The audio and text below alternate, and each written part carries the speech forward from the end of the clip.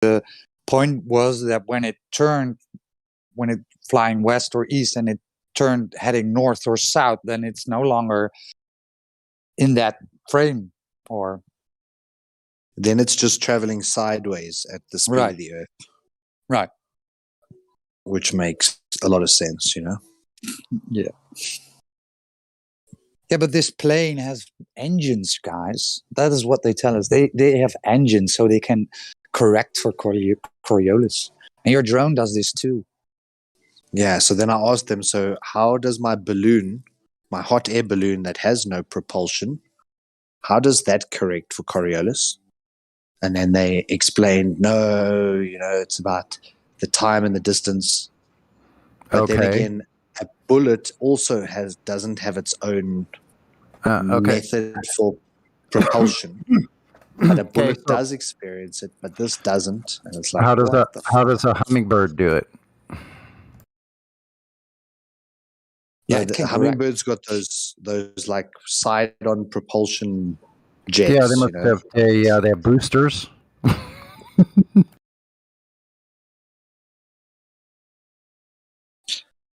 So then they argued that balloons couldn't move, or balloons don't experience it, only like a bullet does, because of, they said, time and distance.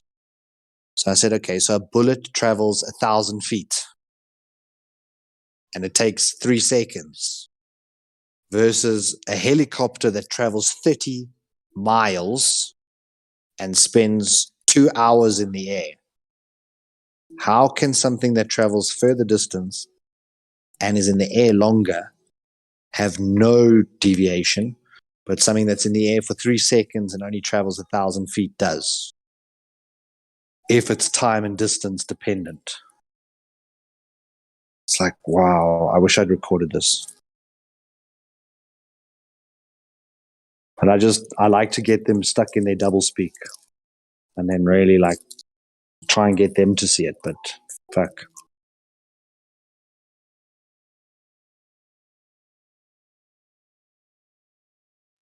You know, it's hard to get someone to see something that doesn't want to. So then they said speed. Okay, it's all about speed. So because the bullet's traveling fast and it's aerodynamic, that's why it's suddenly affected by wind and stuff, which is stupid. Then I said, okay, so if a bullet can show Coriolis and the pendulum can show Coriolis, does that mean a pendulum's traveling the same speed as a bullet? If it's speed dependent. So I know why they discontinued the Concorde, right? It was too aerodynamic. They had too much Coriolis effect, man. They had to count for it constantly. They just accidentally ended up in space all the time.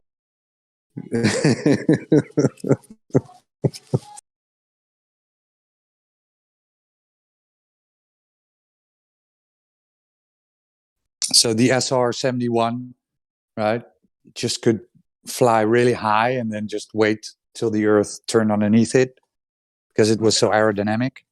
Yeah, Flash Gordon. You don't even have to fly high. You just fly straight. That's what you do. You just fly straight. And then you end up Flash Gordon's got a spaceship that'll do that better.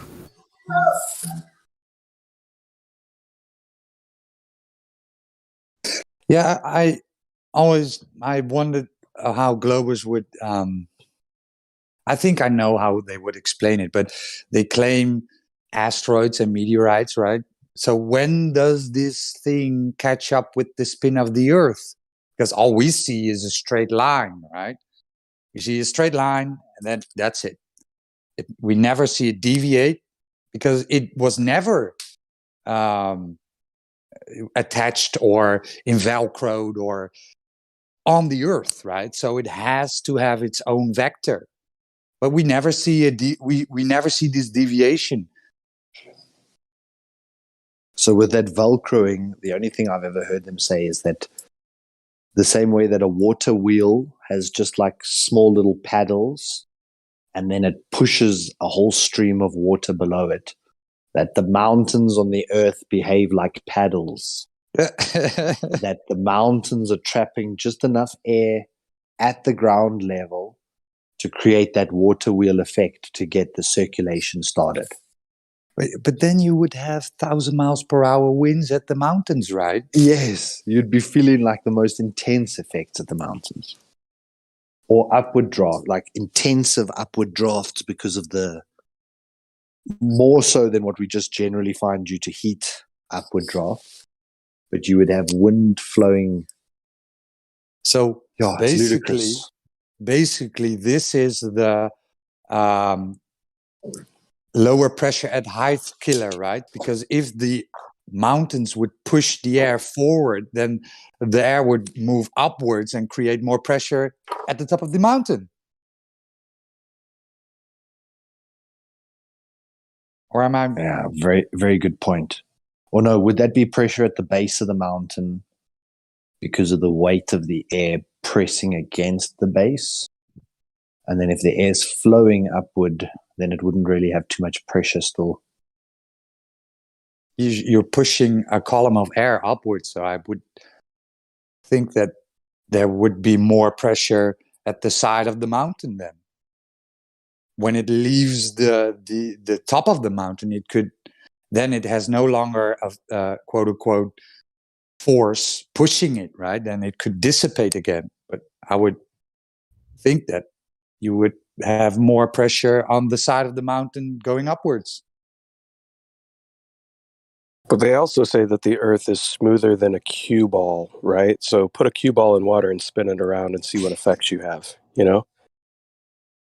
So the mountains, if it's smoother than a cue ball in its overall circumference on the exterior, what are the mountains grabbing? And the mountains aren't evenly spaced like you would need on a water wheel to keep that motion in check. Or to keep it sustained with sufficient energy.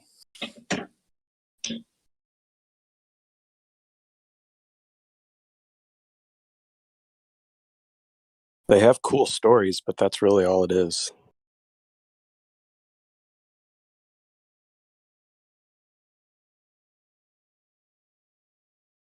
No, it's us presenting science against their imaginations. And because they're not flat earthers yet, their imaginations are piss poor. When you discover that nothing is like it was presented, suddenly all options are on the table. And your imagination to try and grasp some of these brand new concepts requires an agility. So it never surprises me how shit their imaginations are.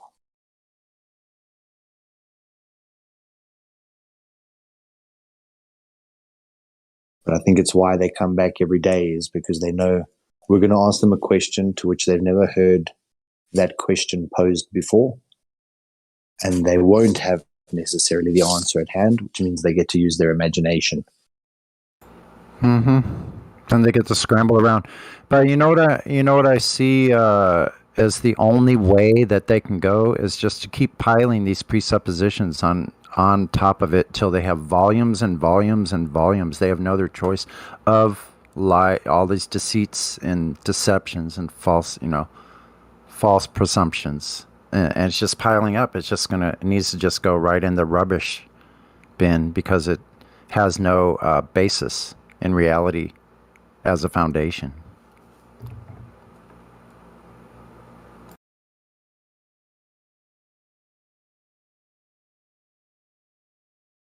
And shifting the globe post, they were talking about Coriolis causes that clockwise and anti-clockwise rotation in the different hemispheres.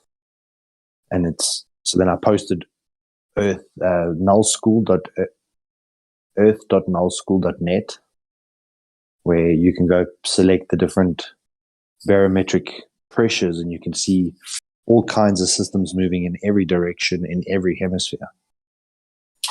Then they claim, no, I now need to provide hurricanes side by side in opposing angles, because their claim was only hurricanes are affected by Coriolis. It's just always something else,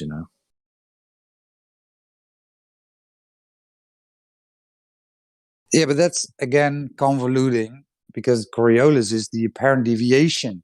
It's not an actual movement. So hurricanes go in a straight line?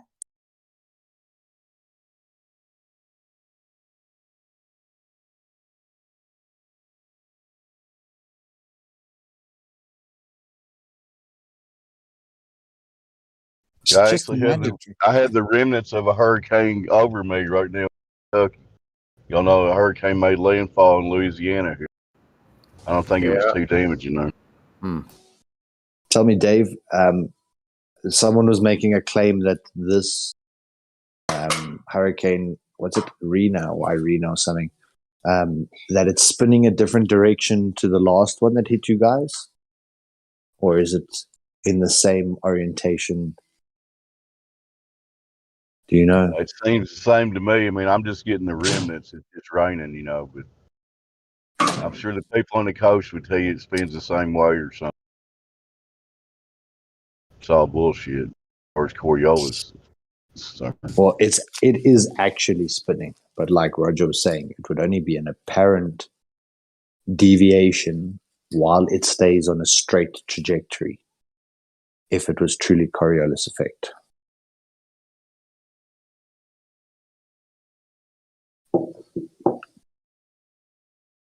Yep, that's true. But I raised that with the ballers, and you could almost hear the sparks going off in their brains, just trying to understand that. And often I wonder if our points are just too advanced. Like, how do we dumb down this point? Like the same way that QE and Nathan always say it takes 18 months for these ballers to understand that the horizon was an apparent location. And then they come 18 months later telling us, haha, you dumb flat earthers, it's an apparent location. It's not a geometric edge. It's like sometimes the entire argument needs to be really dumbed down, and then they still need 18 months with it. Yeah, I just heard Simon Dan doing that.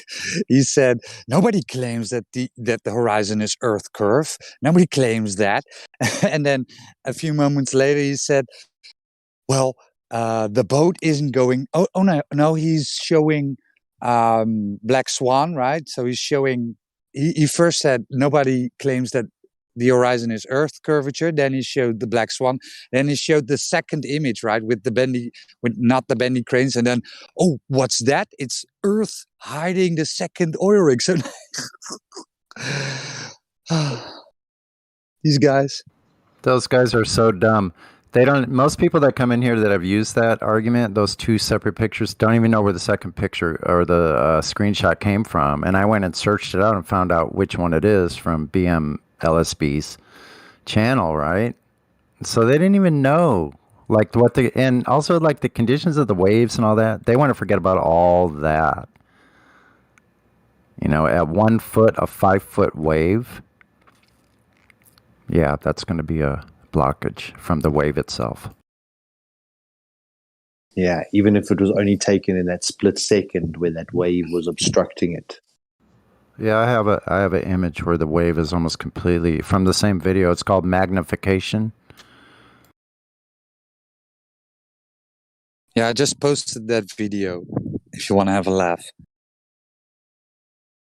The Simon. Yeah. It's from Mitchell. Nice. Yeah.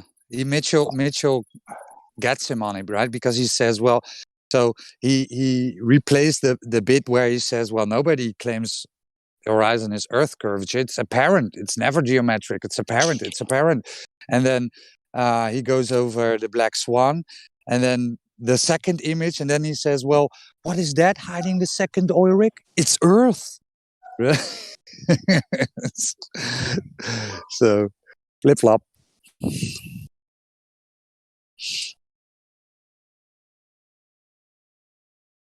But that's, I think that they don't understand this whole apparent thing at all. Because even now with Gem Serve, I was saying to the guys, when you try and throw a spear at an apparent fish in the pond and you can never seem to hit that fish, but you can see where the fish is appearing to you, And no matter how many times you try and throw that spear, you can virtually never hit that fish. That's an apparent location, meaning you don't actually know where the real thing is. All you know is that it's being distorted toward you in some way. Could be light, could be angle, there's 1,000 other factors. So when you're talking about an apparent horizon, it can never be something physical. It's only where something appears to break between the sky and the ground. But they use the word apparent like it's just as concrete as a geometric, like it's a physical. But then when you say, so show me the physical, and they go, dumbass, I said apparent. But they use it like physical.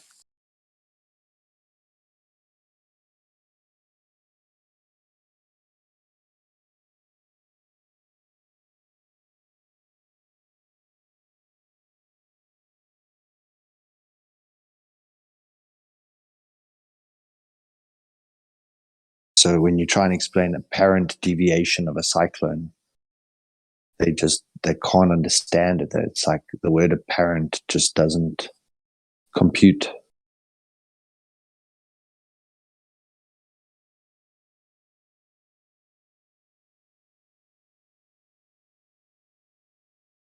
But man, Coriolis is fun. Can I be? Yeah, Dave. Is my mic working? Is it almost like entertaining just to go over there and get them to twist their heads into their mental gymnastics? Is that what it is? Yeah, I also see it like because there's many of them in the group. Sometimes someone will say something and then one of them will correct the other because they know a little bit more than the other. So I enjoy when someone calls me a liar and then someone else corrects that person saying, no, what Solar said was true. And then to watch them still wriggle and just to try and get them to double speak and then get it as concise as possible to get them in one sentence to agree and in the very next sentence get them to disagree.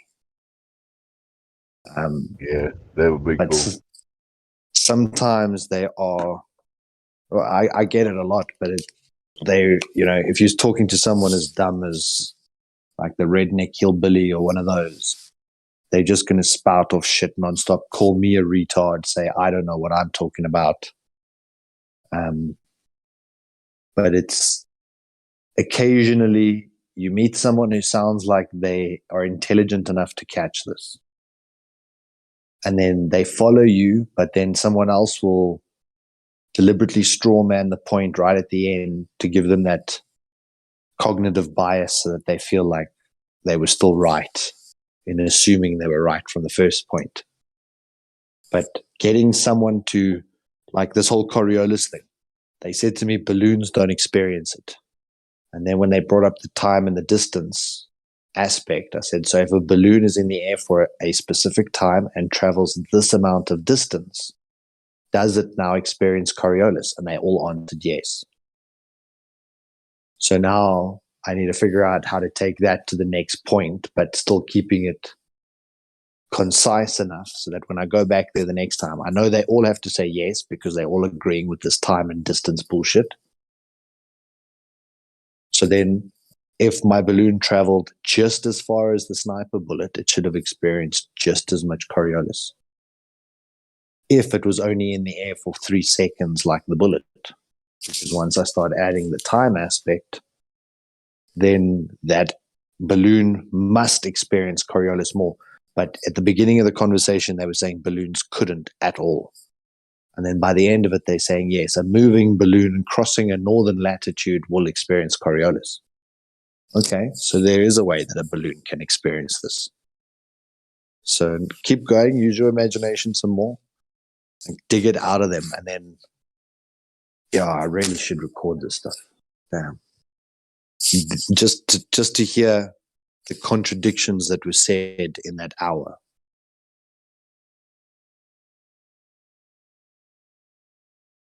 But then eventually it feels like my brain's dying, and then I need to come back to this room. Yeah, I've went over there a couple times. It's just so toxic. I admire people that can.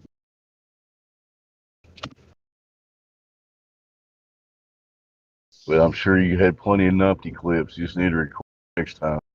Yeah, man.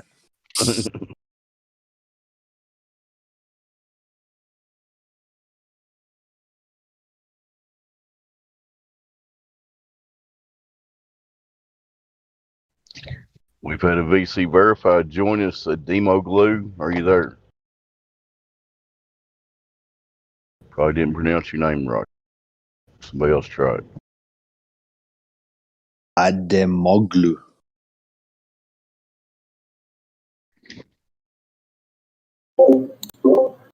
You have control of your mic. Can you hear us? Me? Sorry. I'm just. Maglu. Is that a new language? My English is very bad. Oh, We need space. I'll bounce out. Very, very good. Thank you. I'm from Turkey.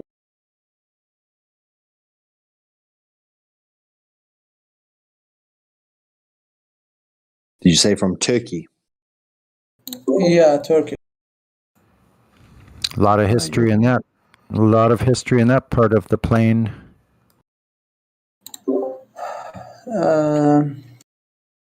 A location of Turkey is. Yeah, he was saying there's a lot of history there. Yeah. A lot of ancient history. Yeah, a lot of war, a lot of action. Seems like for that's always been that way. It seems to me. What? Say. Well, just in general, I would say that that part of Earth has always had quite a lot of conflicts, you know. Throughout history, right? Yeah. So how did you find the Flat Earth server? I found it 3 months ago. So you've been here before? Before. Okay. Or you discovered the Flat Earth 3 months ago, you say? No, I'm discovering a flat Earth 3 years. Okay. And you believe it's flat, or you know it's flat? Yeah, I believe it. Okay. Yes. What is your greatest evidence that it's flat? I searching a lot of time for dome firmament and Islamic book and the firmament and the heaven, location the heaven in the firmament in the seas and green mountain and under the Antarctica, I still searching. This is very interesting, and I don't believe the NASA.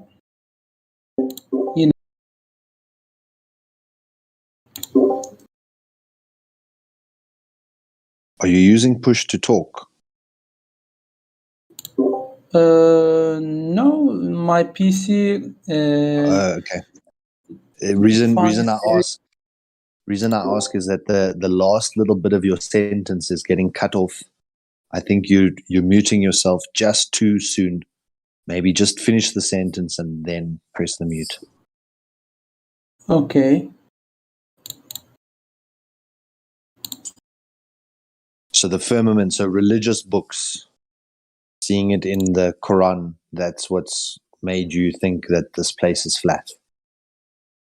Yeah, and the location, the God, this Christian, and the location, the God, and the up, and this up. Up is up for everybody. Up is It's the up. same Yep. up. Same up. Okay. Makes sense. I believe that space is fake. Absolutely is fake. Right on. We don't know is under the firmament any site, any land. We don't know. And you know about the gas pressure, what would you say? It's like an obvious thing, like that to have gas pressure, it needs to be contained, like it needs to be in a container.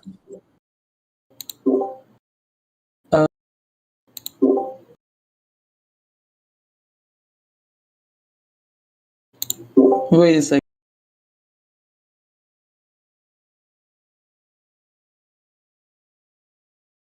So what I'm saying is basically that you have rightfully looked at the word firmament and looked at its real definition.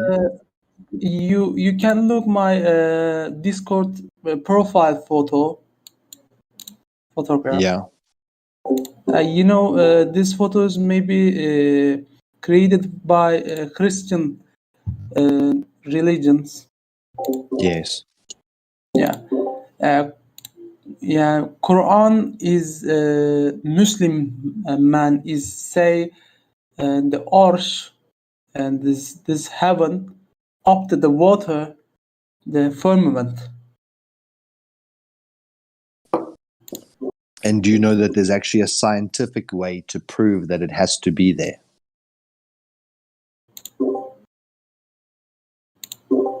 You believe this currently scientific?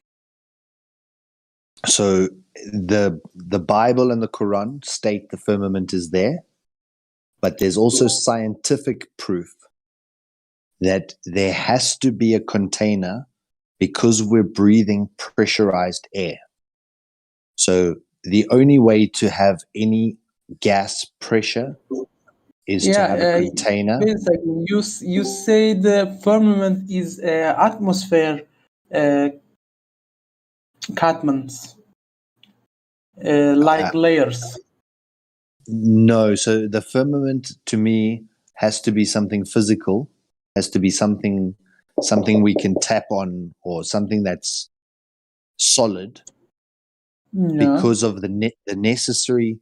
What I'm talking about, the gas pressure, is if you want to go buy a bottle of gas from someone, you have to buy it in a bottle, because the only way to have pressured gas is in a container, is in a cup, or in a closed box, for a simple word. Mm.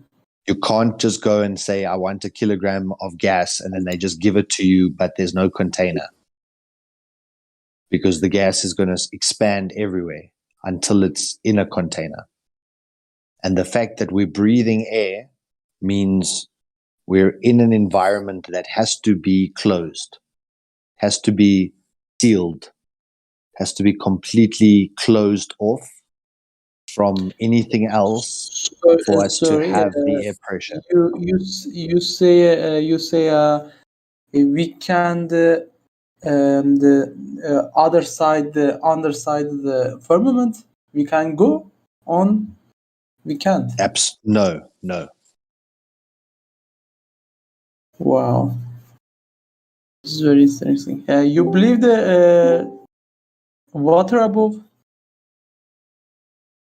What's your about So what's yeah, so in here we use the word believe and know as two different things. You can believe that someone is a good person, and then you can find out that they're not. But when you find out that they're not, now you know they're not. But you believed before they were a good person. So believe is like a weak word to knowing. And when you know something, it's more powerful than believing something. So you can go back to believing the man is the guy who's just been a bad man. You can go back to believing he's good, but you know he's bad.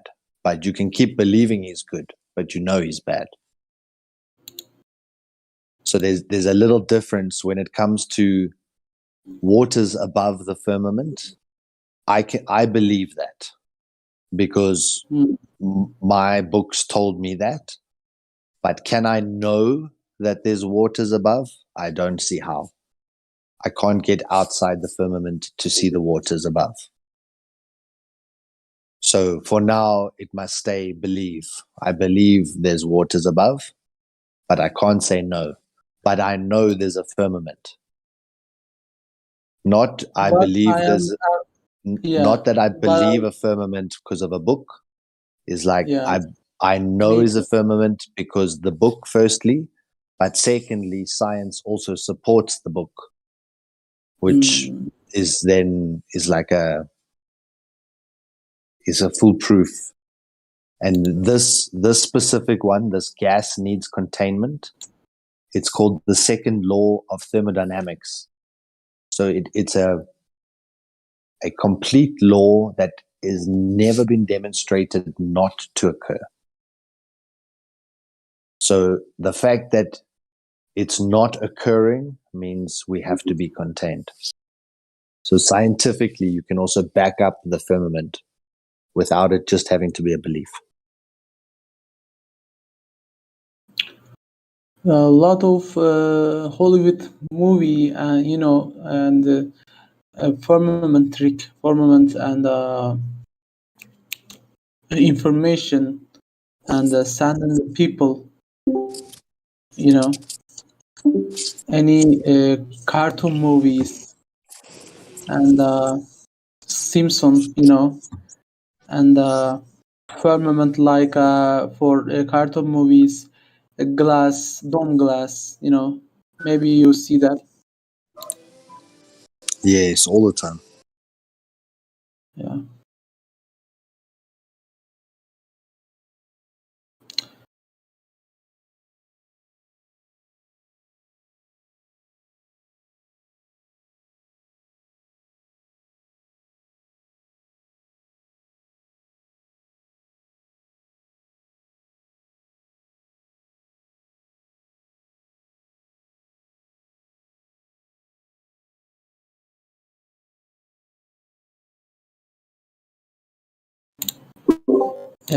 So they know better than us, for the firmament information and maybe go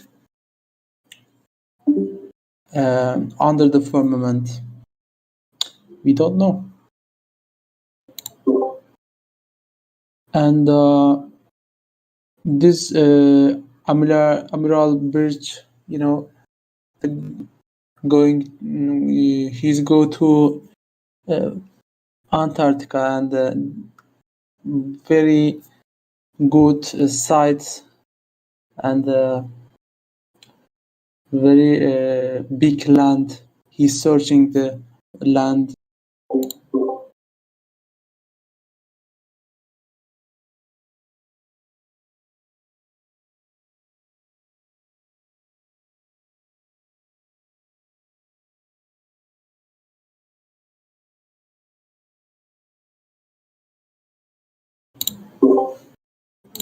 And what do you think about this?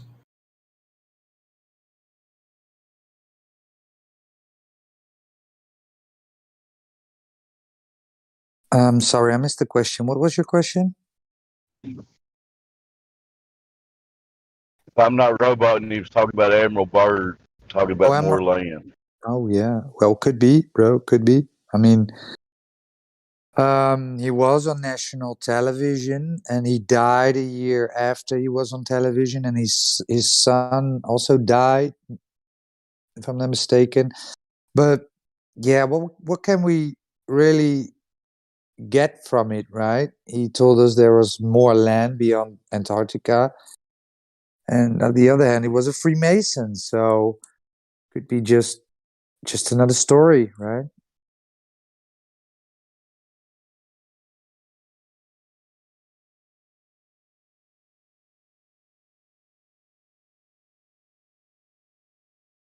they could just be making us look at the south, whilst the north is also very important, right?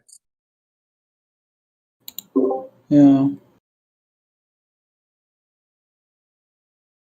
I mean, if you look at all the ancient civilization, they have something, well, not all, but some of them have something in the north, tree of life, or something in that. Something What like do that. you think about this firmament ice wall, the photos? Is real or fake?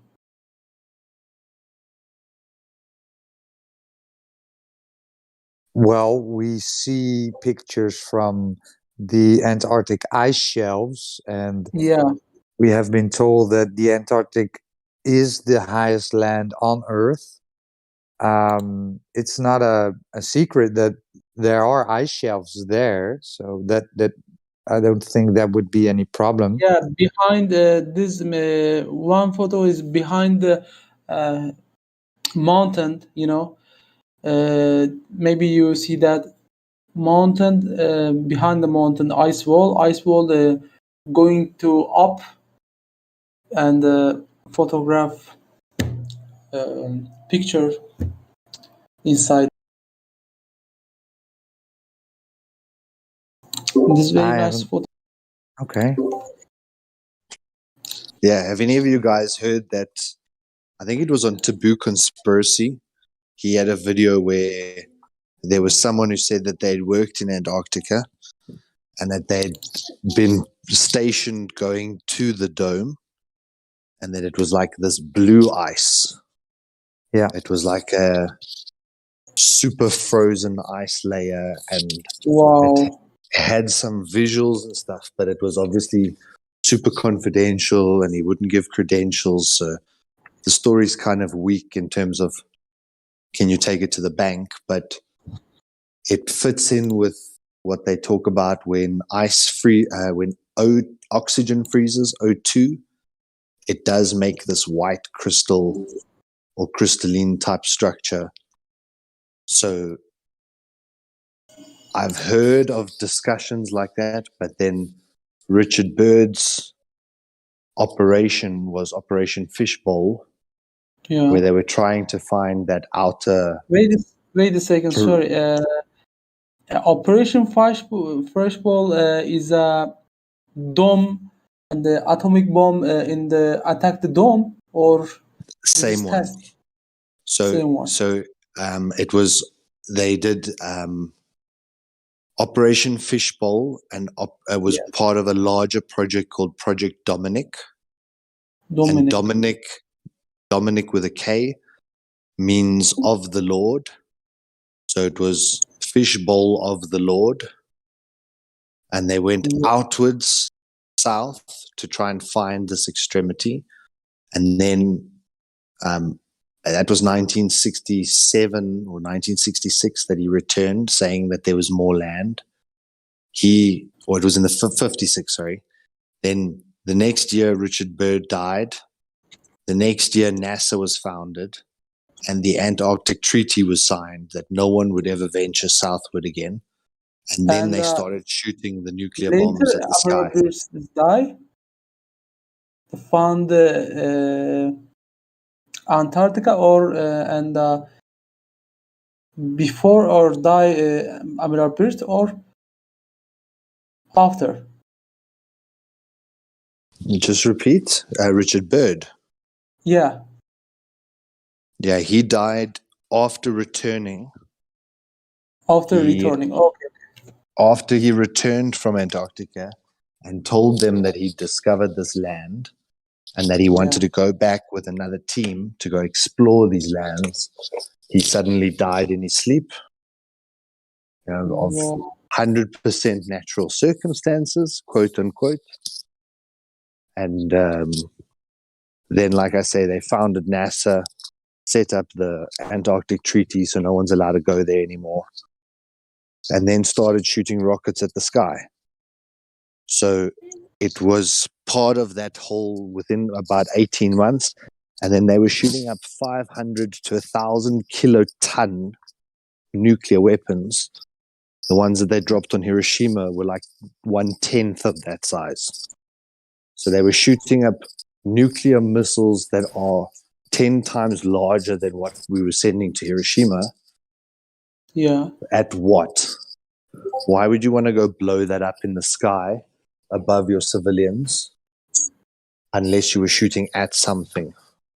Wait a second. He shooting the dome or ice wall? The dome, it was upward. Upward. Okay. And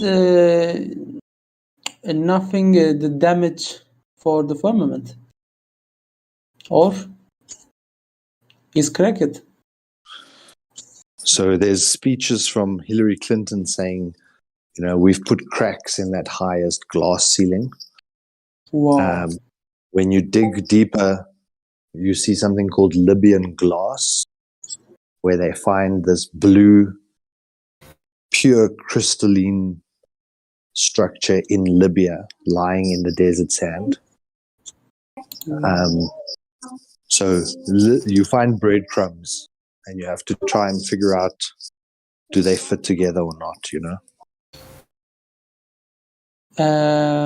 The dome is still upside, and the middle side is cracked. You say the cracked, okay?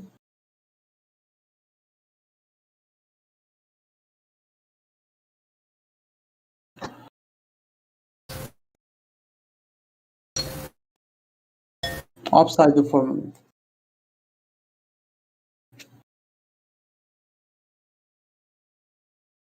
Well, if there's waters outside, if we cracked it, we would drown. Okay. Yes. Wow, this is very interesting.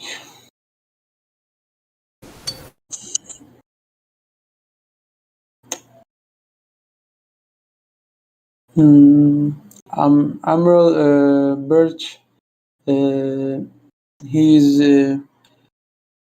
maybe go to under the firmament, and we don't know he's see what, and another land, another hills. I don't know, very interesting. You believe the Islamic state and the Islamic books say again and under the Antarctica green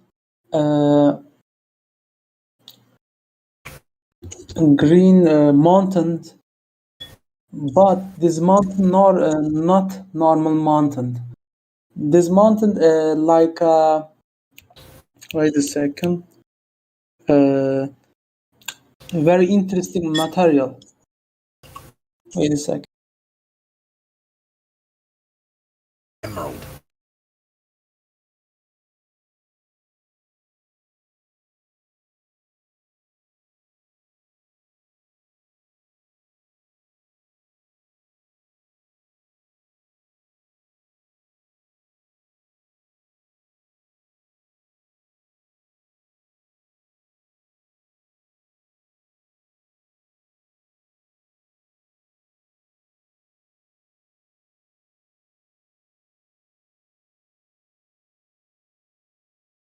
Mountain all material emerald, zümrüt. The Turkish is emerald, and the translate in English emerald, green emerald. All the earth is the circle of the earth, and 8 emerald, and another earth is land. We don't see the land.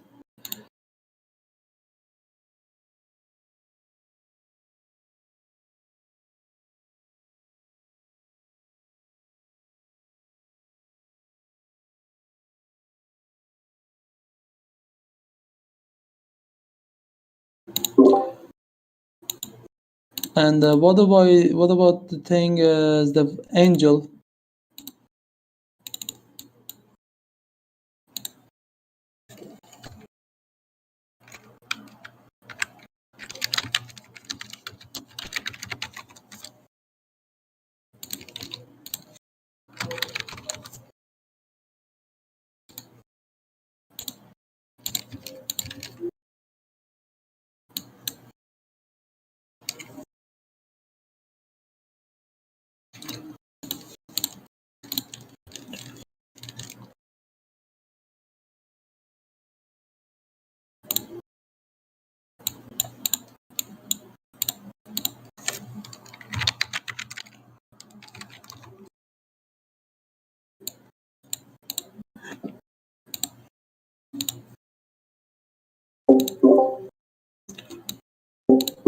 Solar, are you there?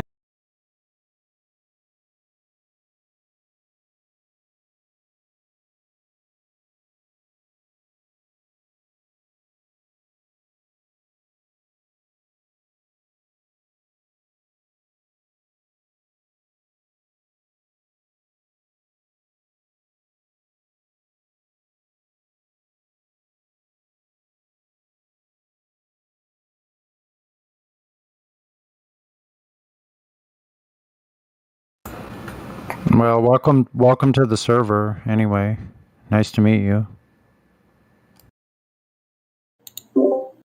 Thank you. Yeah.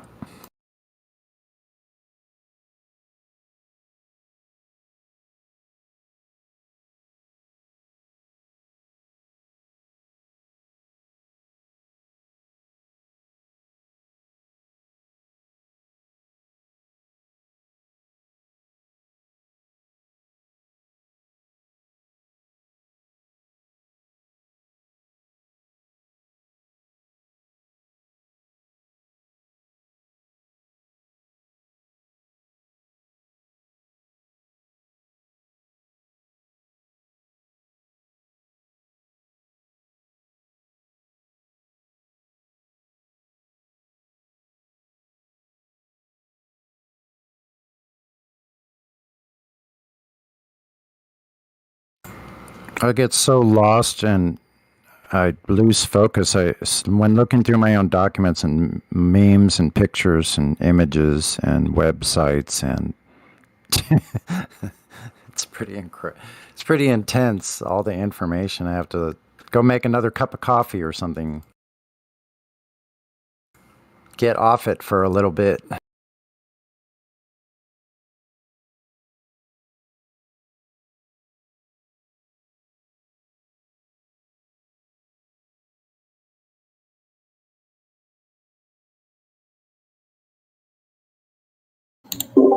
Oh, sorry, I am don't understand very detailed English. I'm sorry. What you didn't understand? What part? I don't understand all parts. Oh, okay. I will try to keep it simple then. Yeah, okay, Oh, please. okay. Thank Okay. you.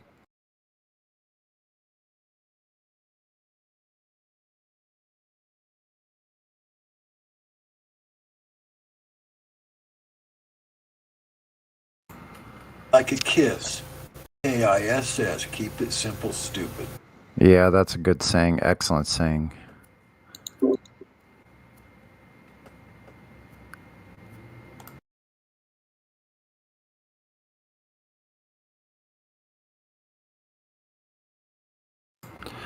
I'm now I'm having trouble trying to keep it simple. I'm sure your English will get better if you stay. If you keep coming here. Yeah. Yeah, come back. Sure. Not bad. We'll get you up to speed on your English in no time. My English got worse since I've been in here.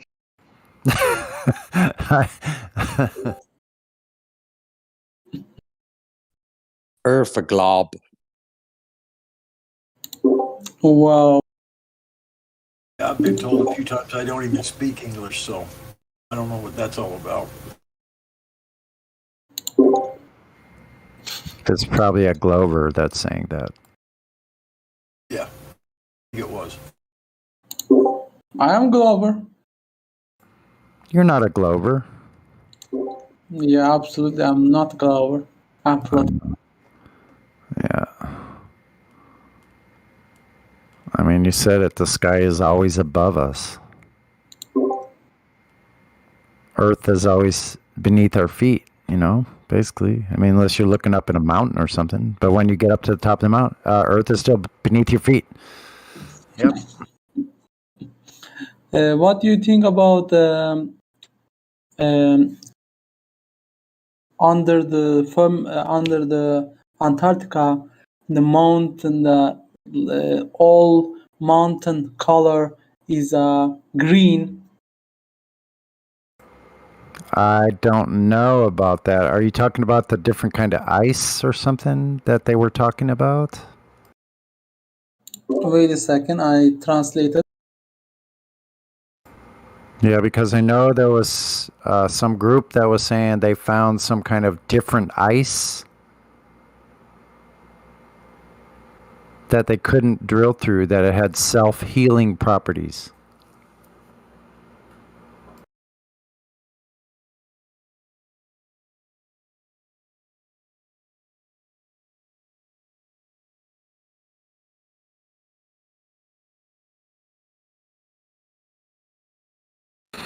Wow, I can't even remember where that video came from. Where? I wonder if I have that.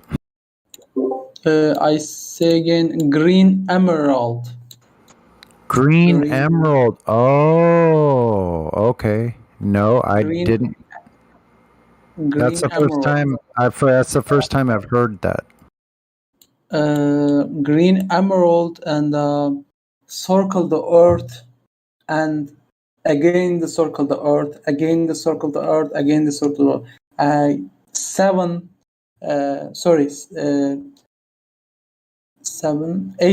Eight green emerald. 8 green emerald. Like a ring, you know, like a ring that circle the earth. Like rings of mountains that that are out further out on the plain, rings of emerald mountains that contain us in here, huh? Interesting. You know, the Antarctica's night above the sky, then the reflecting green lights. You know, this is emerald. This ring is interesting. Well, there's green lights in the north too. Yeah. Yeah.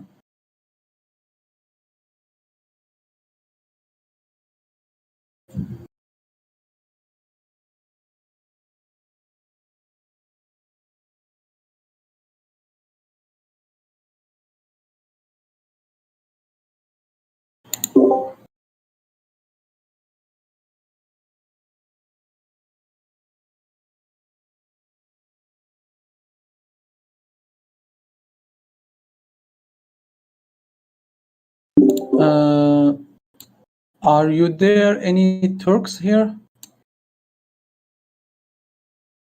Or any I don't Muslim? know. Yeah, there are Muslims. Yeah. So are you Muslim? Yeah, I am Muslim. Okay. Do you want a Muslim tag?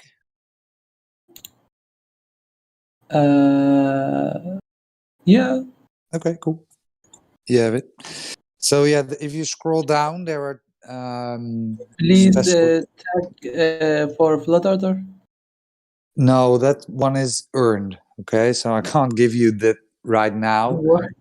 Okay. It will be if you stick around, then you get it, right? We don't give flat Earth tags to people that just arrive.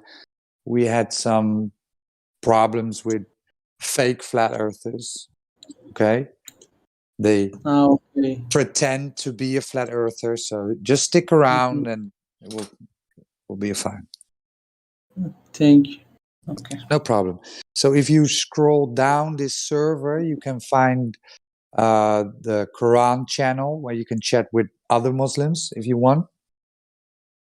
Okay. So there are a few guys there.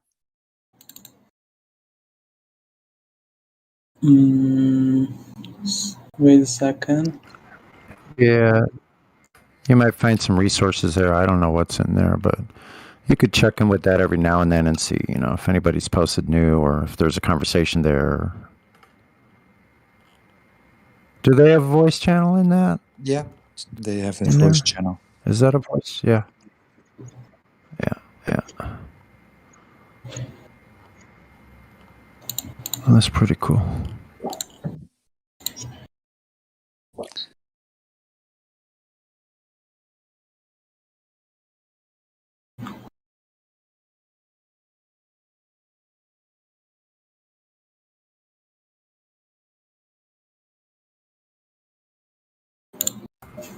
I like this image.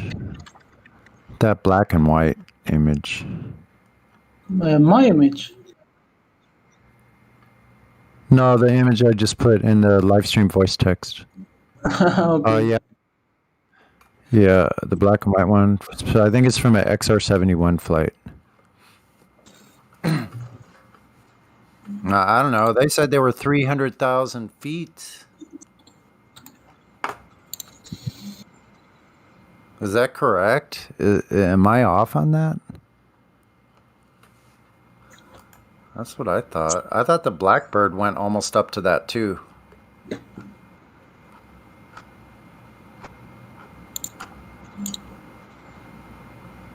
Whoa, here's a picture of Dover from Cologne. That's a good one. Picture is double text or? The live stream voice text. It's directly above this live stream. Oh, why did I put it twice? Stream. I don't understand that. That's weird. Okay, I see that. Okay, yeah. We always put things there so there'll be videos and images and memes, things like that. Okay.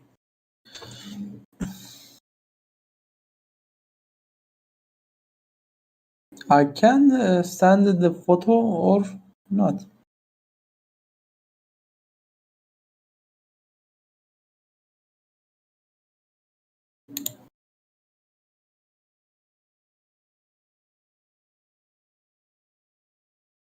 Can I send the photo or? I think so, as long as you're VC verified, right? Is that how that works? No. Yeah. No? I'm not. Oh, you have to have image perms. Mm-hmm. Okay.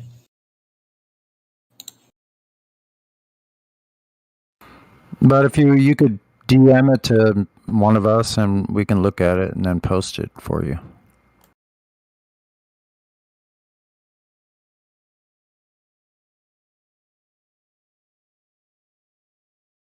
I don't understand. Please say again the simple. Yes. You can message me or Roger. Okay. Yes. Yeah. And then, yes. Okay.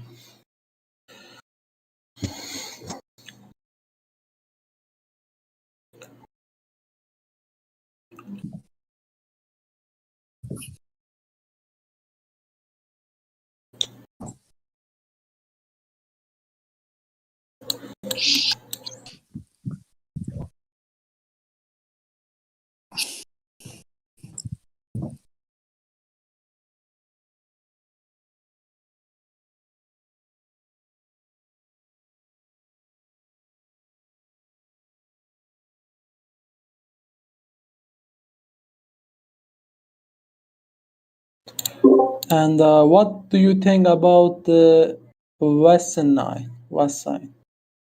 West Side. Okay. West Side.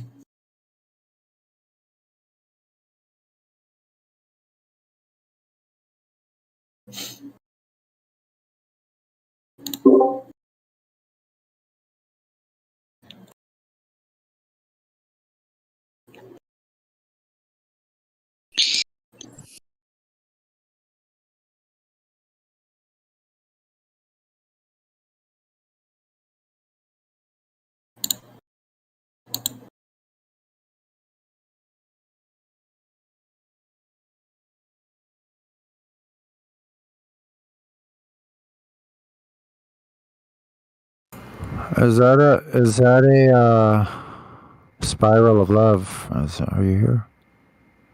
Oh yeah. Is that a eyewitness account of the Tunguska event? Yeah. That's what I thought. Yep. Interesting. I never heard that a split in the sky though. Wow.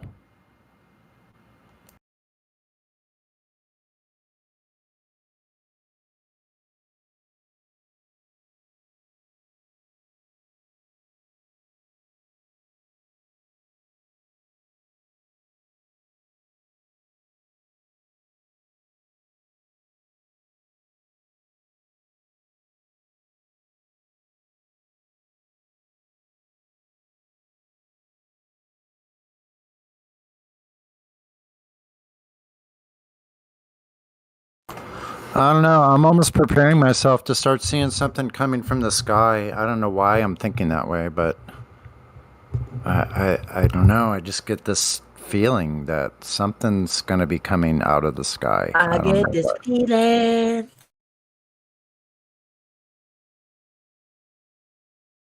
Ooh. I could be Sorry. totally wrong. I could be totally wrong about it, but we'll see.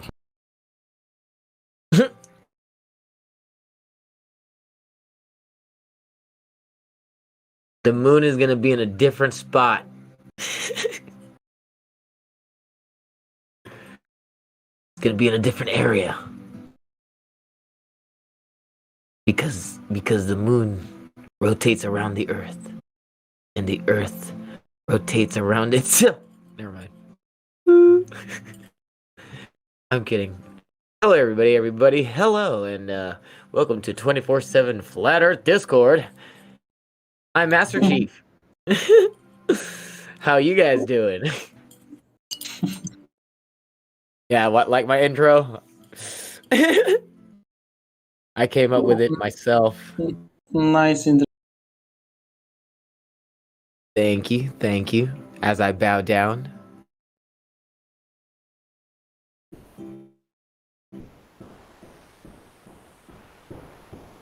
Oh, sorry.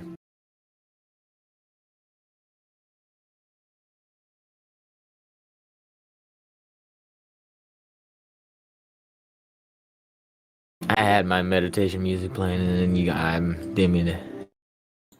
Meditation. You believe in meditation? Yeah, I believe in meditation, man. I do it every day, from morning till night, till the morning I wake up until the time I go to sleep. But yeah. How much? How much meditation do I do a day? No, a minute and the meditation. It doesn't take 1 long. minute. You can do a 30-minute meditation, or an hour. Wow. I like to meditate for a nice hour, clearing my mind. And you, after the flight, After the what? after the flight, After the flood? After the flood? flying. After the flight. Oh, after your dream flight? Imagination. Why does everybody think that? I don't like Think what? like astral projection, and I that's don't not know. what I'm trying to accomplish here, man. I That's not. get it. That's, I you know get what I it. mean? I know. I thought that I was just repeating what I thought he had said. That's all. You Right. No, that's it. I think that's what he's talking about. maybe you did it. Maybe you go to astral travel. No, like, why do people keep talking? You know what's funny, man? I don't experience that. See, I just sit here and I meditate, and just keep my mind clear. Yeah, of sometimes I meditate all night long if I can't sleep. I'll lay there and meditate and meditate all night long. Yeah, that's what I'm trying to say. Like, I'll sit here and I'll just just clear my mind because I don't like to think anything like negative thoughts or nothing. So I like to listen to a lot of meditation music so that it's relaxing. I don't think. You're very thinking. What am I think? See, that's the thing. I'm not thinking of anything. That's the point. Is to keep your mind clear of thoughts. Yeah, And you have separate. How to Separate. clear the mind? Separate. Like one thing I've learned, in the past is that it's like more like I'm sitting on the side of the river, and my thoughts are the river going downstream. Like I don't have to jump in. I can just be there still and observing them go by. Separate myself from.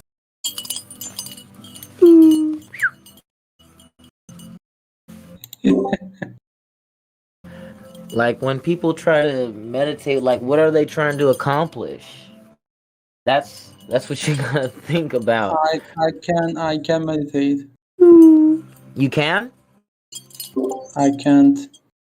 You can't. Yeah, I can. Okay. My question is, why do you think you cannot? I very thinking in the meditating. You don't know what you're thinking when you meditate? I don't control my mind for the don't thinking. We all, Well, every no one- person battles when you first start applying any skill. If you're going to try and run, at first you're not going to do it very far, but later on you'll be running very far. It's the same with meditation. You might go for 3 seconds without thinking, and then a thought enters your mind. And then, like Sunny described it, see the thought, let the thought move past you, but don't go jumping into the thought and follow it downstream. Just acknowledge there was a thought, observe it, let it go, it happened. and then clear your mind again, and you practice. Then the next time is 5 seconds. Then the next time is 10 seconds. You say again all point and all important point, and you saying see the thought and the up and the down. Okay, maybe I can. I mean, maybe the problem is that you're thinking way too deeply, like you're thinking way too hard about what it is to think about. Okay, like the whole point to sit there and meditate is to. My question is how we know we brain is clean that. How do we know what? How the brain is clean, I think you said. But listen, do you realize, young man, do you realize, I say young because almost everybody's younger than I am, but do you realize that you are not your thinking? No, I don't know. Okay, so here's how you can prove this to yourself when you lay down at night. As quiet as you can, you're getting ready for sleep, and notice how when everything's still, hold on, I have a teapot that's about to boil. One second. Oh man, I want to make some tea too, bro. I was just thinking about that. Man, that is so weird. No, it's not. It's not weird.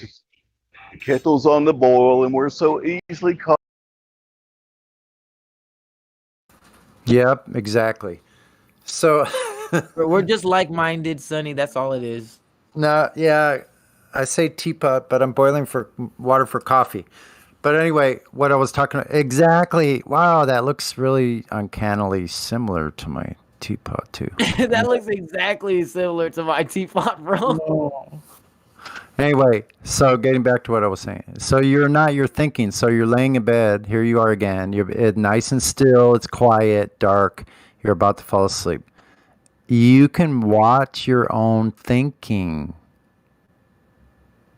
right? Wow. Who's doing the watching?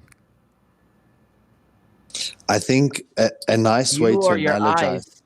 Wait a minute. I want to answer that question. Who is the one that's doing the watching? If you can watch or look at your own thoughts, who's doing the looking? And who do you think is watching you? Maybe it's soul.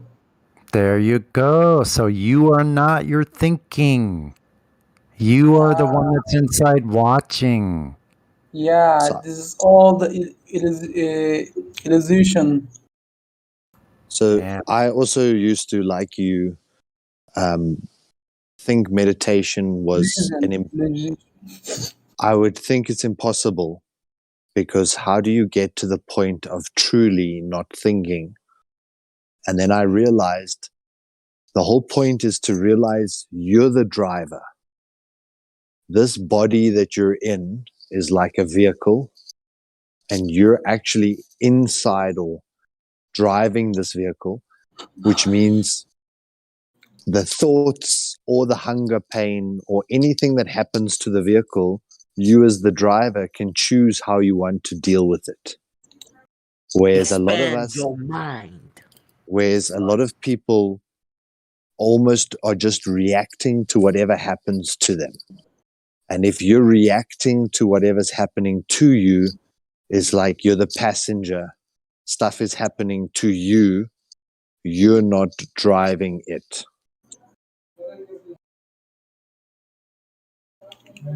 You saying we don't and we don't wait a second. Yow.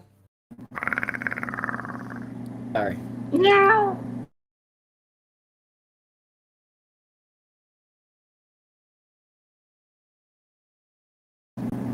Another way to think about that would be if you had a thought like Wait a second. You say we are not separate from each other.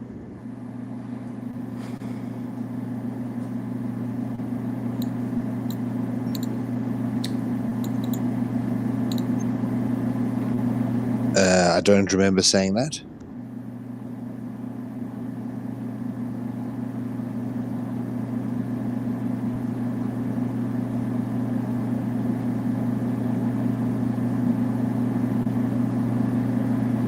The way to know that you're above your thoughts is that you don't react to every thought. So sometimes you have a thought like, oh, I really hate that person. I want to go punch them in their face. But you don't go and react to that thought. The driver inside you says, that's a dumb thought. And it discards that thought.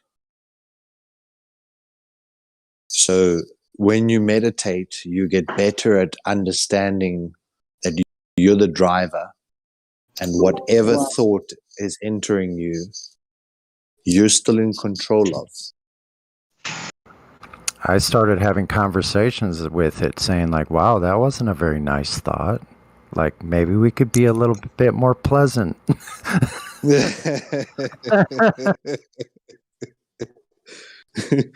Hey, let's treat this guy a little bit better, why don't we? And what about the thing for imagination?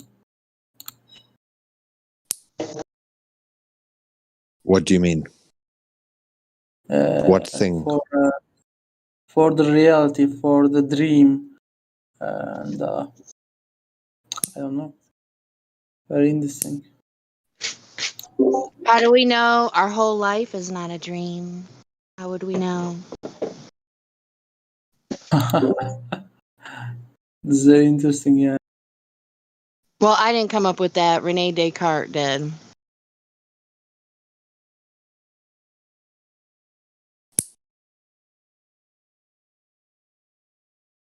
See if I got a quote meme for that. Just pinch yourself, and if you don't wake up, it's not a dream. Oh no, you can pinch yourself in a dream.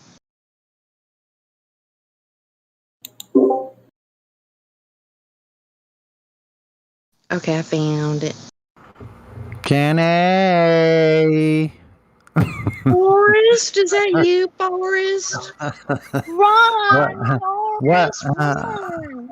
What podcast was Dandelion talking about anyway? Sorry.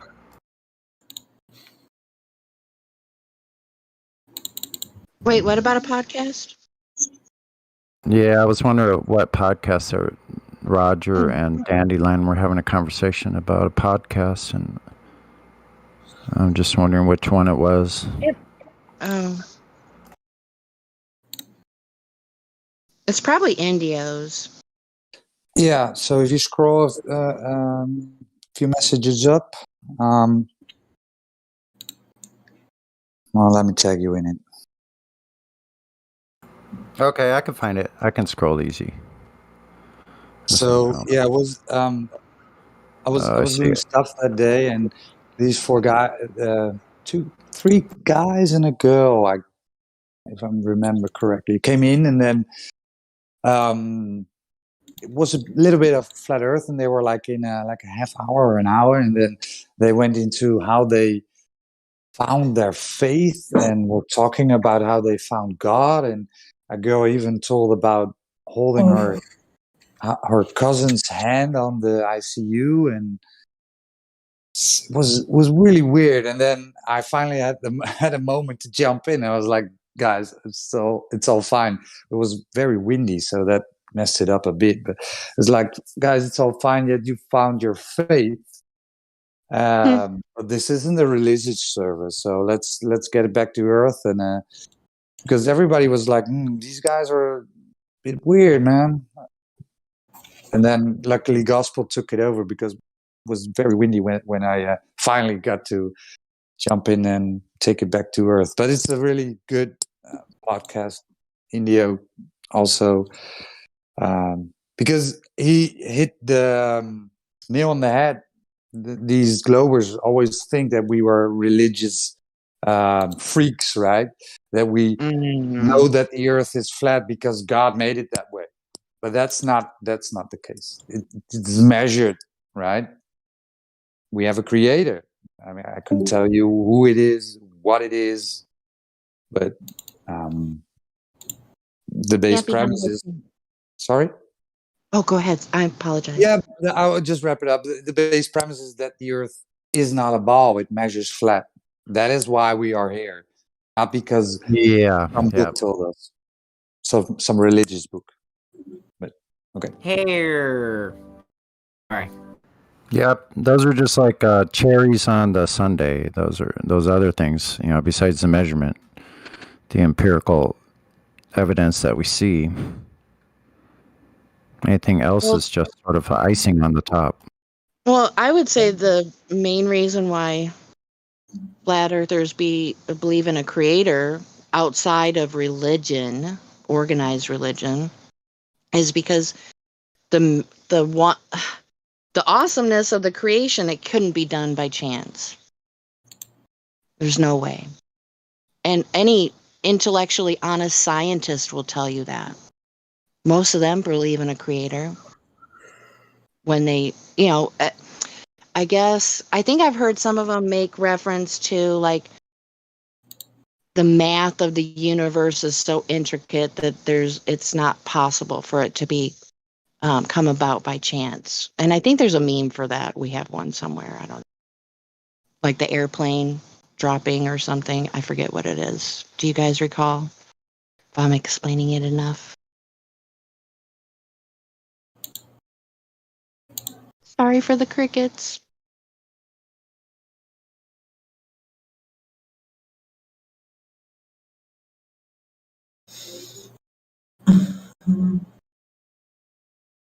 Yeah, the airplane dropping in the Twin Towers. I love that meme.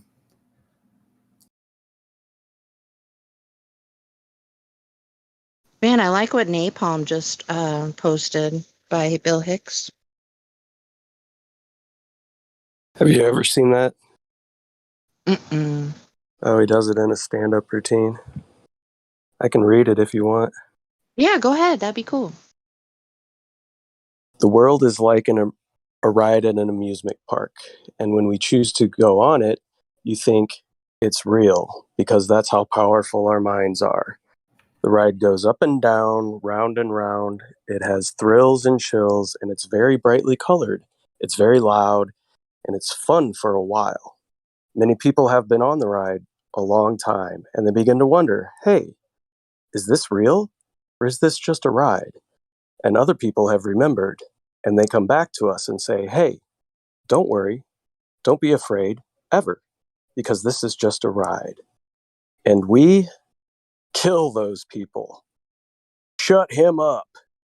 I've got a lot invested in this ride. Shut him up. Look at my furrows of worry. Look at my big bank account and my family. This has to be real. It's just a ride. But we always kill the good guys who try to tell us that. You ever notice that? And let the demons run amok? But it doesn't matter because it's just a ride. And we can change it at any time we want. It's only a choice. No effort, no work, no job, no savings of money. Just a simple choice right now between fear and love. The eyes of fear want you to put bigger locks on your doors, buy guns, close yourself off. The eyes of love instead see all of us as one. Here's what we can do to change the world right now to a better ride. Take all that money we spend on weapons and defenses each year and instead spend it feeding and clothing and educating the poor of the world, which it would pay for many times over, not one human being excluded. And we could explore space together, both inner and outer, forever in peace. Man, that gave me goosebumps. That's good. You should look up the video of him actually doing it. I'm not quite as good. I'm no comedian. So that was by Alex Jones. I mean, Bill Hicks. Exactly.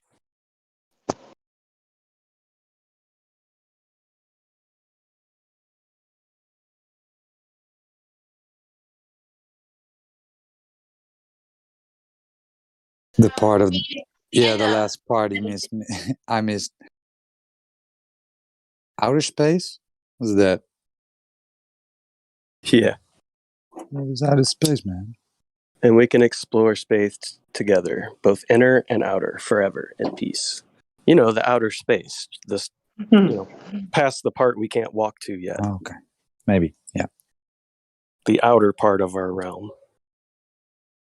You wouldn't happen to know which stand-up gig he spoke on this by chance, do you?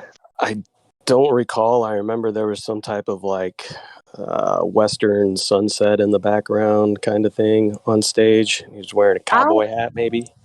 I'll have to ask Helio because he's a fan of. I thought he said no. I'm thinking of another comedian. He's a big fan, but he may have to ask him. But You can probably go on YouTube and just key in Bill Hicks. It's just a ride, and it should pop up. Okay. Oh, okay. Yeah, the title is "It's Just a Ride" or "Life is Just a Ride" or something like that. Oh, well, what do you know? My phone is just listening so accurate to me. I put in Bill Hick, and I didn't even put in the S. And the second suggestion was "It's Just a Ride." So thank you very much for making it so much easier for me. No problem. It is probably his most well-known little spiel. Mm-hmm.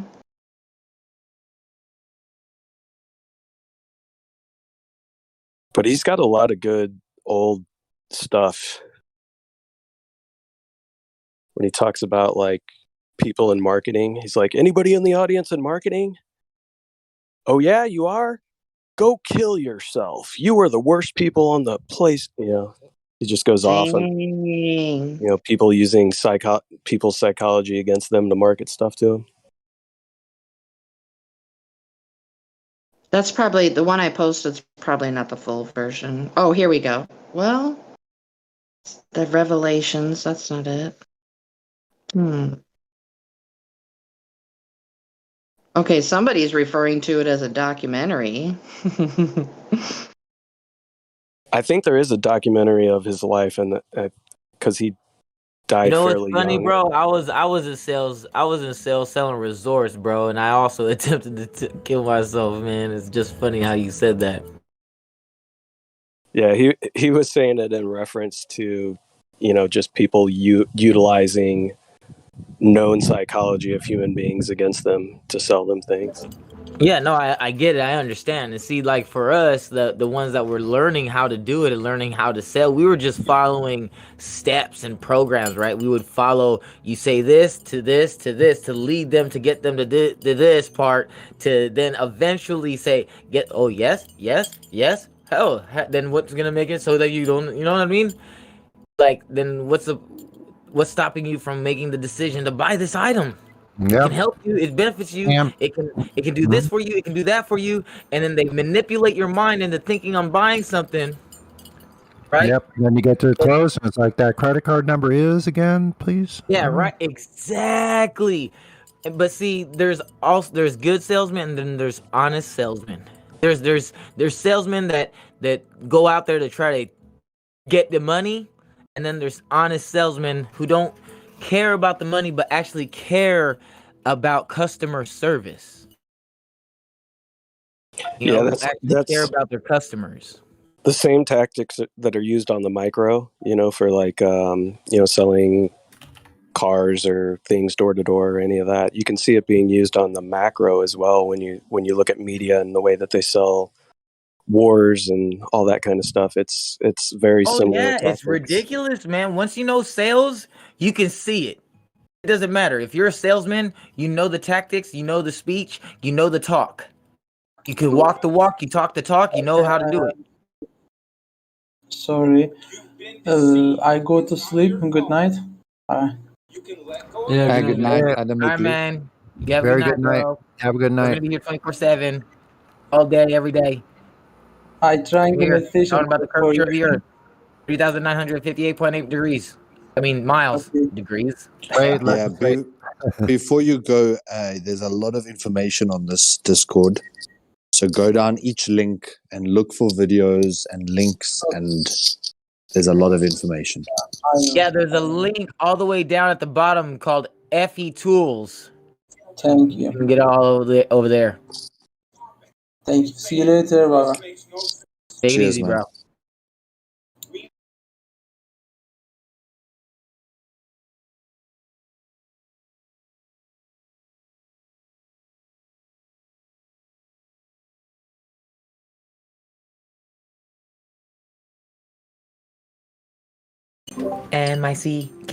MICKEYMOUSE Mickey Mouse, Mickey Mouse, Mickey Mouse, Mickey Mouse. Sorry.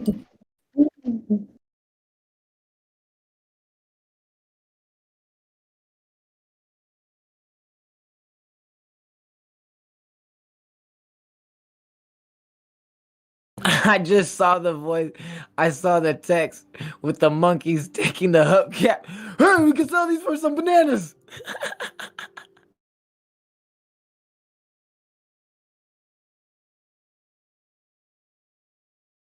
That's what you get for buying a Mercedes with hubcaps. Evolution, bruh. Wee.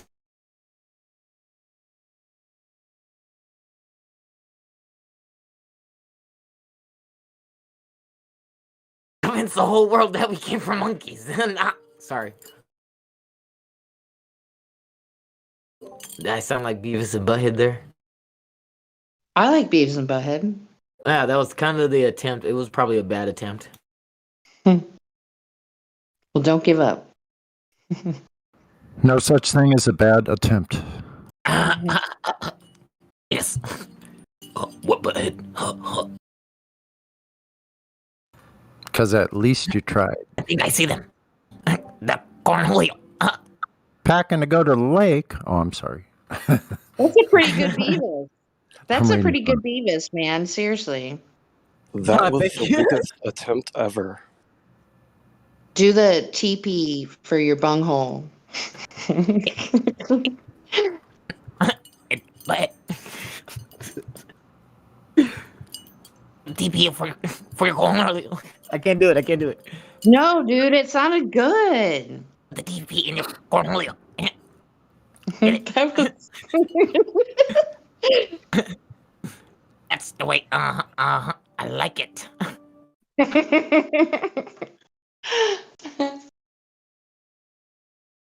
Oh. You should be Beavis all the time. Oh no! I don't. Hey, guys! See a platform? Does that say habitat? Habitat?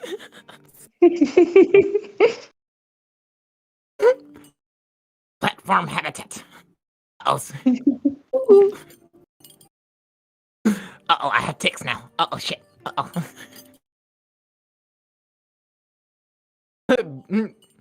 Beavis with Tourette syndrome. There you go, guys. Hey, man, it kind of goes along with the character a little bit, if you ask me. I mean,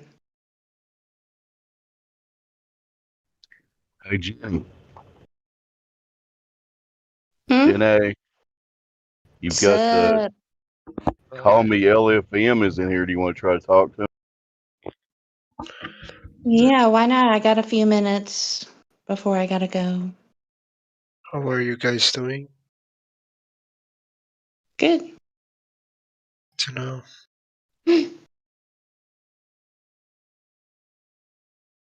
Wait, who were you saying, Dave? Call Me LFM. Oh, okay. I'm not telling you to call me LFM. I'm saying they're. Oh, I thought he was telling him to call him Elliot. Shut up, Beavis, you dumbass.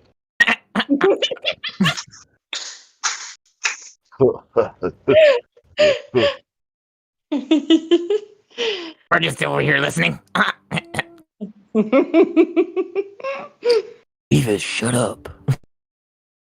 God. God. That's a wrong character though. That was I know. I was thinking of Napoleon Dynamite when I was doing it. Call Me LFM needs to go to VC check-in.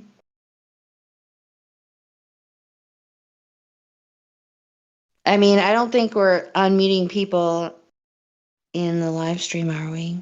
That aren't VC verified. Depends on how dangerous you're feeling. You feeling it, Jenna? I don't know. Somebody wants to help me out and keep their mouse or whatever hovered over the appropriate button, the mute button. Or keep their distance. COVID, watch out. All right, I guess I don't know. I guess I'll. I don't know if you got any backup. Nobody spoke up. So go to VC verify. I can't do it. I'm driving through the remnants of a hurricane. Yeah, and I wish we could have been in this position like 20 minutes ago because I have to like take off in a few minutes. I'm on my lunch break. Oh, screw it. Just quit your job. It's more important to be here. I can become a breatharian and just live off of air. There you go.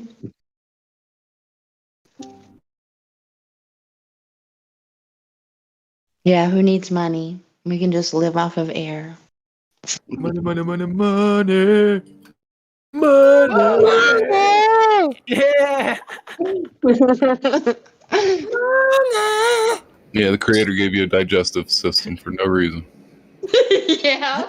For no reason. Yeah, for no reason. That's right.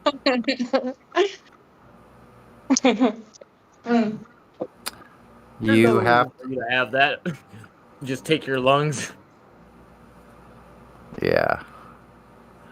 Try breathing without a container. I don't know. Maybe he created our digestive system in case we swallowed water or something. Who knows? No, Just in case. swallowed air. Just in case.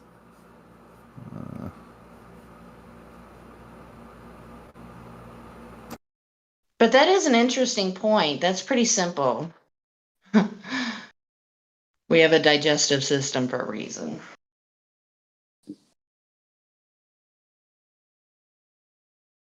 I mean, I'm sure we have a esophagus for a reason too.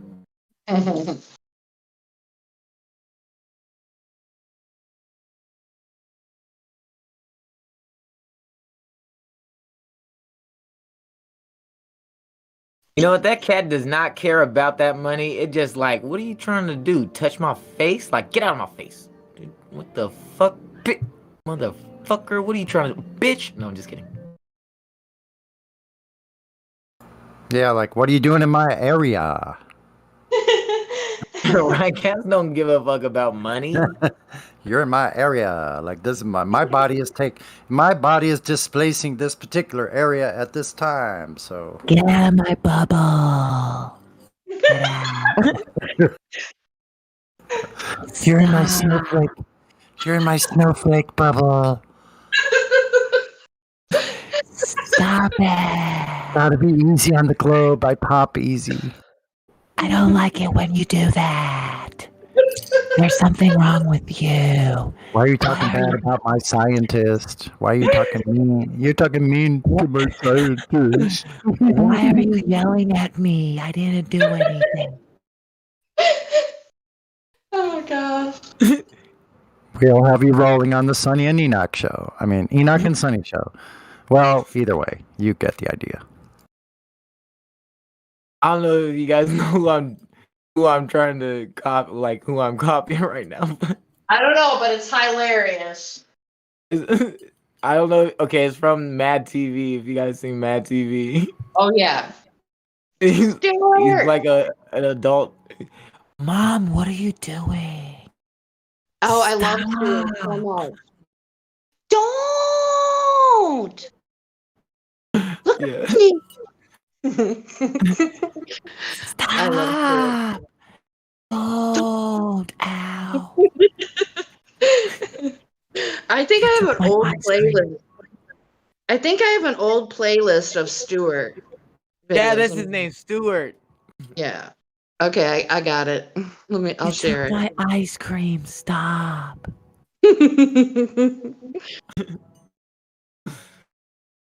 Unicorns are real. I don't know. I like that. I like that girl in the Miguel Sousa gif there. That's the way I like it. Like she's just my type. Not like I used to like girls like that. A little bit cray cray. I always had a thing for Holly Berry, man. I don't know. Ew. I don't know why I used to like the hot and crazy. I don't understand that.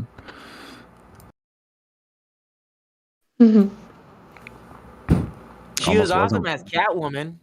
I thought that was pretty cool. Well, she won the Academy Award for that film she did with Billy Bob Thornton. What was that? I'm not. Are you talking about Swordfish? I'm thinking of Swordfish. No, after Swordfish with Billy Bob Thornton. What? Wait a minute. Which actress? Was it Holly Monster? Berry. Holly Berry. I think that rings a bell. But I don't think Holly Berry in that one. Let me look it up. Monster, the one with the girl that was Yeah, in prison. Well, Yeah, yeah. I can't watch that one. I couldn't It watch. was Monsters Ball was the one that Haley Berry Monsters was Ball. in. Monsters Yeah, I knew it wasn't Ball. Monster. Yeah, Monster was the depiction of Eileen Warnos, the female Yeah. serial killer in Florida. I used to really kind of be into like the whole abnormal psychology, like serial killers and stuff. So yeah, like probably a good 10 years ago. Yeah, I was more fascinated on like martial arts with Bruce Lee and Muhammad Ali and other fighters.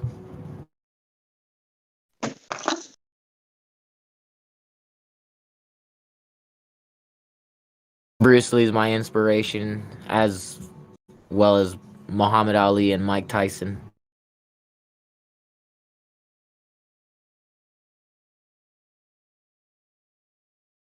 So you're into boxing, huh?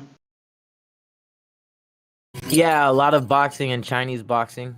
So does that mean you can kick ass? That and get my ass kicked, vice versa. It doesn't matter.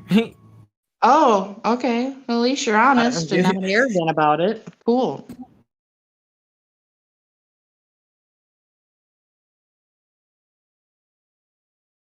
Bruce Lee approves. That's awesome.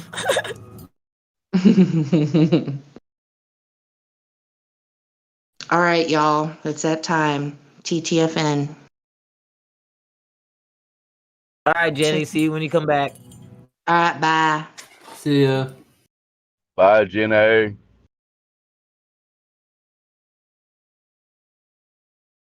Yeah, there's no Globers. I'm not a Glober, but I can play one on TV.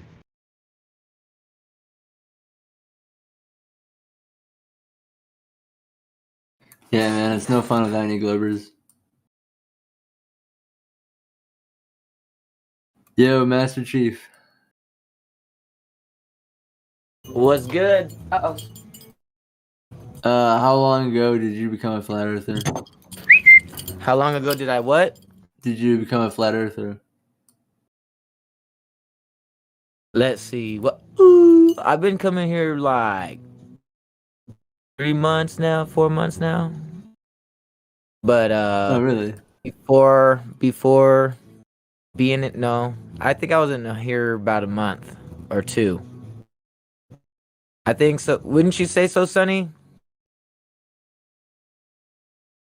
You were a Glober when you came in? I was on the fence when I came in. Oh, okay. Yep. How did you find out? Like, what made you research or whatever? How did I find out that the Earth was a globe? The Earth wasn't a the globe. Earth was Yeah, like, flat? why did you do research? Yeah. Well, that was funny. I said the Earth was a globe. So I know I've said my story multiple times. I said my story over in here. Now I've been when I started actually researched about this has been like 2 months. Like I've been trying to figure it out. Is the Earth a globe? Is it flat? I've been listening in here and trying to find out information. And then I went out and did my own research. I went out to the beach. I went out and took pictures. I zoomed as far as I could with my phone, and I don't see no curvature, bro. So I came up to the conclusion that the Earth was flat, and I came back here and I told Sunny, I told everybody, I told XO, and because they gave me the information to go and check it for myself, and I did. So I'm just back here and I'm trying to learn more. Were you heartbroken when you found out? Nah, why? It's like you get taught this when you're a kid, right? Like every single No, 3-year-old. I wasn't a kid when I was taught this. When I was a kid learning about the Earth being a globe. It wasn't being told to me that the Earth was a globe. Because when Really? I was being taught about Christopher Columbus and stuff like that, and everything was flat in the beginning. I remember that, and they tried to Damn. convince about the word Earth being a globe. But I didn't think that it was, and it did raise conclusions to my mind because about like the flights, like I mean, I haven't ever been on a plane. I'm afraid of heights, but when I was a kid, my dad he's a SEAL. He was a SEAL. Okay, he's a retired SEAL now. He served for over 20 years, and he was a pilot. He built and construct on planes, and he was a pilot, and that was his job while he was a SEAL. And And the Black Hawk Down movie was one of the movies that made him. I never seen my dad cry before, but like he knows it's a movie, but like that made him cry. And I don't know. I don't. I haven't been in his position, but my dad has been through a lot. That's all I can say. As a kid growing up, I was learning how to fly a plane. I was flying his flight simulator on his computer. And when I was playing this game, like all I could see is that the earth was just flat. Like everywhere I was flying on that simulator, I just observed everything was flat. Everything as high as I would go. And then then it would make it so that it would go back down. It was a simulation of what you're flying. You would pick the plane, and when a plane takes off, it has to lift off a flat plane. The plane was created by the Wright brothers. Do you know who the Wright brothers are? They're the ones that created the plane. They made bicycles. There were brothers that made bicycles. And they constructed a plane. They made a plane. And pilots are assumed to assume that the earth is flat when they fly a plane. Because you're taking off on a flat plane. There's no spin of the earth. So with NASA claiming that the spin of the earth is 1,000 miles per hour, whatever, is all wrong. Because with them claiming that, the plane would be going backwards, there would be a lot of turbulence, and then they would constantly have to keep their nose down. Yeah. You try flying a plane on a earth spinning, or do you actually try to fly a plane on a flat plane? Try to land a plane on a flat plane. You ever have you played a flight simulator before? Yeah, lots of times when I was little, yeah. Right. I mean, like, it didn't really click in my head that the earth was flat in a simulator. I just thought it was a game. Well, we don't think that. They don't think that. I don't understand. You have your own mind. It's okay to ask yourself the questions and then go and ask other people, hey, do you think this or you think that? And then when they look at you and be like, why are you doing that? And look at you all crazy. Yeah. You need to ask yourself, why are you looking at me crazy when I'm just trying to figure this out? Why call me crazy when I'm trying to figure something out? I'm trying to figure out the truth. I'm trying to figure out this. I'm trying to figure out that. Why can't I ask you questions and you're going to say that I'm just supposed to believe it blindly? Like I'm some dog. Like, oh, you dumbass. You're a dumbass dog. You're going to call me a dumbass dog the fucking entire time? You think a dog doesn't know that you're calling it a dumbass? Come on, bro. You know what I mean? Yeah. You can't falsely claim to call a dog a dumbass and think that dog is going to be dumb. It's just playing a role. It's playing a role for you. That dog is there for you. That's why it's called Dogman, bro. It's a companion. You know what I mean? Yeah. I mean, like, I believe in like a lot of conspiracy theories before flat Earth came to me. Well, forgetting about all that, just go straight back to the curve of the Earth. That's what you have to ask yourself. The claim that they try to claim. You prove to them and have them prove the claim that they're trying to claim. We already proved it to them by showing the black swan. Other than that, there's no curve, there's no gravity, there's no space. There's no such thing as space and time.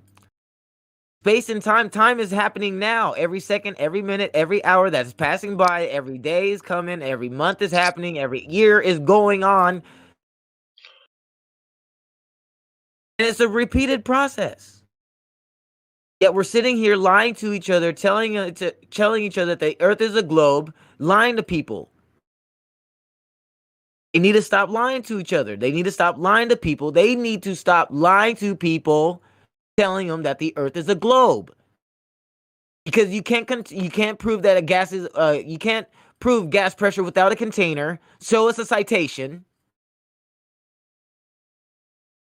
And you can't even prove the spin of the Earth. Oh, dude, you know what they say? Yo, I was actually debating with this Glober yesterday, right? And we were talking about why we can't feel any spin. And he came to the conclusion that gravity makes us not feel the spin.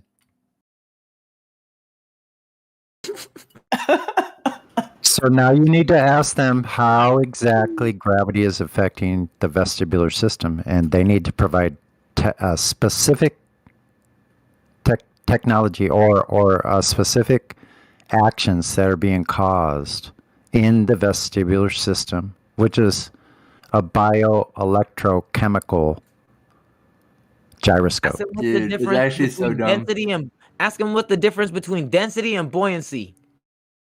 And what's the definition of gravity? Which gravity are they talking about? Newton's law or Einstein's theory? And then I just heard about two other gravities the other night, which I never heard of.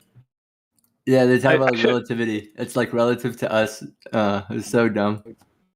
I want to point out, I think this is something I've thought about before. I think this is a very clever part of the heliocentric model trick, that they tell us, we can go to space, but it's $1 million per pound to get food up there. So, your poor little ass, you're probably never going to go there. Not 10 years from now, not 40 years from now, not 50 years from now, but we could do it. We're just sending some Freemasons up there, Like it's a clever part of the trick, because it's like dangling a carrot in front of somebody, but there is no carrot.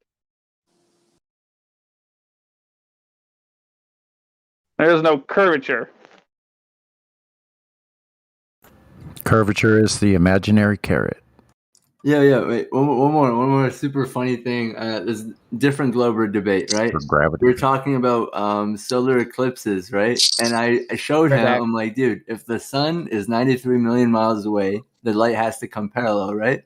So how in the world for the solar eclipses, like the light bends? Why does it go into the moon? And then the guy, his answer was gravity sucks the light in.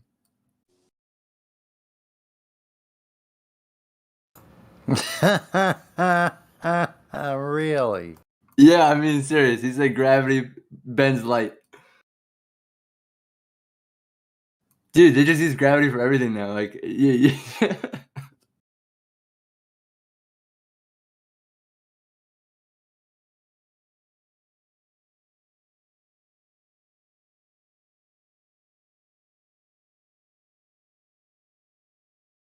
Epstein didn't kill himself. Gravity did.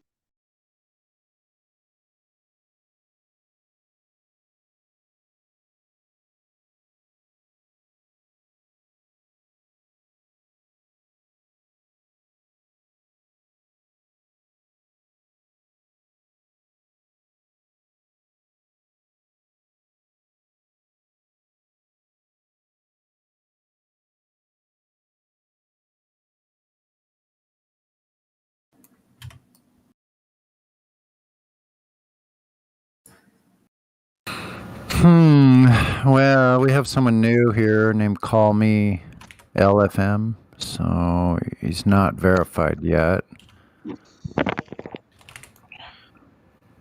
Should I unmute you?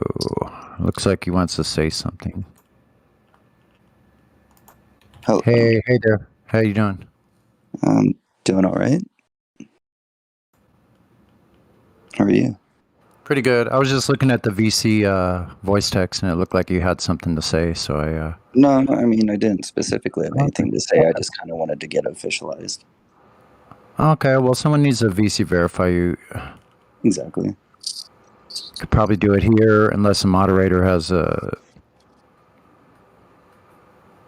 Unless they have a preference that you go to the VC check-in. It's up to them. Yeah. Is he a Glober? Yeah, I am a Glober. Yes. However, I'm not specifically here to argue with you guys. I'm not going to treat you as uneducated fools as probably most of the Globers do.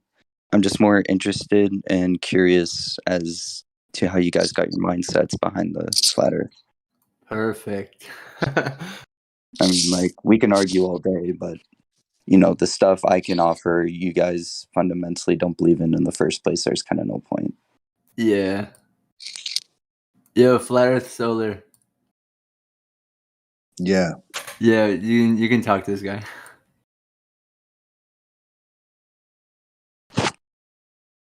Sorry, what was your name? Just so I know who I'm speaking to. You can just call me Rob. Call me. I feel like call me LFM is like, I did that for shits and giggles. Either LFM, Rob, shitface. I don't fucking care. How's it, Rob? All right, sounds good.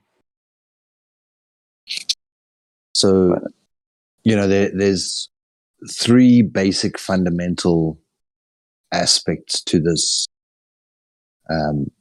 belief set. And when you believe that you're living on a spinning sphere with water conforming to the exterior in an infinite vacuum, that has to be verified through the eyes of someone else. Because you, as an observer on the earth, will never see it that way. So there's these three things that we normally ask people just to at least establish their baseline to see whether they understand if they know something versus if they believe something. Okay. So question one, I'll just summarize them initially so that you can start thinking about them. Question one is going to be, at what time in history, either in the ancient past or till today, has someone physically gone and measured that the earth curves, that there's a rate of curvature that conforms with a sphere of a radius 3959? Question two will be, at what time in history and what methodology was employed that proved that the earth rotated, not calculations where we go onto paper to try and use our imaginations to make things balance, but in real world, how did we prove axial rotation? And the third question is, how does a high pressure gaseous system, which the earth is, exist adjacent to the volume of the infinite vacuum of space without some kind of a physical barrier dividing the high pressure and the low pressure system from wanting to find their equilibrium? So let's go back to question one. Okay. So when in history did someone physically go out there with either a tape measure or a wheel how have we measured that the earth drops away in all directions at that 8 inches per mile squared, which would conform with a radius of 3959? Without using calculations, right? So, you know, one answer could be, I don't actually know who did it. The other one will be to, you know, make up something on the fly, or some people will come in here and, you know, get really angry at these questions. So like you said previously, you're here for a discussion. So if you know the answer, please detail who it was and what they did, and with as much detail as possible about the methodology that they employed. Yeah. Okay. So as for who it was, funny enough, I gotta find the clip again. But one of your guys's guys, like a flat earther, had something that you're talking about Jeranism. Jeranism? It was Behind the Curve documentary where he was shooting a laser beam and he was going to shoot through like a hole in wood. Is that the same one that you're thinking of? No, he had a tool that I think he attached to a drone and just let it sit in the air. And measured it for like an hour or something. And it calculated 15 degrees within that hour. I'm trying to find who exactly did that. That's rotation, though. We're talking about curvature. Sorry, Solar. Go ahead. Oh, curvature. My bad. Yeah, so that's question 2. We'll get there now. But Yeah, on question sorry. 1, so off the top of your head, nothing's coming to mind, right? Where someone went and measured, physically went out like that. There's some, world-renowned place where you can go and it provably shows the curvature of the Earth. And I'm guessing the moon landing is a trap for this discussion. So we're talking about on this Earth. How do you prove that this Earth curves? Because all the rest of these things, they come based on these fundamental tenets. These are like the pillars of the religion. If you're on a ball, there must be curvature. If the ball is spinning, there must be rotation. And then you must be able to demonstrate high pressure gas next to low pressure gas without any dividing barrier. So on question 1, seeing as there wasn't really something that you said off the top of your head, there are said to be experiments like Eratosthenes, where he used a well or 2 sticks, or that he presupposed it was a ball, measured shadows, and then presumed there was a curvature. But that would fall into the calculation category, doing numbers on paper, and it wouldn't really be measuring curvature on this Earth that you're on. So question 2, the axial rotation.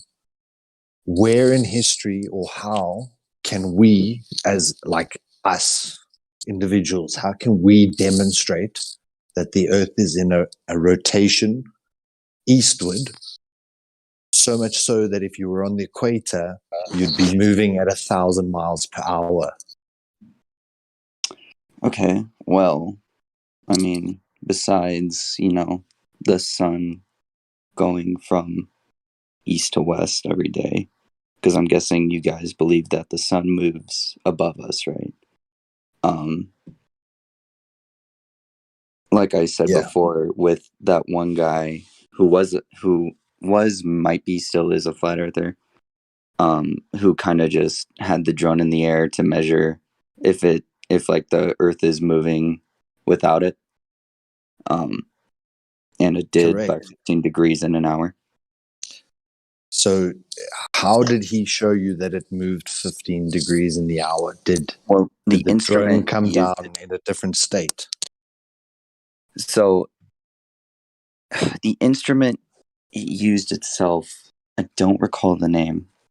Granted, I am not a physicist. I'm not, an astronomer. I'm just a guy who was thrown with a lot of evidence of the globe Earth at me. And I've been watching YouTube stuff lately, like probably some unpopular opinions to you guys would be like Dan the Science Man or Professor Dave or stuff like that.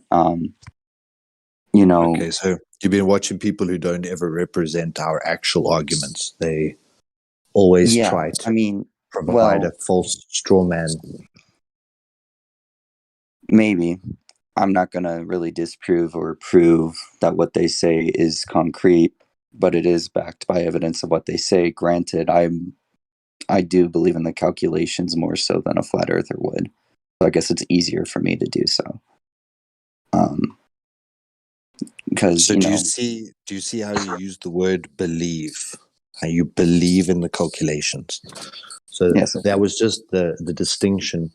When you know that the Earth is flat, you know demonstrably, and you experience it this way, and it can be easily proven by each individual, or you can believe in the calculations. You can believe what the scientists say. You can believe all of these things about the sphere, but you can never verify any of those yourself. It has to remain in, I'm trusting what this person says. Well, has there been an instance where those calculations have been proven wrong? Yes. Many, many times. But your straw man Dan and all of these other guys will never represent that point because that's a damning point.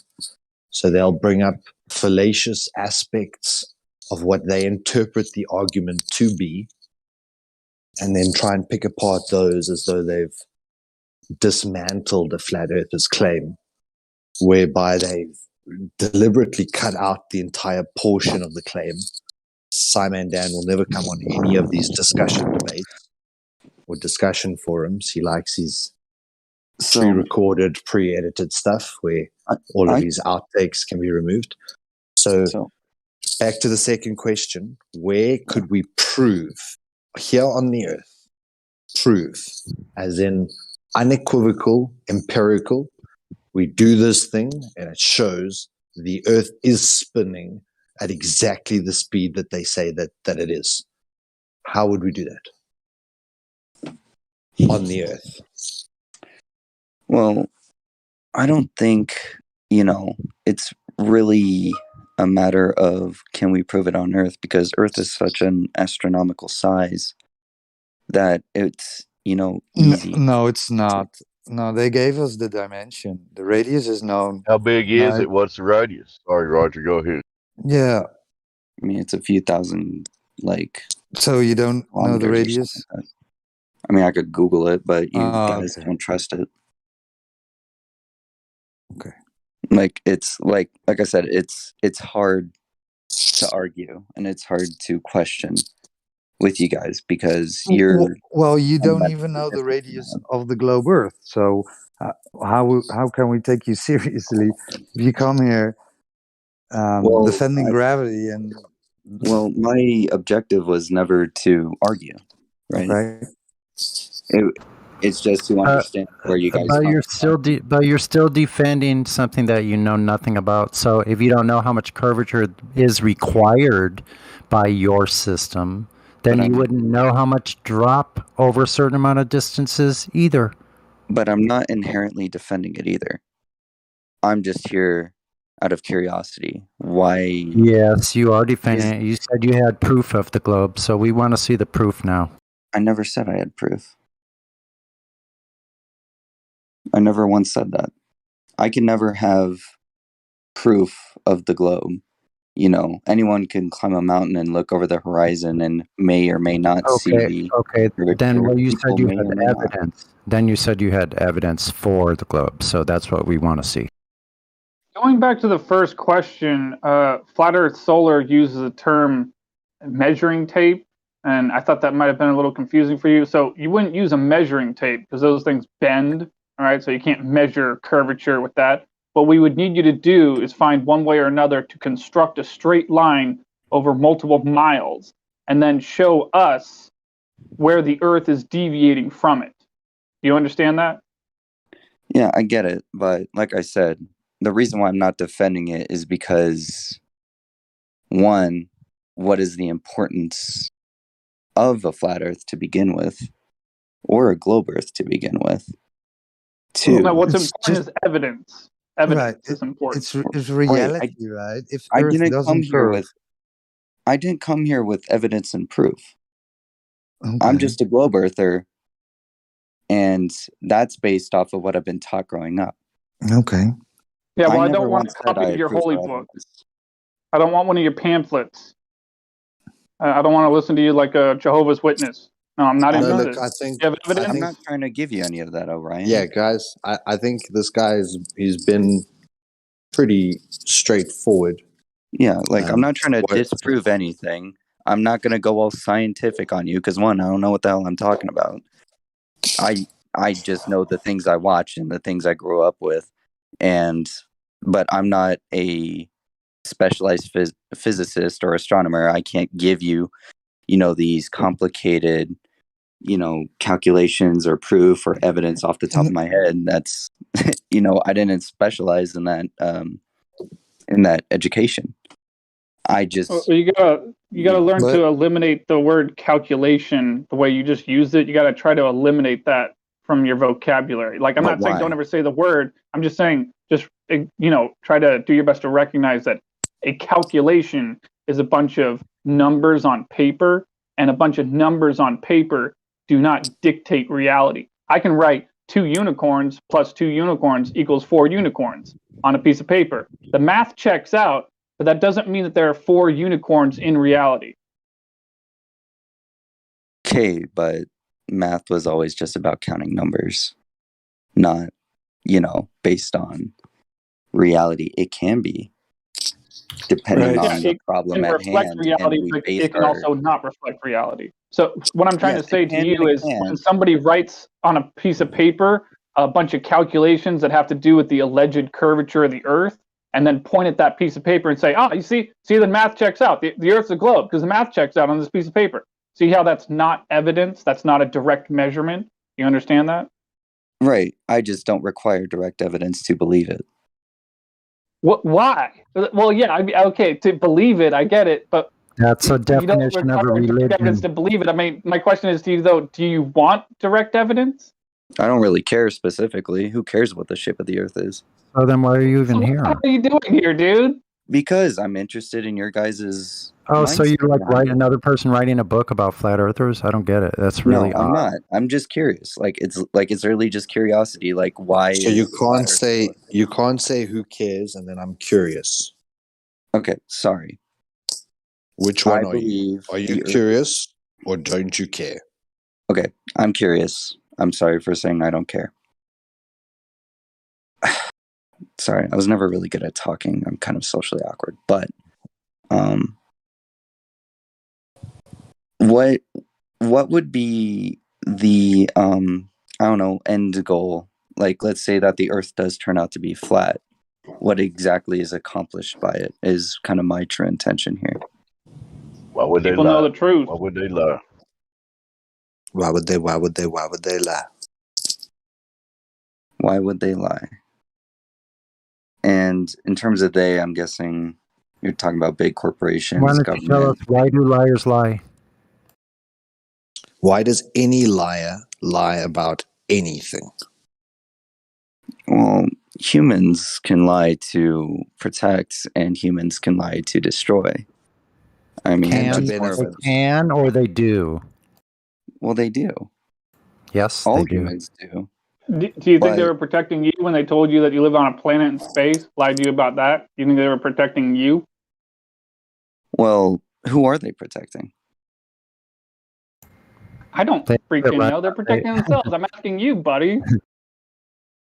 Well, I'm here to figure out, like, why the skepticism in the first place. Why It's do you too think bad you're everyone's not here lying, to and find why? out where you actually live. Because if the Earth was actually flat for real, which we know it is here, would you want to know that? I mean, sure, but Sure, would be the but benefit? so when you say sure, but that means you said sure, but then you conceded on it. Yeah, by saying but what's the point between a flat and a globe Earth? I guess, like, what would be the differentiation in our world? What if you're actually the center of this creation, that you're very important, that Earth is the realm that was created by a creator? I mean, does importance matter when you only have 100-year lifespan? Well, so you live in a nihilistic mindset, that's all. You don't think you matter either. Well, I mean... So you believed what they told you about not mattering. That's your base paradigm, is that why would I care? I'm not worth anything. No, it's just more so that I believe my life has merit to myself, but to have an impact on the world, I particularly don't strive for that. So when you came in, you said you just wanted to see the mindset that flat earthers have, right? You were only interested in the mindset. So is this like a psyche valve? What's going on here? What do you know about the mind? Or is the mind different from the brain? No, they're the same. They're the same. That's very interesting. Have you ever made up your brain, or do you make up your mind? Well, that's just a saying. I don't think that's really anything. Just a saying. Yeah. So your mind is your brain. Why two separate words? Well, the brain is the tissue that makes up your mind. The brain is the tissue that makes up the mind, so the mind is not Because the mind is a mentality, while the brain You is don't the make up your physical own embodiment brain. of You don't the make up your own mind. The brain makes up your mind for you. I thought brain tissue made up your brain. Right. the mind And where does physical? your mind come from? So you're saying the mind is physical? No, I'm saying the mind is mental and the brain is a physical embodiment of your mind. So the mind is not physical, correct? Correct. It's just, Okay. I'd So, say the only thing I could being that you from it. being that you don't know a whole lot about the mind anyway, being that it's not physical, how are you going to broad brush every flat earther and say you want to know the mindset behind flat earthers?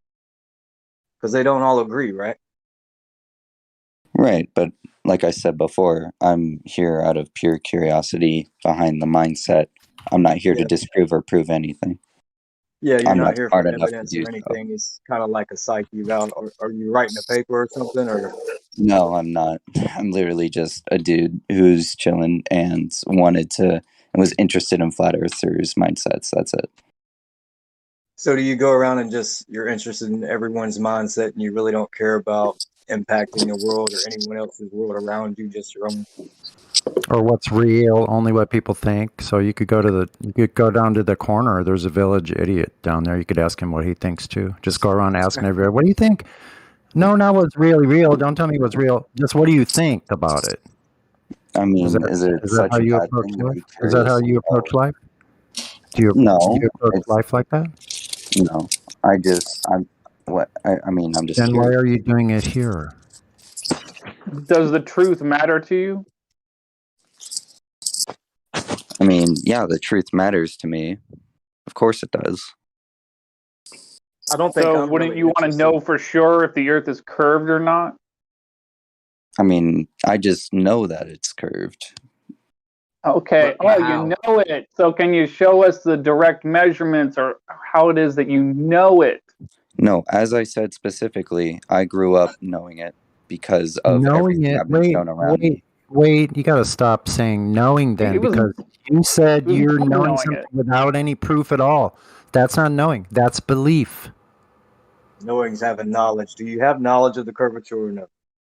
When I was born and I was an infant, I knew I was on a ball. That's how smart I am. I mean, I guess I don't have direct knowledge that you guys would understand. Right, because you're in a That's a religion. mindset thing, huh? You're actually in a religion, bro. You don't even, but you're in the religion. You're like in the first row of the pew, but you've never read the doctrines, so you don't even know what they say, but you're just praying anyway. We can't Help me understand him, understand. Sonny, because it's the I mean, immaterial. It's his mind, I right? mean, So if it's his mind, we can't understand it because it's immaterial, right? I That's mean, what I'm let's saying. say if it was a But religion, you it's want to not one understand. I But you want particularly to go to understand church our every mind, Sunday, right? you know? So you're saying we can't understand your mindset, but you want to understand ours. I really don't think you know what a mind is. Well, here's the thing. I tried this before, like a year ago, in terms of actually trying to like debate and argue and throw scientific terms. But fundamentally, the terms I throw out there, you guys do not inherently believe in. So I gave up on that. And I'm just kind of back here now because instead of fighting you guys, it's just more so I want to understand you guys. Yeah, we don't believe in things. We either know them or we don't know, right? That's what I was What going to say. That's the scientific key terms would word, you that use? belief. Yeah. Is the shape of the earth, is that a science question? I'd say so. It's a study of astrology. That's not what science is. Science is the Has to do study with cause of and effect anything. relationships. No, science is not a study. Let's have a meeting of the minds, right? I mean, think about it. You're saying that you can convey some things to us, but we want to understand your mindset, and you come in wanting to know our mindset. So are we going to have a meeting of the minds and have a productive conversation, or are we just going to sit around and wonder about each other's mindsets? No, if you want to do that, you got to go out on the street. It's hard to do that on the internet. I mean, is it not a productive conversation to understand why you guys think the way you do outside of, Facts, skepticism? bro. Because of facts, bro. How about that? Just facts. That's all you need. It's a very simple answer. We have factual information, right? Yeah. We have knowledge of things that you don't have knowledge of, right? But the globe Earth also has factual information. Hey, I what? just don't have Show it it. on. Show it. Show it. You're not asking the right questions. Like I said, I don't have Please it on. provide that Show factual us a factual information. piece of information, bro. First of all, let's Show clear us this one, up. please. I've been waiting for at Let's least a clear year this. and a half. Let's clear this up about science. Science is not about a study. Science is testing through experiment to discover cause and effect, how and why questions. What is not a scientific question. So what is the Earth has nothing to do with science. It's purely geometry. So you don't have to be a fucking physicist. You don't have to be a PhD. You just have to know about measurement. You have to know the difference between a measurement and a calculation. We're talking about actual physical measurements. You don't have any actual physical measurement of the globe Earth. I mean, do you think it's almost impossible to have a physical measurement because of how big it is? No, that's No, not true. it is Because impossible. they told us exactly how much drop there should be. You could do this yourself. 3 miles should be 6 feet. 5 miles You should be want me to 10. build a 5 miles should be 3-mile 16 pole? feet. 10 miles should be 66 feet of drop. 40 miles should be 300 feet of drop. You show me where this has been demonstrated. Again, you have to construct a straight line over multiple miles and show us where the Earth is deviating from it. With the billions and trillions that we've spent on bullshit, I'm pretty sure we could do this. You don't even need a physical straight line. Lasers are a straight line. That's why the militaries target with them over distances that are actually confidential and top secret as far as how far they're hitting things with lasers. You can't just have that information because it's confidential how far they're targeting with lasers. They're straight line. Those are straight edges. A laser is a straight edge. So you But don't it's need a also fucking light. physical. You don't need a physical thing like a physical metallic straight edge. You don't need that. Line of sight is a straight line. Yeah, but aren't you worried about the atmospheric refractorization of that same laser? So you're saying, show me where that. Show me where a laser refracts. You show me that. Show me that. Can I say something? Well, Show me how. Show me a laser refracting. I want to see it. I think he invented a new word. Can I say something? Where is it? Refractorization. Yeah, where's the refractorization of a laser? Well, I mean, the sun is a good thing. I mean, the sun is a good example. The sun is not a fucking laser, bro. It's, No, it's a not. form of light that gets refracted upon It's not the same sunset form and of the light. sunrise. It's not the same kind of light. It only gets all light refracted is the when you same see a kind of light. sunbeam No, hit it the water. is, bro. You're walking into a freaking gunfight with a freaking pea shooter. You didn't know the radius, call me. Why, You didn't know the radius, bro, so don't go there. bro. By invoking refraction, you're actually invoking terrestrial refraction. And in the definition of terrestrial refraction, it says that gases curve with the curve of the Earth, meaning they would have a shape. Gases have no inherent shape because they can't gases be are made out contained of gas. without It's a not a container. solid or a liquid. Exactly. So it can't be contained without a container. Like it all circles back to like lack of curvature, lack of radius value, like at least a real one. But it's not the light itself that is the gas. It's the light interacting with the gas in our atmosphere that refracts it. What do you show an example of this? Because Look at a sunset. It happens all the time. The type of refraction that you're talking about that isn't actually applicable in this situation. It takes, let's say you have two windows, one right in front of the other, and you shine a light through it. It's going to refract because there is a physical barrier. There is no barrier. All the medium, density of the light that's not outweighs two mediums. It the doesn't matter how thick atmospheric it is. pressure to begin with. Like, it's not going to refract naturally.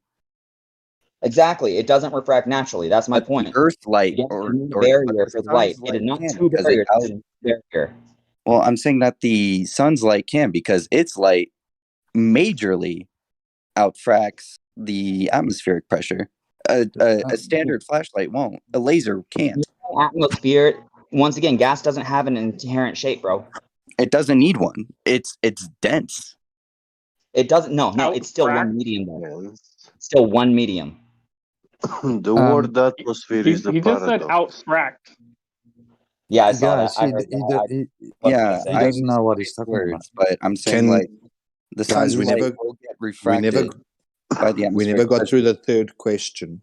Right. If someone can just take him through the third question, and then it'll make sense what we're discussing now.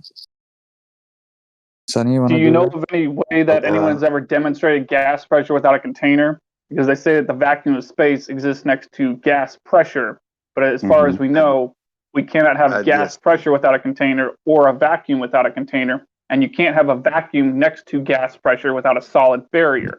So do you know how anyone has ever proven or demonstrated that gas pressure can exist next to a vacuum without a solid barrier due to gravity? Not without a cosmological scale of it, no. No. I.e., the Earth's atmosphere, and space Then, itself. so how could you prove it? In Then a how was it proven? laboratory. Then Because you cannot wait, do how it. was it proven then? Not in Through cosmology, in a calculations that you guys laboratory. don't believe. I don't know what to tell you. Calculations aren't physical, bro. Well, science does not Calculations work are the with measurement of the physicality that we're looking at. You choose not to believe it. Calculations are not a fucking measurement, bro. Yes, they are. Yeah, we can make calculations about You're volume powers. wrong. They're not physical. Because they're numbers on paper. Is that way? It's not.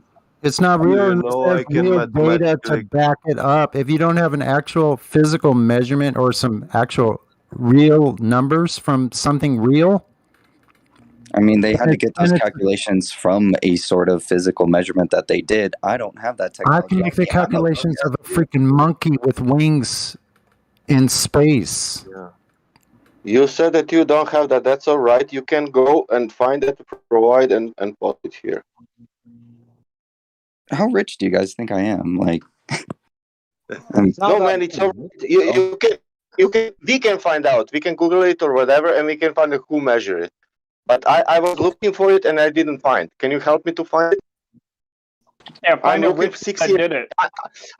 I'm looking 6 years for that, but you are telling that it's there somewhere. no, I'm saying that they measured Not the Earth's about atmosphere in being correlation to rich. space and how much more pressurized it Sorry, is. That's all I'm saying. can I ask you a question, please? Yeah, sure. Do you have a glass bottle in your house? Empty one? What a good idea, dude. Not like a jar. Yeah, can you suck the air out of it? Well, of course not, Why not? because it's plugged. I'm sorry? Because it's plugged. It would be plugged by my mouth, like. Plugged? What do you mean plugged? So, like, when you try, okay, say you're a child, and you bring a cup up to your mouth, it covers your entire mouth, and you try to suck it. Your lips are just going to suck into it further, and that's it. You Okay, cannot a breathe jar any air. with a small bottle. That's why I said a glass bottle. Yeah. Well, okay, so a glass bottle specifically is this, so that way it doesn't change shape upon sucking it in. Because Well, you could do I the same ask thing with a you, plastic can bottle you, and it'll crumble. from a glass bottle, can you suck the air out? No, you can't. Why not? Because it's plugged. It'll be plugged by your mouth. So unless you're breathing in nothing, which you can't. No, he means if you're not completely I said to suck occupying it. out the air from the bottle, not to blow. I'm not air saying in blow. it. I'm saying suck. You put your lips around the lid, and then you start So sucking. when you Nothing's gonna put happen. can you make a vacuum? Yeah. When you're gonna suck, you're gonna make a vacuum, and if you put your lungs tongue, aren't. put your tongue on the bottleneck, you will feel your tongue being sucked into the bottle, right? Right. Sure. Yeah. Yeah. So what's But can stopping you the air suck? from getting sucked up Can into you suck? space? Can you Well, that suck would- all the air out of the bottle, because there will always be left some air inside the bottle. Well, it's because the greenhouse gases are trapped within the atmosphere. It is technically a border for the gas. Atmos is gas. Spheres are shape. Gases have no inherent shape. This is first grade. First grade. This is. I never said it had a shape. I'm Greenhouses. saying it's Yes, you correlating with did. gravity. You called it atmosphere. Don't do that. It's not. Gases don't have a shape, bro. I'm not saying And they plus, do. you can't use refraction. It's all bullshit. Look at the image I posted in the voice text. Refraction requires an R value. You don't have radius. It needs to have been measured. We need that as a reference first. So plus you gave away your geometric horizon. You're just like a bunch of they're religiotards. They're globe religious fanatics.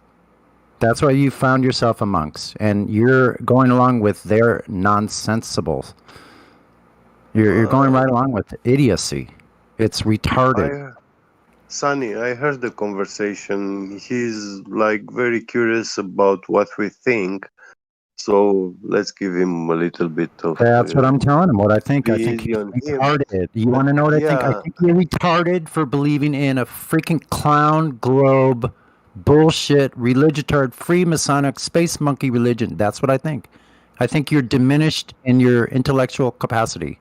You've been mind washed to an MK Ultra level. Well, he wasn't aware. I'm sure he wasn't aware what he's going to be dealing with when he came in here in the server. mean, more respect would have been nice. People here are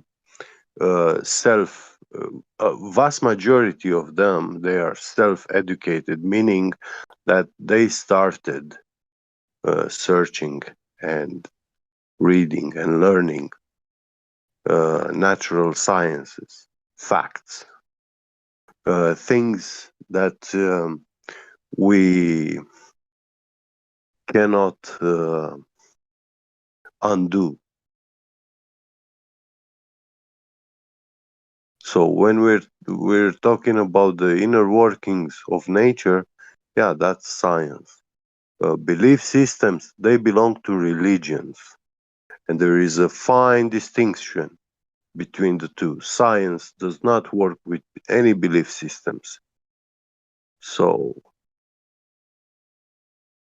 that's why flat earthers will always be like attacking you. I just don't get the point of the attack, I guess, because you got Sonny over here calling me retarded, offensive names, and He's calling you because because you're demonstrating it. That's why. Only because but you're I'm also demonstrating it. not calling you retarded for believing in the One moment. Because I don't believe. You invoke. Because look, hold on, because the thing is, I just showed that the information I'm showing you is not a belief. I don't have a belief. Yeah. I'm trying to point out to you, maybe it feels like a smack in the face or a cold bunch of water on you or something. Well, I'm saying a lot of the stuff you throw at me works on the size that we live in, but you when never it comes to showed the Earth itself and its size, the physics of what you're saying changes. And there's no way for me to prove that to you. No, yeah, you see, you're not. That's not true. this stuff Sonny was showing you, which is the physics surrounding us, which you say that is the physics that's working around us. That's actually the physics which works in electric field, magnetic field, and electrostatic fields. And you cannot show to me that you can get a positive charge out of a vacuum, because you can't even create a vacuum. Right. Yeah, I mean, I'm sure with a air hose. All you have is an imaginary, extremely low pressure of 10 to the minus 17 torr, which is unachievable. 10 to the minus 12 is 10 to the 12 is 1 trillion. Do you know how much is 1 trillion? Yes, that's a big number. It's not just a big number. I ask you if you know how much. 1 trillion is like 1,000 billion. I kind of don't know the context in which you're speaking of right now. Okay. How much is 1 trillion seconds then? Say like a few millennia in terms of years. 31,000 approximately. Okay. Little above, yeah. So, can you show me a man that lived trillion seconds? Oh, I mean, can you show me? Can you show me a instrument, device, sensor, detector, yeah, technological stuff that we have, industrial stuff. We have so many ISOs, international standards, for everything that we produce. Can you show me a device that measures a trillionth of something? Probably not. We're probably not that technologically advanced. Show me a pressure gauge that can show you a trillionth of a psi pressure, gas pressure. Again, probably can't. I've never heard of one anyway, outside of, the one you guys don't believe in. I'm very curious to buy one, like if it exists. Because, yeah, hey, we have to have one that's capable to measure 10 to the minus 17 torr. How the fuck did they read that? So just keep in mind what you just discussed was 10 to the minus 12 was the trillion. And like you just said now, 1 trillionth of a PSI, if we could measure that, that would be incredible. But they say we've gone even further to the minus 17th. And these are magnitudes. So you keep adding another zero at the end. Well, just because I don't know of something that can doesn't mean it probably doesn't exist. I don't know. You know what? Okay, so the same way, suck the air out of that bottle, like Get said. Suck it out of the bottle and then just leave it on the counter with all the air sucked out. Just keep the vacuum that you create in the bottle with your lips. Just keep that on the table. Like don't mind the air pressure that's around it. Just suck the air out of the bottle and just without putting a lid on. Just keep that thing in a vacuum state. Can you do that for me? It's not gonna. Why not? Because that's not how it works with this small of scale. So with all scales, this is why it's called the second law of thermodynamics. Yeah. Right, Is that but high cosmologically pressure, stating, it does change. high pressure always wants to go toward low pressure. Heat wants to go toward cold. And they call that the entropy is increasing in the system. Right, but the That second law of dynamics does change and break down when it comes to entities of giant sizes, such as the Earth in your and the Sun. in your belief. So in your belief, this is what they've said. In the real world, this is a law because it's never been demonstrated to be wrong, which is why your side conveniently doesn't need to do an experiment to show just how wrong they are. But you like I cannot said, have, so gases want to expand to fill the available volume. So let's forget the pressure for a moment. If I give you like a 50 liter by 50 liter container, and I want you to just fill the middle 1 meter by 1 meter with gas, but keep all the rest of the container empty for me. I just want to have a cluster of gas floating in the middle of this container, please. Misunderstanding one thing about the second law of dynamics here is that the gases won't stay in a 1 meter by 1 meter thing because gases will be lighter than what gravity can force down on it. But once it's far enough away from the planet, How are the it'll gases eventually stop. on Earth then if gravity isn't protecting them by your own words just now? Yeah. What'd you say? Sorry, I didn't quite hear you. Okay. Call me, what is gravity? What happened at the surface where the gases are going up at the surface? Why isn't gravity where it's strongest, holding them down? Because there's multiple elements that make up our atmosphere, and some are more denser than others. So the ones that are Can you more show denser a get pushed citation? down. I'm going to need a citation for that. Put it in the voice text. I'll be happy to read it over. Whatever you're reading from or where you got that information, I need to see it myself. So I need a citation. So the point of gas always expands to fill the available volume. So if I put gas in a 3-liter container, it's going to fill that 3 liter. If I put it in a 10-liter container, it's going to fill that 10 liters.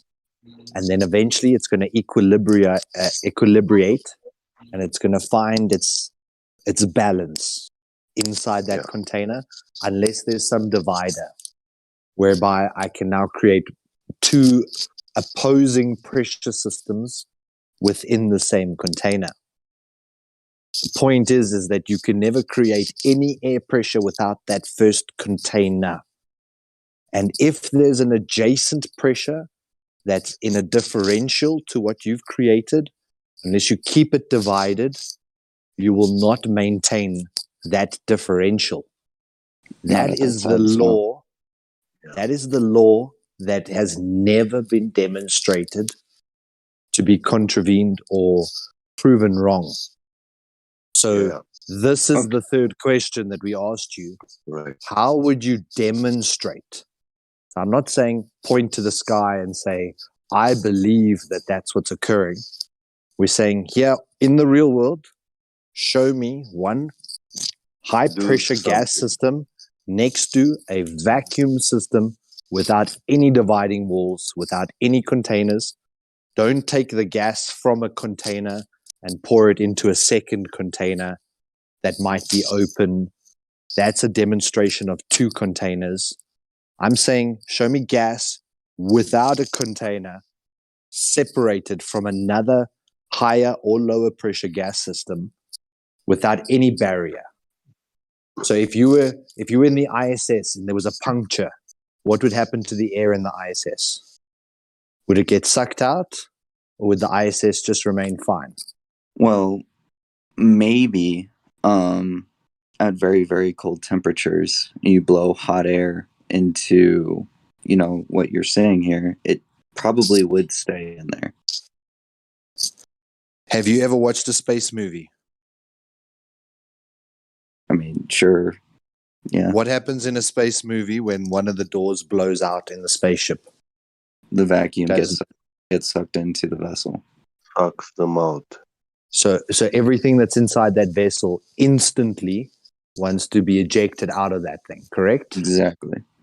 Because of this law I'm describing when you remove the barrier between two pressure systems, correct? Right. Okay.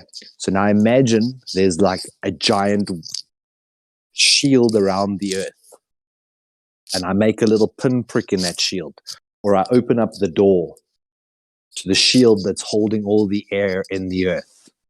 What would happen to all the air in the earth if I opened up that door suddenly and exposed it to the vacuum of space like the ISS?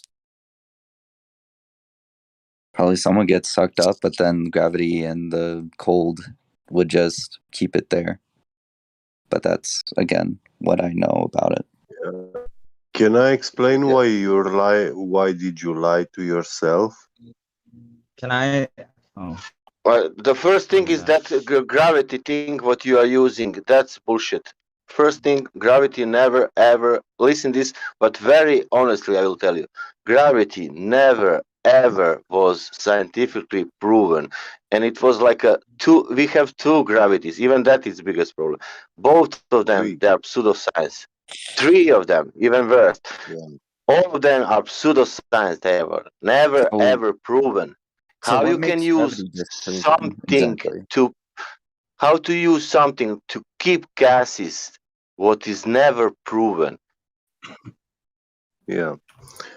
You said earlier. Can we prove the waves, radio waves? Yes, we can prove the radio waves. Okay, radio waves exist. Can we prove that water boiling on 100 degrees? Yes, we can prove the water boiling. Let's make experiment. What other things we can prove? We can believe in that because it's provable. If gravity is never ever proven, why gravity is keeping gas on the Earth. I'd say the easiest thing that comes to mind to prove gravity would be Why tides. stardust is not doing that? Why is gravity is doing that? So the easiest way for me Why to stardust is not doing Let that? him say. Let him yeah, say. let me say something. Okay, so tides and go ahead. waves. What causes those in your guys' opinion?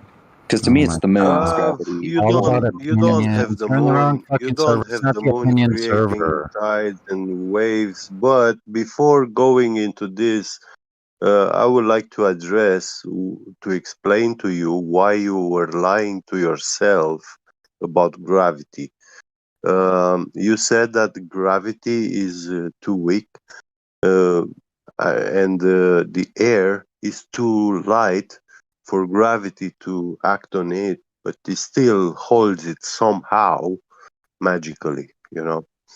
No, that was a mispronunciation on my part. It's not gravity solely that affects, the atmosphere. It's also the cold conditions high up, which cools down and then makes everything Okay, on but you're the saying edge of the that atmosphere more dense, keeping it.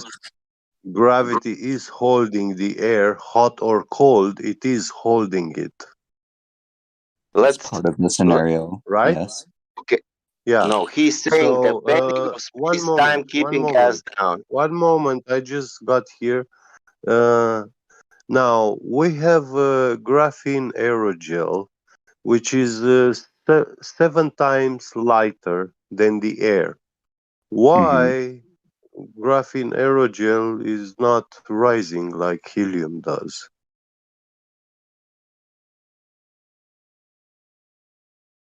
Graphene aerogel. When you hold it in Isn't your that like the hand, world's lightest solid and or you something? yeah, it is the lightest solid. Yeah, it's lighter than the air itself.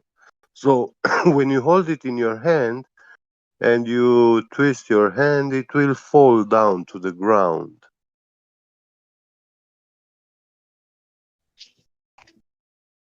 So why does it fall to the ground if it's lighter than the air? 7 times. 7 times lighter. Probably because there's a lot of space within the aerogel, and within that space is more air What keeping it space? down. Space is having mass? Are you saying that space has mass? No. Okay, I'm not saying space itself. I'm saying that there is room for air to get inside of aerogel to keep it down. Okay, but yeah, I know it's a porous material like a sponge, but that does not mean the air is contained, is in a free state, it's flowing through it. Right. So when you But put a scale you're on a comparing a table, gas to a one solid. moment, one moment, one moment, Okay. one moment, we get there. When you put a scale on the table, yeah, a jeweler's scale, which is a very precision measuring instrument. Yeah, you can weigh milligrams. So you set it to 0, yeah? And now you hold your hands in a cup shape, like you're holding water, and inside there is air, correct? Yeah. Yeah, now you bring it on top of the scale and you release your hands so that all that air falls on the scale so you can weigh it. Because the scale is based off of the air's already existing density surrounding it. If you set to 0 in space and bring it down to Earth, it would be heavy. Hey, bro, can I ask you something? Call me The scale LMF. is not a barometer. I'm sorry. Can I ask you something, bro? Yeah. Look at this citation that I provided from, and it's actually from CNN, but they're talking about what MIT found about something that's around Earth. It's like a force field, like Star Trek force field. And you should just look at that real quick. It's kind of interesting. It's at 1 minute after the hour. Yeah, it's the positive Gaussian plane. They are trying to come up with it because they know the vacuum of space is in contradiction. And yeah, they also know that Maxwell was wrong. Well, with like his I said, a equations scale. correcting Ampere. A scale bases the zero off the existing air surrounding it. So obviously, when you drop more air on it, which is impossible anyway, because it's just going to fly wherever it wants to, it's not going to change it. Well, how much air is above on top of the scale, and how can you actually measure 100 kilometers altitude of air? I mean, on we've top done of that scale? through the density of the gases I within mean, when you go outside, you will have a 20 miles high atmosphere air on top of you. Yeah. So why aren't you crushed? Yeah. You know, like, because gases can't actually have density unless they have a container to be dense into. Right, Like, but you they know, do have a density, unless but they your be collected density together in a outweighs. container where they can have Hold on a pressure on the walls. Because what you're saying here, when you in this model, Y'all are missing which something. you conceptualized, Y'all are is missing something. yeah, but it's like when he's going outside, that air from above is pushing on his head, and I know. outside his body, he has a lower pressure. It should be a Y'all differential. are missing Yeah, something very important. yeah. Is a density gradient derivative or definitive? See, I never took calculus, so what is derivative again? Okay, It's not calculus. a density layers. So you've got this gradient. That's derivative. Yeah. It's derived from gas pressure in the first place. Right. You can't argue from a position of density and layers when you have gas pressure to begin with. Where'd you get the gas pressure from? So the gas pressure is just the differentiation between space and the atmosphere itself. Wrong. That's where we got it. Like, Literally, gas pressure is. NASA has a definition of gas pressure. I suggest you go look it up. okay. It literally Someone requires should share it. because it's in the word pressure, to press upon the wall of containment. Right. There's more pressure surrounding the Earth than space No. itself. Container. No. Where's the container for the gas to press against, bro? Required the It's necessary. a natural made container. Like I don't like again, hard Where's to the prove container at? directly. There is no What's container. the volume? What's the volume? Part of the equation is volume. What's the volume? There is no of Earth's solid container in the What's the atmosphere. volume of Earth's container? What's the volume of Earth's container? So by container, you mean the atmosphere? No. Because there That's is no exactly the container. whole. That's exactly the whole point I've just gone through with you about having two adjacent pressure systems, and that you have to have a solid barrier between them. There can be no other option but a barrier containing this high pressure gas, because it's in the definition of gas pressure is the pressure against the walls of its container. You also have a huge problem because gas is not defined as the source of the pressure. The movement of the gas, the ricocheting off of the container, is the source of the pressure. So it can't be its own container. Gas cannot contain gas. That's fairy tale magic fantasy. That's not reality. Okay, but it's more believable that there's a giant glass dome. I'm not asking about believability. I'm asking about what is factual and empirical. Well, I'd say a glass dome surrounding the entirety of the Earth is. I never said glass dome, and I don't happen to believe that, so it doesn't matter. So what is the dome that you I guys have no assume? idea. All I know is that to have gas pressure, you need a container. It's the necessary existing condition for gas pressure. To have gas pressure, you have a container. Yep. Don't know what It it has to is. be a Don't know where. physical. Has to be physical. What we know. Gas is physical. Don't know what it is. Don't know where it is. Can't describe it. Can't empirically validate it. But it is the necessary existing condition of the pressure. Period. There's no getting around it. Yeah. To invoke the glass dome, you have to prove it. Okay, so you guys don't believe there's a glass dome. There's just something containing it. That is speculation. It's not a matter It's of belief. wild speculation. It is that Yeah. gas requires a container. Period. Yeah. Call me. Are you believe that it's open system there? What? Are you believe there is open system there? An open system? Yes. How is that possible? Yeah. Because it's physics bouncing off of each other between a vacuum and gravity of Earth's caliber to force. Can you use that citation, please? You just said now? physics bouncing off each other. What are you talking about? You have to provide something to prove it, bro. So it means that the gravity of You don't have okay, valid. so You don't Earth's have a validation gravity of gravity. You don't have outweighs the validation of that. suction pressure vacuum. How did you of validate? space. How did you validate a 105-year out of date theory? Because I don't do. I don't know. I don't do a lot of modern studies. How did you validate Newtonian gravity, which was supplanted and replaced? We no longer use it. No one uses it anymore. Gravity is not a force. It's a consequence of the bending of space-time now. You don't have a force of gravity, so why are you invoking that? I don't know. Is it the temporal change? Then the instant temporal change between. I'm not looking for philosophical answers. I'm looking for empirical answers. Not and ideas. I don't have any empirical answers for you. I'm not a physicist or a astrologist. Astrologist. That's astrologist. That's appropriate. Astronomer. My bad.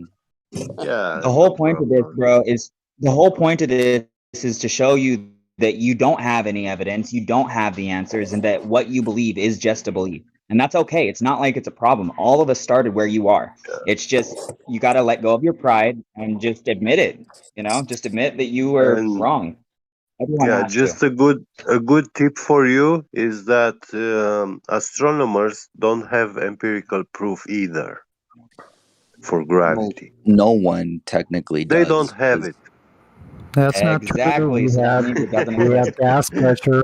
We have But gas it's pressure. super hard to have empirical. That's known for sure. Gas pressure is not something that we need to believe. It just is. And can somebody explain him that will not even that how QE always said if you give him also gravity that will not influence one iota gases. No, it won't, because gas moves at 500 meters per second in every single direction because it's omnidirectional.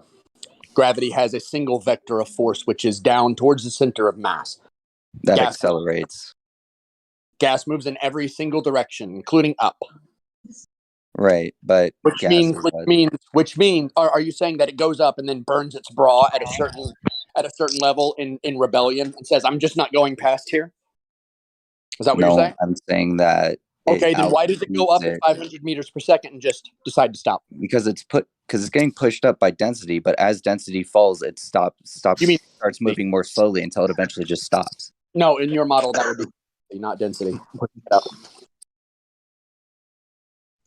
Heat also rises and cold also falls, and that's what's happening. So if you have, let me ask you this: if you have density, why do you need an alternative theory that you can't validate when you already have density explaining it?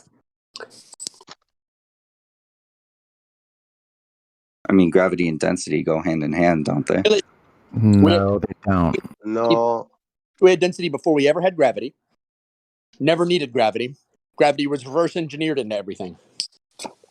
Never needed it. I would say gas pressure gradient, it goes hand in hand with electrostatic voltage potential. Inside of a container. Yeah. And okay, but how does that correlate with a flat Earth? Well, the higher you go in the atmosphere, the higher voltage you have. That is because horizon. That is not the point. That's what you asked. That horizon extending 10 times. That should to extend.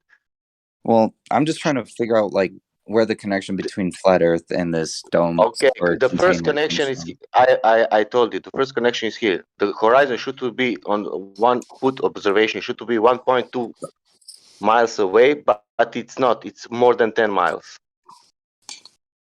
Right, but what does that have to do with the dome over the Earth now? Nothing. That have with that Earth is not a globe. The shape of the Earth, yeah. So just a quick recap. We went through the 3 points with you, Call Me, and you had a belief of curvature. You also had a belief of rotation. And now you're fussing and fighting about gas pressure, but you still only have a belief. So all 3 of those are beliefs. The next time you try to choose gravity as a get out of jail free card, I'm going to go back to the radius that you don't have.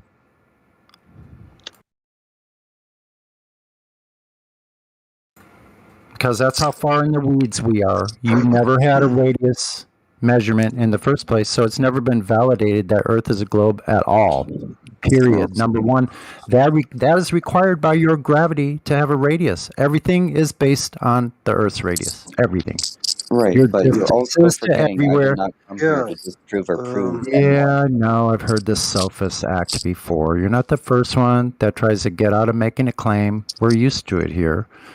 That's the thing, though.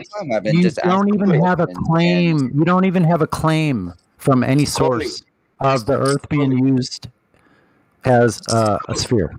I mean, do I need to claim when my whole purpose of being here was... No, you don't need to claim when all of your beliefs are only philosophical, religious concerns. Yeah, you don't have to have proof. Yeah, that's true. I mean, isn't Flat Earth the one basing their shit off of Christian society? No, call me. No, because of that, no, call me. Because of that, I will try again, honestly. Listen this, I saw the video, and Horizon, it's 10 times further it should to be. Can you explain me why is that happening? I didn't quite hear you. You said the horizon is what? Horizon should to be on one location that it's 1.2 miles on observation height of 1 foot, but it is not there. It's like 10 times more. It's like behind 10 miles. Why is that happening in nature? Why is not dropped in the nature? But the fact that listen this, the God didn't send me a message, the earth is flat. The God sent me this message, earth is a globe, and there should be curvature. And I go to check out, and there is no curvature, man. Okay, but and I 10 said, times... I said, God, you are wrong. There is no curvature there. I see flat. And because of that, it's flat, not because of but God. if it was truly flat, couldn't you just see everything that the world has to offer at once? No, you are ignoring. You are ignoring light. Me very, like a child to answer you. Can you see the brick on 3 miles? Okay, so then it's a matter of 3 miles. You don't see brick on 3 miles because of angular resolution, or you don't see brick on 3 miles because of curvature? Tell me now. Well, you wouldn't see the brick 3 miles away. One, it's too small to even see to begin with, and it might be over the curvature. No, he gave you 2 options: angular resolution or curvature. Well, no, I never tried to look at a brick 3 miles away. Who does that? Do you know what angular resolution is? Can you define it? And what was the word again? To make sure that you understand that you know the term angular resolution. No, I don't. Yeah, this is the problem. Well, define it for me. Can you Google angular resolution and you read it for everyone in here? Yeah. We want to make sure that Google the angular resolution limit. It's always will be one point that you cannot see after that. Always. But doesn't that differentiate depending on the size of the height? It depends of your height, yeah. So what about like Mount Everest, for example? It's like one of the tallest, entities in our world. You couldn't see that from where Do you you want to measure? Do you want to that compared 8 miles with 25,000 miles? Okay, so you lived in China or somewhere in Asia. Could you not see Mount Everest from any given point in Asia? No, you cannot see Mount Everest from Asia because light does not propagate infinitely. It does not travel infinite distances. Well, shouldn't it? To the inverse square law, the light inverse square law. Have you ever heard of it? Right, but wouldn't that inverse square law change if the sun is directly above us at all times in different parts of the world? It doesn't change. Why we don't see The curvature light from Mount inverse Everest? square law doesn't change. It's a law. Right, but the law is based off of which applies to all light sources. Right, but And do we see that curvature law from is Mount based Everest? off of the spinning globe model. It's not based off of a flat Earth one. Yeah, but does we see curvature from Mount Everest? Can we see curvature from Mount Everest? Probably. Yeah, probably. How can you see something if the light reflecting from it is not propagating all that distance that is between you and the Mount Everest? Okay, so the distance between me and Mount Everest, and why If couldn't your light... eyes do not receive light coming from there because you're too far away, how do you want to see it without light? I mean, you can't see anything without light. Yeah. Do you know how much a light ray propagates through air? What distances? Through A air? one lumen light. Yeah, a light source of 1 lumen intensity. So are you saying the sun's light is the same as a 1 on lumen? what distance is it visible? Or maybe you need to ask every photographer that question what you ask you now, why we don't see wherever. And ask every photographer and you will get the answer. Did you hear me? Yeah, I'm just reading up on the distance between lumens and how far we could see it from. Yeah. We have like a Guinness record, I think, photo, 270 miles, and that's it.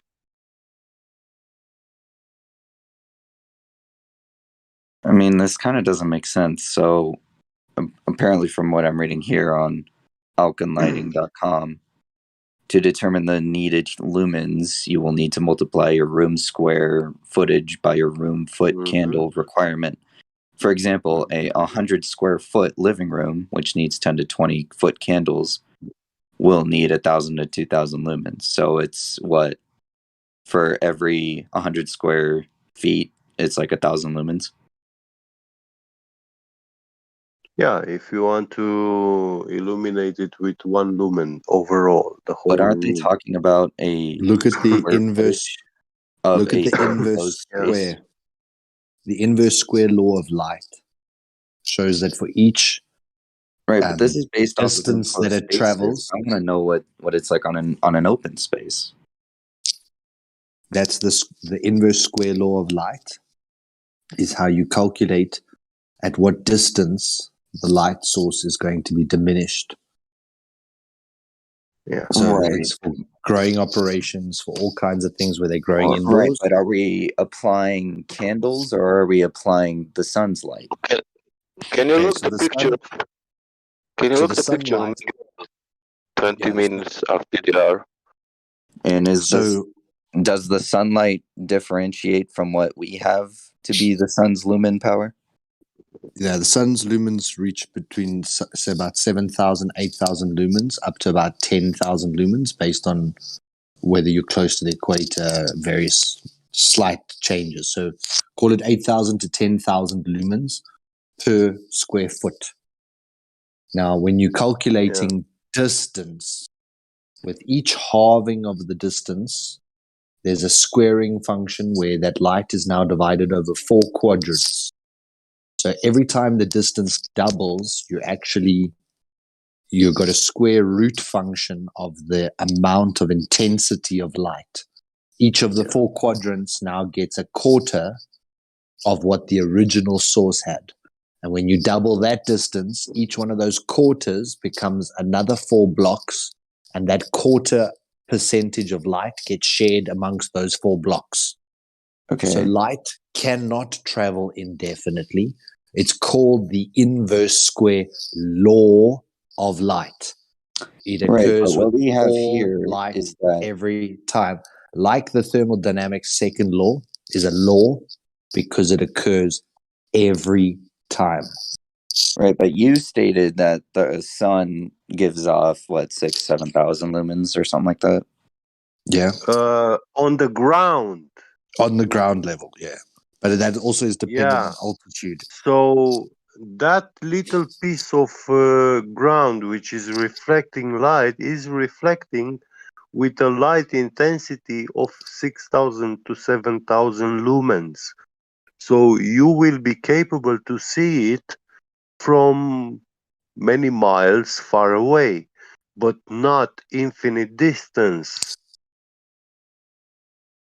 The sun itself Is like is 127,000 or something like that, right? many hundreds thousands, lumen. Well, it'd be in the millions. Intensity. By the time you get to within like the last quarter of the distance to the sun, it would be so blinding. It would be so impairing to everything because of this inverse square law of light that the intensity is squaring or is a squared function. So it is something that's often overlooked when we just say, oh, they can be at any distance. But here's a little thought experiment. So you take the sun, bring the sun all the way up to the earth. So we know that in your mind, you see the sun as this giant orb, and the earth is like this tiny little speck next to it. Yeah. So if the sun was right next to the earth, do you agree that the sun would basically fill the entire horizon? The entire sky would have instantly sucked in the earth and we'd just all be dead, but okay. Okay, but besides that scenario, eventually, that's an obvious one, yeah. But if it wasn't just at that point, you would see the sun would fill the entire sky, correct? From Just left to about. right, you would see it, yeah, because the sun is so huge. Now you move the sun to 8 light minutes away from the earth, and now it's the size of a quarter. If you hold a quarter up at arm's length, you can block the sun with just a little quarter. Right. Now double that distance now. So now you're at 16 light minutes. Think about the sun going from everything you see in your entire horizon to the size of a quarter held at arm's length. Now it's probably like an eraser point on a HB pencil. Mm-hmm. Now double that distance. So now you're at 32 light minutes. Now that's like a pinprick in the sky, and you're at 32 light minutes. So you double that distance now. Now you're at 1 light hour. Now 24 times that distance so that you get to 1 light day, and then 365 times that distance so that you get to 1 light year. And then you told me that you think you could still see the sun. Every time you're doubling how much smaller that got, there would be a point where you can no longer see that star. That's just logical. But your model says it doesn't matter. That star can be 8,000 light years away, and you'll still see it. Well, yeah, it just takes that, a lot of years to get there, to reach our eyes. Okay, did you hear the point I just explained to you? Yes, quite I in heard detail? the point you explained, but you're also... Do you think you'd still see a sun or a Yes. star? You say yes. You don't understand that when it went from the sun at the earth, it was the entire sky to about a quarter, and those were light minutes. And even if you just 8 times that or 10 times that, it would already be invisible. You don't agree? Right, I don't agree, but not every star is the same power output of our sun, Yeah, just obfuscation. I can't even say the word right. Obfuscation. Obfuscation. Yeah. That's all it is. You're just running away from the whole thing. But that's okay. We're used to it here, like I said. So you agreed. You agreed we couldn't see a brick. We couldn't see a brick at 3 miles. Right, but you a brick agreed isn't because also it would get falling too small. either. But a sun at 8,000 light years, which is I'll tell you this right more now. than If the you gave a brick the trillions. same luminous power of the sun, yeah, you could see it from anywhere. One light year is something like 7 billion miles. Trillions. Or trillions. It's stupid numbers. And that's why they term it light year, because if they said trillions and trillions and trillions of miles, you would all look at them and say, you're right. But your belief here is Yeah, but they also literally teach us what a light exposed year is. Like, as they don't just need a the same belief. miles. You think it's been proven? I mean, I'd say it's been observed. It's been observed or claimed. Don't you need to walk all that distance to observe it? You don't. We have to tools say that you observe it. made to zoom into What? those very small objects in our space. Listen, when I go outside and I see far away in the horizon a big mountain, I look at it. Do I bloody know how tall that mountain is and how far away it is before I walk all that distance and No. before I climb the mountain and measure it? Well, if you know the distance, you could just use trig. Unless you live on a curved surface, then you couldn't do it. Funny Yeah, enough, that's how Elijah, they but got the yeah, radius. that's why I said You could do I it. You said just got to account for the curve, but okay. No, you can't do it. that's why I Because said why would you can't do it, account? Why would doesn't mean we you? have Why one. would you account for something that you don't have to? Number one. Number two, when you think when you use trig over the span of I don't know thousands of square miles, then you most definitely can't. Especially if you're using multiple things in the sky. But there's anyway, only if a you wanted to use math to about try this and very practice. well, yeah, measuring shapes has nothing to do with it. You're 100% right. I don't know why people even bring it up. All they And do I is never just said show the anything about graph of measuring understanding. shapes. This dude went off about looking at mountains. I was still talking about the stars in the sky. What about them? What is that? That's what I mean. But like We were people don't talking know about what the science is. distance So and what are why you talking light about? does not travel forever, but we're That's not also science. That's it is pseudoscience. science. It's called astrology. How would you know? Where? Because we How observe do it, you we have know? evidence for it through Excuse calculation. me. But you guys Excuse don't make me. How do you use what calculation? You mean the one where you presuppose from the center of the Earth, i.e., presupposing the radius? I mean, we've done it Presupposing a before. sphere? That's how we found Uranus or Neptune or whatever. Well, anyway, I see why you got down to what you got down to. Please continue, because I guess this is where you got. I have something that might help. About how light mind. doesn't travel forever, right? And Could yet, I- stars in the sky we could still see, regardless of the fact that they're, That's because you millions have of a light years religious away. belief that You're they're millions presuming and they're a millions of million light years billion away. light That's years why. away. Right. Could I Based try on a something? presupposition of I the gotta Earth go. in the first place. So You guys You mind? don't I know have an what they example. are. I have an example that might help with this. I'm about to post something He's in the just live dropped. stream. He's just dropped. I think he got a call or something. Yeah. Oh.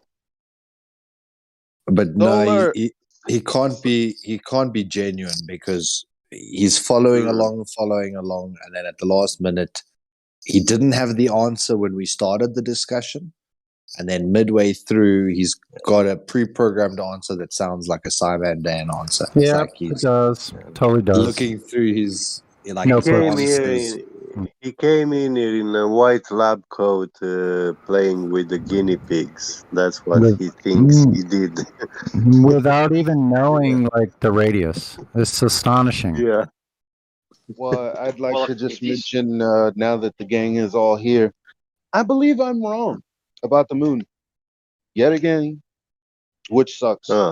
But just as adamant as I am excited to have to be adamant in putting my pride aside, Solar, I think I'm fucking wrong, man. What was it you were wrong about? Hey, well done, Eli. That's the pursuit of truth. So it's not. So this is what I realized. So as I because earlier, I did my video. I was showing my screen because Adam and I were going back and forth, and I was like, "Look, I'm looking at it right now." Like I put my helmet on a tree, and then I did a bunch of other goofy shit. But at the end of the day, I tried to simulate like the moon, the position of the moon, and I'm turning my phone to do it, and I'm like, "Look, there's no switch here." But what I didn't realize, which I realized later on, is that if I was truly at the orientation that the phone was pointed, well, then the helmet wouldn't be lined up with the 1 o'clock anymore. You see what I'm saying?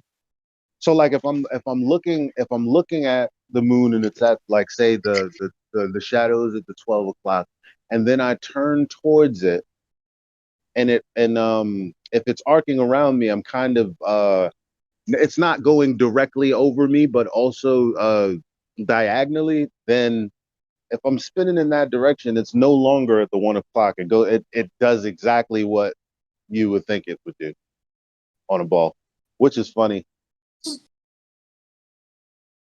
Well, I still don't completely I still side with what you were saying initially, because the tidally locked motion that we're supposed to see is a static motion.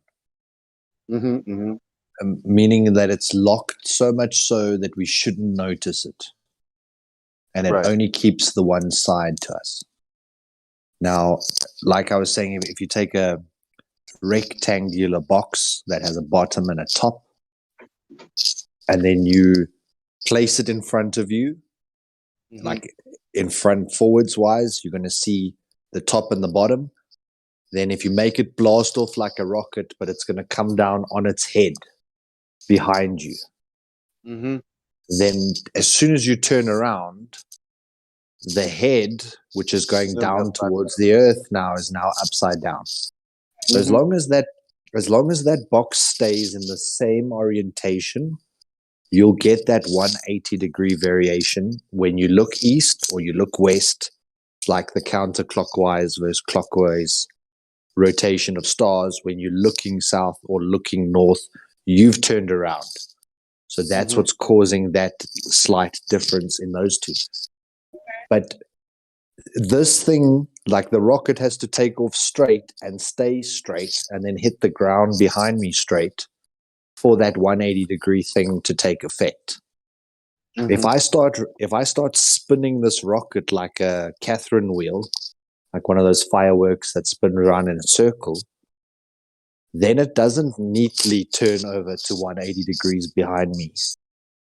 It could be at half a rotation or 2/3 or 2 rotations and a bit. Or now we're picking up that rotation of the moon that's like a radial rotation. And when you think about this moon that is moving around the earth over 28 days, and it just turns just enough so that the one side is always remaining toward the earth, that's not a 24-hour circular rotation that we're seeing. So I still think that there's something more to this. I did see that post that the other guy said where their version says that it's like so many degrees per hour, so that within 12 hours, the moon has flipped by 180. But like I say, that still, in my mind, doesn't conform to what their model states, that the moon is orbiting the Earth at 2,160 miles per hour, 2,160. But the orbital rotation is just enough to just keep that one face. So there's not like a 24-hour rotation in the moon at all. And that one face that's always kept to the Earth is like keeping that box locked in the same orientation, because then as the box moves around you, that's that just little bit of moon motion to keep it the same face towards you. It's not a clockwise rotation every day.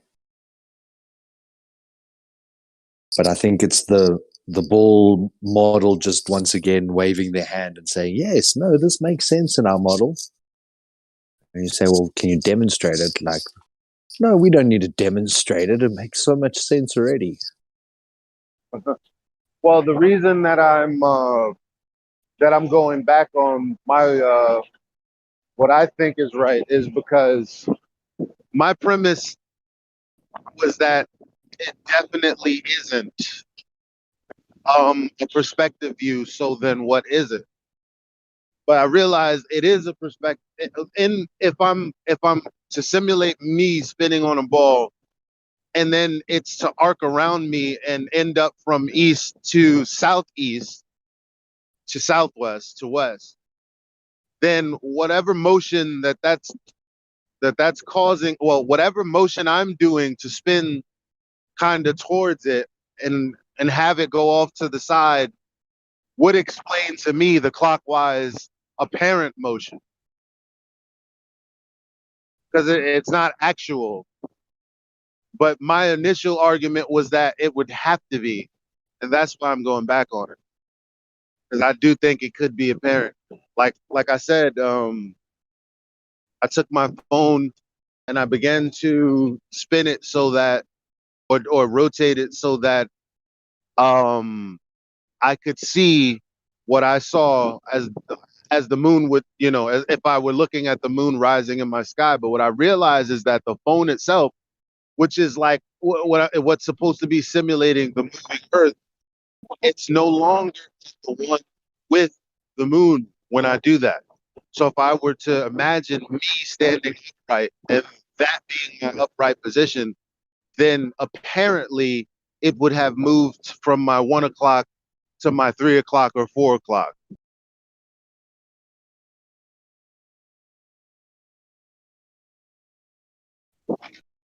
Which sucks because I thought I had a slam dunk there, but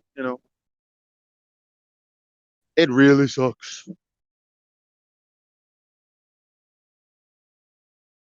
But truth is truth, and I love that more.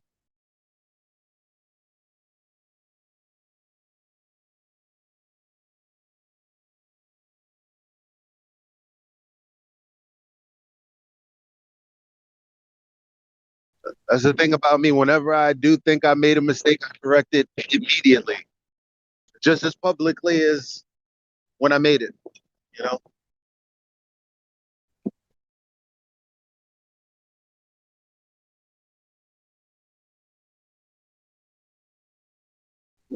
Are you guys still there? Yeah, sorry, I was talking to the mute button. Fuck. I do that.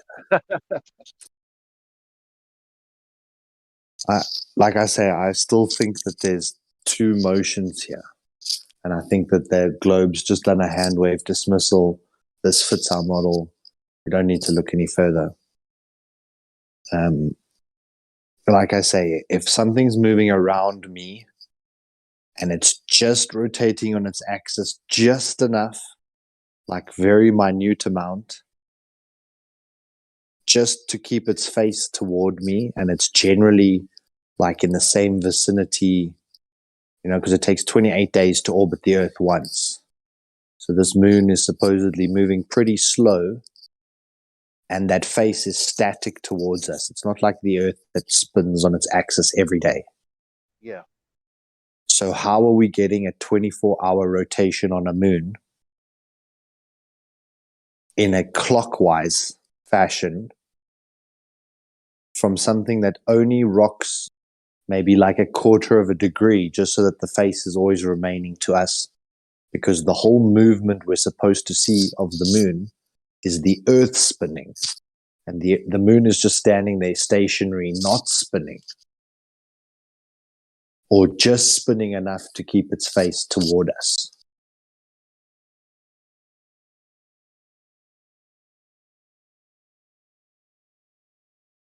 Well, it's definitely something I'll continue to think about. I'll tell you that. So, like, I've just taken my daughter's netball ball. So, like, imagine these first two pictures.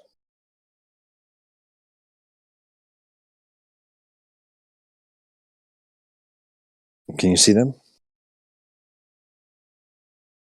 Give me 1 second.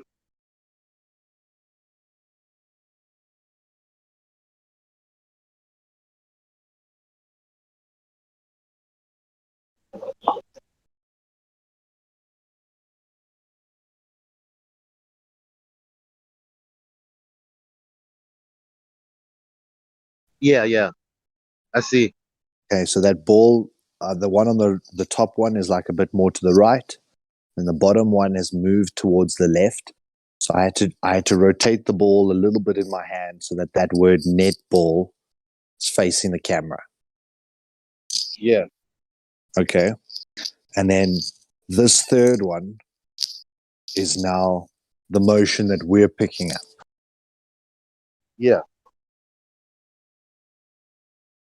So now imagine the ball that moving. It's already had its what they call that gravitation locking. That ball already had that by me rocking the ball to keep the netball symbol toward me. But when it starts to make its own clock rotation, I can't see how anything in their model describes that. well, now imagine this, right? So that imagine that ball is stationary, save for the 27 days that it takes to go around the Earth in its orbit, right? So for all intents and purposes, it's basically standing still. If you were to freeze the Earth, right? Well, no, you're not, because now I'm about to introduce the rotation. Instead of thinking of the Earth as a ball, look at your first picture and now imagine that your orientation changes from 1 o'clock or from 12 o'clock to 11 o'clock. Obviously, the words aren't going to be at 12 o'clock anymore. They'll be at 1 o'clock. If your orientation at 90 degrees is to be 11 o'clock now, since you're rotating. So that's the part that I didn't consider.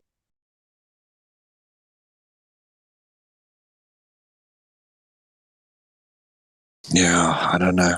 It's puzzling to me because like it was one of the first things that I looked at when I watched Eric DeBay's 200 Proofs, and he showed that like where the sun sets and then it goes like at a 45-degree angle.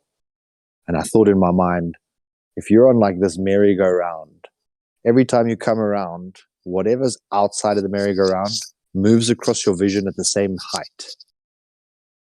So you should see the sun rise perpendicular to the ground, go over your head all the way in a straight line, and then set 180 degree to where it took off. No, I agree with that still. That I agree with. Like when, say when the moon, actually, no, when the sun is coming up northeast and then it leaves northwest, when it was south of me, I'm still on board with. I don't think that makes sense. Yeah, so the way that I saw it in my mind is that this, if we were on a ball that's doing this constant rotation every day, the sun should rise in like that same groove every single day by maybe 1 degree out, like slight variation, but it should disappear into the horizon the same angle as it maintains throughout the day. And just observing a sunrise, you can see in 2 hours that it didn't do that. And that to me like blew my mind. Now it's the same thing with this moon. It also enters the sky at like this 45-degree angle. Right. I call it diagonal. I guess, are we talking about, that's what diagonal is, right? Like you have up and then yeah. Off to the corner, yeah. So that diagonal way that the moon enters our sky and then has this rotational pattern, it's like, no, they can't argue this away that you've moved towards it and it fits on a ball. It doesn't fit on a ball. And this moon is doing a rotation. So in the real world, we are looking at something that's significant. But in the heliocentric with inverted commas on both sides, in the fairy tale world, they say, don't worry, it's answered, it's accounted for. And then they use all these different explanations, and you're on an arc and you're turning towards it like this and like that, and 15 degrees, and they make it sound all legitimate, and you're like, okay, cool. There's an answer to it. There's no way. There's no way they can account for the rocking back and forth of the moon, aka like it appears to come in one location and then it's in another location the next week, and then it's back to the other location. They can't explain that at all. I don't care what they say. That's insane. And the consistency of the movement. So, for example, if I set an orbital, like if you've ever seen those pictures of how they say the ISS moves across the sky, and then you see every second trip is like in a slightly different line, but they're all parallel and they're equidistant, like that makes sense to me. If the moon was on an orbit and the orbit was like slightly off its trajectory, then every day I'll experience it rising 3 degrees different till it's covered X amount of degrees or whatever. It'll be a consistent amount of degrees every single day.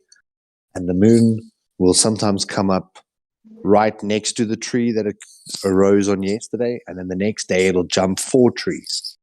And you're like, what the hell? You can't do that. You can't do that. You can't do that if you're in an orbit. Like, if you're in the set path, you can't do jumps like that. And then on the last day of the month, stop at that point and start moving back the way you just come from. It's like you can't do that if you're on an orbit. So, yeah, I still think we need to dig a bit deeper here. This is a good question. And, I'm with you, man. I'm with you. I'm looking on that like I said, there are these Enoch Square Earth people on Facebook that make that'll the way they speak to me makes me feel like Anthony. Yes, makes me feel like I'm the shill flat earther. You know what I mean? Like the way they just like dismiss certain things I say, way? like, oh, you're well, well. Sorry, I think you were going into it. Yeah, I'll just say things like, "Oh, look at the shadow. Look, it appears to the east when that's where the sun is." And they're like, "Man, get out of 2015." Like how we say, like they're on to other shit. Like, they're so advanced. And I know they're not pulling my leg because like I said, when they said, "Yo, after the new moon, 7 days," I don't know if that's why I'm looking for the post. It was either 7 days or 10 days or whatever from now to the day it's going to jump a certain amount of degrees. And then it did. And I said, holy crap, they're paying attention a lot more than I am because they've been paying attention for years. I don't got that kind of time under my belt, just looking at stuff, making sure it's either doing the same thing, repeating or not repeating. I don't have any. I only have 1 year, and even in my 1 year, I haven't documented things to the day the way they have. They're really obsessed with it, which obsession is not a bad thing necessarily. They're on it. But how did any observation get made? Was someone noticing and then recording. And it's the start of like the real scientific method. The real scientific process is being aware enough to see what's going on around you. Yeah. And then having that spatial awareness to think, wait a sec, I don't think someone's covered this before. Let me take a deeper look. and learning comes out of it. You know, it's, I don't know if you've watched Mark Knight, Wakey Wakey.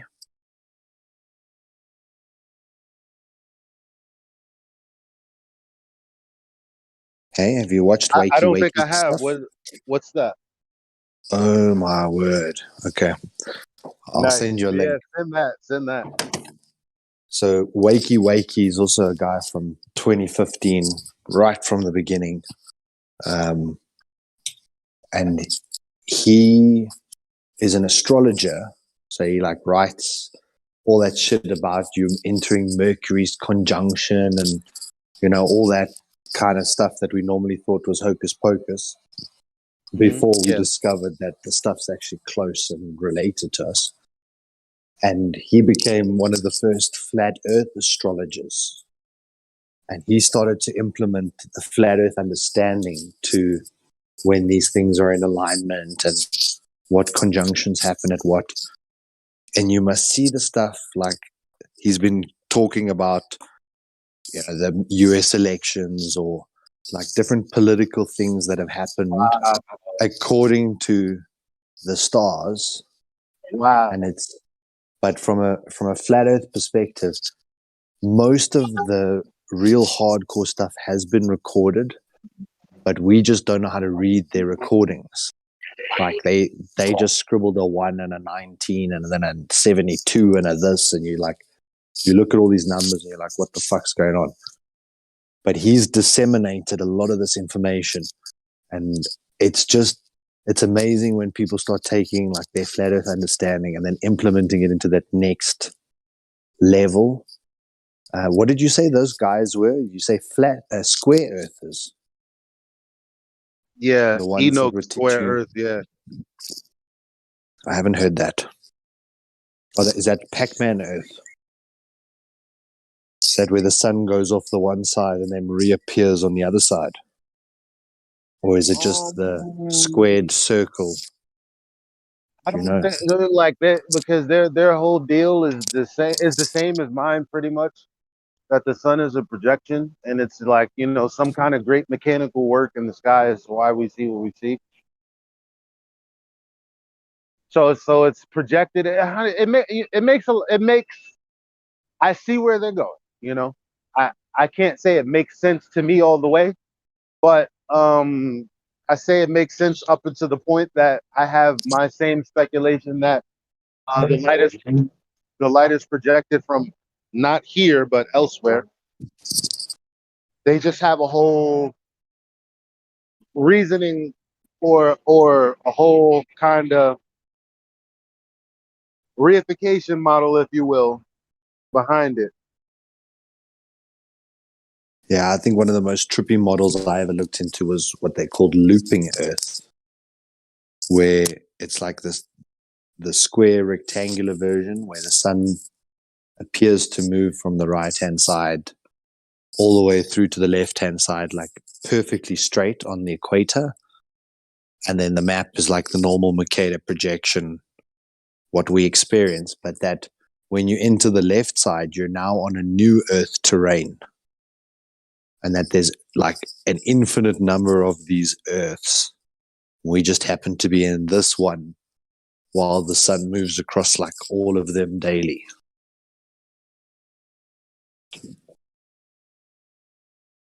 Like I say, no evidence, but it just makes your mind think about like what kind of possibilities are out there. You don't have to accept these thoughts, but play with the idea, see what comes of it.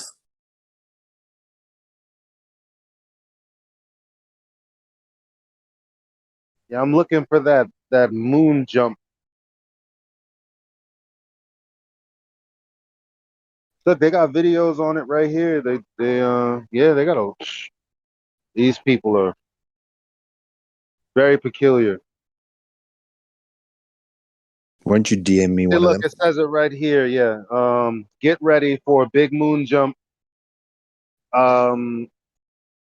STH from the 7 days in track 4. Monday will arrive in track 1, further south. Pay attention to arrival point.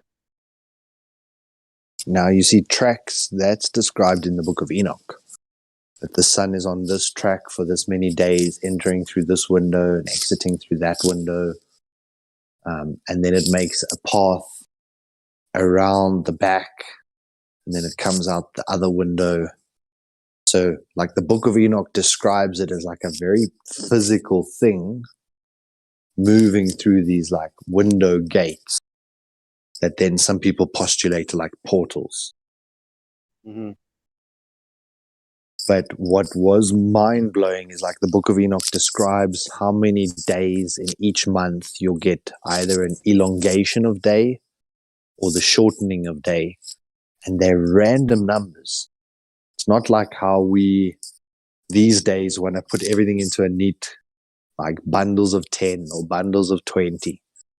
It's like the Book of Enoch says, you know, for these 7 days, it's going to be in this track. And then for the next 22 days, it's going to do this. And then for 30 something days, it's going to, like these almost, they're either super accurate because they're so random, or, you know, it's not just like a guesstimation. And then for this many days, you'll have this much extension of night, and then you'll have this much daytime. And then when they take those and overlay it onto like date and time, where it shows like the summer and the winter in the north and the south, you know, when they show like the AE projection with the day and night scrolling over it. So you can see how it like the night grows or shrinks. Yeah. So I'll send one screenshot. It's not moon related, but it's like you'll get an idea of like some of the stuff they'll say. I don't know. You know what I mean? Like, because at the end of the day, they're using a projection, so beats me. But they seem really adamant about things that they talk about, and they pay attention a lot more than I do. So I can't say that they're bullshit without putting at least in the amount of work that they have to see what they've seen.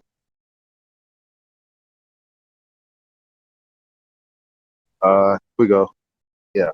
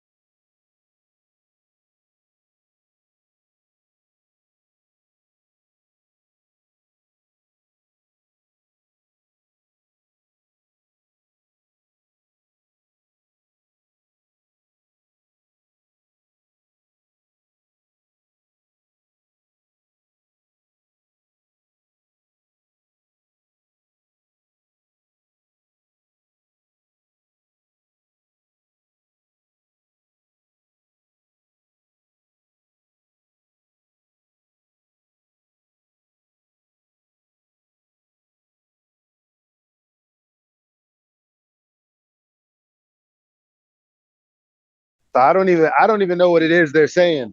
Do you know what they're saying? We're trying to say. Yeah, it's like the ballers often argue, you know, how is it that in the south you can see the sun either rising? If you're in the south, you can see it south of east, and if you're in the north, you can see it north of east. Almost implying that the sun would still be further north if you're in the north, or the sun would be further south if you're in the south.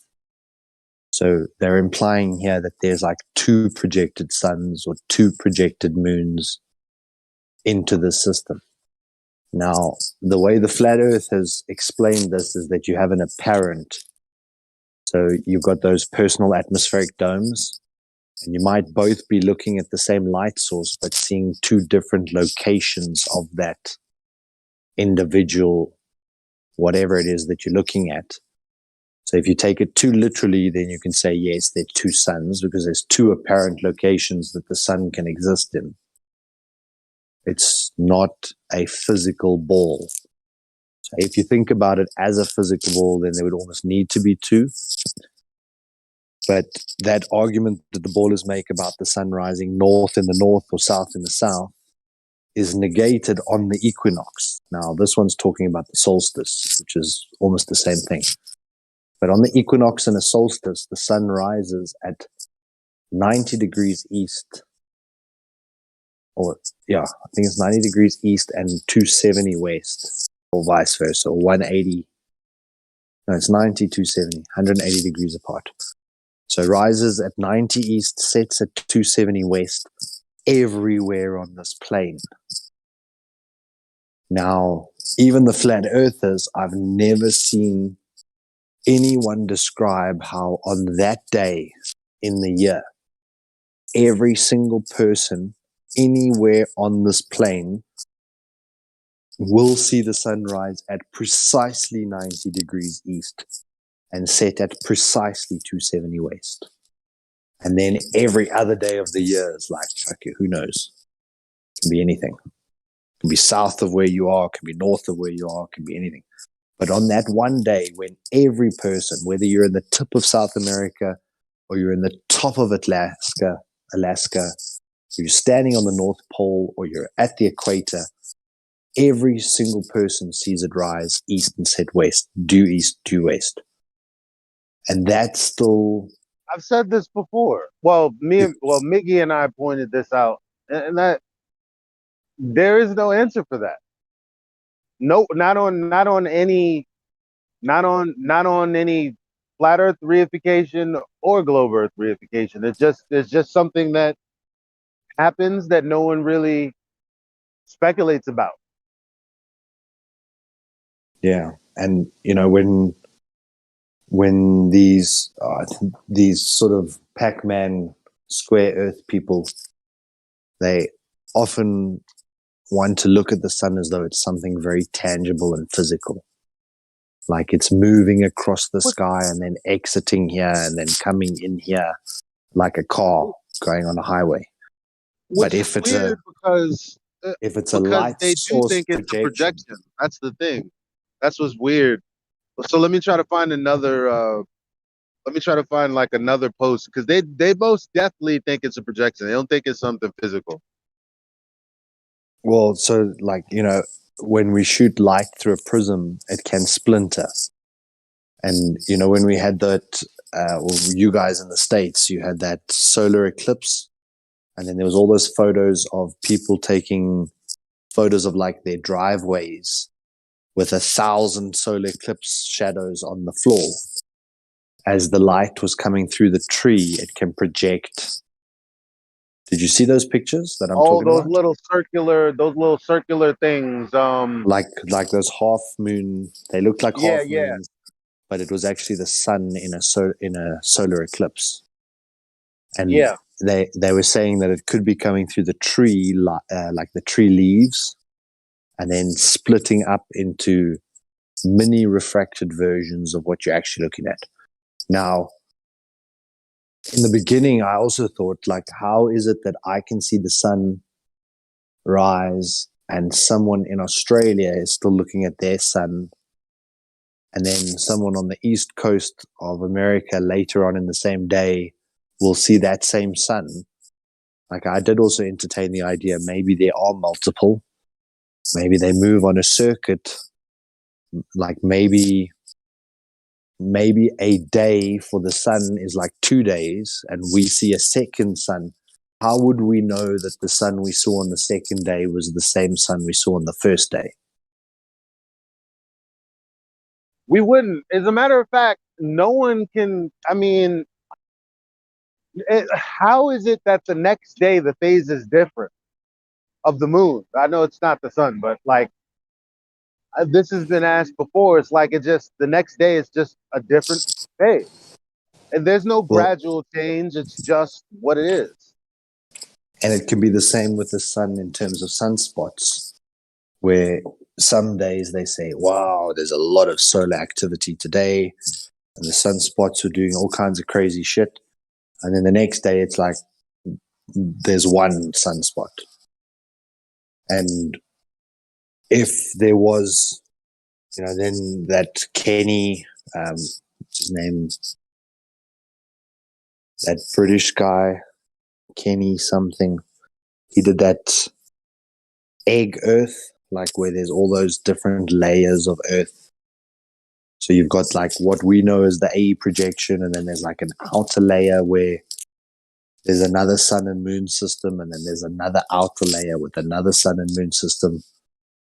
And that potentially we on the inside see those outer sun and moons as like planets or other bodies that we just think are stars, but they're actually like the sun in our neighbor pond. Like there's so many ways to think about this, but once again, that's all speculation. It's about what can we actually tangibly prove.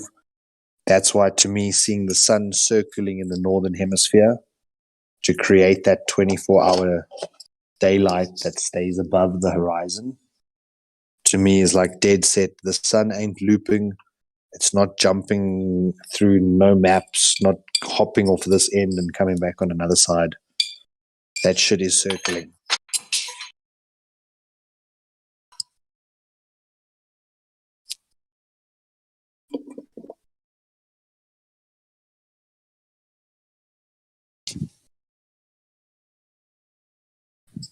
Oh, I thought I had my mic open. Yeah, right. That's the only thing that defeats all of, my speculation is, well, in the north, you can literally look at it for 24 hours. That's it. That's it.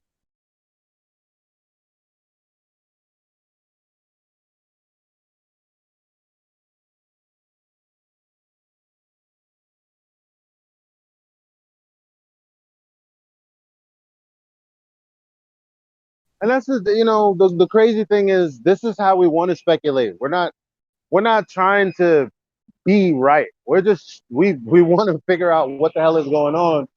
But oftentimes we're scared to speculate simply because there are people out there just waiting to say, gotcha, bitch. Like we're just trying to figure out what the hell is going on. That's all. Yeah. But I think it also boils down to like, not to blow our own horns or anything, but certain people are scared of presenting a new idea. Others are very comfortable with repeating an idea which is already gaining steam. So a lot of people hang on the fence till they see something and then they'll go repeat that as though it's their own. Whereas like what you and I like to do is to just really like take it back to its raw parts, like its core component pieces, and see if each one makes sense. And if there isn't, like we do a bit more research then, figure out why you weren't understanding it, or it's thinking that there's too much information and that you can never go and learn it all and just feeling like it's pointless. You'll never start the process of actually trying to figure it out. And at the same time, like for me, each one of these, I was curious. I'm not saying I'm going to go commit to it. I'm not signing any annual subscriptions with anyone. The point is, like, just show me the information. If the information has merit, I'll go and dig deeper and I'll find out if there's a flaw. Mm-hmm. Right. Yeah. 42H.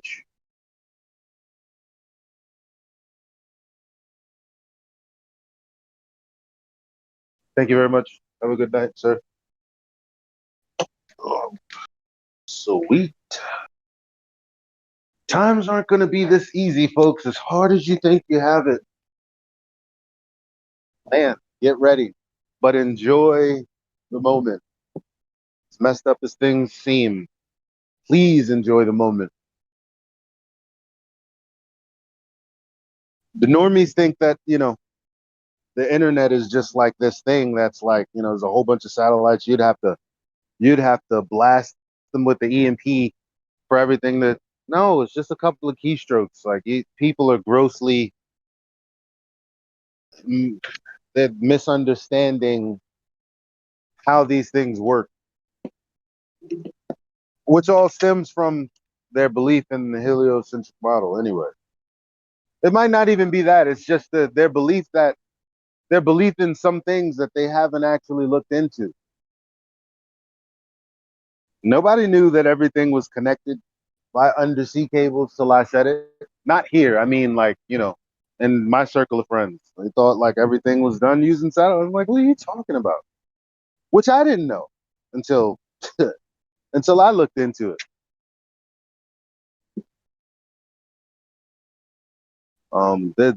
These moments that we get to share and exchange information on this little rectangle. Yeah, cherish it. I love you guys. I love the time that we spend, the time that we talk, and I appreciate it. So I don't know who else I'd be talking to. Well, nobody. That's for damn sure. Annoying the hell out of my friends and family. That's what I'd be doing. I'm glad I don't have to do that.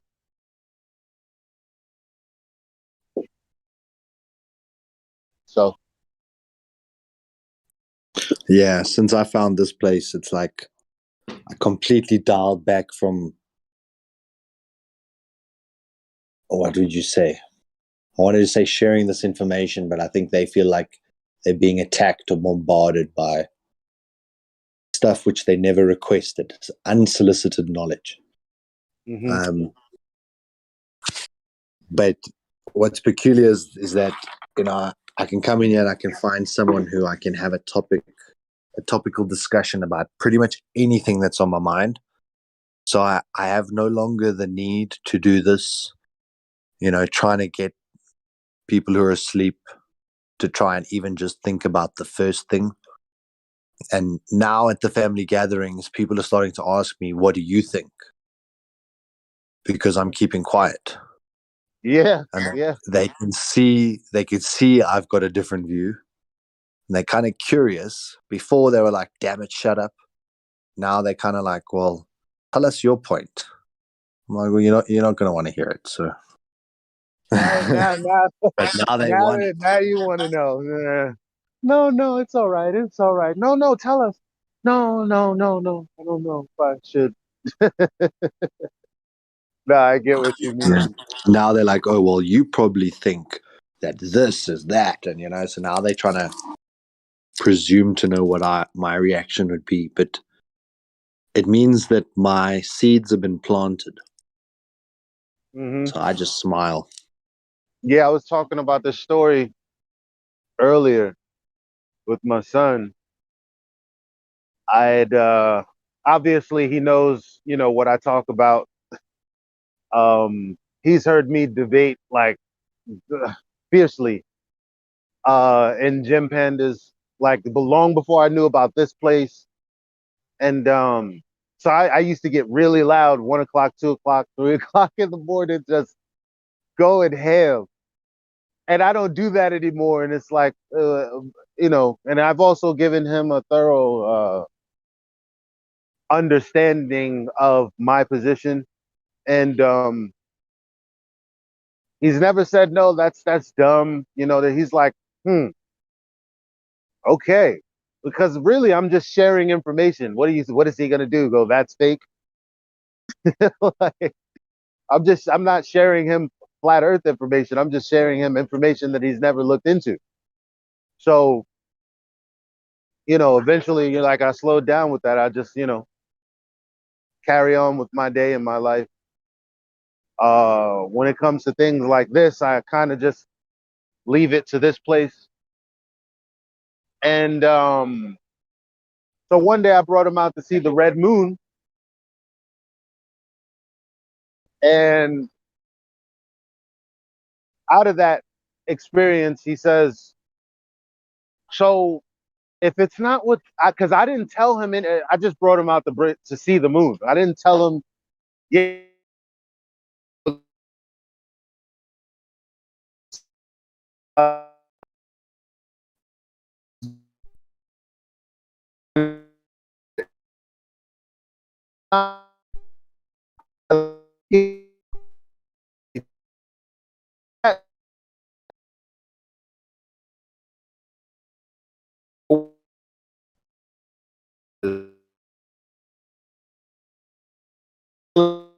believe. I believe whatever I want. You can believe whatever you want. And at the end of the day, it's your business. You know, is if you think that what you had I didn't say all of this. I said it in a much more smooth way. But ultimately, I was saying that I don't know what the sky is. For all I know, it could be what they're saying. Could be anything. I don't know. You finally have the ability to think for yourself and believe whatever it is you want to believe about it. That's what other people do. That's what I'm doing. So have fun with it. It's basically my message to him. But the fact that he saw And something and then questioned it. How old is he? 15. Okay, so yeah, he's at a good age for that. Yeah. Who's 15? My son. You teach your son about flat Earth? Nope. No? Why? I mean, well, I teach him about heliocentrism, and then I tell him go make observations and tell me if it makes sense. That's what I tell him. Okay. Yeah, you teach them critical thinking skills. Like small steps to the flat Earth. Yeah. That's why I believe he asked me, that's why he asked me when he saw the moon. He's just like, all right. I gotta ask you, like, if it's not what the fuck I think it is, then what's going on? And I'm like, I don't have that answer, bro. I'm sorry. I don't have that answer. Because people that's what people want. They want that answer. But we don't have it. That's a part of the indoctrination that man can know everything or man does know everything. And we don't even know if we can know because there's a lock on the sky. We don't know how far up you can actually fly. We don't know what the air pressure is up there. We know where it's at on a mountain. Planes fly higher than mountain. We don't know how high a plane can actually go. We only know how high they tell us they can go.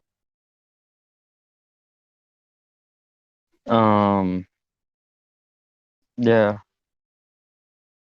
And like I've heard about like the moon rotating, stuff like that. Could somebody tell me more about that?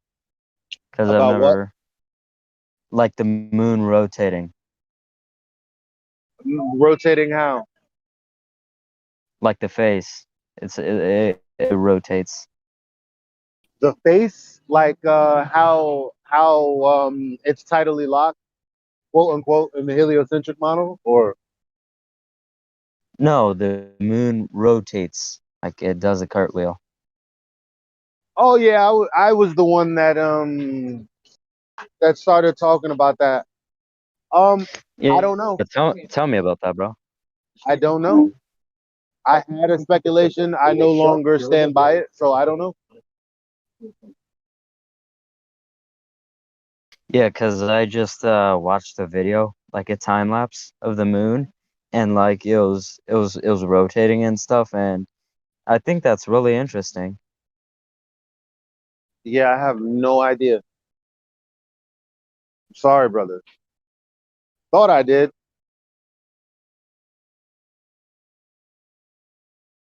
Anyway. But you know what? There are things that I do know from watching the sky as much as I do. I'm literally every day that it's a good cotton candy, cloudy kind of day. Every time there's a sunset, that proves that we're not living on a ball. Because if we're rotating and the clouds are rotating with us, that's what they think for whatever reason. At some point, the angle should have it where the sun is lighting the clouds from the bottom. which is what they do have. Like they have videos of the sun seeming to light the bottom of the clouds, but that's a special circumstance. Not a special circumstance. It has to do with your angle to the light, and this can be demonstrated. Dave Weiss actually demonstrates how this works using a light source that is above his table, but as he brings it out horizontally, he doesn't lower the light at all. He just brings it out to a specific distance where the light begins to shine on the roof of the table. So I'm like, okay, that's done.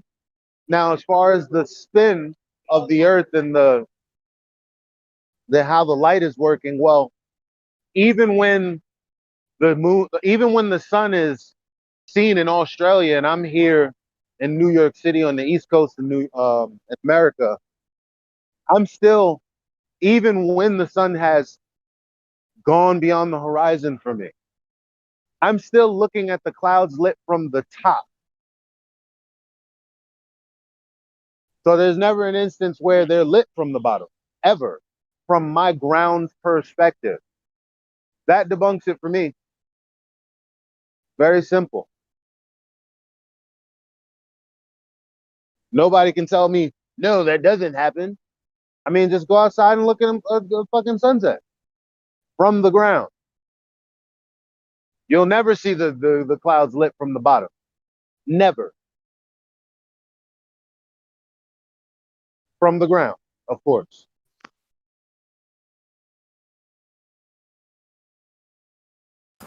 That's where you would best see them lit from underneath if they were, is on the ground. Yeah. Exactly. Yeah, we don't ever see people's ceilings being lit as the sun goes down on west-facing rooms. Nope. Never and ever. I'm with solar. I don't know. I don't know. I need to put a camera to a globe and have it spin away from a light source to try to see what I see. That's what I need to do. Yeah. What? I'm sorry. What? I was gonna make a What do point, you but then I guys? kind of changed my mind. That's what happened there. What do you guys think about the supposed land masses beyond the ice wall? You know. I don't know anything about that. Yeah, none of us know anything about them. If they're really there, where they are, how big they are, how far the plane extends. We don't know any of that information. Nobody knows that. If they do know, if maybe NASA's been shooting rockets horizontally, maybe they've found something, but they're not telling us. Did any private person ever fly a plane over Antarctica?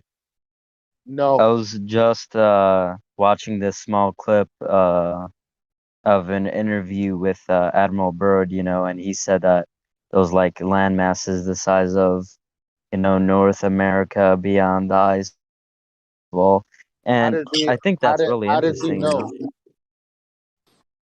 And we found it quite astonishing. Well, when I I'm say supposing that he went there. He no, explored. what I mean is I've never seen, and I don't know anyone who's ever seen the whole of America.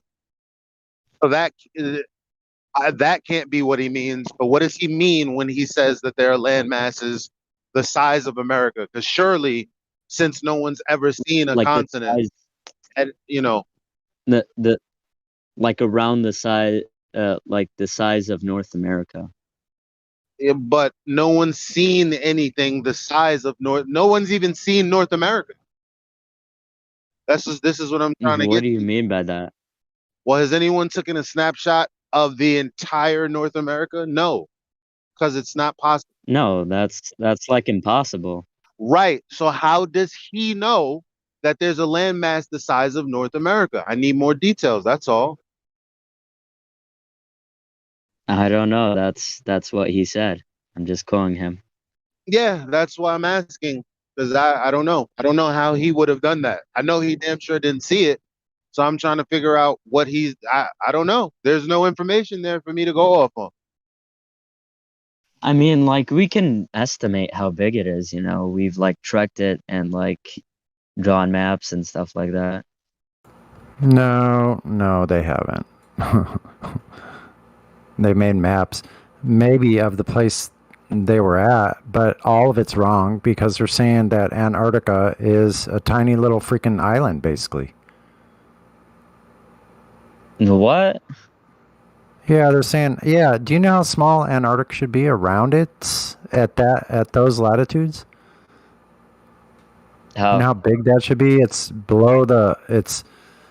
on a ball. It's below the equator, right? So it gets smaller and smaller. So going around it, it's basically only like 10,000 miles. But Captain when Cook. I look at a map. Hold on, let me finish about Captain Cook. Captain Cook said he sailed over 60,000 miles and never found an inlet, and the furthest south he got was 70 degrees. He was most time at 50 and 60. And contextualize that. What did Captain Cook use to measure his distance? The circumference is only 25,000. So if he recorded 60 to 70,000 and the circumference, the widest point on your presupposed ball, he would have done 2 to 3 times that distance while traveling around the bottom. What did Captain Cook use to measure this distance, though? The same thing all navigators do. They have navigational chronometers for your timekeeping. You do dead reckoning, and you also do celestial sightings. Okay, then he wrote down the distance, and that's... These are all logged. Yeah, yes. These are all logged in a log. A ship's log. But what if you were to, you know, fly over Antarctica with your plane? Would they like shoot it down? Never happened. The military shoot it down? It's never happened. I wish it did. Then maybe I would have questioned whether. Well, no, because you need a curved surface to say you live on a ball. We already know that doesn't exist.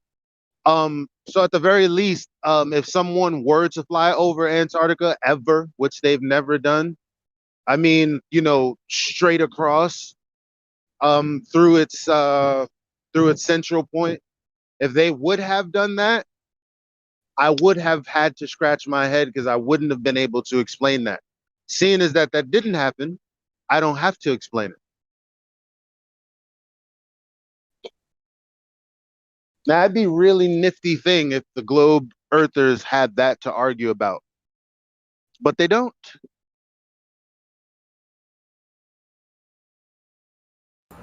Just the fact that no one has ever in all of history done a north to south circumnavigation. That would clinch it. That would clinch it in the deal. Let them go all the way straight down and then all the way back up the other side.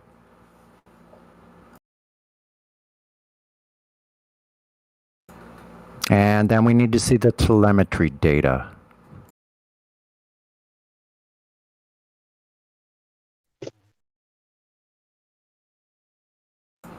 Because you lost all that shit before. Yeah, like sometimes when I talk to globe earthers, they claim that, you know, people have flown all over the globe, you know, and when I look at the flight paths, it's simply not true. Did you ever talk to someone or know for sure if the flight path is like the one from Santiago, Argentina to Perth, Australia, if it's actually the way the flat earthers say, because I'm not exactly sure if it's the globe earthers are right or if the flat earthers are right. I just want proof on if the flat earthers are right about the Santiago to Perth flight. Well, the thing is, it's not like we have. All we have are known distances, and even especially distances over water, they're not accurate. This is why you'll see differences of 2 hours here, 3 hours there. We don't know. Like ground distance is very different than over water.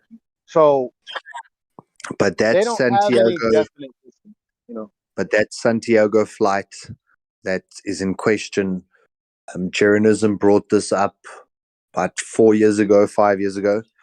And there's another truther called Max Egan, and he takes that flight for work. So he did a live stream taking that Santiago flight, which the flat earthers claimed didn't exist. The direct flight from Santiago to, from Chile to, is it Perth to Santiago or Santiago to Perth? Well, whichever way it is. That flight, which they say doesn't exist, but when you go and research that, there's a specific plane that only does that route. Can fly at higher altitudes. It's got modifications done to the engine. It's got 4 layers of paint so that it can fly at a faster speed and avoid friction. So it's an engineered plane to take like a long haul. So someone else then took that flight with a compass on it, mechanical and a digital compass. And when you watch that little screen in the headrest that said that you're flying northeast, the compass would show that they were actually flying westerly. So the plotting out on a GPS coordinate system is done in a way that it always looks like you're doing what they're saying on a ball, because it's designed as an overlay. But the actual directions that the person was flying was like northwest, and the plane claimed northeast. So there were variations throughout the flight. Other people have taken levels between the airport. So they took physical spirit levels on the entire trip. So you place the spirit level at the airport before you leave. You show it's level. The airplane you climb onto is level. You put the level on your tray in front of you for the whole duration of the flight. You time lapse it. You get to the next airport, you put the level down, everything's level. Then they said, no, well, we don't understand, levels always curved around a ball. So then they took like iPhones and would level them at an airport and then like reset them or put them in complete off mode till they arrived at the new destination, so that it would automatically lock that leveling feature in the phone. And they demonstrated that all airports are level. So it's just, there's too much to show that it is a long level plane, and we got told the story of a ball. Like Elijah's question about who's ever seen that continent, I've never thought about it that way, because when I flew to the States, like approaching that East Coast made America look like it filled the entire horizon, because it just looked so massive. And I think all that we were really seeing was New York and New Jersey and, just a little bit of that East Coast. There's no way that you could be able to see the entire continent. So how would you know there's a North American sized continent there? Unless you had like another year to explore and you took measurements and then you knew it was that size. Interesting. Yeah, so there's a lot of misinformation out there. There's some truth peppered in between. And this is what they want. They want us to squabble over certain tidbits that could be relevant, might not be relevant. But like Solar said, there are things that are demonstrable. Like that, I like what you said about the phone, how they just set it. And then obviously, if they're like, I don't know, 45 degrees different from where they started, that should show. But no, that's never, no one's ever shown this. What about the Antarctic cruise? What about it? Well, they have flights and boats that go there. What I mean is, what about it? Well, you can explore Antarctica, is what I'm saying, and a lot of Okay. people apparently do it. Okay. I can go to New York and explore Brooklyn. So, Well, couldn't you just do the measurements at Antarctica itself? what do you mean? Okay, so what you've been talking about this entire time about finding the, land size and all that, and we were also talking about how flights never go to Antarctica. Well, they Who do. said that? Who said that?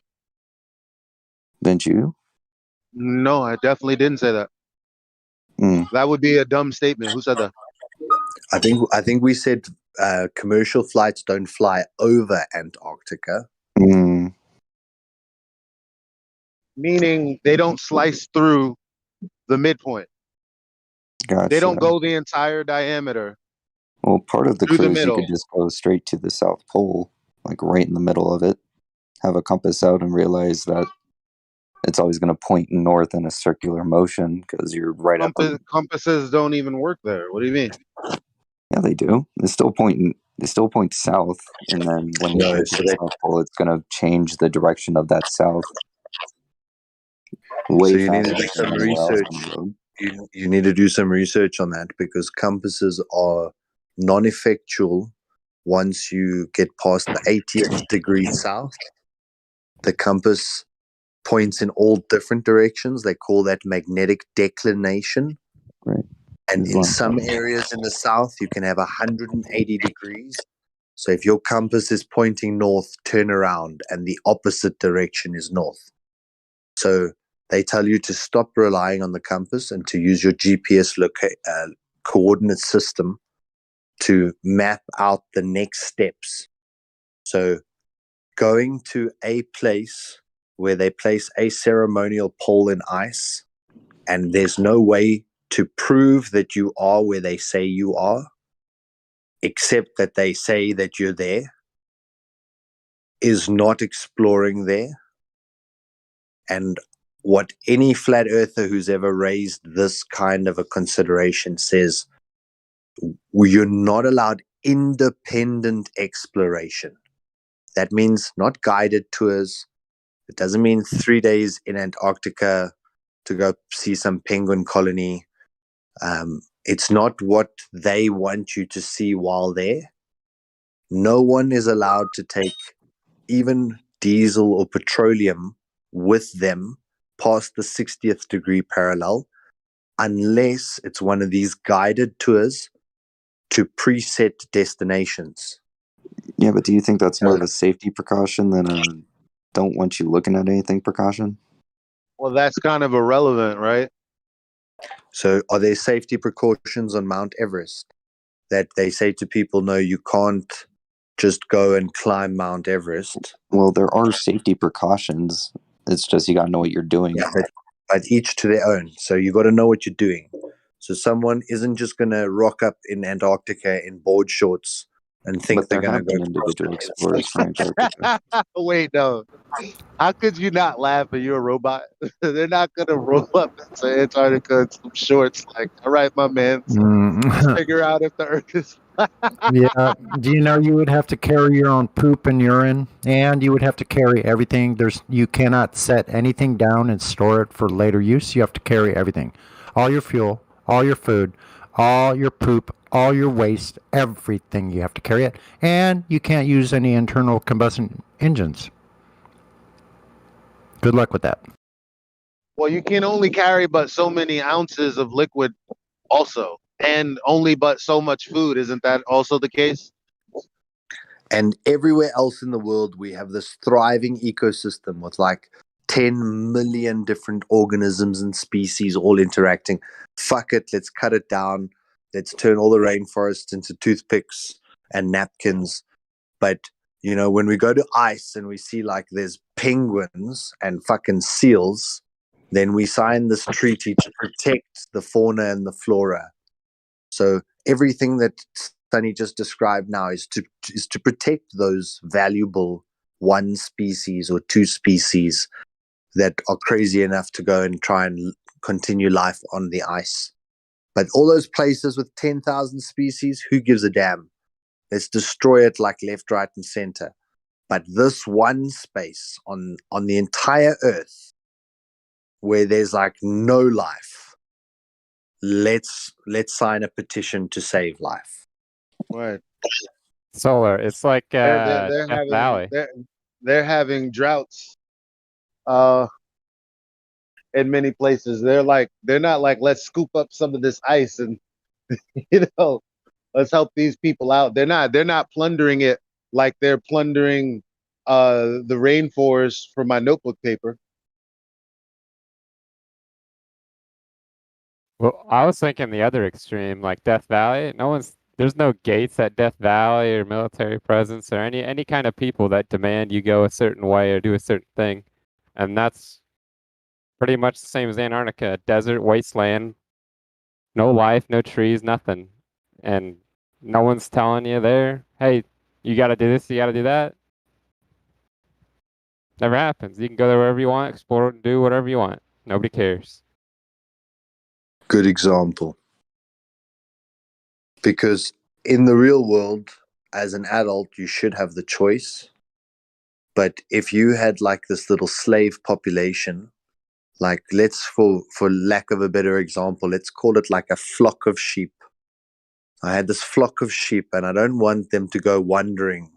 I don't want to lose some over that mountain and lose some to that little area. I want to keep them all in this little space because then I can get my milk and I can get my wool and I can get everything that I need off my sheep. So they've told us this is all there is, and they wrapped this around a ball, said everything's discovered. So you're on this little circle. So sheep, there's your pen, there's your boundaries. No one cross it. Everyone be good little sheep. Thank you. And now the sheep are starting to say, well, if I'm tired of being sheared this many times a year, having my babies stolen, and these are all metaphors. If I'm tired of the way I've been treated, can I just leave this pen and go somewhere else? And they say, no, you can't. Can't take fuel. And if you did leave, you've got to carry everything with you. And then it is one of the most harsh environments where you would need all that extra mechanical support. They've made it almost impossible for you to get out the pen. Yeah, it's like saying go to Death Valley, but also you can only have a gallon of water for your 1 week trip. And we need to approve all your materials that you take with you.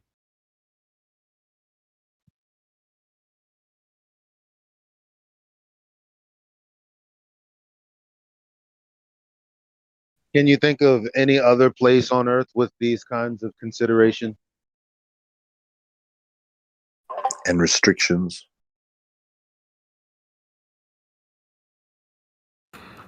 And mortal enemies just getting along just fine down there.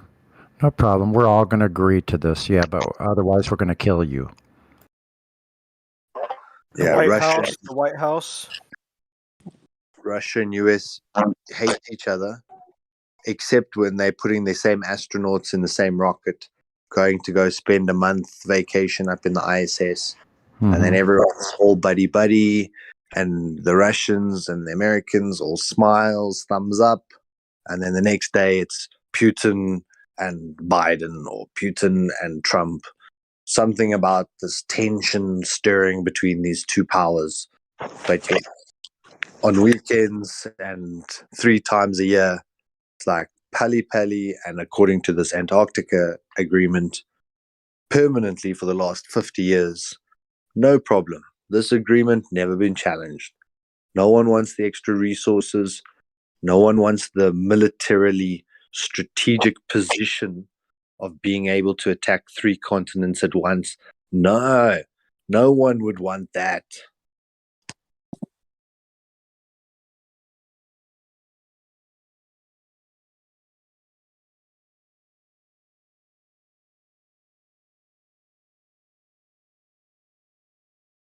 Not like the military claimed the Jew line in the north. because they realized that it was such a militarily, strategically strengthening position that if your enemy could attack you from anywhere in the north, that you almost couldn't see them coming. And they cordoned off that area. But the south equivalent, no, it doesn't matter. We all shake hands. Now, isn't it odd that you don't use trig over curved surfaces? Now, you can use a little bit of math conversion or whatever, but especially for vast distances, you wouldn't even be able to do that. Isn't that odd?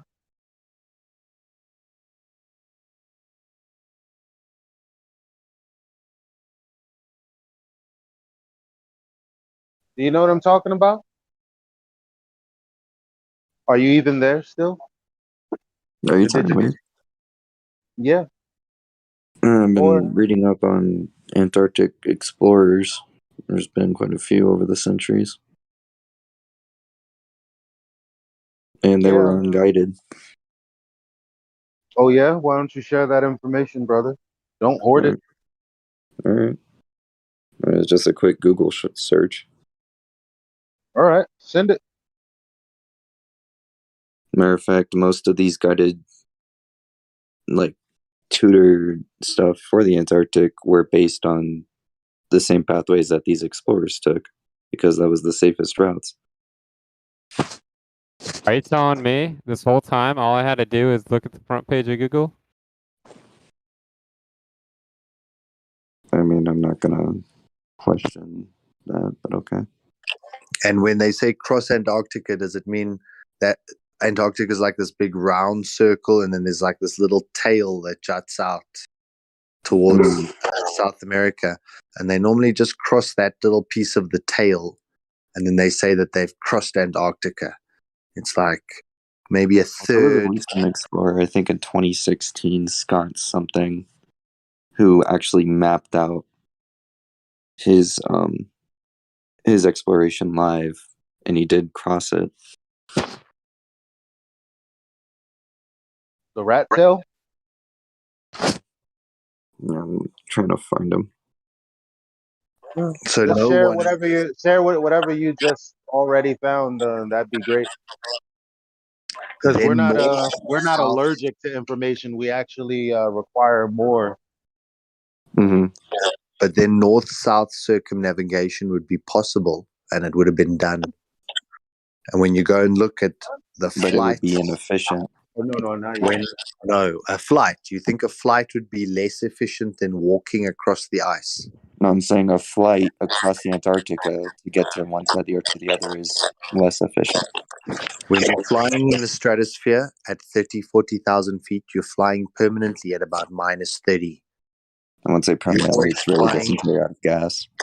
You're flying in a certain layer of the troposphere or the atmosphere just before the stratosphere that is super cooled already and is independent of the floor temperature. It's an air layer that is cold on its own right. So an aeroplane flying over Antarctica would have very little difference to an aeroplane flying over, call it Alaska, It's or a matter anywhere of else. distance, not a matter of temperature. Cold. So it's not a matter of temperature. Now, No, the it's a point matter of is that distance. any flight that's ever attempted to do a north-south circumnavigation flies to a certain distance south, turns around, and flies back to where they came from.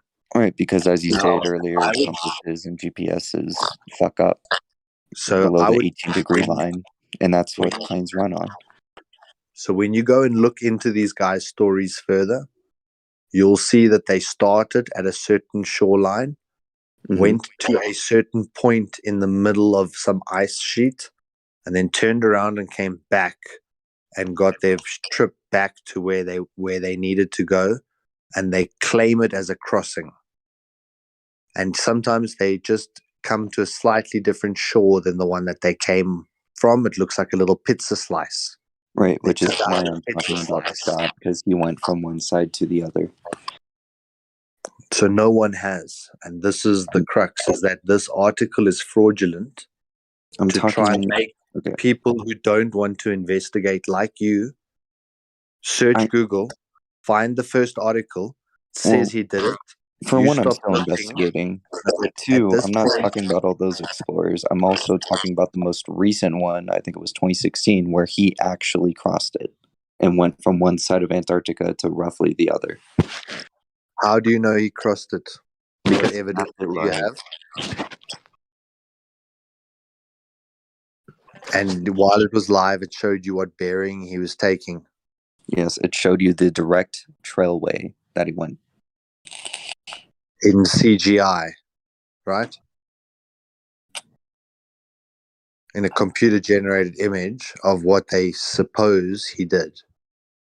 I'm saying, Admiral, how please. do you know he did? He was also what he doing did? recordings, but I mean, if you want to put it up to CGI, because everything's easy to debuff or debunk with CGI, I don't really know what to tell you from there. You said it mapped it out for him, like with his path. What mapped it out for him? What did you mean by that? Well, It was he a mapped it out computer-generated. live, and it was also shown on the screen what trailway he was going down as he was going down it. Admiral Byrd has like 1,000 people, and he didn't do that. But this guy did that with the foot. He was walking only. Yeah, he was. Yeah, he was walking on it. Admiral Byrd had like I don't know 20 airplanes, 20 ships, 1,000 people, and nothing.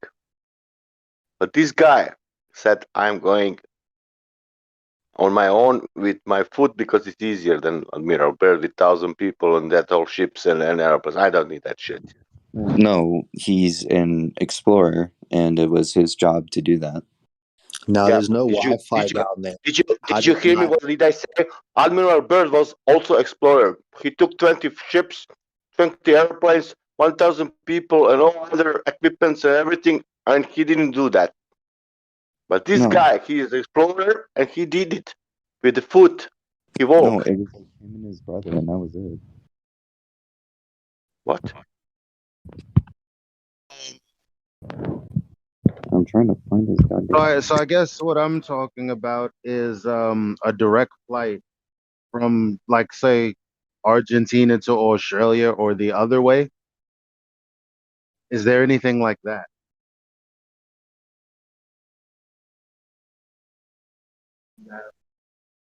Second here, because I'm still trying to look him up. So.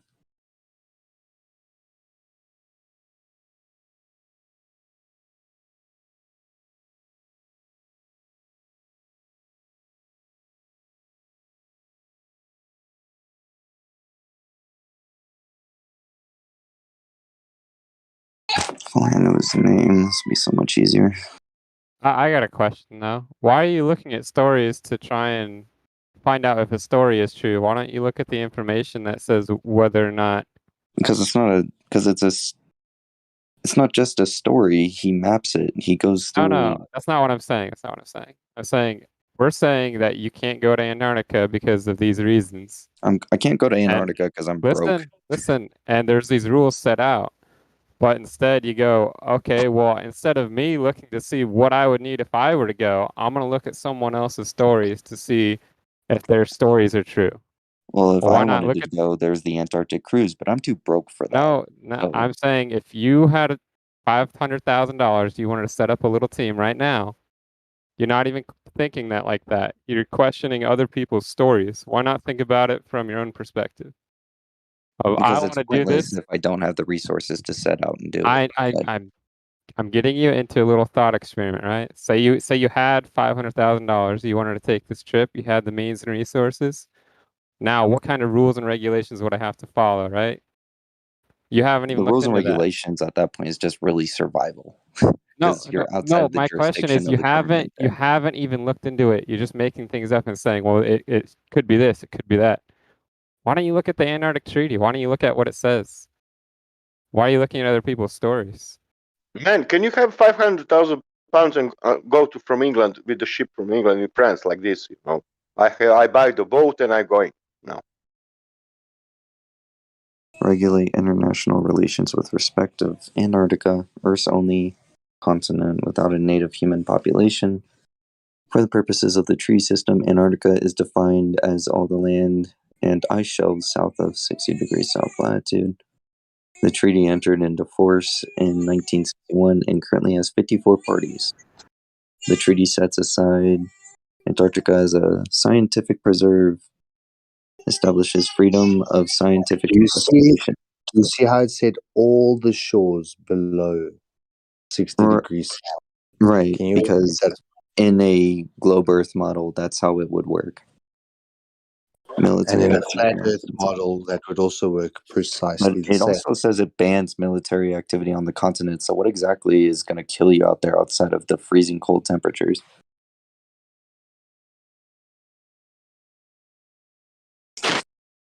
The treaty was the first arms control agreement established during the Cold War.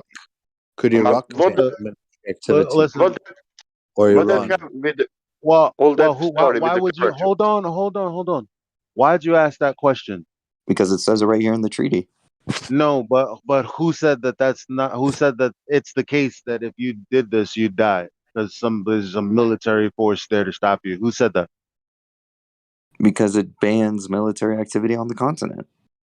Right. Who said? But you say that as if one of us said, "Well, hey, we can't go because there's this military presence." Who said that? I mean, it used to be the old argument, so if there's something new, do enlighten me. Whose argument? The Flat Earth Society, the controlled op, The like Flat Earth who's? group I was fucking with around a year or Yeah, two ago. they're all fake, you know. Because I've been in a Facebook group that's titled Flat Earth Society, and there are no actual. Okay, there's a few like myself, but not any real flat earthers. It's just a whole bunch of dumb arguments and people making a bunch of dumb straw man arguments. But here's the thing. Doesn't it make more sense that if you're going to cross certain borders, you're going to need permissions, right? You can't just go wherever you want. I can't just go from America to France, can I? I mean, it does say here that it has established freedoms of scientific investigation, so not in this case, no, it doesn't make sense because there aren't any. But I can't just go to France right now without any other considerations. I'm packing a book bag. I'm going to France right now. Right, you're comparing I can't France do that, can to I? a location where humans aren't naturally Why can't able. you just answer the question so that I can show you where I'm trying to lead you? Okay, try and It's lead like, me. so answer the question. What was the question? I can't just pick up and go to France without any other considerations of passports or anything else that I would need, right? Or anywhere else for that matter. Correct. Okay. So if I wanted to travel to Antarctica, apparently I would have to take in certain considerations. Because if Right. I didn't, then I would be on the hook for, say, my own country. Okay. Okay. So when people say that there might be, like, I can't just go to Antarctica because there are going to be some things that are going to get in the way. These are the questions that we're asking. It's not like there's like some dudes with guns all around this ring just waiting for you to get there so that they can kill you. That's Okay. ridiculous. So what you're saying is that why are the regulations in place for a place that apparently has nothing on it? No, I didn't ask that. I'm saying like people's premise that flat earthers think that there's just a whole bunch of bases around Antarctica waiting for people to come so that they can kill them is just the retardedest shit I've ever heard. Okay. So then what's the basis of the question you're trying to ask? Because you're saying if I go to France, I got to consider, passport and, respecting the laws there, right? Mm-hmm. So what does this have to do with Antarctica, which is a entirely different When you story go to with Antarctica, France? you have a whole Antarctic treaty consider on top of the updated provisions that you would have to look into from your country. Like you would have to follow their updated provisions on top of the Antarctic Treaty if you were to do something like that. Yeah, First, but you doesn't need to that go for, pass. for like First, you anywhere? need to pass all ocean. It depends where you're starting. To have agreement that you can travel all countries that you can travel with the boat. Yeah, but you could just like, if you're there for scientific exploration, you have free reign to do whatever the fuck you want on Antarctica. Of course, if they regulate all documentation and everything, of course they can travel. No one But ever has free reign over Antarctica. No, they have to approve it. You would have to be approved first. Right. But once you get So the you approval, then you're in you get approved. You get approved to go to a base that's already set up. That's it. You don't get approved to take some ice picks and things to actually like day after tomorrow when they're just out there expedition on and the ice and exploration they're is a just part of doing. scientific. I guarantee if you're a research person and you're trying to go to Antarctica, if you're not in the Freemason Club, you're not going to go. Well, I know people. I listen. There's Well, this why wouldn't guy you? who works in Antarctica that I follow I got on a question. Why Instagram. does Freemasons, which is I'm like in the middle of talking. I'm in the middle of talking. Okay. If you can control yourself. So I have a friend. Sorry, that's a lie. I have a person that I follow on Instagram, right? Who work in Antarctica for scientific purposes, and all he did was stay in one location. Mm-hmm. So show me where someone's just exploring all over Antarctica and not actually there at some base that was designed for them to be at and do scientific research. If that's, I mean, well, I use that term loosely. Well, all the explorers I linked earlier. Did you post it?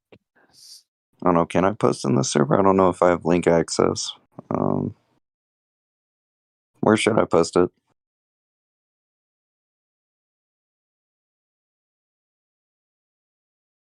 Because I don't want to like post somewhere and then get like a warning or something for misplacement. No, just post it in the live stream if you can. If you can't, post it in the library. I'll grab it. All right. Well, this is just a simple Google search site. I am still looking into it. I'm not just going to stop at this one website and claim, everything I'm saying is fact. But I am still looking for more evidence of such explorers.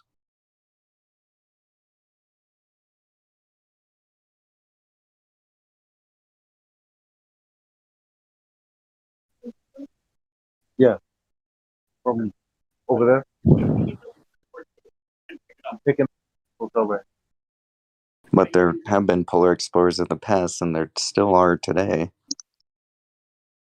Are you looking at stories to explain stories again? Why have you read the Antarctic Treaty? You haven't even read to me anything about it. You just read a I general literally statement read on it off earlier. No, you read a general statement. You didn't read the rules and regulations.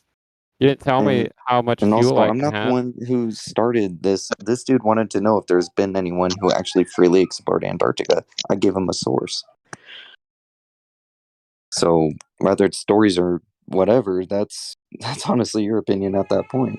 No, see, you don't understand. His story, right? He has to follow the same guidelines that you do if you were to do the same trip. Both of you guys would have to follow the Antarctic Treaty. So why?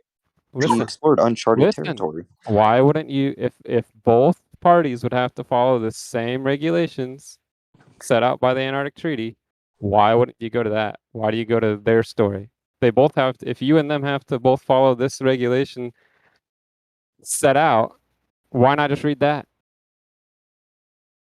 Well, why not just state that you're an explorer? Because that's part of the scientific shit that they were talking about, saying you get to explore however you Yes, want. but there you go. Listen, they both have to follow the Antarctic Treaty, right?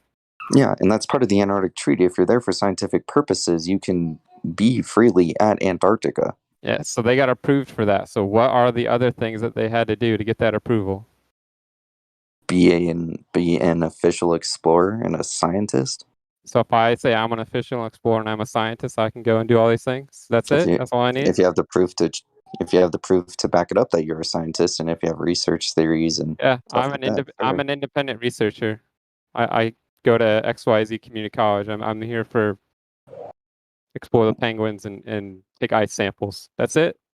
You're telling me this is all I need? Or are you uneducated on the subject and you're just making things up? I'd say at that Well, point, he didn't say he knew, yeah, much. like He I'm said he's not just saying looking it that I up. So knew he's not shit. sticking his hat on this. He's not sticking this hat on this, article Yeah, at like all, are you? I mean, because you haven't even really looked into it to attempt to refute it, because you would have to put it on the as I back said, of I'm still looking into you the would have to put it subject. on the back of the Antarctic Treaty and figure out where there are contradictions, where things might make sense, where things might Look, not. You wouldn't simply take this article and say, yeah, they did that, right? You wouldn't be so foolish as to just do that, right?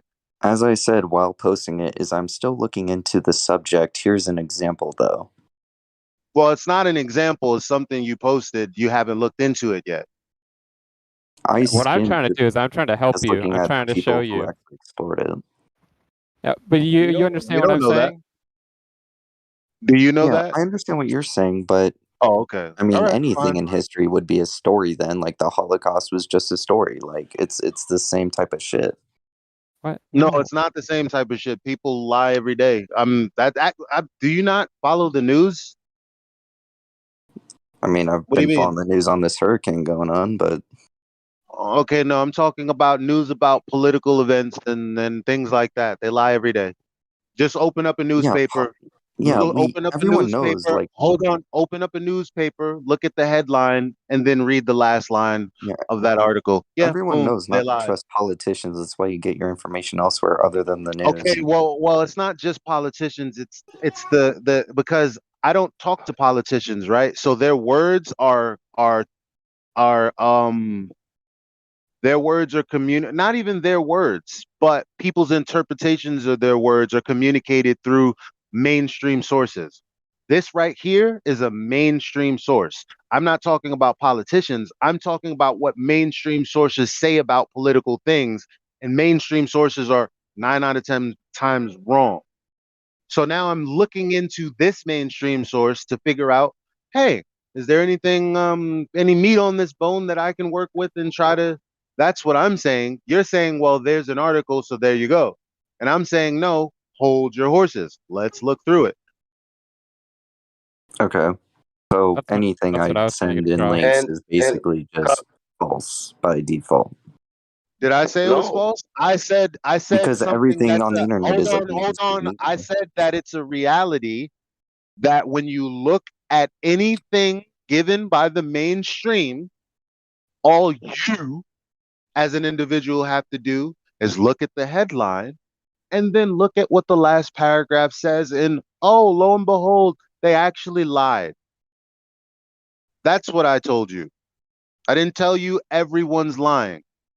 So all I said was, all we need to do is just look through the article. And then you jump to, well, so if you're gonna, I don't have skepticism. I'm not skeptical at all. Here's the information. I'm trying to look through it. You're doing this weird thing where you're trying to say that it's very weird what you're doing. I don't know.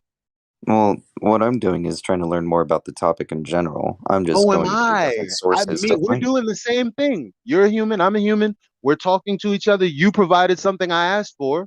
I'm looking through it. I mean, Mm-hmm. what's your problem, man? you said We're looking through it I together, don't aren't have a we? Because you don't problem. know and I don't know, right?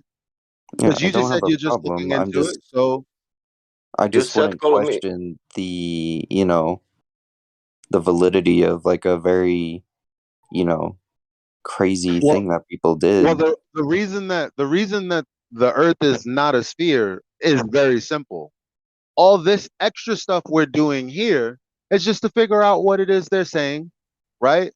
Because if we were talking about the convexity of the surface, that doesn't exist straight up. So this stuff that we're doing right here is just to appease you, and I'm looking through it. And you said you would look through it, which is why I'm looking through it. So we're looking through it together. Right. Do you Because understand we where don't because we don't know. your mic's working? What I was saying is, you should go after the direct source of the information, being the Antarctic Treaty, not stories for stories. Because if you know that the people that are doing these explorations that you're linking us to, well, the direct source of information of the rules and regulations they have to follow are in the Antarctic Treaty. So you don't have to read stories about this. You can just go and read the treaty. Does that make more sense? Mm-hmm. Like what Elijah was saying, you don't need stories. Like we can read through a story, but at the end of the day, the direct source of the information was everyone had to go through the Antarctic Treaty. So why not just address that? Yeah, I'm currently looking through its legal system. Can I mic check? Can anybody hear me? Oh yes, Indio, please, by all means. So I'll say two things about this real quick. The Antarctic Treaty does not apply to people; it applies to nations. The treaty is enforced through domestic laws of those nations. So the United States enforces the treaty on its citizens through like the Antarctic Environment Protection Act or something. This is easy stuff to find. You can actually, if you go to the State Department and look up what they need for a permit, right? They have a permit that you have to fill out to go there. That's the laws that apply. You need an EPA assessment for whatever you're going to do there. That's hundreds of thousands of dollars, right? Because Antarctica is an environmentally protected area, right? Because they need to protect that harsh environment. I don't know. What are you going to make it nice or something? Like, I don't get it. Anyway, I told him that too, by the way. listen, yeah, like you can't just go to Antarctica. You just can't. The fact that the fact that they have a permit, I'll post all this stuff. I'll post it in the live stream. I'll post the form itself. So on the form, it says like what you need. And if you go to the Antarctic, it's the National Science Foundation has the Antarctic program. It tells you on their webpage what happens if you violate their little thing. And I'm pretty sure it's something like a $10,000 fine, 10 years in prison, things like that. Okay, well, here's a list Here's of a better rules. question. How come there's no human settlements, permanent human settlements below in the Antarctic Circle when there's 4 million people in the Arctic Circle? A human being has never been born in the Antarctic Circle when there's been settlements in the so-called Arctic Circle for tens of thousands of years. Well, wouldn't it be too harsh of an environment for a baby to grow up in? Yeah, well, the globe is supposed to be symmetrical, right?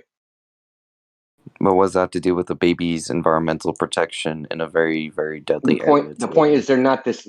My point I was making is that they're not the same. Like we know they're not the same. They're not like the same areas. If we had a ball, it would be the same in the north and the south. Then you'd expect a temperate weather system like you experience in the north where you would breed. You'd expect that same in the south for 6 months of the year when the south is pointed towards the sun. How about the fake videos, the fake sun videos? Now, there's 3 videos purporting to be the 24-hour sun in Antarctica, and they're provably fake. Not like we're just saying they're fake. They're provably fake. One of the videos that shows a watch literally loses a line of pixels. The watch like compresses. The watch goes out of sync. There's all kinds of things wrong. Why would you fake even one video when we have videos of Antarctic so-called midnight sun spanning? There's a research station up there that's been filming it now 5 years straight, continuously filming it. And you have the same clouds when it's starting new day. Yeah, there's that cloud. Yeah, there's all sorts of problems. The shadows, the clouds. Like, why would they fake even one video? Why fake any of them when they don't have to? If it's actually happening, and there's thousands of people living down there doing research. Yeah, why would they? Yeah, that's a good question, man. I want to know. Like, you guys ask us, why would they lie? That's what we want to know the same answer. We want to know why Globers come on here and lie. So why did this guy come in here 2 days ago, say he was a pilot and that he flies all the time, LAX to Japan, and that he knows it's a goal because he has to go over the North Pole. But then if you look on FlightAware, no flights out of North America go over the North Pole. Well, now, why would somebody come in here and argue with us for an hour. Well, actually more than an hour. He came in here twice, argued for a series of hours, a blatant bald-faced lie to convince people to go. Now, why would this seemingly random person on the internet do this? You're talking about me, right? No, this guy named Charlie that was here the other day. What's his name? Oh. Charlie? Something. Yeah, because like something I know that. I've been here Every day we twice. have. And it's been multiple hours, but I'm not necessarily arguing, more so just questioning. Well, I mean, if you stick around, you will see people coming here in the server and tell blatant bald-faced lies to try and convince people the Earth's a ball, and I can't figure it out. It's really perplexing me. I could understand why maybe a government official or NASA or someone in a position of authority would do it. I don't understand why random people come in here and do it. I mean, it kind of goes the other way. I mean, it goes both ends there, because it's really hard for flat earthers to prove the flat Earth to a globe earther whose fundamentals were built No, off we're not talking about like science. subjective opinions or any. I'm talking about lies, straight lies. Someone But comes in that's here a and matter says, of an opinion, though. "No, no, It's no, no, lies no, to no." you This when it's truth objective. to me. Listen, I don't listen. Listen, the guy also said this. So he said this. He said, "If you take 390-degree turns on the globe, you end up back in the same place." I said, "Okay, show us who did that." He said, "I don't have to show you. Pilots do it every day." In less than 30 seconds, he then I kept pressing him on it. Show us who did that. Show us who did that. Show us who did that. And eventually he said, "No one's ever done it because no one's ever going to spend the money to do that because everybody knows it's a ball." This is objectively a lie. Not my subjective opinion, it's a lie. He told two things which are exact opposite of each other. Someone came in and said, "Oh, the solar spectrum and the spectrum of reflected light from the moon are identical, and this is how we know the moonlight is reflected sunlight." That is a blatant bald-faced lie. In 30 seconds, looking on Google showed that that's not true. These are lies. This wasn't his opinion. He's saying that this thing happened. Someone went out there into the world and made a measurement, right? And this was the result they got. It's not true. It's a lie. People do this every single day. I've banned hundreds of people off this server for lying. And I'm not talking, listen, if there's any doubt of whether it's a lie or not, I won't ban them. But I'm talking definite, provable, no doubt lie. Why do people do that now every you day? asked me why it was an erroneous question, because you asked why would I think that everyone's lying, which I don't think that. But here we're talking about people lying pretty much every day, and you don't seem too concerned about it.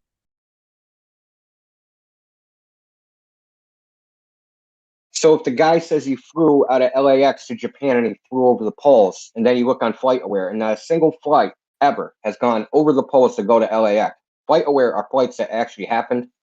They're not model flights like where you project a flight path. These are where the plane actually flew. There's people on the plane. There's pilot. They went from point A to point B. But these are objective lies. It's not my opinion on whether he's lying. He's lying when he says he did something that he didn't do, and you can prove that he didn't do that. And he thinks that if he did do that, it proves the globe is the funny part. That's the most bizarre thing. I mean, you can do it. FlightAware.com. Look it up. LAX to Japan. Show you a map, the flight path. Boom. Look at it. I'll give you the live stream link, right, to where he said all this. He came in here, came in the ladies' night, came in later on, kept saying he was a pilot. It was absolutely a lie. That he had to push a button every 10 minutes on the airplane to account for curvature. That was a lie. He just came here and told lies after lie after lie. Like, why did this guy say that? We want to know too. Why are people lying? Why are people emotionally invested in this shit? Why do I go to the dry cleaner and there's a globe plastered on the front of the door? Like, what does dry cleaning have to do with the globe? It's too big of a lie. And that's like, I mean, if you don't see that, like, it's disproportionate, like the propaganda and the amount of media and the amount of globes and astronauts and space shit, it's not proportionate to like what you actually, like the necessities of your life, right? A plumber is 100 times more important to your life than an astronaut. But you don't see plumbers on TV all the time. You don't see news stories about plumbers. You don't see like new technology in plumbing or new toilets or anything like that. Wait, hold up. So there's no flights direct from LAX to Japan, or did you not say No, that? there's direct flights. They don't go over the pole. They just fly over the Pacific. Right. Yeah. Okay. Well, okay. I mean that makes sense. So what about Argentina to Australia?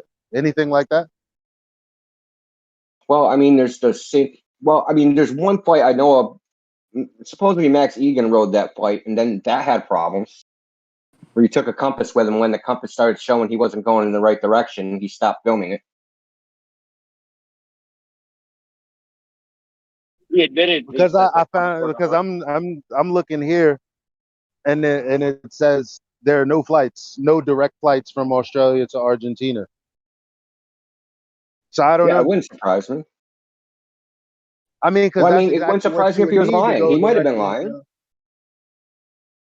It could be one of those. Sometimes they have flights where they're not regular flights, but they're like, maybe they fly it like once every 3 months or something. I mean, they tell you maybe. I mean, because what they do show you is that it's a 15-hour flight. But when you look into it, there are no flights. It just tells you what it would be if you were to take that flight. Well, it's 15 hours in one direction. In the other direction, it's like 30% less time. So far, the only person I found who, like, at least recorded the fact that they circumnavigated the globe was Ferdinand Magellan, who's a Spaniard in 1519 who voyaged across the world, apparently. Well, technically, he didn't do it because he died. Right. He died before he made it. Yeah, that's I'll that's show what you I read something. here too. But he's the only person I'm finding so far. Call me. I'm trying to find someone who actually I'll have lived the entire voyage. So I just gave you a Magellan's route on a flat plane. Okay, so is this circumnavigation? Because it would be proof enough to just go horizontal around the entire thing, right? You just got to mark it. The problem practically is a spatial reference. Like, how do you know you're going straight? Like, how do you know what direction you're going? There's always, always need this like external spatial reference. Well, there's GPSs and all that, isn't there? Yeah, but then you get then you have the problem of the coordinate system. The coordinate system itself mathematically is going to restrict you, like what your interpretation of it's going to be. Wasn't the coordinates, again, based off of the globe model? So the coordinates are always going to be off to a flat earther in terms of that?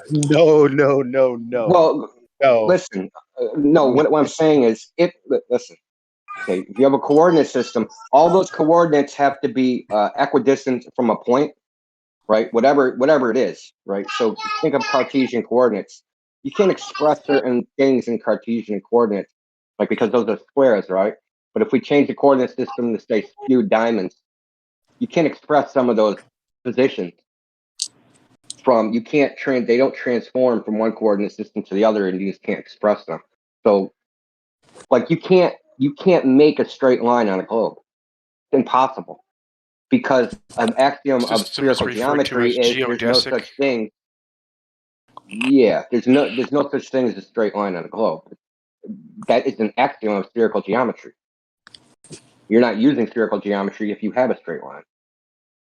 Well, that depends on perception, doesn't it? Because if you're looking straight at the equator, you're going to have straight lines along the latitude lines. Look up they're curving in 3D Euclidean space, versus man. non-Euclidean geometry. No, I mean, like, look here. Equator. Do you know anything about computer programming?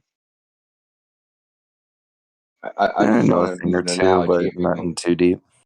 Let's think about if you make a rule, right? If you make a rule within a computer program, the computer can't violate that rule. And so spherical geometry is the same thing. The rule is that all the coordinate positions have to be a radius distance away from the origin of coordinates. So anything that's not that distance away doesn't exist. You understand what I'm saying now? doesn't exist. You can't express it in the math. Hold on.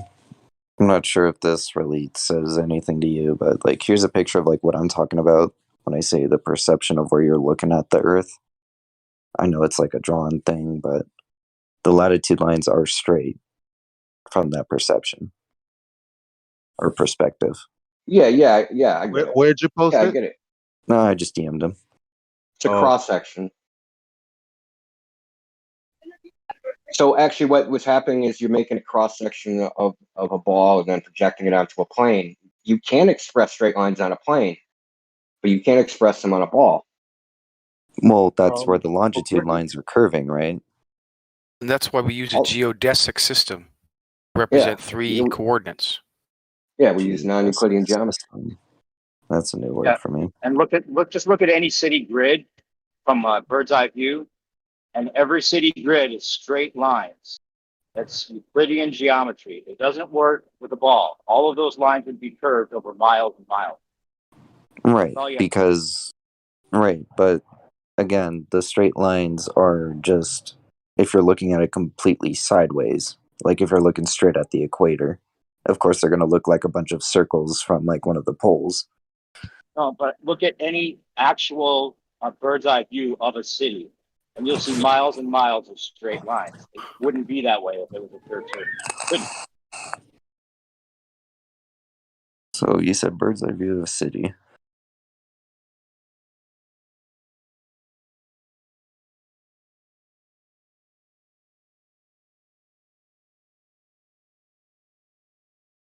Yeah, all the lines would be. Did you get my links that I sent you? Call me LFM. Did you see the? Yeah, I got the links you sent. I'm trying to figure out which one of those links actually lead to what we're talking about specifically.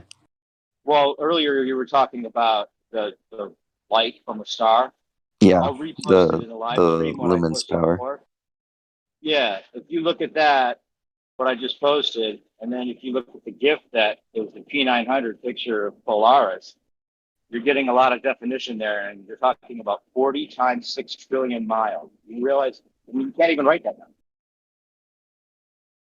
You think that you'd be getting any kind of definition from a light that comes from that far away, and does it even look like a light when you zoom in on it with a P900 or a P1000? Well, yeah, you're not going to be able to see like the lens of a flashlight proportion of what it is a few miles away, right? It's kind of the same type of. You shouldn't be able to, at the point. Right, and that's the same thing with stars. You're not going to be able to accurately, especially with, a Nikon, that's where the actual expensive telescopic equipment comes in.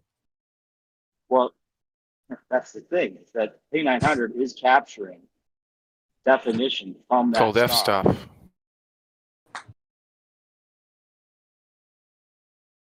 Not to mention the refraction that it'll hit once it hits the, atmosphere, but that's a different story, and that's something I don't want to get back into. Well, but you have to consider that the P900 capturing any definition of Polaris, that's supposed to be Right, but it's not going to be able 6 to trillion miles define. away. Right, but it's saying not that going to it be able to does, define it that good. Then you have to consider the reason it does is because it's actually closer. Closed as in. Closer than 40 times 6 trillion miles. But why would it be? Because if you're getting an image at all with any kind of definition to this, whatever it is that's we're looking at calling Polaris, if you're getting any definition at all, then you have to consider, well, maybe it's because the star's actually closer. It couldn't be zooming in on something that's 40 times 6 trillion miles away. But isn't that very logic just a consideration at the end of the day? It's not exactly proven by evidence or anything to say that, it really is closer than it actually is.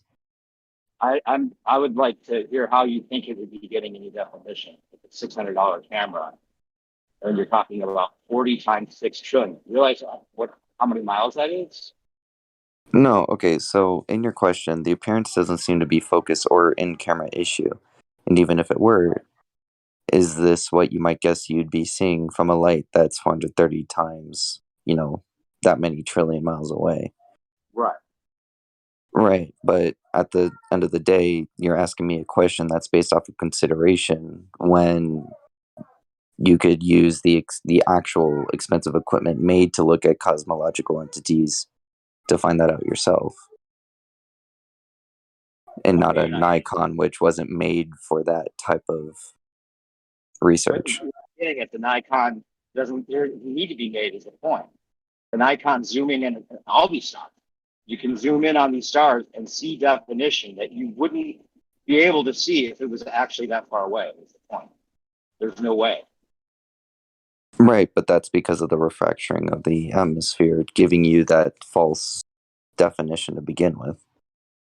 That's an assumption you're making, but that doesn't even make any sense, even if it was true. How would the atmosphere make it seem like there's definition with that gift that I sent you? Because of how light. What's the effect there? What's going on there, really? Because of how light. So the raw light of the actual sun would be way less defined.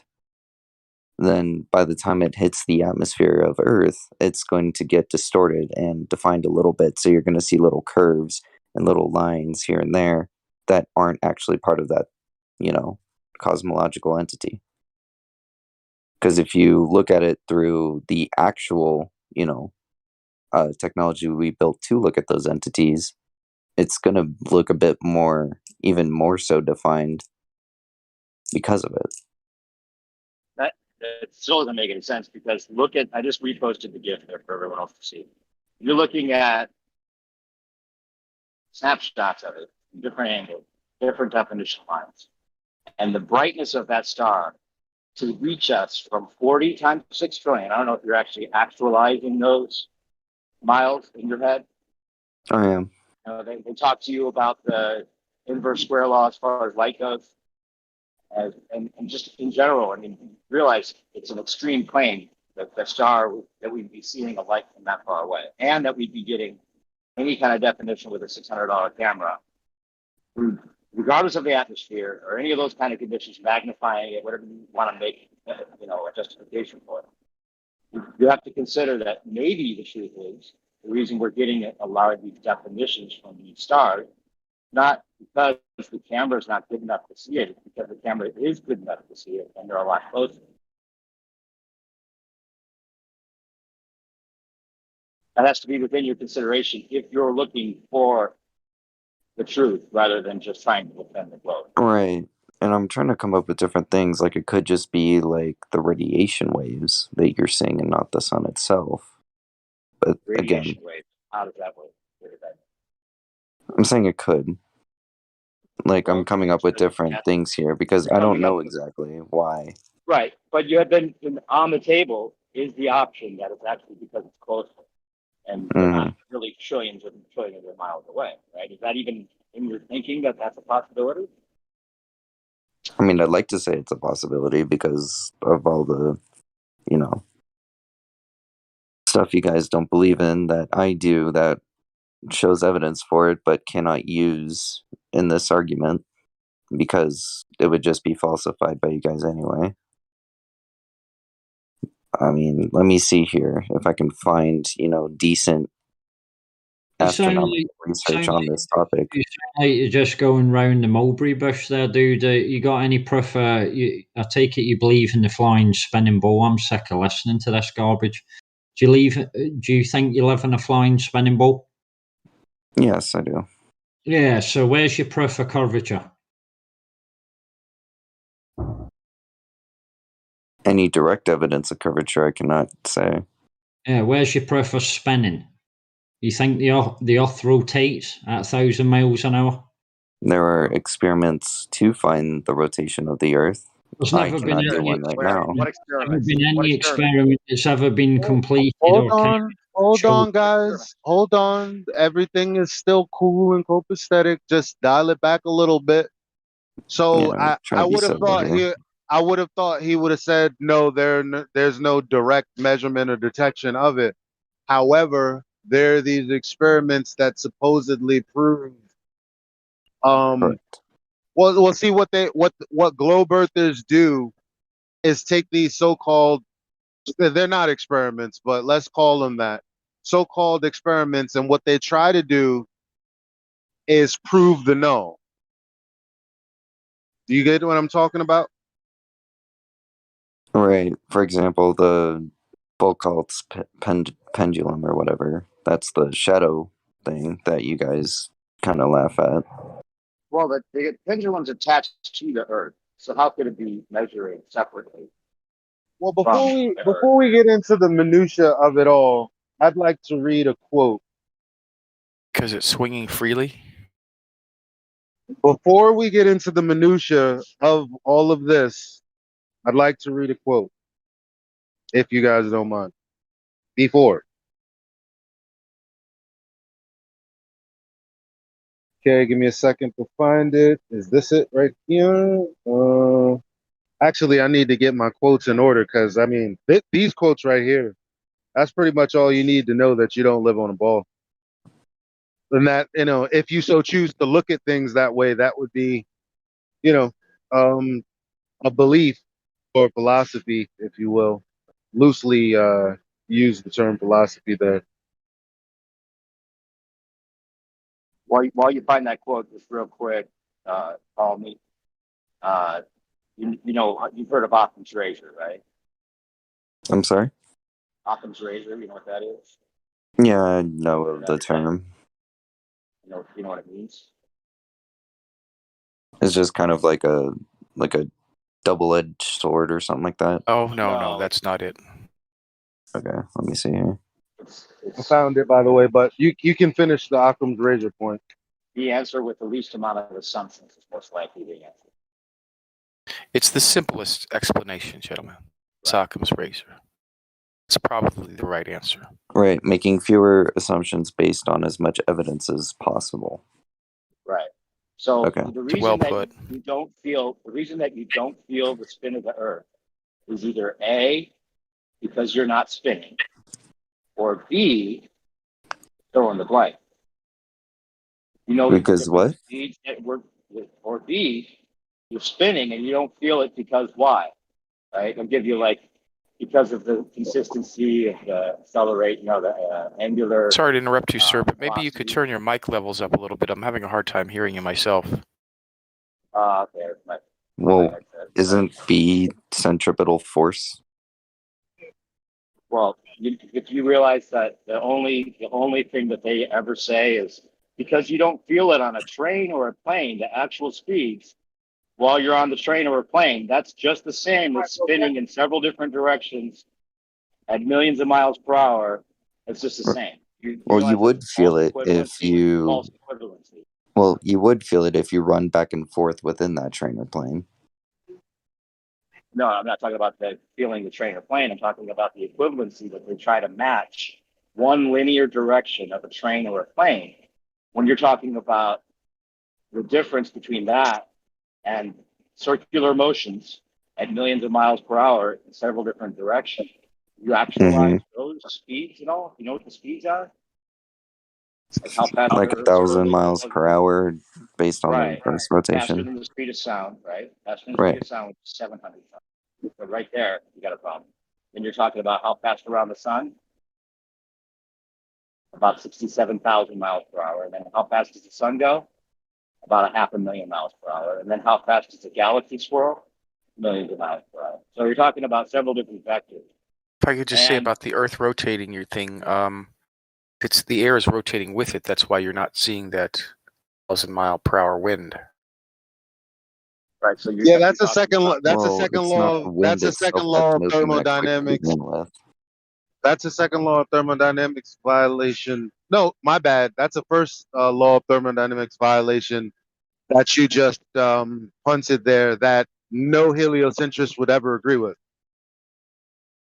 Yeah, Are you talking regardless, let's just put it in practical terms here for you. I'm just trying to break it down a little bit because some of the things that we're supposed to assume are obviously true are just fallacious and ridiculous. And once you realize that, it's a lot easier to start to accept that this might actually be something that was devised to give us the wrong idea of where we live. So if you're taking off in a plane, this is my best example, and that no baller's been able to answer sufficiently and will not ever be. But if you're taking off in a plane You can fly against the spin of the Earth. Are you aware of that? Yeah. Okay, so if you can fly against the spin of the Earth, that means that the Earth is spinning independently of the plane's direction. Correct. Right. So if the Earth is spinning independently of the plane's direction, when a plane goes to land on a runway that's faced either north-northeast, south-southwest, all different angles for the runway that it lands on, right? So how is it that the plane treats every one runway the same, no matter which direction it's facing, if the Earth is spinning independently of the plane?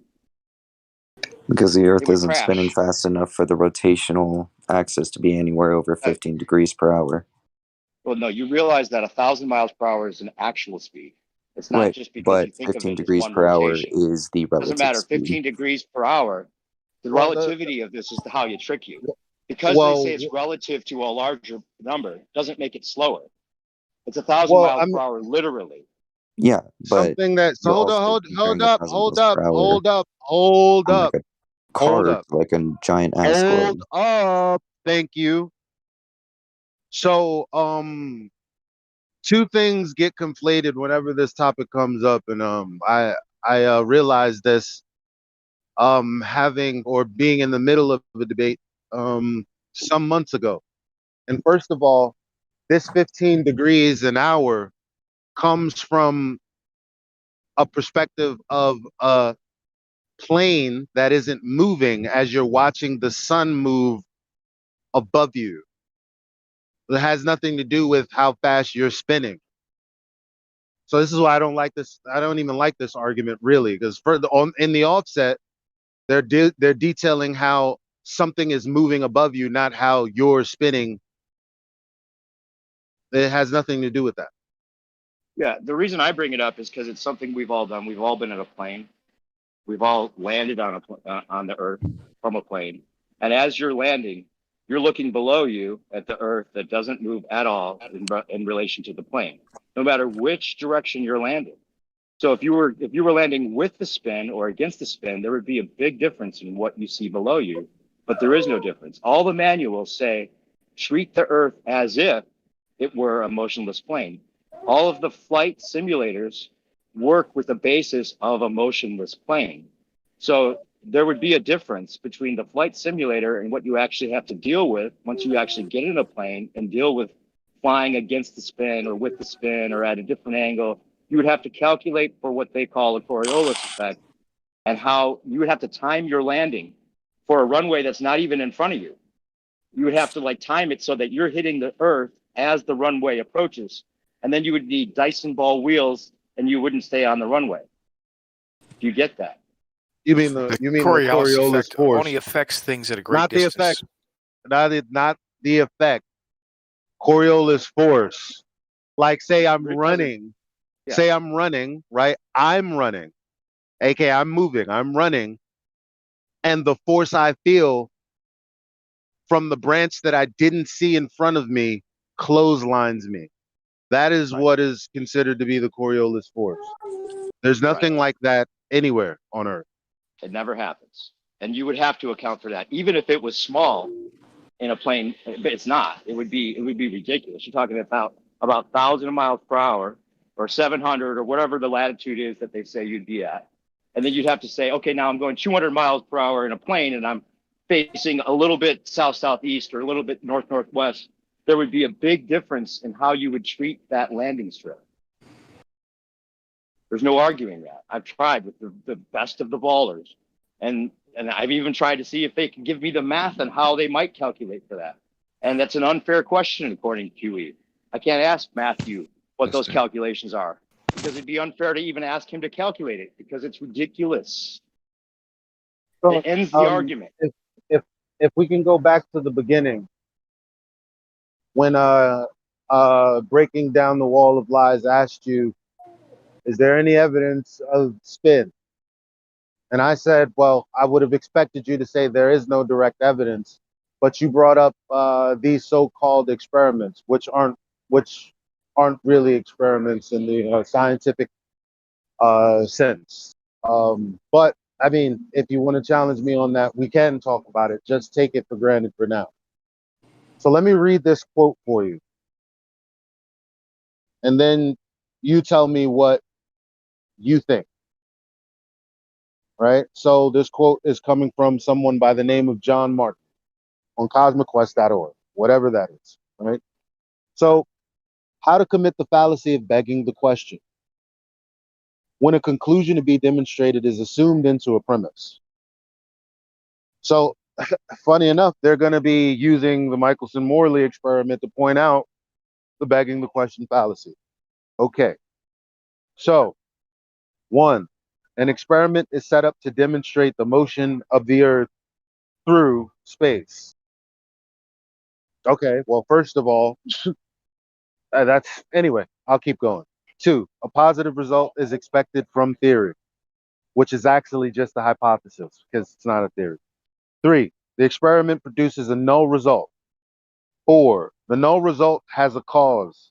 5, the cause of the null result is not a stationary Earth because the Earth is moving. 6, the cause of the null result is a moving Earth. 7, therefore, an experiment on the moving Earth has demonstrated that C is constant in any inertial reference frame. 8, therefore, C is constant in all reference frames. Line 8 implies a moving Earth is a part of the conclusion, yet line 5 merely asserts that the Earth is moving. To conclude to line 8, therefore, the constancy of C is invalid according to the fallacy of begging the question. The only way science can conclude to one of special relativity's postulates is to beg the question on the motion of the Earth as shown above. The constancy of C in any inertial reference frame is known from a logical fallacy. There you go. What do you think about that? I think I don't know what a lot of those words mean. Could you post that for everyone to Yeah. read? Because it's hard to get it when you're just reading it with all those options. Look, I need to interject for a second. Not about this. There's this person, Code Miko, whoever that is. They're like waiting or something. And oh yeah. My bad. I forgot all about it. What's your name? The new guy? Me? Yeah, you. What's your name? Just call me Rob. Okay, Rob. Do you mind taking a back seat for a minute so we can deal with this person? Yeah, that's fine. I'm chilling. Okay, thanks, man. Appreciate it. Really do. I hate to like pull the VIP bullshit card, but like I'm sick of the bullshit in the live stream. So just whip the band-aid off and get it over with. We'll go back to our normally scheduled programming. Thanks for having a conversation, by the way. I gotta admit, I don't get fake vibes off of you just yet, which is a good thing. I mean, it seems like you think you know what you know. However, it seems like there's space to think, and that's good. So yeah, we'll talk to you in a minute, or just stick around. Stick around. No, well, who's I'm the gonna new go guy? eat dinner first, and then I'll be back. All right, cool. Sweet. Thanks again. Yep. So Code Miko, whoever this is, people are all creaming their jeans because they got a bunch of subs. So let's kowtow to this person. So I'm gonna unmute them. So Code Miko. Hello. I am so excited to learn. I am actually really excited. Thank you so much for unmuting me. And I don't really know much about science and all that stuff, and I just want to ask basic questions. And thank you so much for taking the time. Again, this is awesome. So for someone that is completely beginner flat earther, okay? Can you Let me yes. let me just begin with saying, instead of let's take this based on how this person is coming in hot. I would suggest that you address everything with the appropriate fallacy instead of trying to answer the. I'm talking to everyone else. That's I think we gonna just need to undoubtedly explain it try like to. we need to explain it like they're 5. Okay. So yes, please do. Please. I am literally 5 years old. Please. please. I am actually not that smart when it comes to these things. Okay, please, go ahead. Okay. So did you go to school? Kind of. So when you were like 5 or 6 years old and you went to kindergarten, or first grade, or wherever, Yeah, and they told you that the Earth was a globe, what evidence did they show you? They showed me a ball, like a ball, and they showed me it was like on a wooden stick thing, and then you can like spin it, and like there was like Antarctica in the south, and then there was like the countries and the continents, and it was a ball. They showed me a ball. Awesome. So Yeah. if you went to school that same day and they showed you a unicorn, they said unicorns exist, and they showed you a toy unicorn, would you accept that as evidence? I mean, they said Santa was real, so, and I believed for a very long time that Santa was real, until I found out that my parents were Santa, and that shattered my. Well, that's kind of funny that you say that, because NASA is Santa for adults. Oh no! Wait, Yeah. does this person have a channel that has a lot of subs? Is that what you said? Yeah, like I don't have that 2,000. many subs. I don't have that many subs. It's been going What's downhill. your channel called? It's called Code Miko. I used to have a lot of subs, but honestly, like my channel has okay. I don't want to bring up my. I'm going to give you the line of why we are flat earthers. Most of the people in here have, so there's people, right? People out there for a couple hundred years have claimed that the Earth is a ball spinning in space, in the vacuum of space. Now they make certain claims, right? That the Earth is a ball, that its radius is 3,959 miles, right? And we live on it. Yeah. Okay. So science, if you know anything, is supposed to be testable, repeatable, and verifiable, right? So someone makes a scientific claim, you're supposed to be able to test it through experiment, right? Yeah. Okay. So they make these claims.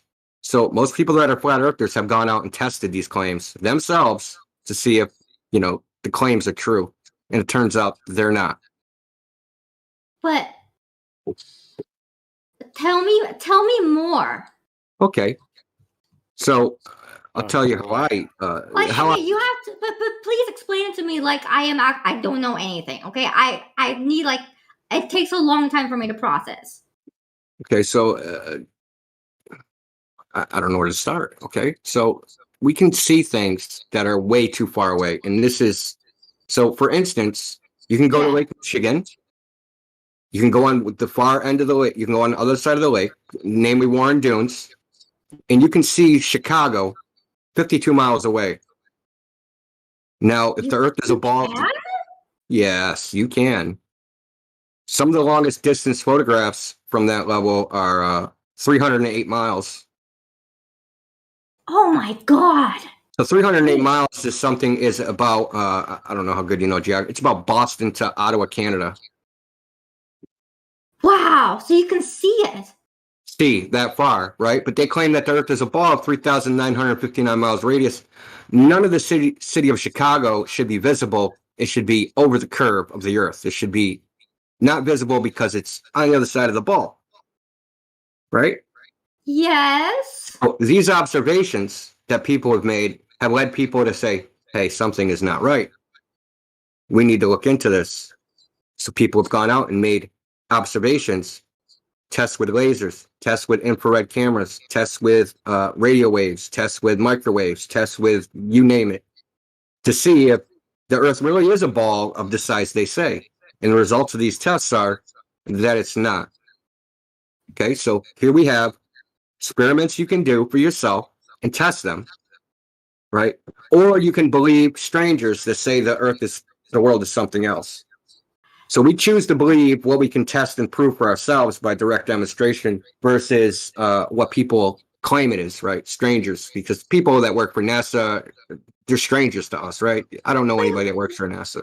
But why would they lie about a globe? Why would they make it a globe? That's a good question. We want to know the same thing because we don't know why. We have no idea why. We just know they are, right? So just like a murder scene, right? If you have a body on the floor and there's a gunshot to the head, you know that person was murdered, but you don't have to know why that person was murdered to know it was a murder. Right? We don't not have to know why they're lying. We know they're lying because of the results of tests and experiments. But why? I just don't understand So why. you can speculate, but you can't really know the minds of people, right? People lie for no reason at all. I mean, there could be a very good reason. I've, but It's like the sand. Actually, it's I've like the come up with a Santa very thing. good answer. I'll tell you my answer because it's the one that I think is the most accurate. But this is just my opinion. So number one, the thing is, I can't tell you why someone else that I don't know has lied, but I can tell you that there are many journals, many papers where the people that the mainstream has cherry picked from will tell us that it's not a fact, but just their prerogative to believe that we're in a heliocentric universe versus anything else. Not born by any scientific evidence, but just by their own speculation. This is words from the horse's mouth. So Not from the institutions, but from the people that are talked about in books. So they're telling you right there that what that tells me is that what they're saying differs from what the mainstream would have me believe. That's the best I can do for you. So is the moon also flat? Actually, you can't tell if it's flat or not. Is all the planets flat? Well, so check this out. The planets, so only in the heliocentric model does the planets, stars, moon have anything to do with the shape of the Earth. But fundamentally, they have nothing to do with the shape of the Earth because human beings tell things are alike by noting similar properties, right? You can't look at the moon, right, and look on anywhere on Earth and say, yes, this looks like the Earth. You can't look at a planet and look at the Earth and say, yes, this looks like the Earth. There's no reason to think that they're the same thing in the first place. But because you already believe, and most people believe that the Earth's a globe, they think that they are similar by default because they were already held. See a ball? I already believe this is a ball, so we have to be the same. But there's nothing you actually observe in reality that says they're the same. So if I ask you, list all the things, say Mars. You look up at the sky, you see Mars, that little red dot in the sky.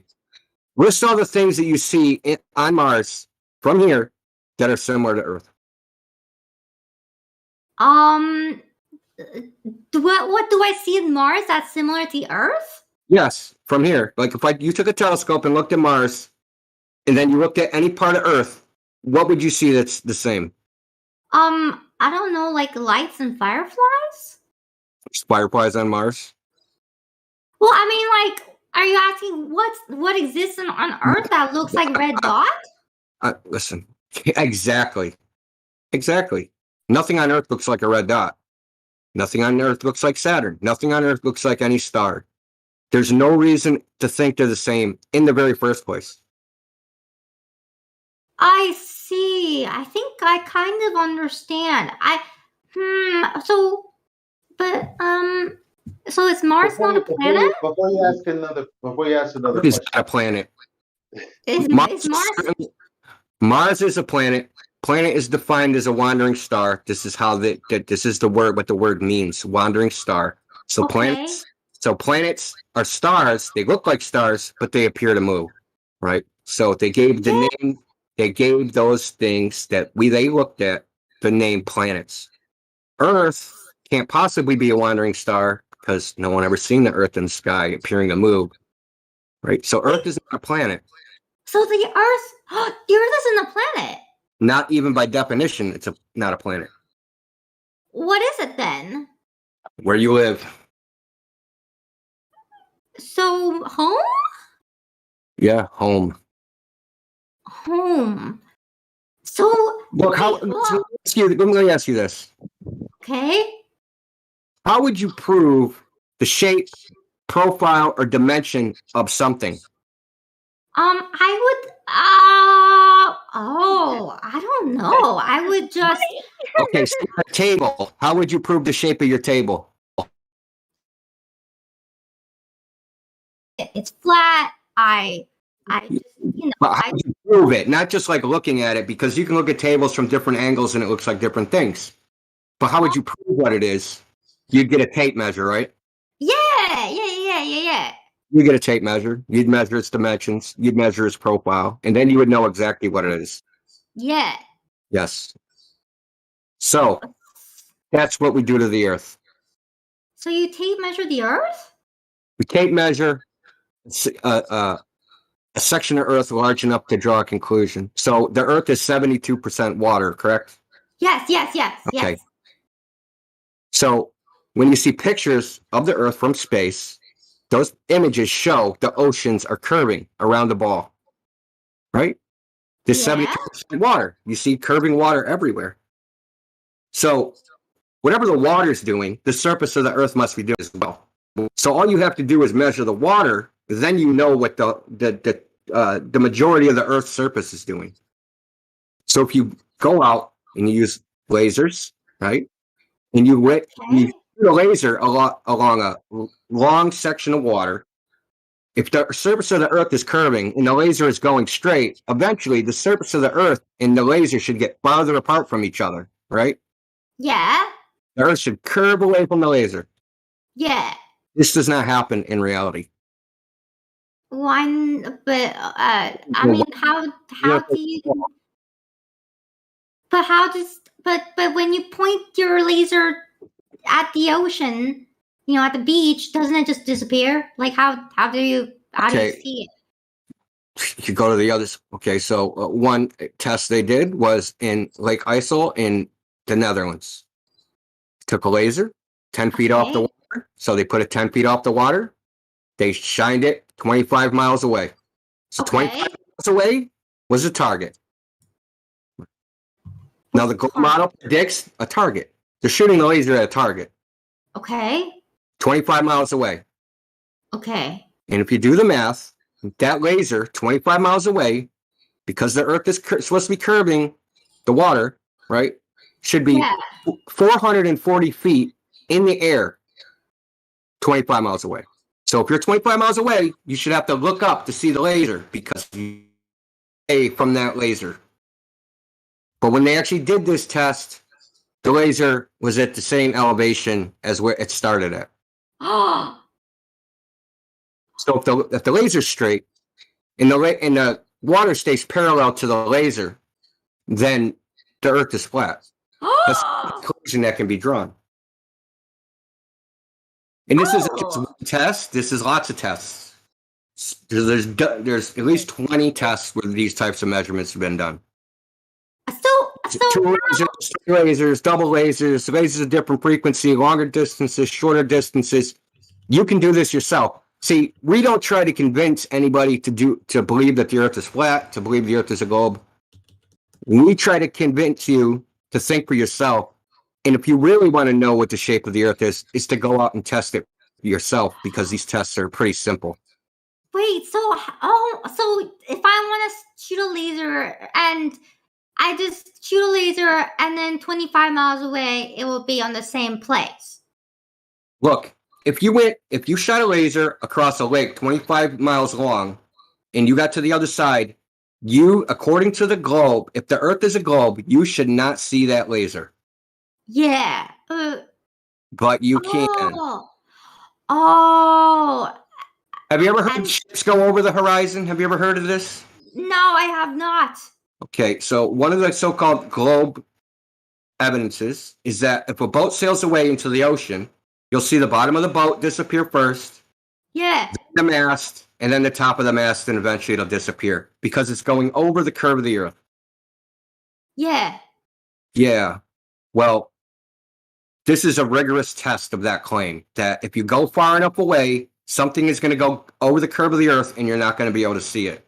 So instead of using a boat, we use a high-intensity light, a laser, right, and go far enough away that there should be no doubt as to whether it should be visible or not. And 25 miles is way far away. 440 feet is a 44-story building. So, okay, so I've got some burning questions now. I've got Okay. some burning Yeah. questions. What is on the edge of the Earth? What? Only the globe Earth makes the claim that the Earth has an edge. We don't claim. We don't, listen, outer space, that thing, that vacuum, the outer space. Yeah. That there's planets and stars floating around in. Outer space does not exist. What? Outer Wait, space. what? Outer space is a fantasy. I'm so confused now. How? Can I say something real quick? Yeah. Yes. The void or the vacuum of Vacuum. space Yes. doesn't exist. What you see out there does exist. The vacuum of space, as they describe it, does not. So what exists exactly? I'm so confused. If space does not exist in our way that we're taught, then what is the space that you're talking about? Okay, we just call space. Well, it's almost like a compilation of words where we're just using the word space. Now, there's space, like the space between me and you. That's a space. Okay. In space, they're sensing it. They're saying there's a region of space, right, that has a certain property. That it's a vacuum, right? That there's no matter inside of it, except for planets, stars, spread apart millions of light years. Yeah. This is what they say exists. And they say Earth is floating around in this vacuum. We know that can't be true, right? We know that can't be true for a certain reason. It's because the reason is the second law of thermodynamics says that if we have air, right? There's air surrounding the Earth, right? Yeah. You're breathing air. Yeah. Air, pressurized air, next to a low pressure system, a vacuum, would disperse into that vacuum. So if the Earth was air, surrounded by air, and that air was surrounded by vacuum, the air would soon be gone because it would disperse into the vacuum. But isn't it the gravity that holds it all together? Well, yeah, we hear that oftentimes, but no one can actually demonstrate that with an experiment that it's true, because you can do this experiment, right? You could take a vacuum chamber. You can insert a little bit of gas. Now, so this is how the Earth is. The Earth is gas inside of a vacuum. Okay. And they say that the Earth is so big that the gas adheres to the Earth, is sucked down to the surface of the Earth by gravity away from the vacuum. So if we take a vacuum chamber and we insert gas into it, the gas doesn't sink to the bottom next to the Earth. The gas disperses evenly within that vacuum. So you can claim gravity, and anyone can say, yes, it is gravity holding gas to the Earth, but no one can actually demonstrate it with an experiment. In this experiment, which I just described, this is what should happen. What they say, you put the gas in, the gas sinks to the bottom away from the vacuum. Should have vacuum on top, gas on the bottom. But this is not what's observed. Put gas in a vacuum chamber, it evenly distributes throughout the vacuum chamber. So space has oxygen?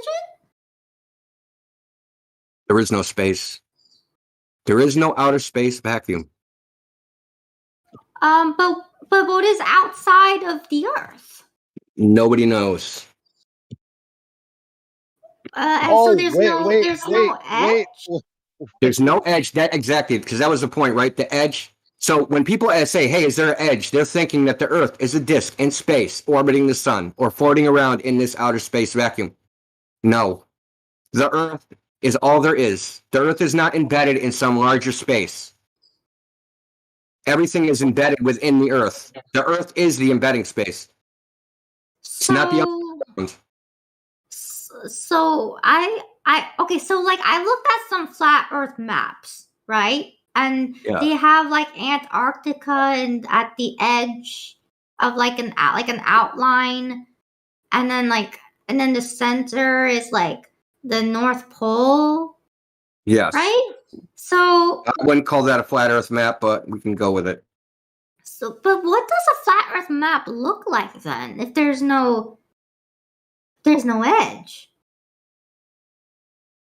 Well, all we know is if you go south from anywhere on Earth, eventually you'll cross the Southern Ocean, and you'll eventually hit a continent. Well, call it a continent, call it whatever you want, and you'll hit ice. And that ice extends with no plants, no animals, no trees, no nothing, just forever as far as you can go in any direction. So no one knows where the edge of the Earth is, where the end is. Nobody's ever reached it. So the Antarctica is just limitless. As far as we know, it could be limitless. Listen, it only has to be 10,000 miles across to be effectively limitless, because the conditions for being there are so harsh that you can't survive. We're talking about an average temperature of negative. If you go far enough inland from the Southern Ocean, the temperature eventually gets to negative 90 degrees Celsius. Put it this way, if you spit into the air, the spit would freeze solid before it hit the ground. That's cold. Yeah, That's it's really, cold. really cold. And nothing can Wait. survive. And there's no water. There's no running water. There's no trees. There's nothing. So imagine you said, hey, I'm going to find this edge of the Earth, and then you're going to get all your gear and you're going to go. You're not going to make it very far because you have no running water, so you have to lug all your water with you, right? Antarctica has an average humidity of 20 to 30%. So you have to drink 1.5 gallons of water per day to not dehydrate and die. So how long do That's a lot. Yeah. So now, but you have to carry it with you because you have no water. There's no running water. The longest river in Antarctica is 1.5 kilometers long, You would die. and it's larger than Australia. So think about that for a second. Big. That's huge.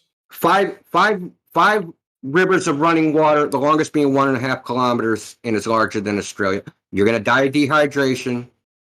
You can't, there's no fuel in which to even melt the water. You're out of luck. So people are like, where's the edge? Hey, let's get into an airplane. Yeah, you can think of anything you want to do, but so I don't want to get crazy minutia of like what the Navy did. Like, so the Navy surveyed Antarctica, and if you look at some of the, you can go online and look at all the images, and all you see is white. So they went up on airplanes that take photographs of the ground, right? So if you look at the images, all they are is white. They're just white sheets. Image after image, we're talking hundreds of thousands of images. So it's an airplane. It automatically takes photographs like every 60 seconds, right? They have cameras that stick out the side of the airplane. Wait. Airplanes?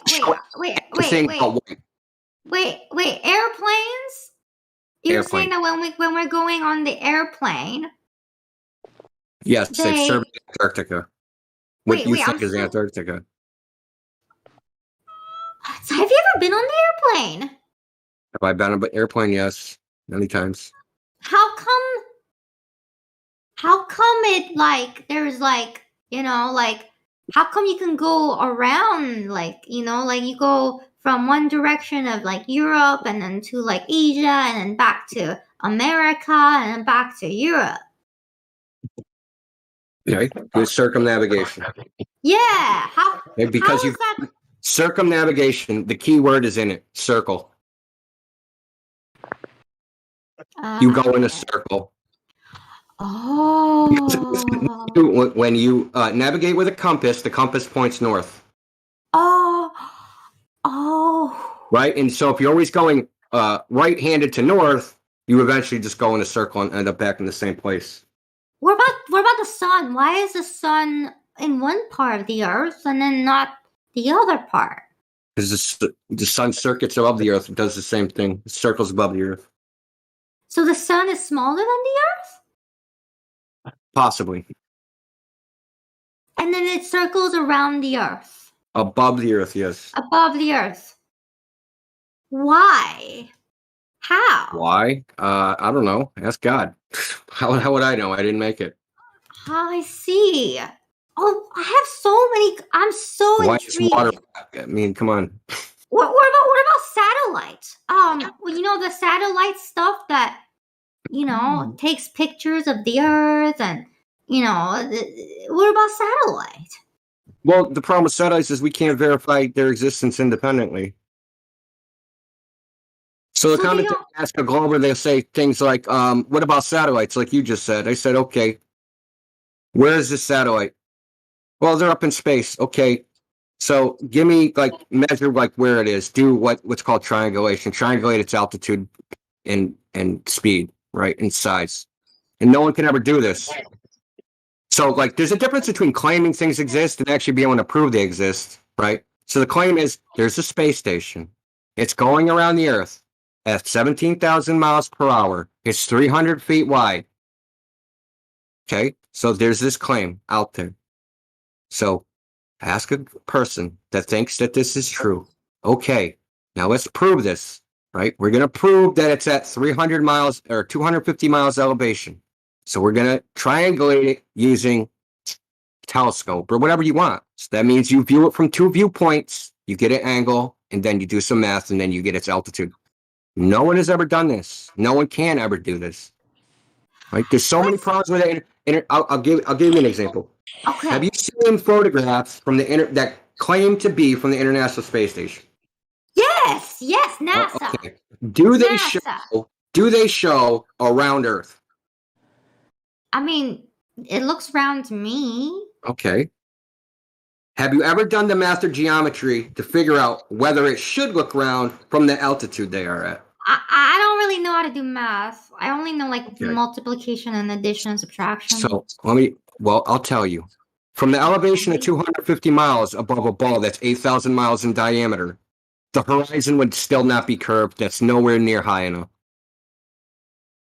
But the images show a curved Earth, right? That's what they show. Okay. Even people that are professionals, planetarium directors, PhDs, they all say that elevation is not high enough to see the Earth as a ball. Yeah. Well, I'll put it this way. If you had a beach ball that was 6 feet tall, okay, right? Yeah. So taller than you probably, right? 6 feet tall. Yeah, that's very big. How far, if you had a little model International Space Station, how far away from that ball do you think that International Space Station would be? Oh, okay. I'm really bad at math. Okay. So listen, 2 millimeters. What does that mean? The width of a pencil. A pencil? Yeah, now the width of a pencil. Okay, the width of a pencil above a beach ball that's 6 feet tall. Yes, that's now, a big difference. It's a big difference. Now, do you think that you could see the curve of the Earth from being that far away, being that close to the ball? You can't see it. So the Earth. Yeah. So what's up with the pictures? That's the point. Is that these images, right? The pictures that they take do not represent reality. And not only that, we can just do the math and disprove that. But we have measurements of the surface of the Earth that proves that what those images show can't possibly represent reality. For the simple fact, water is not curving. And if water is not curving, then the Earth can't be a ball because the Earth is 72% water. It's simple logic. You can't have a ball without a curved surface. And if the surface of the Earth isn't curving, then it's not a ball. No matter what they say about stars, no matter what they say about the sun, no matter what you say about satellites, GPS, or any other thing you can think of, we can go out and we can measure the surface of the Earth. And if the surface of the Earth is not curving, then it's not a ball. Okay. This is a simple test, but they convinced you and lots of other people that you have to be a super smart scientist, right? You have to be a genius PhD, and they're the only people that can figure out the shape of the Earth. That is incorrect. They make a certain claim that the Earth is a ball of particular size. We can go out into the real world and test it, whether it's true or not. And when we go out and test it, we find out that it is not true, that claim. It's a laser stuff, right?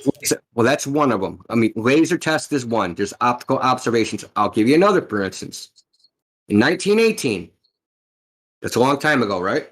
1918. Yeah, it's a very long time ago. 1918, they used to communicate from the United Kingdom, Great Britain, England, with Australia by radio. That is 10,000 miles away. That is okay. So this is before satellites existed. This is before there was radio towers, right? This is the beginning of radio. Radio is brand new. There's probably only like less than 30 radio towers in the entire world. How did they talk to the other side of the ball? This is like being on the radio waves. Yeah, but how did they get around the ball to the other side of the earth? Through gravity, because it makes it curve. Because if you're going to the gravity bends radio waves. Yeah, no. No. Why not? Because it doesn't. Oh. Well, I mean, do they even make that kind of claim, Indio? Do they say that gravity bends radio waves around the curve of the Earth? Like it would have to be a specific rate, right? Like how basically they say light rays. The Earth would have to be a black freaking hole. There's a black hole? The Earth would have to be a black hole for it to bend radio waves around the Earth. Wait, are black holes real? No. What about comets? What about falling stars? No, wait, hold on. That's a big one. I'd like Indio if you can. Well, because when I first no, not me. I'm saying if I can ask you, because you're doing well. I think this is a good clip. I don't want to muck it up too much. Yeah. So now, black holes. That's one of the last things that I found interesting before I entered this discussion. And it used to scare the hell out of me. Like, oh, what if one day a black hole gets so big that we get sucked into it? I don't want my brain to go, But so what is a black hole actually? It's a hole that is black. No. I'm asking Indio. Like, how is what is a black hole according to, these people that do the math? What is it? It's a collapsed star, according to them. A star, not the imaginary thing, but like, isn't it because of a mathematical error? Isn't it a gravity thing or like? No. What he wants the mathematical reason why they say black holes exist. The mathematical reason is because it's called a singularity. There's a mathematical singularity where pretty much they have to divide by 0. Wait, you can't divide by 0. Exactly, and they say that's where the black hole is. Wait, what? Wait, if you divide by 0, that's where the black hole is? Well, yes, because they have mathematical, they have geometry, they do math too, right? And if you do the math, and there is a mass that bends space-time greater than what's called the Schwarzschild radius, it becomes what's called a singularity, and that's what a black hole is. The singularity is because the metric in that location is 0, and that's what they have to divide to. When I say metric, that means the yardstick that they have to measure by. Now imagine like you had a ruler, right? So a metric listen, now say you have a ruler. Okay. So I'm going to try to make this really hard to understand. Not hard to understand. So, okay, if you have a ruler, right? And depending on where you put the ruler, it changes like the length of the ruler, right? So imagine the ruler is made of rubber instead of being solid, right? So you can stretch it, you can compress it, right? And you can take this ruler, and then when you try to measure something, if there's a lot of mass there, then that ruler gets squished. Eventually, the ruler gets so squished, all the numbers on the ruler are 0. And they say where all the numbers on that ruler are 0 is a black hole. Yeah, makes a lot of sense. Nope. So a black hole is a squished ruler? Basically, yes. This is dumb. So so a black hole is a squished. So it's a 0. Yes. So if, like, you looked at a ruler, right? So like, say you had inches. Say you had one ruler, like, and where the lines they noted inches, and another ruler it said foot, and another said millimeters. The ruler that they're measuring this with, there's no units. The units is 0. So they say that's where the black hole is. This is way above your pay grade. I mean, this is like differential geometry, and I don't even know we should be going down this road. Yeah, this is way too advanced. I can't compute. Yeah, let's just stick to the simple stuff, right? Okay, yeah. Let's please. So I'm going to just attack this from sheer logic, right? Uh-huh. So, sheer logic. So in logic, there's something called an axiom. In logic, that means an axiom is something that is self-evident. You don't have to prove it because it's so self-evident, right? So if you go to the ocean, does the Earth appear flat? The Earth goes like really far, and then there's a line, and then you can't see anything anymore. Yeah, the horizon, right? Does that horizon line appear flat? I mean, I'm only asking you how it appears. I'm not asking you what it is. I'm just asking you what it looks like. I mean, it looks all atmospheric and foggy and watery. So it doesn't appear flat. What shape does it appear to be? Like hazy, like shaded. Hazy?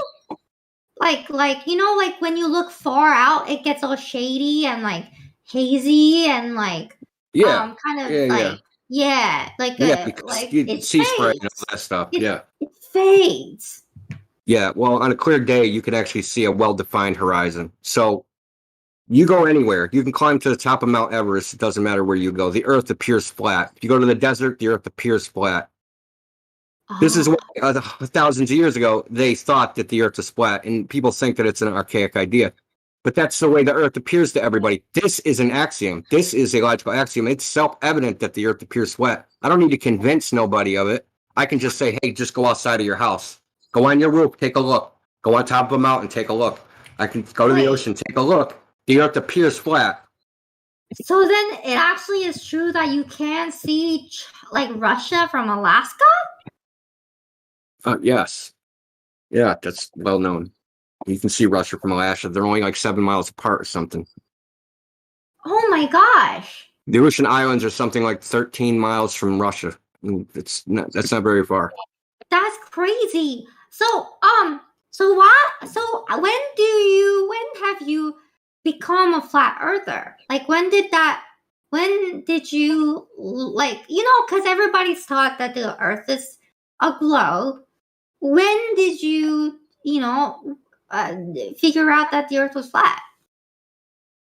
When I tested what they say. So, like most people, I just believe it like everybody else because, your parents say the Earth's a ball. Teachers say the Earth's a ball. They tell you only crazy sailors thought they would sail off the edge, and they thought there were sea dread monsters and yada, yada, yada. So Christopher Columbus proved the Earth's a ball. So this is the way I grew up. This is the way all of us grew up. Everybody in the server that's a flat earther used to believe the Earth was a globe. But each of us probably saw something that made us doubt it, right? So in my particular case, I saw the Chicago skyline. Chicago skyline 50 miles away, and their reason was that it's a mirage. So I knew it wasn't a mirage because mirages have particular characteristics that you can see, and I knew that couldn't possibly be true. So I decided I was going to investigate, has anybody actually proven the Earth is a ball? Is there actual proof, measurement proof that the Earth's a ball? And I investigated it that way. And after, 6-7 months of looking into it, I realized there is no evidence that the Earth's a ball. There's none. Zero. Can I take some questions from the chat? From our chat or your chat? Yeah. From your chat? Go for it. Yeah. Hey guys, any questions? As long as they're civil. This is very, very fascinating. I'm actually very, very fascinated. This is really cool. What's on the bottom of the Earth? This is the same question as the edge. The Earth is not embedded in anything. There's no bottom. There is no bottom. The Earth is it. You can't go underneath the Earth, outside the Earth. Somebody asking what's at the bottom of the earth is like me asking what's at the bottom of the universe, or what's at the edge of the universe. Can I fall off? You know, people say space is expanding, and I say what's space expanding into? This is called an infinite regression fallacy, right? What's that? Okay, so if you ask me where's the edge of the earth, and I say, well, it's 10,000 miles to the south, and then you go, okay, where's the edge of that? And then I go 10,000 miles to the south of that, and then you say, okay, now where's the edge of that? 10,000 miles to the south of that. We can do this forever, infinitely. We can forever keep asking where the edge of something is. Can you go up out of the space and go like out of the atmospheric,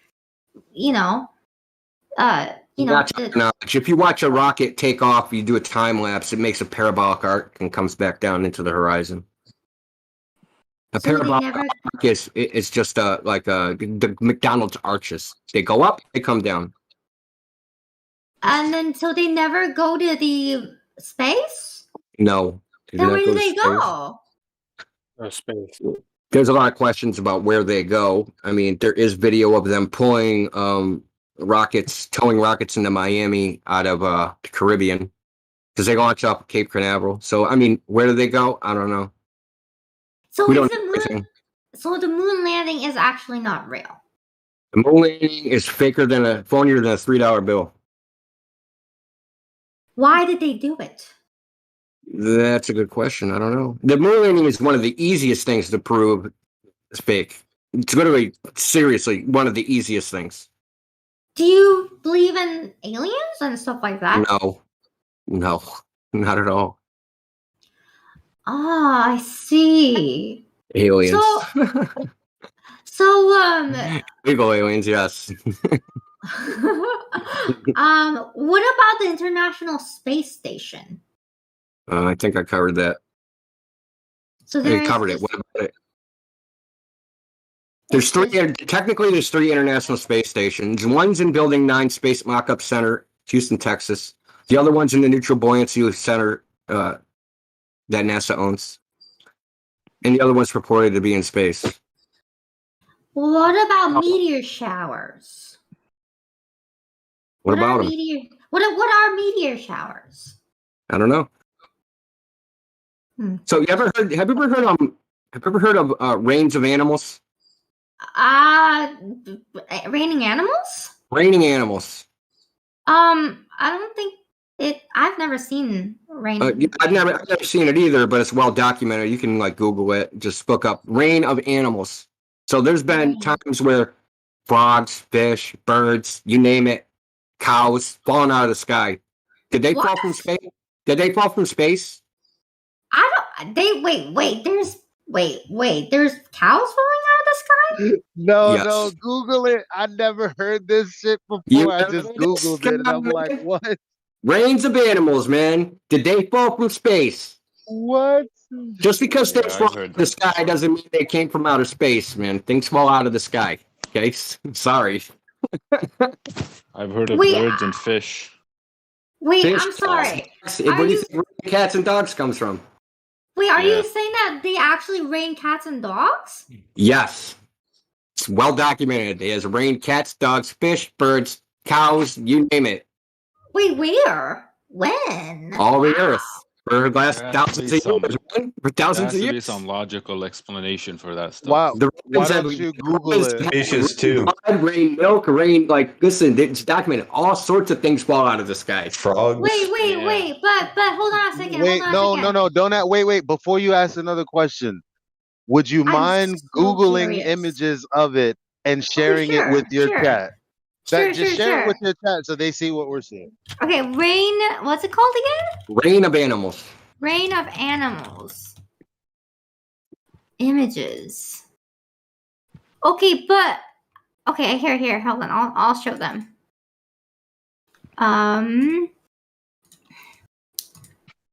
So, this stuff, right?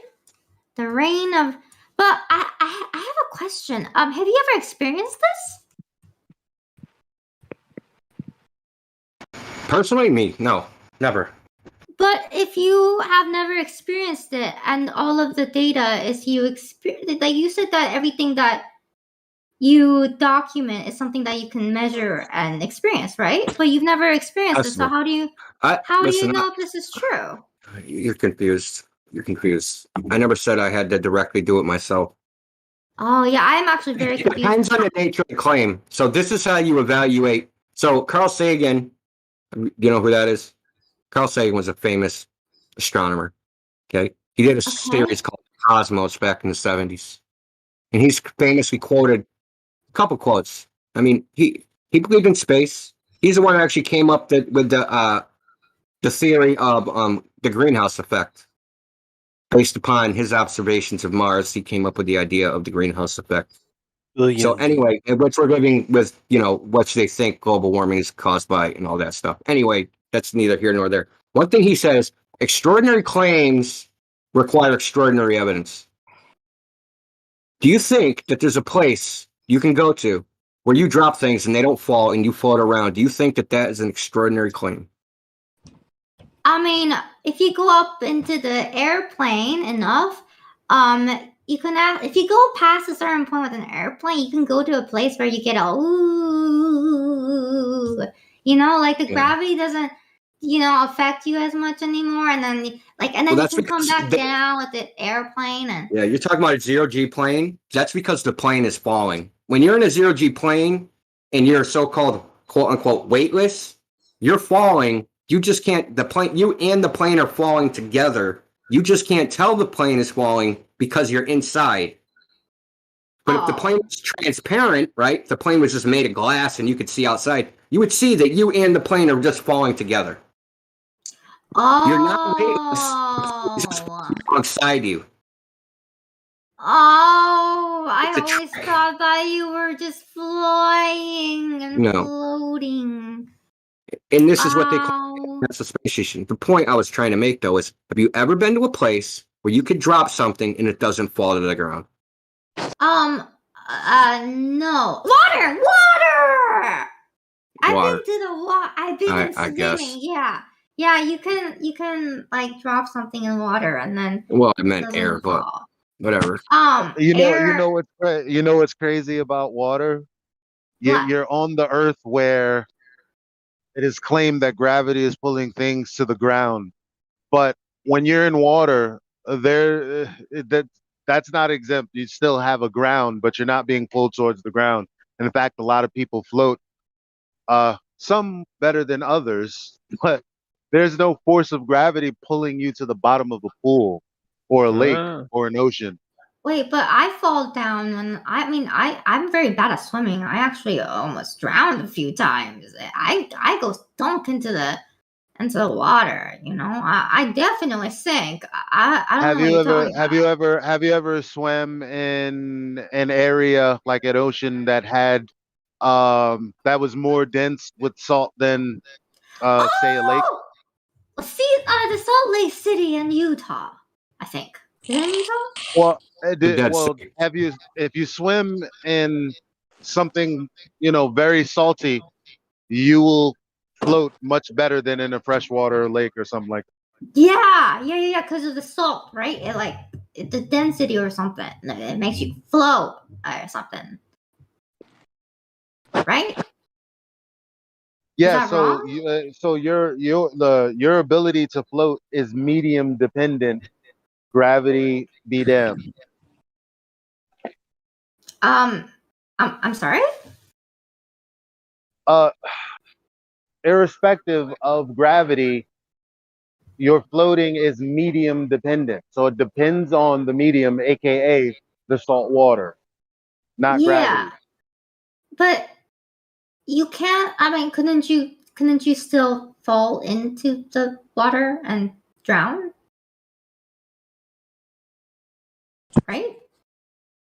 If you let go all of the air from your lungs, then you fall down. But if you have air in your lungs, that is the buoyant force from the air pushing you up. Yeah, so what does it has nothing to do with gravity.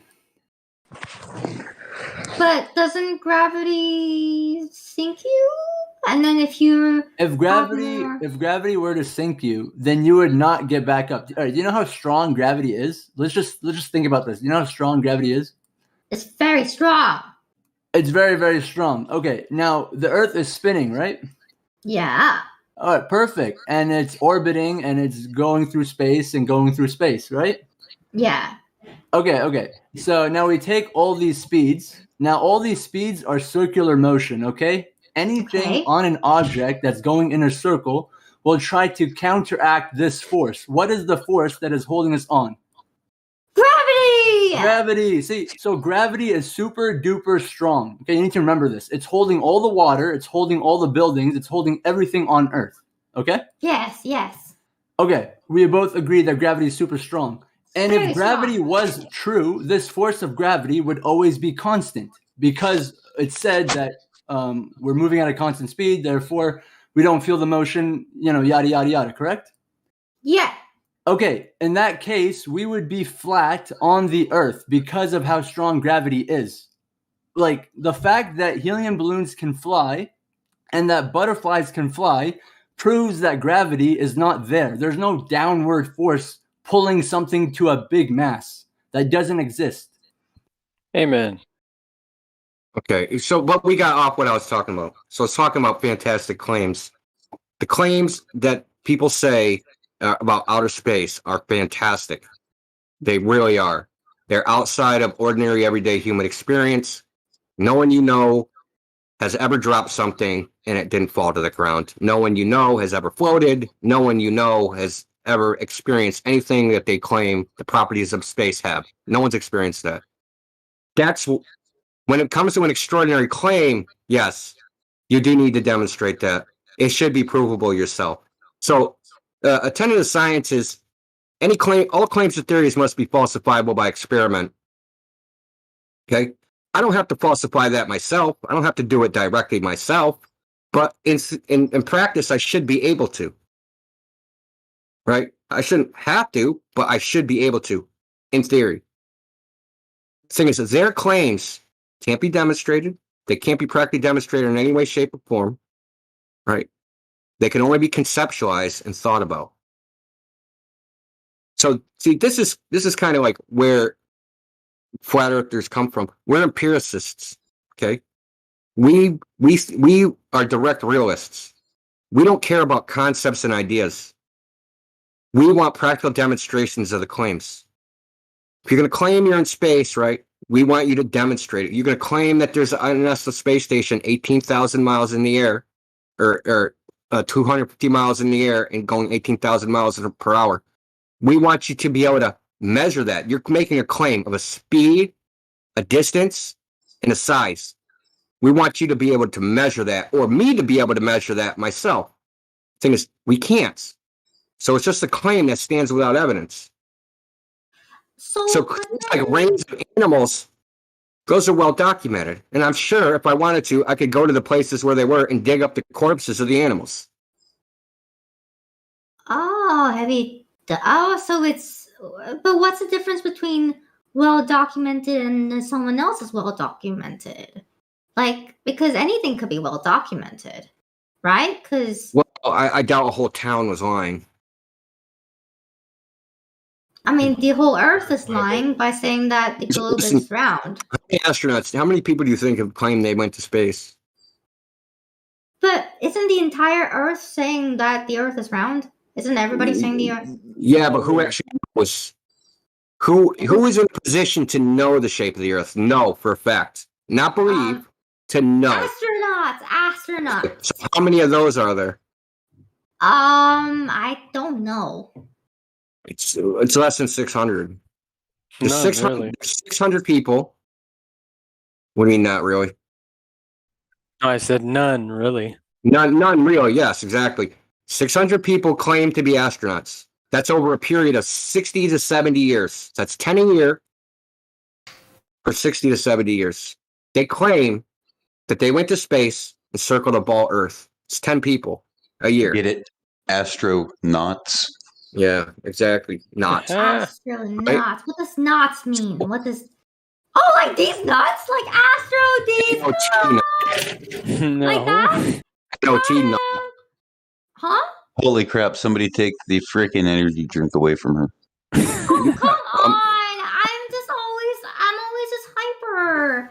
That's just No, who you're I fine. am. You're fine. This is Not you're like fine. This is a very pleasant NOT, conversation. like Even Thank you NOT, for, like not, because they're NOT? not an astronaut. Oh, Never wait, mind. isn't it spelled N-A-U-T? Not if you spell it NOT, and NAUT means zero. Or N-U-T, then you get astronauts, like these nuts. Sorry, it's a these nuts joke. It's supposed to But be I funny. think that also has something to These do with nuts. nautical miles. it was Yeah, funny. these It was. nuts. It's I supposed to thought be it was funny. funny. It's like what do you call it? Sea travel, right? Seafaring. That's why they call them ships, even though they're not ships. They're just missiles. There should Think be about called seeps. Because sea. They should just be called obelisks, like they really are. But anyway, back to Indio's point about The point is that there's a very small number of people on this earth, most of them are dead now, that claim to have direct knowledge that the earth's a ball. Everybody else is just a believer. Everybody else, all 7 billion, 8 billion, whatever number of billion we're up to right now, everybody else is just a believer. That is a 100% fact. I'm not making it up. The only people, only 23 people even claim to have seen the entire Earth as a ball. Right? The 23 people that claim to have, that said they went to the moon, that small group is the only ones that claim they've seen the full Earth.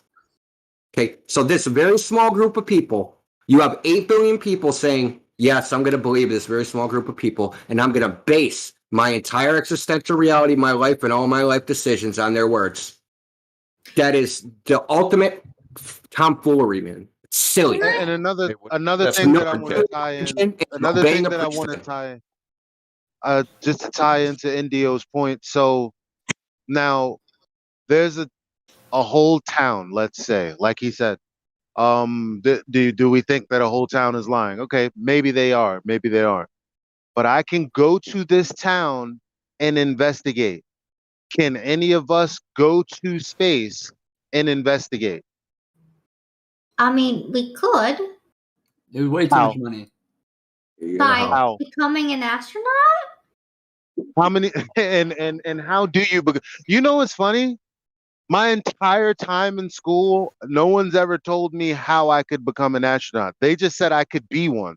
But there were never any classes. How does one become an astronaut? Where's astronaut school? I mean, I could try to look it up. Let's see. How to become an astronaut. First of all, you got to be a pilot for the. Okay, you have to be a U.S. citizen. You have to be. That's not true. You can also be a cosmonaut. What's that? It's Russian space agency. Oh, possess this is NASA. Okay, so this is NASA's thing. Possess a master's degree in STEM field, including engineering, blah, blah, NASA blah. hasn't set anyone up in like 20 years. Have at least 2 years of related professional experience, blah, blah, blah, blah, blah. Be able to pass a NASA long duration flight astronaut physical. So I guess you just have to be like really smart and engineering and fit or something. Oh, by the way, I have a question. Okay, so I have a question. So this is kind of a excuse me if this is sensitive, and it might be sensitive, but I have a question. So everything needs to be it's either well documented, or you guys can measure it yourself, right? It needs to be verifiable. Listen. This is the scientific method. This isn't my method. This is the scientific method. Okay, so let me ask you something. Do you know what the definition of pseudoscience is? No. The definition of pseudoscience by the person that invented the word, his name is Karl Popper. He's an early 20th century philosopher of science. Pseudoscience is defined as claims or theories that cannot be falsified by experiment. Okay? So if anything outside of that is pseudoscience, right? If someone says I went to space and I'm on the International Space Station and I cannot falsify that by experiment, what is it? The claim is pseudoscience. By definition.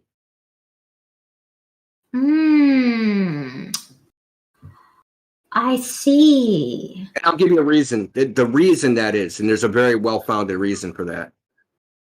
The reason we try to falsify, so scientists don't try to prove claims correct. They try to prove claims incorrect. They try to prove their theories wrong. That's how it's supposed to work. And I'll give you a reason. So if I have a theory, and my theory is all swans in the world are white, I don't go around the world looking for white swans to prove my theory correct. I go around the world looking for a black swan. I've seen Right. a black swan though. I just saw one last weekend. Black swans are in Australia. They didn't know they existed initially. They thought the world thought all swans were white. Well, the Western world thought all swans were white, right? So if your theory is that all swans are white, finding a trillion white swans or 10 trillion white swans doesn't prove anything. It only proves that likely swans are white. But if you find one black swan, it proves that theory completely wrong, no matter how many white swans you found, no matter how much supporting evidence for what all swans are white there was. Just finding one singular exception proves the theory wrong. This is why we falsify things and we don't affirm things. So there's lots of claims on the table. The Earth is a ball, 3,959-mile radius. Ships go over the horizon. There's a Coriolis effect. There's a core. There's a shit in space. GPS works by set. There's all these claims, right? All these claims need to be testable. They need to be falsifiable by experiment. I need to be able to go out and test those claims, or the claims are not scientific and they're just people talking. Wait, does that mean most of flat earthers are atheists? What? No. What the hell are you talking about? Listen, the existence or non-existence of God is not a scientific question. Okay? That's a metaphysical question. And a requirement of science is the moment you ask a metaphysical question, you're no longer doing science by the definition of science. So as soon as you say, what is God? You can't scientifically prove God because science does not inquire into the existence of God. Science inquires into the natural world. I see. So if you look at the definition of science, it's investigation and observation of the natural world.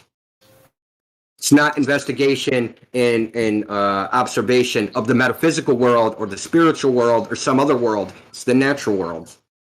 So people saying you can't prove God scientifically, no duh, it's impossible because science doesn't deal with the question of God. It's outside the purview of science. Can I ask you guys some personal feeling questions? Yeah, I guess. Because you know how like there's a lot of stigma against flat earthers and there's a lot of people that don't, a lot of globe earthers, and how do you guys deal with being stigmatized all the time? Don't care. I see. Look, it doesn't. Listen, when you're dealing with what's objectively true, you don't care what other people think.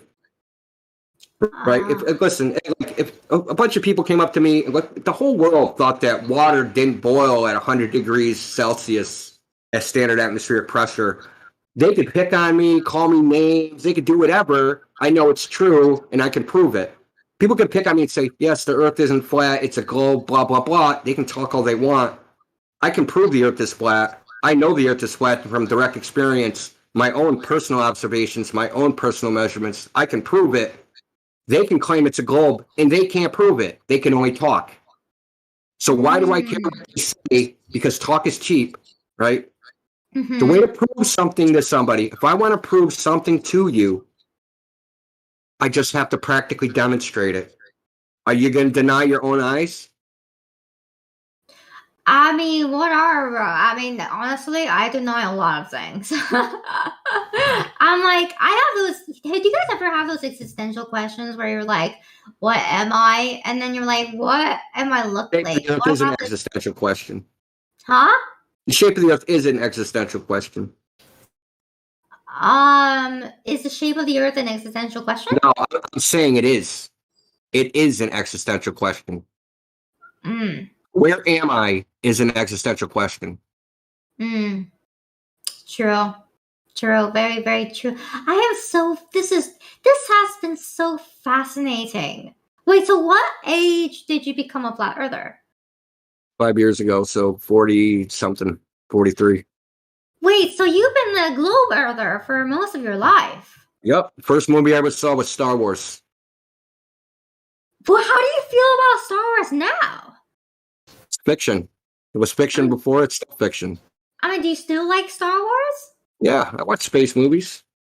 It's fiction. Space movies are pretty fucking cool, aren't Look, they? do you not watch Lord of the Rings because there's no such thing as elves?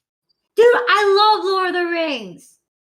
Yeah. I watched the 100. That's one of the most amazing series I've ever seen. Bro, which one? love Actually, The 100. yeah, that's a good one. Actually, if you think about it, the elites aren't what you think they are. What do you mean the elites? They might actually be the elvens. L-ites, elites, L-ites. Oh my god. So, are there any other, what modern day say like conspiracy theorists? Like, you know how they say, they put flat Earth as a conspiracy theory, or like, Yeah, which I think is incorrect. Is there any other ones that you believe in that you want to share? Yeah, what one I really believe in, this is the ultimate conspiracy theory, is the 9/11 conspiracy theory. Yeah.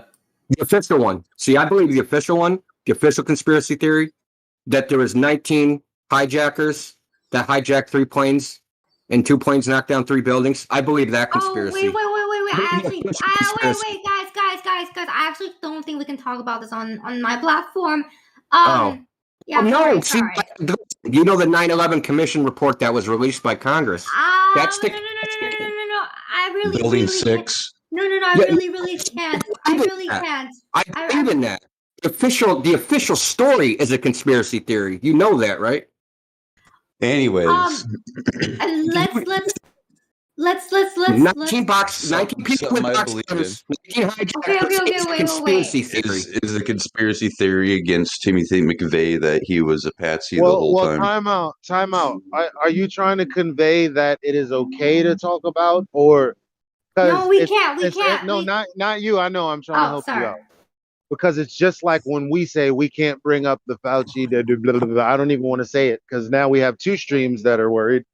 So she's saying, well, I'd rather not talk about that because we're live streaming on her channel. But I was going with the government conspiracy. I wasn't even going with the other one. She can't. No Coco Juju, guys. We can't even talk about the official 9/11 and support the government. Indio. What? Indio, there's a question in her stream right now. It said, will you show your proof? Proof of what? A proof of flat Earth. Everyone said no. There was like 113 people that voted no. Which one does he want? I don't know. Just how do you prove that the Earth is flat? Go ahead. How do you prove the Earth is flat? The Earth is 71% water, and if water's not curving, the Earth is not curving. It's real simple. Okay, there's one. So, I don't know how. Like, where do you want me to post it? So Google FECore, FECore.org. It's a nonprofit. They did a series of laser tests. You can go look at it there. They got the PDF, all the measurements. You can go look at the 7 measurements they did. Some of them were 3 weeks apart. They took meteorological data. The laser was donated. It cost $50,000. Had a collimator on the laser that was 0.08 millirad beam divergence. So 25 miles, the spread of the beam is only 2 meters. What they measured was that from 25 miles away, the beam was only 1.5 meters off the ground. When the globe model predicts that it is 127 meters off the ground, this is 4 feet and 440 feet. The difference between the prediction and what was actually measured is 2 orders of magnitude. This isn't a measurement error. This isn't, oh, we made a mistake, we read the tape measure wrong. This is a 2 order of magnitude difference from prediction versus what was measured. This is not just a mistake. Here's another one. Here's 180. Can I ask a question from the chat? How do you guys know that the Earth is 71% water? Well, sail around, man. across the Pacific. I mean, Have of you ever course, been that's on the ocean? Has What do you anyone know about an measured? astronaut in the ocean? I mean, how does people We don't actually? know. We we don't don't know. know it's exactly 71% water, but we know the majority of the Earth is water. We know that. It only has to be 50 point anything percent, right? It only has to be, it doesn't even have to be 51% because how many flat spots make a ball? Coincidentally, have the no human body idea. is about You would 70% have water. 1% flat water and it's still a ball. How about 2% flat water or 3%? Like how much a percentage of a ball can be flat and it still be called a ball? I have no idea. None. None. Zero. Yeah, it None. has That's to what he always said. curve. Balls curve, dude. So you just don't realize that a ball curves in every direction. Every direction. They always show you that you're on top of a ball in some orthographic side view. But you should look left, right, north, south, east, west, northwest, southwest, north, southeast. And it's always curving away from you, no matter what direction you look at. This is nothing anybody experiences. Someone's asking why. You've never experienced the Earth as a ball. No one you know has experienced the Earth as a ball. No one they know has ever experienced the Earth as a ball. None of you. None of you. You've only ever experienced the Earth as flat and motionless. This is 100% fact. This is not my opinion. The idea that, see, you have an idea that you live on a ball, but what you directly experience with your senses is that the Earth is flat. This is what I was talking about in Axiom. It is self-evident that the Earth appears flat and motionless. This is self-evident. It's undeniable to anybody alive. There is no globe axiom. This is There's really, nothing. really Did you bad. explain? Well, Did listen, you there's explain to nothing. them? You've never woke up in the morning, right, and walked outside your door and said, "Holy shit, this is one huge ball." Ever. No one's ever done that. You never went up on a plane and said, "Damn, this is one huge ball." Never went up on a mountain and said, "Damn, this is one huge ball." You don't experience anything to indicate that the Earth is a ball, ever. I just like balls and I like to play sports. I like sports. Has anybody explained to her who started NASA? I love sports. Yeah, can you guys explain that to me? Project Paperclip, there was a bunch of Nazi scientists that were experimenting during the war, World War II. Those scientists were paperclipped and they were saved from the Nuremberg trials for war crimes. And a lot of them went into our medical fields. Our military industrial complex absorbed them because they were working on weapons. Chief weapon that they were working on was the Manhattan Project. However, what they ended up doing is Werner von Braun, right? You know who that guy is? Nope. The father of NASA. Werner von Braun. He was in charge He of the created V2 rockets. Yeah, V1 and V2 rockets. Vengeance 1 and Vengeance 2. He was a Nazi. And then you have Jack Parsons, who was like the inventor of American rocketry, really, with American rocket fuel, a better rocket fuel. Jack Parsons, right? So you had Jack Parsons Lab in California, which was renamed JPL, or Jet Propulsion Labs. Tell her what's on Werner von Braun's tombstone. Wait. I actually want to ask more about you guys and what you guys do for the Flat Earth Discord and stuff like that. Like, do you guys stay in the voice and then go through people's questions every day, or how does it all work in the Flat Earth Discord? 24/7. Is there? Are you guys up? Listen, I'll tell you like a little. I'll give you a little short history of this. So we started. So ODDTV is a YouTube channel. Someone started a Discord forum. That was a different server than this one. That server ended up with something like 27,000 people, and for reasons I'm not going to get into, that server was deleted and tanked, and we created this new one. But it's all the same people, basically, just a different server. Anyway, point is, I don't know, about 3-4 years ago, we started live streaming on YouTube. And you can just go on YouTube, search 24/7 Flat Earth Discord, and you'll find our stream, right? I think we're almost up to 2,000 episodes. Each episode is like 11 hours long, 24 hours a day. There's people in here answering questions because there's a lot of things people think about, so you asked earlier about what do you think about people that ridicule you and say things about you? Well, the reason people have ideas about what we think or why we think it, but those ideas are 99.9% of the time, they're incorrect. And if they want to know what a flat earther thinks or how they think or why they think the earth is flat and not a globe, they can just come in here and ask us. They don't have to watch TV or get a second opinion or ask somebody else. They can just ask us directly, right? So there's people here 24 hours a day, 7 days a week. It's been that way for probably going on 5 years now. So people want to come here, whatever. But listen, I'm going to tell you right off the bat, we have zero tolerance for trolls and liars. Zero. You troll, you're banned. You lie, you're banned. So if you come in here and say you're a pilot and that you fly over the North Pole when you fly LAX to Japan and just tell a blatant lie like that, you're going to get banned, right? Because what's the point of talking to someone that lies? There's no point into it, right? There's just no point. We just want to deal with honest people. If we have a disagreement about a fact or an opinion, that's one thing. Come in here and tell lies, you're going to get banned. You come in here and troll, but listen, we're very good at this. We've been doing this a long time. We can detect a troll in 5 seconds. We can detect fake flat earthers in milliseconds. Gotcha. If you want to come in here, act normal, you won't have problems. You act like a fool, you're going to have big time problems. You're not going to be here. It's that simple. Gotcha. Cool. Honestly, guys, this has been really fascinating. I've been wanting to talk to flat earthers for the longest time to learn about, how you guys go from believing in the globe and then going into flat earth stuff. So, personally, I am a very stupid individual. I must say, I am actually a very dumb individual. So I kind of like just, learning about other people's beliefs and, just learning, just learning. Well, here's the funny thing. You don't have to be smart to figure this out. This is a 3rd grade geometry problem. Yeah, it really is. It's a 3rd grade geometry problem. You don't need to be an astrophysicist or a super scientist to figure this out. Search You up really on don't. YouTube, Totally. Eric DeBay. Watch his flat Earth videos, and it'll No. Nope.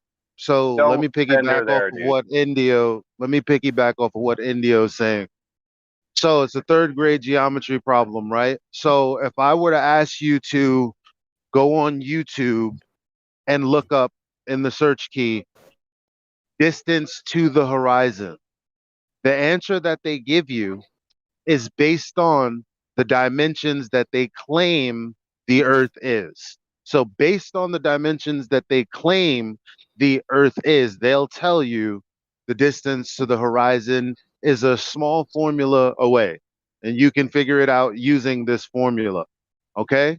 So I don't like formulas. no, but it's fine because they give you a calculator and they say you go online and you can Google it and here's this Earth curve calculator and this will tell you the distance to the horizon if this is what you wanted to know. So right off the bat, when you do that, you realize, oh, okay, this calculator says that the distance to the horizon is X based on the claim, the geometric claim that we live on a ball with a radius of 3,959 miles. So all you have to do is go to a beach, pull out some binoculars, and if there are any markers out there, you can just test exactly what they say. Well, they say the horizon is supposed to be X. Now let me see if the horizon is X. What we found is that the horizon is never X. Never. Is it Z? Yeah, well, there's a particular observation called the Black Swan, where the horizon is supposed to be 1.25 miles away from the camera, and it's more than 10 miles. And we know it's more than 10 miles because there's oil rigs, which are 9 miles away, and the horizon's beyond the oil rigs. So this is how we know. So I also want to say our Discord link is discord.gg/flat earth. And we also have a wiki, and that's wiki.247flatearth, that's one word, .net. You can go on that. That has observations. You can go look at that. There's over 100 observations that people have done. Just taking photographs, radar, infrared, some of the infrared 600, 760 miles, radar 10,000 miles. I mean, some of the radar stuff is crazy. So the Jindalee radar system, which is in Australia, they're picking up planes 4,300 kilometers away. Okay. They say that they can detect planes in North Korea from Australia. Okay. So that's very far away. If the Earth was a ball, that would be impossible. If it's a ball that the size they say. So that's what we do. We test. They say the ball. They can't claim that the Earth is any size but the one they say, because they say that they went to the moon. Do you understand? Mm-hmm. So this is how it works, right? The Earth can be any size, but if they make the radius bigger, because every single thing, every distance measure, and every size of the celestial bodies is based upon the radius of the Earth in the first place. If they change the radius, they have to change the size and distance. So if they double the radius of the Earth, they have to say the moon is twice as large and twice as far away. And that the sun has to be twice as large and twice as far away. And all the stars have to be twice as large and twice as far away. You see what I'm saying? Mm-hmm. So all you can do is test their claim, the radius. Test the radius. Okay, if there's a radius of this, then we expect to see that. We don't see that. That's the problem. They say it's this, we see something else. What are we supposed to do? Ignore it? Keep pretending? Stick our head in the sand? No, we're not gonna. We're gonna say, hey, they say it's this, but it's that. Take a look. Look for yourself. We're not gonna try, like I said, we're not gonna try to convince you of anything. Look for yourself. That's only fair. Hey, Indio, can you repeat those addresses you said earlier? Oh, yeah. So it's discord.gg/flat earth and wiki.247 flat earth. That's one word, 24/7, the letters 24/7, or the numbers 24/7 flatearth.net. I think we Yeah, got and I one made a more hurrah for the night. Would you like one more hurrah, something that will totally blow your mind? I'll I take made a a question QR from the code. chat. I'll take a question from the chat. Well, time out. Because what if the question is, how do lunar eclipses work? Isn't that a good question? Okay, how do lunar eclipses work? India? Huh? Well, I was leading India. If he wanted, I don't know. Okay, I guess maybe he doesn't. Give him like 5 more seconds. Okay, so we don't know how eclipses work, but what we do know is it doesn't work the way that the heliocentric model, heliocentrists believe it works. So people believe that the sun, the earth, and the moon during a lunar eclipse are in alignment, and that's why the shadow on the moon is because of the shape of the earth. You understand this, right? No. Okay.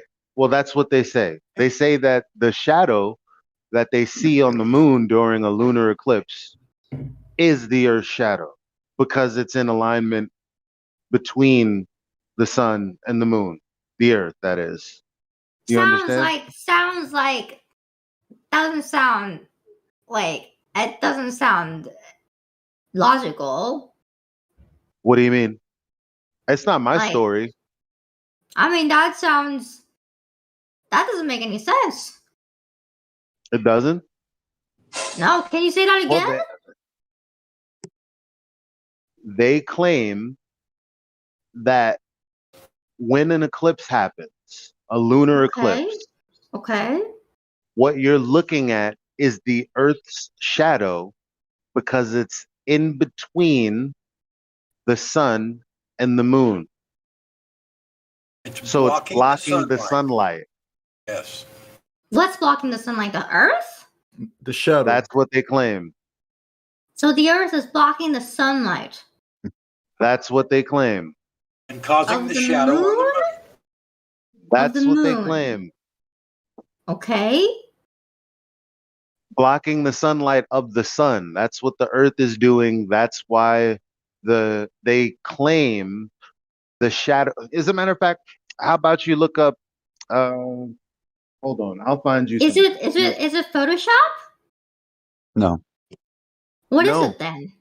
Aristotle, right? Aristotle said we know that the Earth is a globe or a sphere because when an eclipse happens, the Earth's shadow is projected onto the moon. That is his claim. Yeah. Okay, that's what everyone believes. But how can you trust Aristotle? He's a dead dude. No, it's not true. It's not true at all. That's what I'm getting at.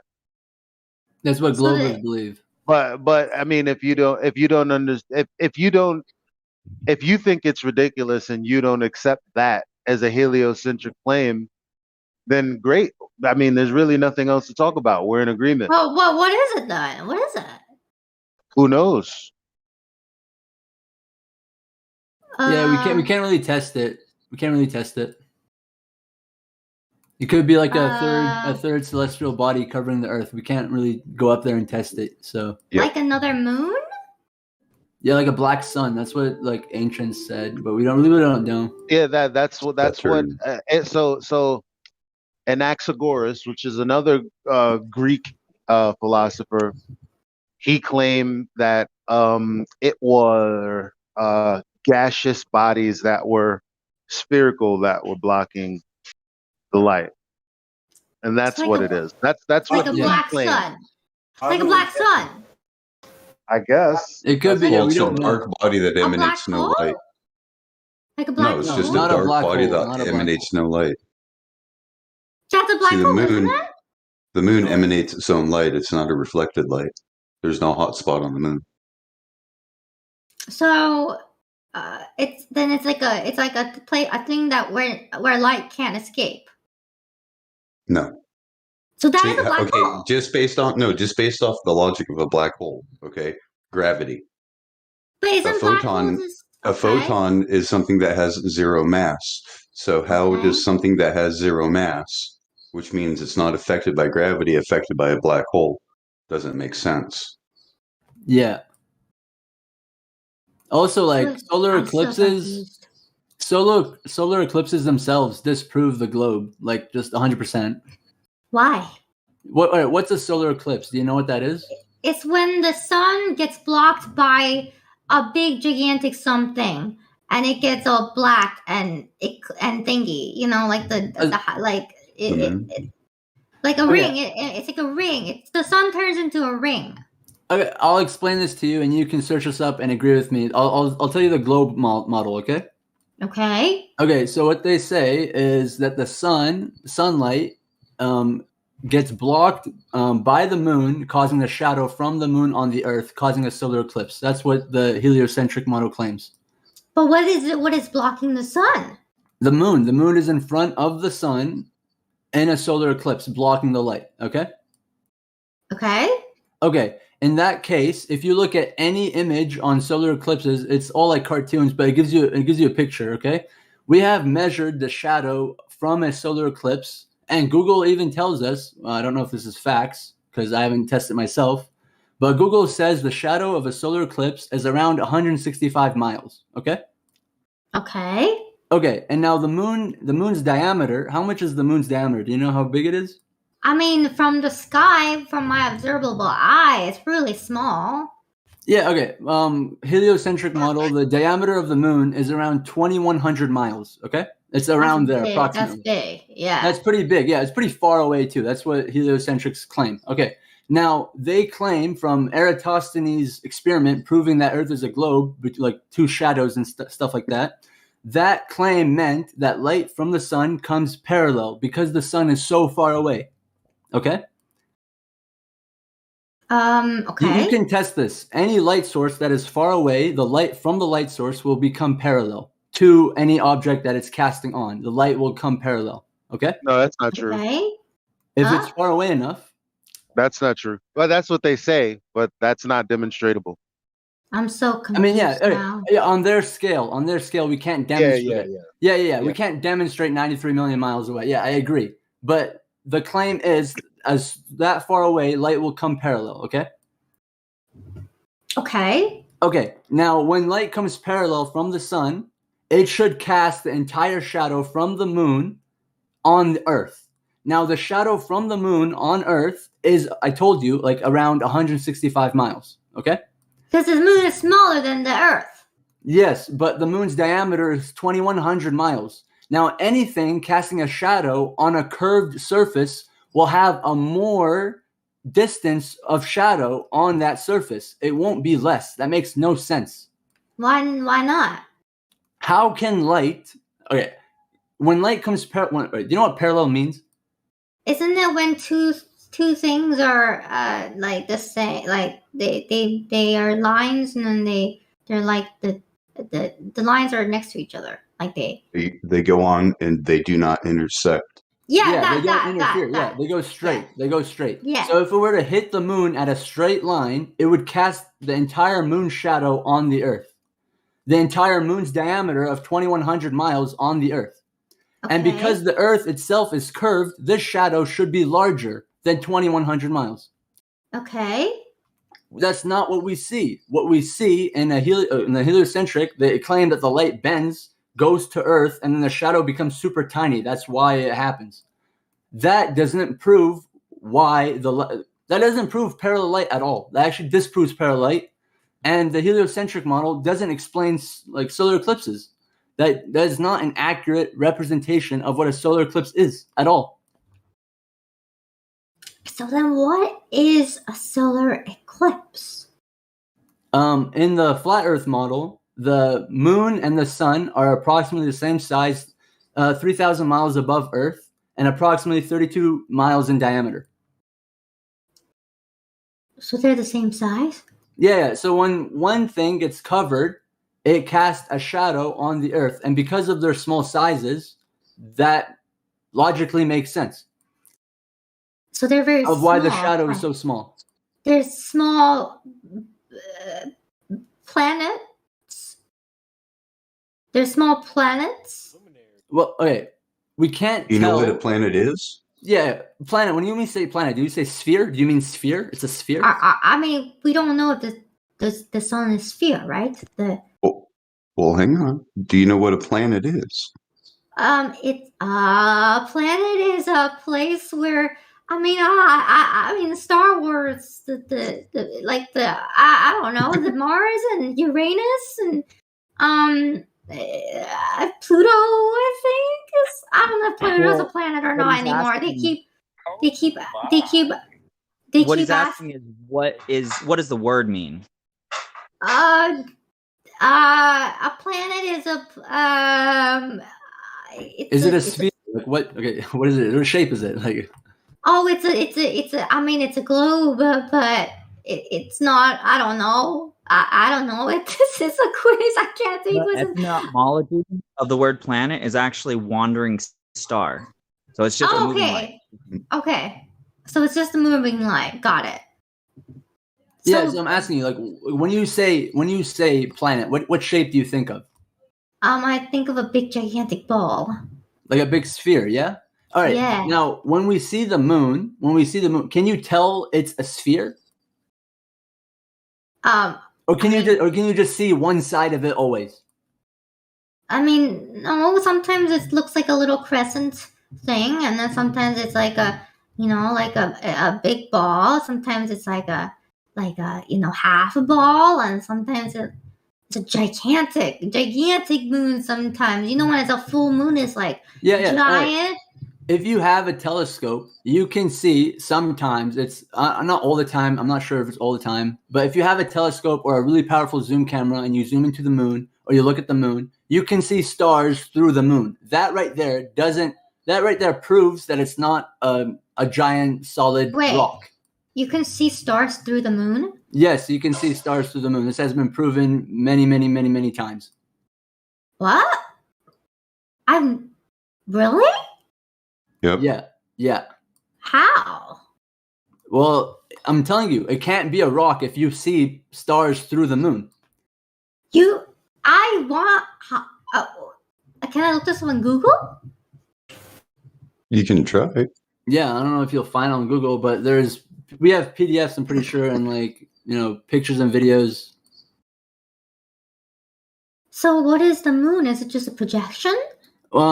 And back in like the 1960s, before NASA went to the moon, there was a scientist that claimed the moon to be plasma, like a luminous body. It was just plasma. That's why you could Wait see. there. I don't want us to sort of say that we can't say that the moon is anything. We can't actually. Yeah, we know don't know the moon what is it at all. is. Yeah. Yeah. So to sort of say it's definitely not a rock, we can't denote that at all. We cannot say that for definite, right? Wait, are you If you English? see stars through the moon, I am how do you indeed. explain that?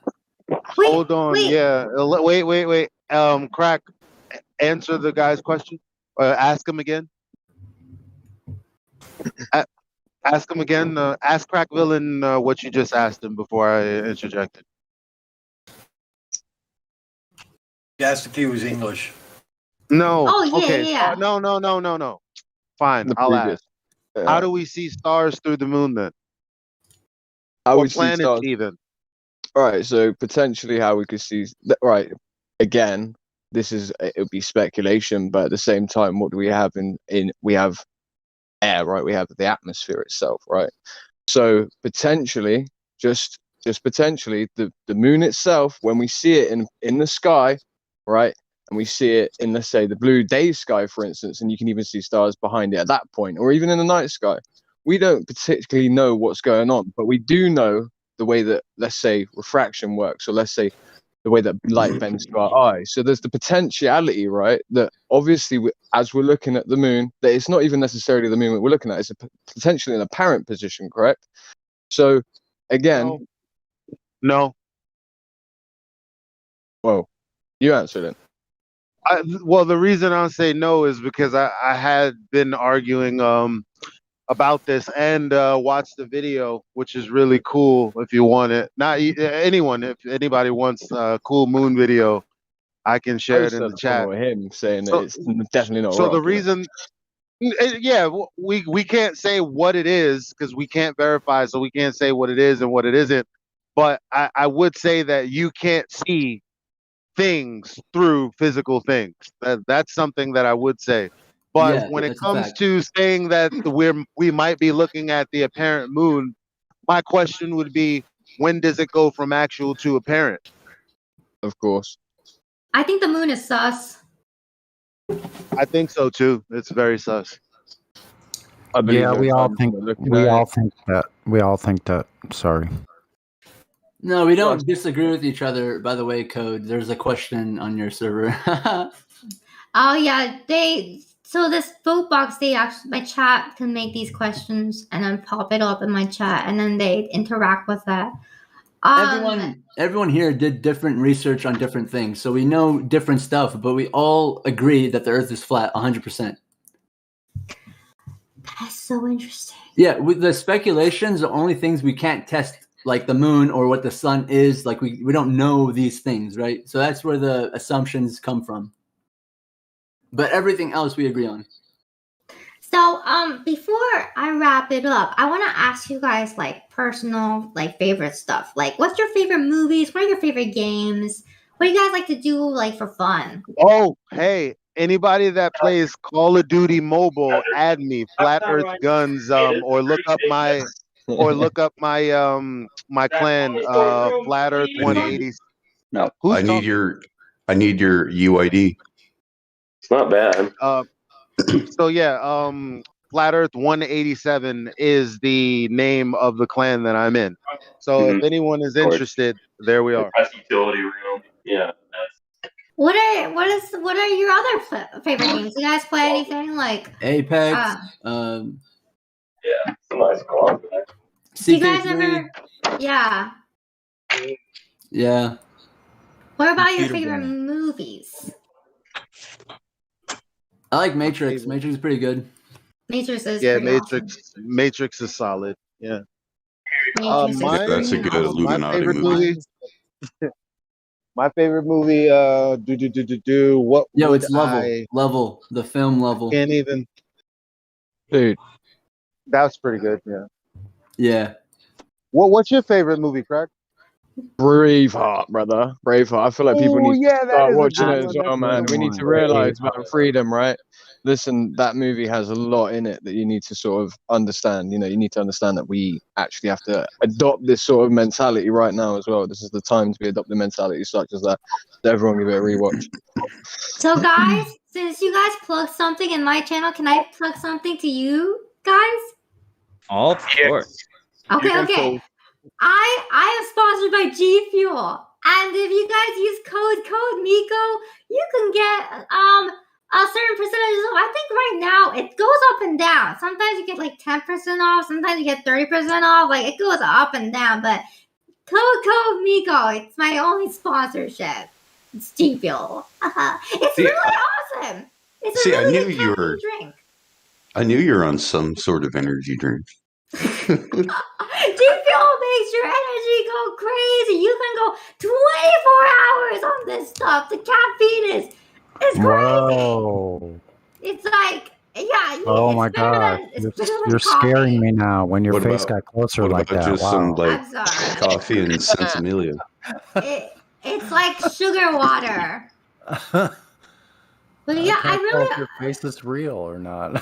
I'm very real. I'm very real. This is all mocap and I'm just like, you know, but I'm very real. I have to say, like, thank you so much for letting me, you know, just ask you guys questions, and also like, do you guys allow like glow brothers to be in your Discord and like ask Of course. questions and Of course. Yeah, we like Of course, teach them. if you remember what Indio said, we don't tolerate trolls. If you think that you're going to be able to troll, we're going to suss you out in 5 minutes.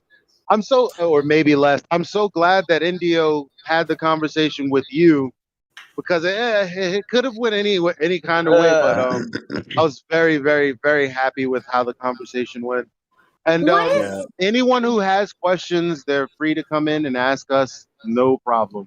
We just ask that you respect the moderators and just don't troll.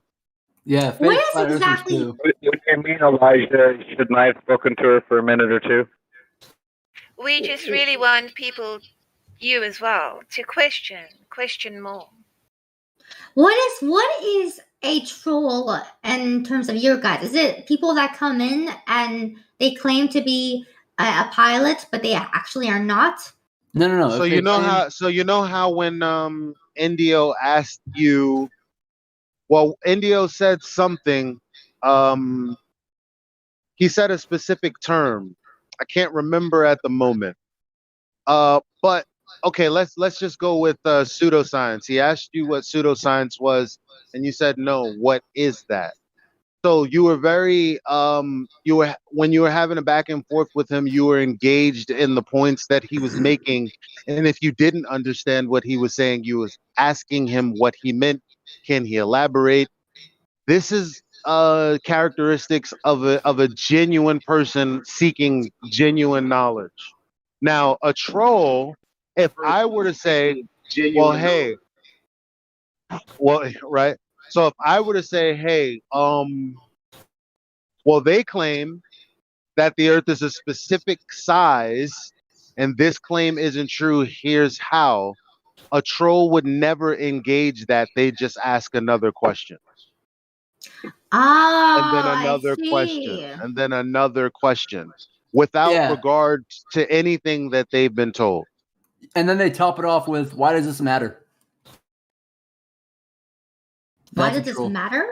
Yeah, why does any of this matter? Like trolls say that all the time. Yeah, sure. Well, let me say something. Why did I? Can I say something really quick? I mean, I've been listening the whole time. And Code Miko, I do the live stream on YouTube. And any of your listeners want to come in, I can tell you were kind of confused about the format and how you can get in here. If when you first join, the reason you're muted is because we obviously get a lot of trolls, right? So yeah. So we have to vet someone before we can, actually get them speaking, in the room, and we don't want people disrupting, the conversation. So, but anyway, it's really, it was kind of cool. I liked a lot of your questions.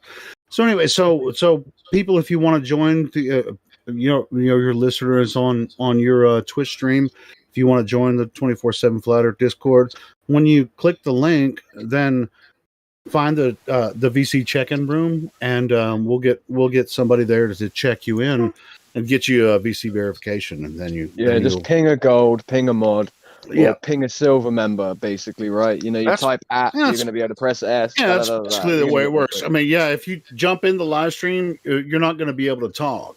You're going to have to go to the VC check-in room when you first join. So it's kind of it's a process that we have in place to vet people before we let them on the live stream. So hey, thanks for hosting us tonight. No, but thank you guys for giving me giving giving the gosh, my English is just not working right now. Thank you guys for giving me the content. Thank you for providing me with answering my questions and just more than everybody. more than likely, I'm going to capture this whole thing and re-up. I'm going to upload it as a video on my channel too. So yeah, and hey, Code Miko, listen, if Mm-hmm. all your followers are like you, man, just send them on in. You know what I mean? We love having conversations like this. That was awesome. Thank you very much.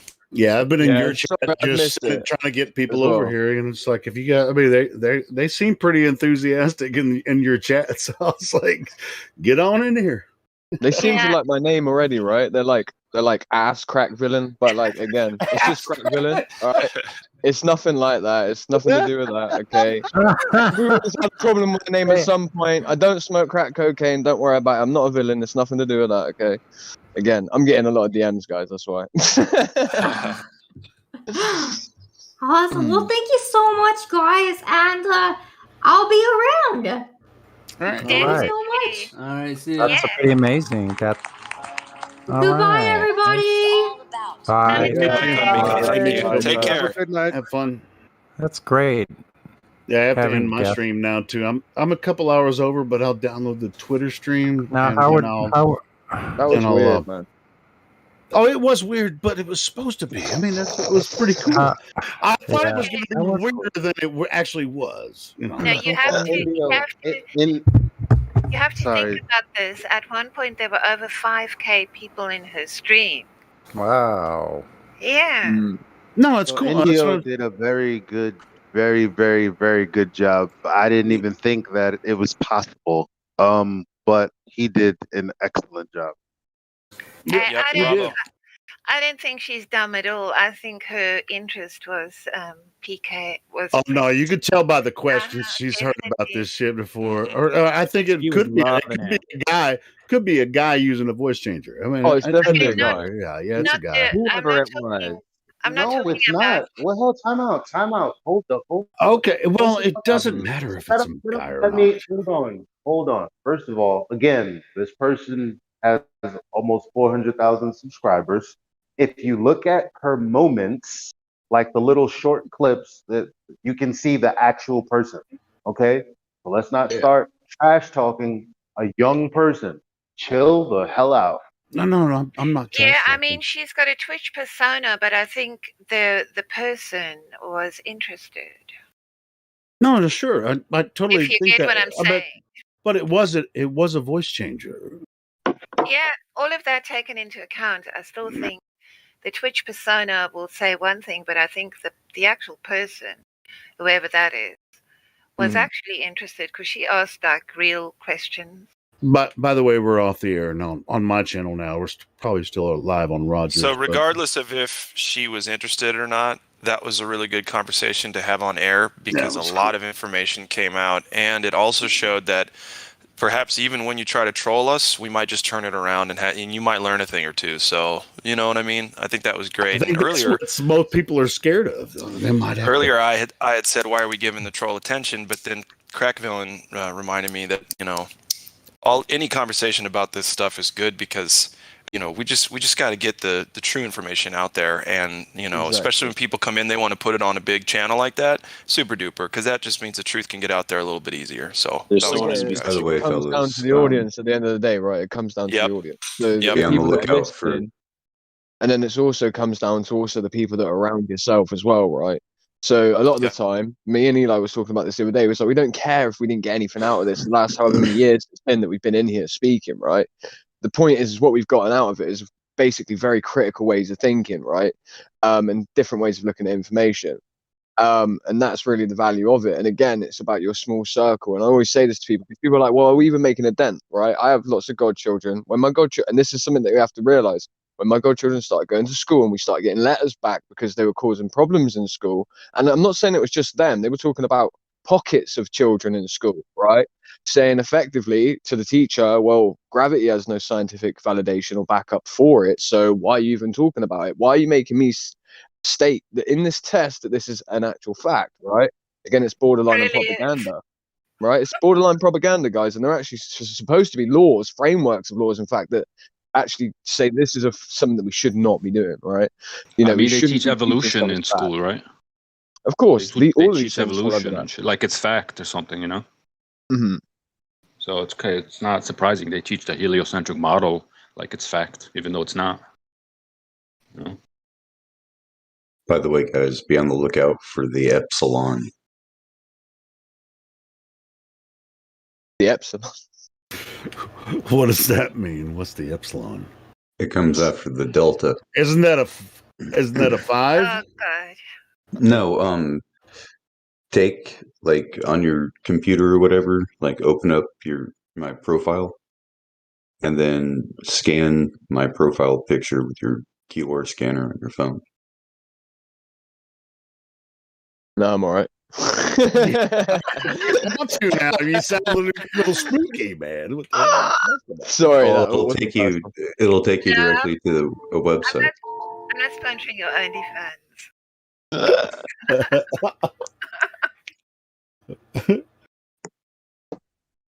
You shouldn't even know what OnlyFans is. Come on. That was so cool. I had a feeling that Miko was somewhat Asian. Yeah, and she looks almost exactly like her voice sounds. That's pretty cool. Yeah, I didn't get Asian at all. Are you seeing the thing they that are Aunt Craig Asian, posted? So Japanese or Korean. Japanese. I kind of got black. That was, but her. No. her Look at the channel, live text. The whole freaking like the effect was really cool, man. That's crazy, with that big balloon bumping her in the face while India was talking to her on the live. Oh, I wasn't even watching that. Yeah, I was watching that, so I was hoping it wasn't coming through on the live stream, because it was like people can affect the bot, by different chats and don't stuff. say that now. Mic check. And it was like there was noises coming through. I'm watching her chat, and it was pretty funny. The bottom line is this was a really great opportunity. I'm glad that people didn't just hear her voice and go, "Oh, this is a troll," blah blah blah. I'm so glad that didn't happen. This is why we have to be more aware and not just label people trolls. Yeah. No, I was really surprised. We could have labeled her a troll if she started asking troll-ass questions and just leading us down a rabbit hole. But I think she was really, she was kind of put on the spot. She was like, I want to get in the chat. It took a while for her to get in, and I started watching the Twitch chat before, like a half hour before, and she was just like listening, talking Who's to her listening fans to on trumpet Twitch music? and everything. Either way, it doesn't matter. Hey, But anyway, what? she finally I got like in Hilo. and she started asking good questions. That's all Yeah. that's all I'm saying. I agree, Helio. And another thing about that is she prepared questions, right? She prepared a show for her audience. I think that's actually kind of cool because it didn't turn into an argument. Nobody got butthurt. She was asking good questions. You guys were being really crystal clear about a lot of stuff. So there's a I just reason thought that that was content really cool. creator has. Oh, sorry, Gladflow. There's a reason. No, that you're good, content man. creator I got it has out. 400,000 subscribers odd, right? I actually got confused. I thought it was because I've seen that content creator on a different channel that was even bigger, right? Before. So yeah, I got a little bit confused. I was like, wait, what's going on here? Like, but yeah, man, again, that's why that person has that I many think that followers, was a 'cause they're really gonna good prepare interview. it. I'm gonna capture it and upload it again. Wait, what So was the mods, reason, Craig? wait, Sorry. oh, what was that, dude? What was the reason? I missed it. I was in the Oh elevator. no, I was just saying there's a reason why that person has 400,000 subscribers, and it's because they do that in that correct way, right? Yeah, They it's an actual effectively show. Yeah. they're out there to make proper content that follows and is logical and is able to be followed, right? They're not going to be a troll, right? At the end of the day, and that was for them. It was a chance to get some content and Well, a chance for us to get some and exposure. even though with the some of the blatant dumb questions that were asked, it's not the first time the person playing the character of Miko had come across this. You could tell. So it wasn't. I mean, some of the questions, yes, it was brand new, but it's But obviously here's the thing: first time that Miko look into it. Yeah, no, but that's the point, right? It's not the first time 5 years later, 10 years, however long it is it's not the first time they're exposed to it, but it is the first time they're exposed to us. Yeah. It's just And weird. that's why they're What's like, it's weird what? how it happened. I thought something else. I thought that you guys thought something else. It's like, no, we've been here all this time, pretty much saying every day that we don't think what most people think. I we know, think. and this is what's curious about some of these gamer channels. Like, oh, tonight instead of doing some gaming freaking shit, and I'm bored with that shit. Let's go talk to some flat earthers. That's their thing. It'd be like, hell yeah, bring your ass on in, so it turned out pretty cool. Just a quick fair warning. So to Gold Plus members, moderators, yeah, right, try and be on top of your game for the next little while, because that exposure is obviously going to mean a massive influx, guys, potentially. Absolutely right. So just sort of try and be on the ball a little bit, and don't let it go to pot. Yo, Ellie. I'm really, there's a couple people in DC Chicken right now. What I'm really saying, that's what I'm saying. That's what I'm trying to say is that potentially there are going to be people in DC Chicken. Let's not leave them in there for too long and stuff like that. So if anyone can head up and there is someone up there dealing with it anyway. It doesn't matter. Yeah, when I said search Eric Dubé on YouTube and go to his Flat Earth playlist, why was that like a no? I didn't know if there was a rule. No, dude. Any flat Earth content. I mean, we're gonna get shit on anything we say. It doesn't matter if we say the same thing Eric Dubé did. I mean, they're gonna throw shit at the wall, and say, "Hey, well, do you believe like Eric Dubé? And he said this," and it's like, well, I don't necessarily agree with Eric on that, but but he kind of had a point. I mean, it just depends on the argument, really. Wait, what did Eric Dubé say that we don't agree with? Lots of things, lots and lots of things. Yeah, me too. Yeah, no, specifically Flat Earth. Okay, he has a playlist on Flat Earth. All right, wait there. So listen, Eric's one of my friends, actually. In fact, I'm friends with him on Facebook. I've spoken to him many, many times. We disagree on lots of different things, right? Which is more so just hyper-specific claims, okay, that have, maybe not worked out the best for us in terms of what we get strawmanned with a lot, is this idea, and actually I think you even said it, so you're probably not coming from, you said flat earth model. We don't have a model, right? The globe model is one that doesn't work, it's busted, has been completely defeated, okay? It hasn't stood the test of time at all, right? And again, if we create a model before we actually understand the nature of what we're actually walking on and how the different varying parts of it work, then what are we doing? We're doing the very thing that we're trying to get away from, which is in fact what we're saying. The globe model is a misrepresentation of where we stay. So again, to say we've got a flat earth model, to say that we have the different forms of understanding of mechanisms of, let's say, the celestial bodies, or let's say the shape of the earth exactly, let's say whatever it is, buddy, we can't just say these things outright. Again, Eric did a lot of good legwork, and no one can never take any of that away from him. But man is a man. Like what specific things? Like the time zones are wrong or something? He has a video on time zones and how they Hey, work. check this out. Just the imagery he presents as time zones a are based. Time zones are based on the path of the sun. Yeah, of course. Okay, then what's so hard about that? And so are seasons. And he has So are like this animation showing how it works, just to give you an idea. Seasons are based on the path of the sun. You know, the sun moves. You know, it's really simple. Now you make it complicated when you try to pretend you're on a third rock from the sun and it's 93 million miles away. That's where it becomes complicated. Yeah, I know. I'm not. Guys, I got some questions. One second. I got some questions. So, did we take Miko through like the Black Swan and everything? Are you there? Is it like, do we go through the Black Swan with them? What do we talk about? Because I completely missed. Well, I'm gonna upload it later. Yeah, there were some Black Swan questions in there. I'm not sure, Elijah, if you want to answer. There was I'm pretty sure Elijah talked about lunar eclipses after that. I think. No, I didn't. I started to, but she was like, "That sounds ridiculous," so I didn't even go into it. That's all. Yeah. Yeah, for the most part, I mean, at the very beginning, Indio talked to her for about an hour. So good. Yeah, That was Indio good. pretty much handled it for about an hour before other people started jumping in. So yeah, it turned out pretty good. Indio was freaking on point. Well, I'm just trying to sort of deduce whether there is anything else that could be sort of covered, right? You know, potentially, like, you know, the different various tests that have been done, right, or measurements. Let's say like FE core, whatever it is, right? Oh yeah, FE core was covered in it. Yeah. Good. Do you guys are you guys in the Flat Earth Research Society website? or not? Debates. No. Hold on.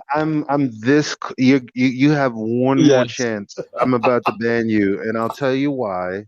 So don't get too freaked out. That's against one of the rules. Okay. Did you know I that? didn't know that. Why don't you go and read the rules before you ask your next question? Yeah, I don't even know who he is, to be quite honest. Who, Eric DeBay? Or No, this Simply guy? Dutch. Yeah, Simply Dutch. Yeah. See, this guy was like, you should go look up Eric DeBay. I was like, no. I mean, if you go to the Eric DeBay website, it pretty much has a whole list of shills and shit. I mean, it's a boring website, to be honest, in my opinion. Sorry, were you guys talking about me, or was that someone else? No, if you go to the Flat Earth Research Society, Eric DeBay's website, it's just like him bitching about all the flat earthers and shit. It's just kind of like it's right. He wants to hear that shit. Anything by, so yeah, he just calls everybody a shill. I agree. It's very divisive. All right, man, sorry, I've never even met the guy, and he called me a shill. It's so weird. I don't know. It makes you think like if he's controlled opposition or something, or I don't know. I think he's just weird, you know. But that's okay. I mean, I like his content, but no, I don't like that content when he just calls everybody shills and he's paranoid. Yeah. It seems anybody that he's doesn't paranoid agree as with fuck, him, you know. Anyone that doesn't agree with him is a shill. Like, well, it's a classic case of it's the message, not the messenger, and you can find plenty of other people who have, you know, a different personality, maybe a less abrasive type of personality that have just as quality info. So yeah, his flat earth stuff, Craig Villain said, his flat earth stuff is comparable to none. And you know, that's about all there is there. That's like every Christmas I share on Facebook his Santa Claus is the Magic Mushroom video. Boom, that's good stuff. I think what we need is like an actual scientist who can like throw his ego sort of far away. I don't and give a just shit only about bring Eric in the today. I facts just and like information a that he few of his knows without videos. being a dick about it. Yeah, Helio, he's talking about other scientists, or actual scientists. Yeah, I agree with you, but I just don't think anybody's going to come forward and do that. It would be nice. I watched Professor Dave. I don't exactly agree with his methods on how he Professor kind of Dave attacks is not people, a but scientist. I didn't say that. I said I watched Professor Dave. Never you stated said you he wanted wasn't to see a scientist. I thought you said you wanted to see a scientist. I'm sorry. right, but I wasn't going into how I watch Professor Dave. I know, but I'm saying Professor Dave is kind of a weird thing to jump off from saying. I would like to see you guys talk to a real I scientist. didn't even say I'd like to see you guys talk to Professor Dave. I'm just saying I watch Professor Dave. No, no, no, no, However, no, no, no, no, no, no, no. Okay, you need to listen very closely. okay. Okay, it is weird for you to have said it'd be cool to talk to a scientist and then from that point bring up Professor Dave, Right. who is not a So professor or a scientist. So if you let me finish, I was gonna say something that would actually tie those things together without it having to do with anything of you guys talking to Professor Dave himself. I watch Professor Dave. I don't agree with how he attacks people of your guys' belief. I just like how he shows the science off. It's not And I belief. wish there were more people like that. Hold on. Okay, here's my response to that. What he answers to are straw mans that none of us in here actually like the arguments that he puts forth, they're against positions that no one in here supports. So Oh, you okay. can like it all you want, but it has nothing to do with us and what Okay. we think. Right. And that's a touchy subject. Realistically, call me LFM. Basically, the point is like remember Eric Debate was just mentioned. So some of the misrepresentations that maybe have been put out by other flat earthers sort of quick to jump the gun when they sort of come forth for this information, right? And again, no one can blame them for doing so. You know, they had a very small vernacular of information that they could sort of access in order to get a point across, and sometimes the misrepresentations that we get strawmanned with coming from someone like Professor Dave originate from people like the Flat Earth Society. That's why Eli was so hard on that guy a minute ago. Like I'm about ready to just bang him. And then, The for Flat Earth instance, Society is by someone else. He's by like a retard. right, that's besides the point of what I was saying. There's that's two. besides There's the two point. societies. Cool. Okay. Well, all right. I didn't know you guys differentiated from other planets. Yeah, well, we've been doing this for several years, so we kind of have a group here where we do, we do associate with each other for the most part, but we promote good content, and we're not, I like some Eric, just like I said earlier, I like some Eric Debate content, and I like some of Dave Wise's content. And I like some of Mark Sargent's content. I'll promote if it's good. And it's all, or Ghost Blowbusters. I'll promote that stuff too sometimes. Go ahead. Right. Well, do believe me when I say, please excuse my ignorance. I only just got here. So I just kind of crumble all the flat earthers together in one giant umbrella. So how long ago did you find out about this? I just wanted to say something real quick. I'm sorry. Literally earlier today when I looked up Flat Earth Discord. Yeah, so it's fine. It's very hard for a person to look. This is why you don't go somewhere and ask people questions based on what you think they know. You ask them questions. Right. Right? I'm not saying what you guys know. I'm just saying that, flat earthers know that the earth is flat, right? Yeah, we That's don't how I have a see it. model. And We that's as don't have a far as model. We don't have a model. We don't believe in. We don't commit reification fallacies.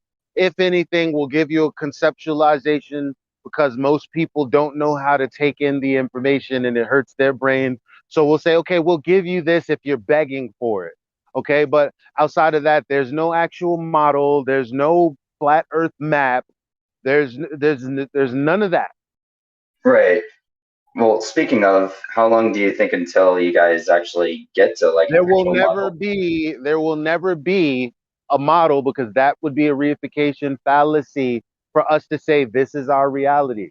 So unless you're asking us when we're going to begin accepting logical fallacies, that would be never. Okay. So how does logical fallacy Not how you exactly? Because obtain that's a new knowledge. word for me. I didn't hear you. Somebody else just I don't know. How does logical fallacy work? Because that is a genuine new word for me. Why don't okay, so And I'm currently busy, so I can't really look it up. Okay, so I would suggest that somebody share with you the Star Trek. It's Star Trek, right? Yeah, Star Trek logical fallacies playlist, and I can get it they right now. give you a crash course into the logical fallacies that people commit when they're having day-to-day conversations. Now, you might spot this as a lie. Like someone might say something and you might try to pin them down on this particular line of questioning because it's a line of reason, right? And you might say, well, you're straight up lying. Well, chances are what they did is a fallacy that you can actually point out if you just research this a little bit. So every globe earth proof ever is a begging the question fallacy, meaning the conclusion is that it is a globe and you're going to be doing things on this globe to determine that it is a globe. So it's a form of circular reasoning. There is no argument that a globe earther can present that doesn't utilize this fallacy. And that's what you guys don't believe in. It's impossible to actually have a debate against the argument from people on my side. No. What I'm saying is, I don't care if it's about a globe. I don't care if it's about law. I don't care if it's about politics. I'm talking about the way people string sentences together. So if they string a sentence together that doesn't logically follow, it's a logical fallacy. I didn't come up with this. This is just something that I'm not exists saying you did. because of documentation. Okay, so basically, if the words are convoluted, immediately it's false. No, it means it's been presented because in a fallacious manner. Okay, right, because so if you basically you got to present it. hold on, if you say what you like just now, what you said, if someone did that, that would actually be what is called a fallacy.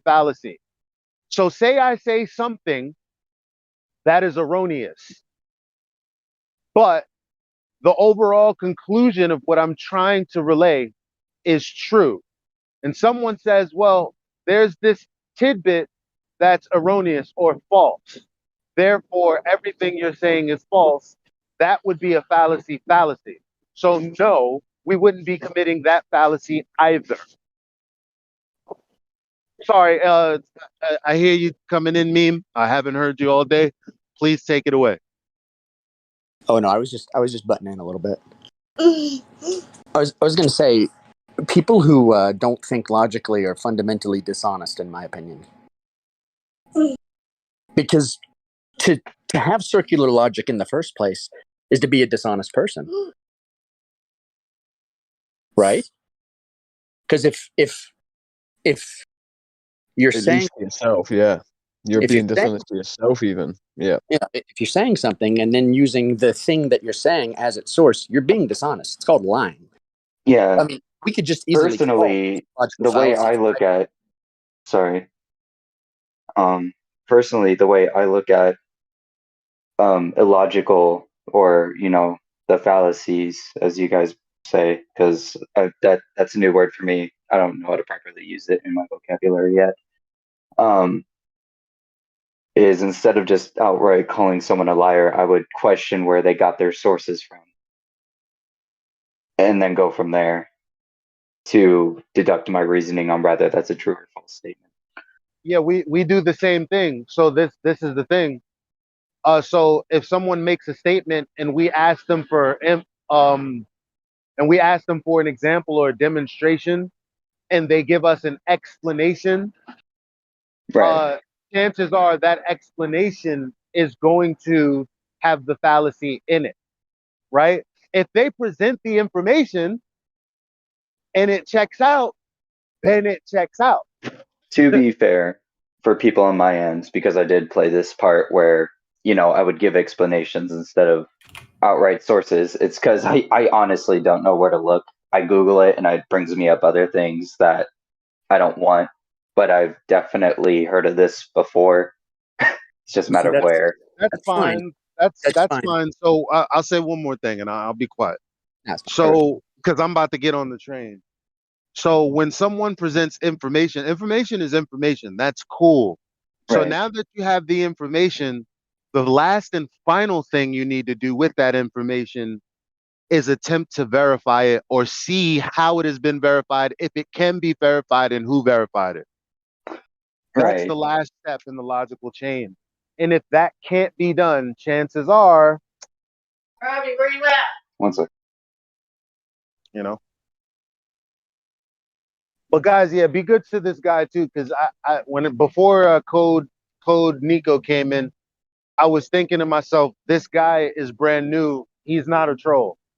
He's genuinely trying to figure out, like, he knows a lot and about what he thinks he knows, and that's fine. But he definitely isn't a troll, I don't think. So I'll leave you guys with that, and good luck, and I'll be back in, I don't know. Be safe. So I kind of want to change the topic. How much of you guys would say the Earth's population, like the percentage between globe earthers and flat earthers? Don't care. I don't know. Okay. We don't know. Literally don't care.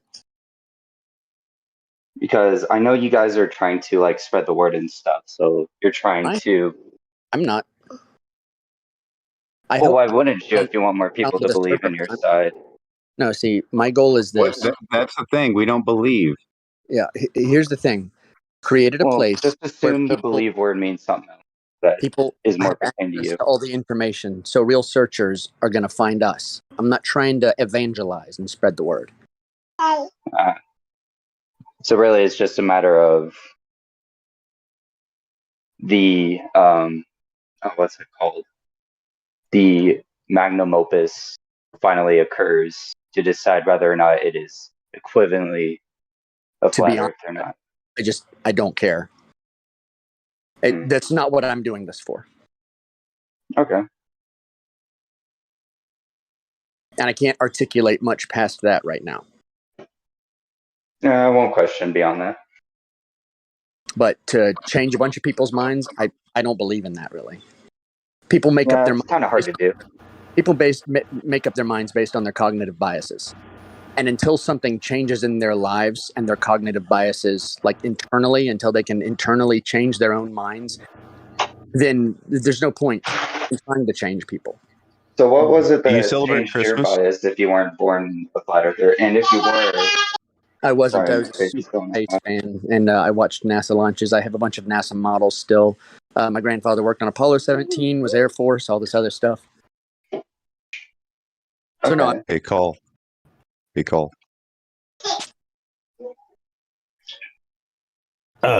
Meme, weren't you already had a cognitive bias toward creation before all of the flat Earth stuff too?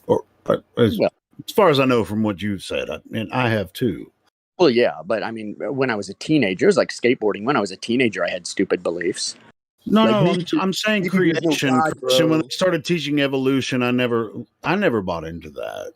Oh, I did 100%. Oh, I didn't. Yeah, when I was younger, yeah, absolutely, I bought Dude, into evolution. I can't wait for the fake aliens to come, because even though I know it's not a globe and there's no space, I still want to meet those dudes. And so when they, you know what I mean? Like, gosh, I was into aliens way back in the old day there, 8-9 years ago. I loved that alien stuff. But I totally agree with you on that point, Meme. We're not here to change anyone's mind.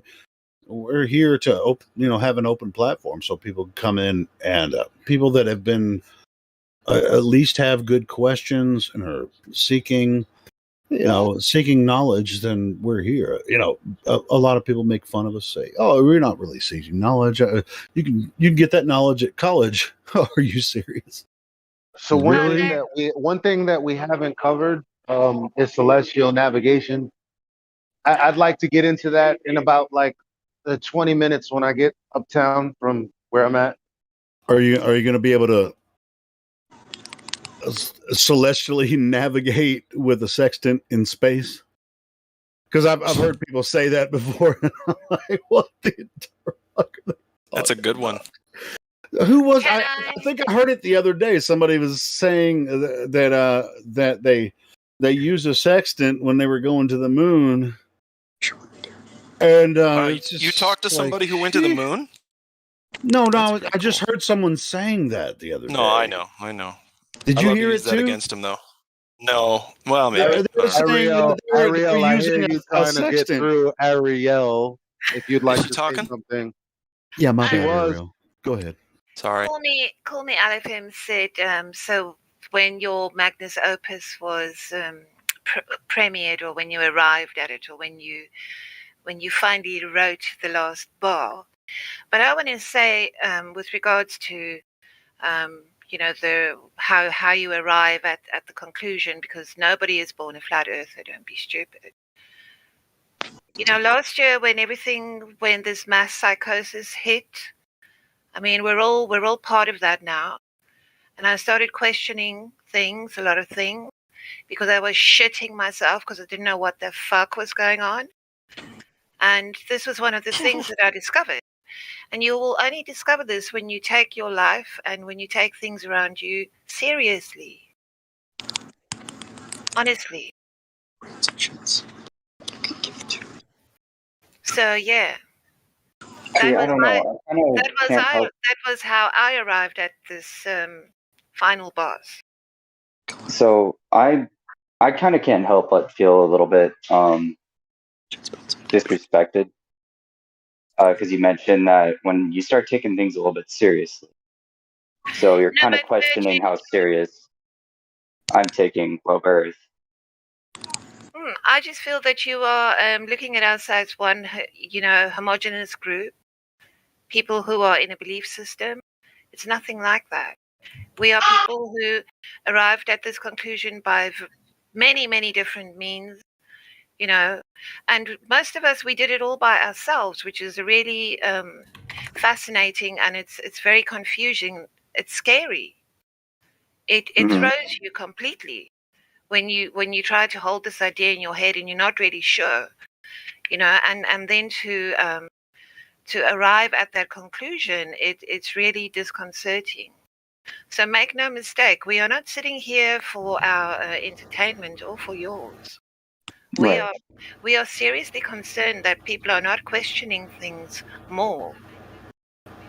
That is about it. Okay. You remember? I'll just say this really quick. They have this term peer pressure, right? I mean, it's like, I feel like with the globe thing, the peer pressure is kind of a thing. With it's like, well, everybody else believes it. If you question and you act different than other people, then you're not going to be. It's not going to be fun for you, and I necessarily didn't give a shit. I mean, but anyone is, like me was saying, as a teenager, you're going to kind of give a shit about what people think about you. But for the most part, I mean, when you become an adult, the peer pressure doesn't work anymore. Exactly. It's all part of growing up, dude. I think it's great because it's two birds in one stone.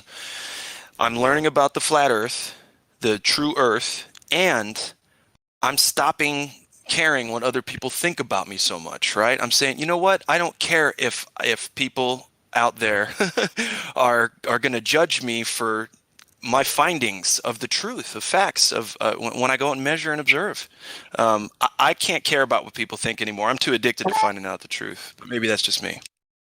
Can I add to that? Well, like when Ariel's saying serious, in a way she means intellectually honest, right? When you're approached with this model and on its face you have two contradictory claims, and when told this, you acknowledge both contradictions and agree with both of them, well, then you're not taking it serious because you're not being honest. Well, I wouldn't say I necessarily agreed. It took me a lot of my years in education to, figure out what the hell it is that, like, why the Earth is a globe.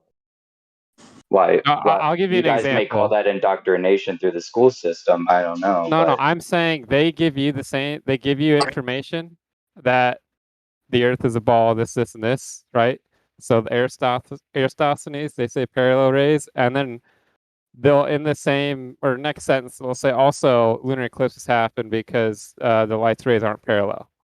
And then when you knowing that you come across this information, You can't then agree that, okay, well, some days it's parallel and some days it's not. You have to go, okay, well, this is a contradiction. One of these is a lie or both. So like something's wrong I here. mean, You the have to way be I able see to it, approach it from that. Well, no, hold on. There's no, the way I see it, it's a contradiction. It's a lie. There's nothing else to it. And that's what we mean by taking it serious. You have to be honest with yourself and the information. You can't just agree with both and then live in a fantasy world.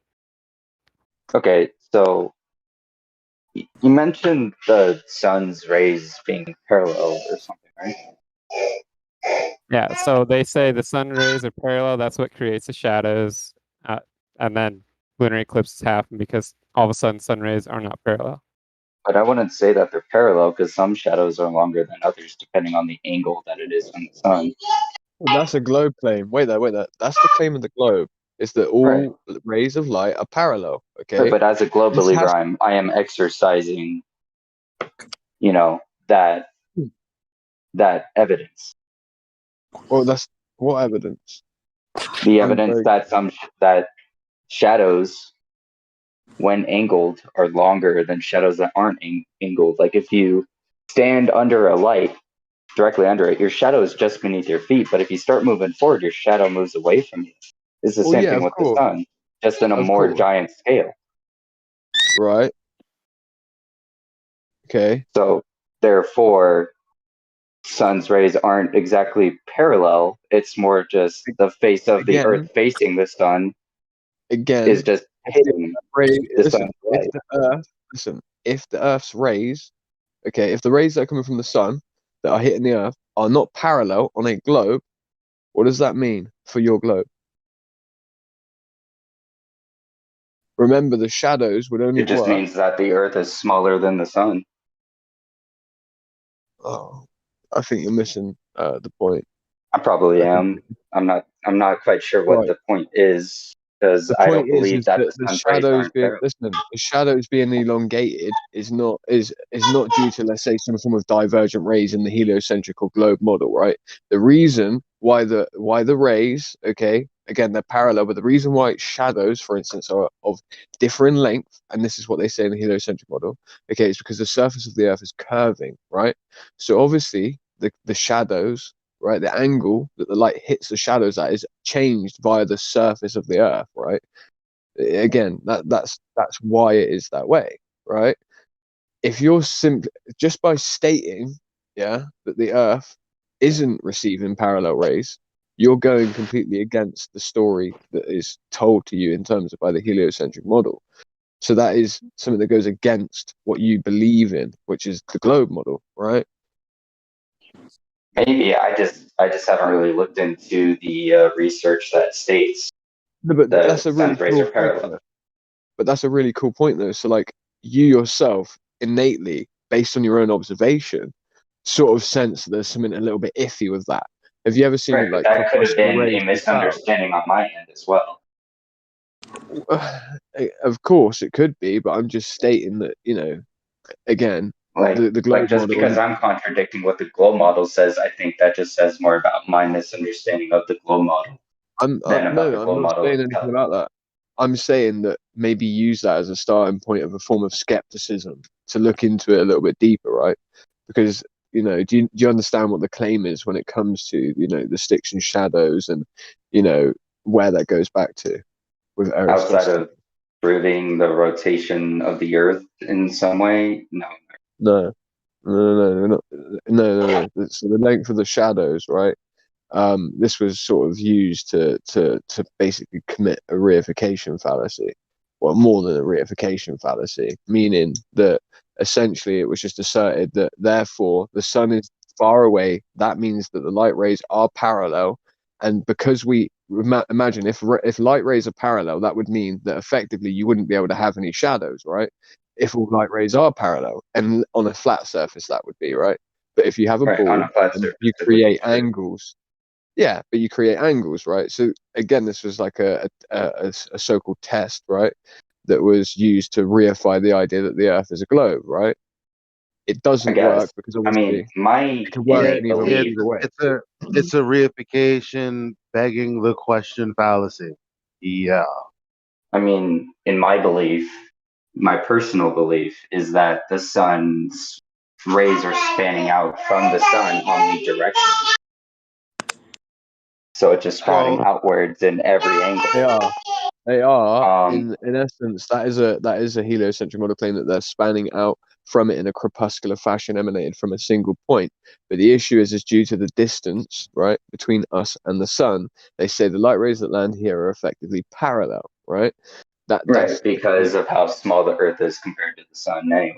No, So it makes sense. it's not the size. It's not the size. It's the distance. The distance is what denotes. Right, but the distance isn't that far from the sun on a cosmological scale to begin with.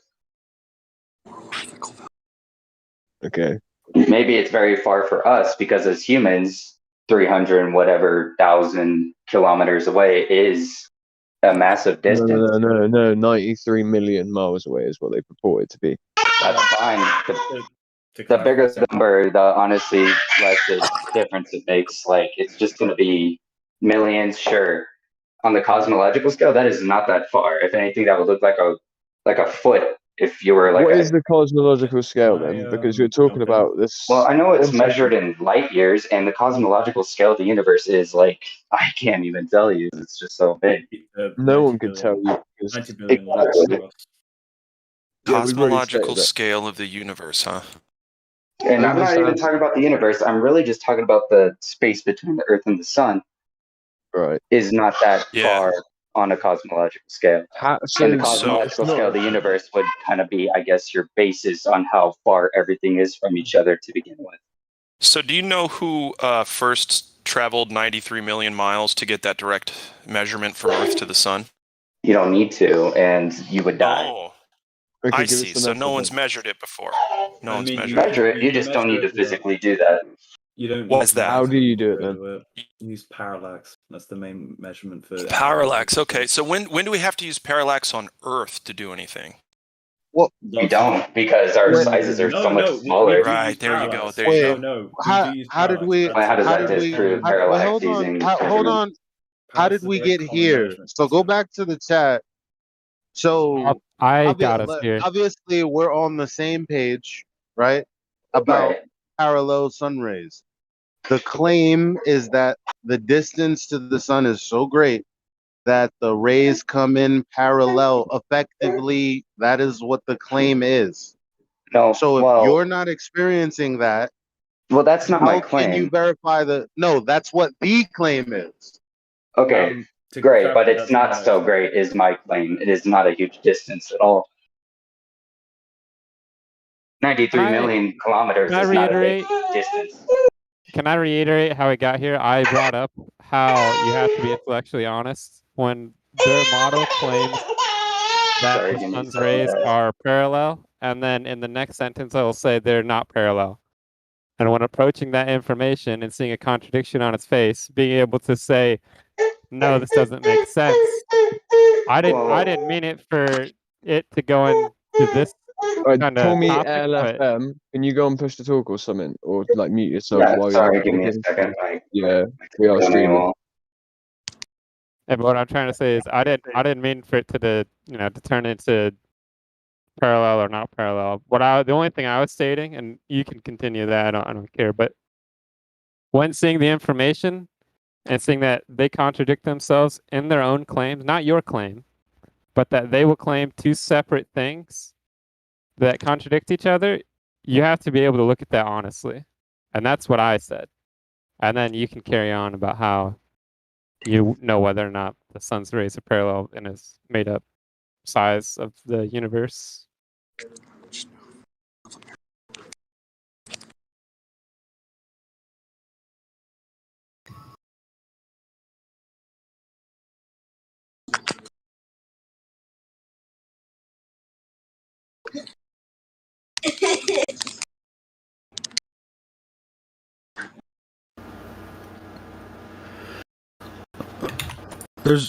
I think there's absolute silence right now because what you were saying makes no sense at all.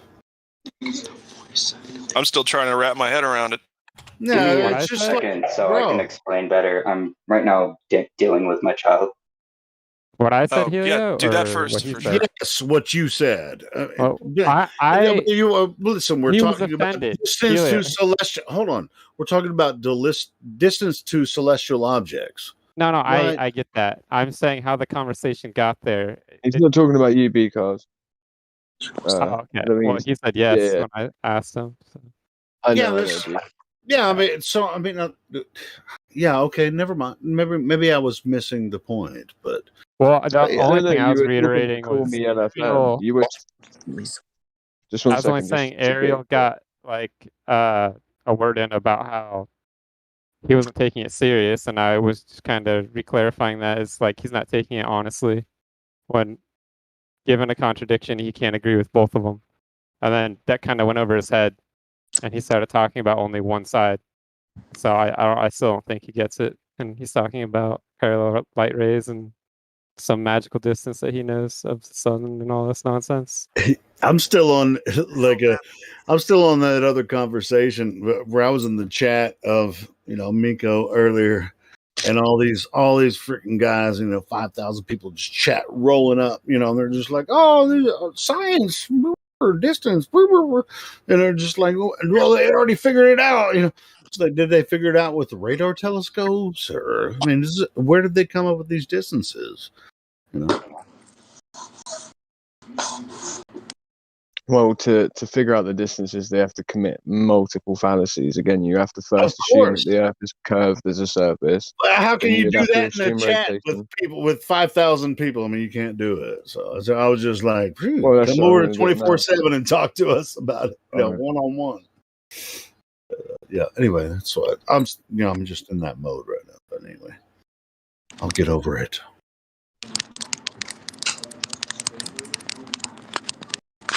Hey, and to be honest, I mean, these radar telescopes, these vast arrays that they've made over in some cases multiple miles of these huge radar telescopes, they're not optical. They're just receiving information, and they're feeding the information into a team of CGI experts, I guess, that interpret the data and say,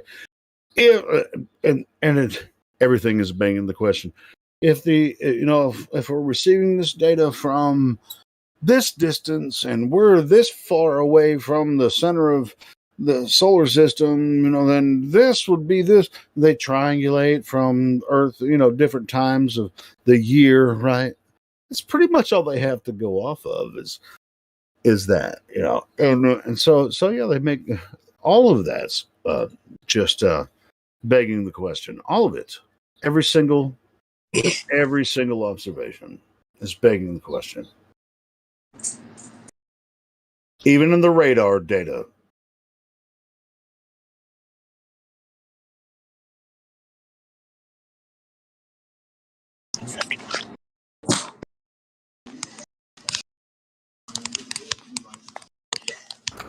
You can figure the moon out by bouncing a laser off of it.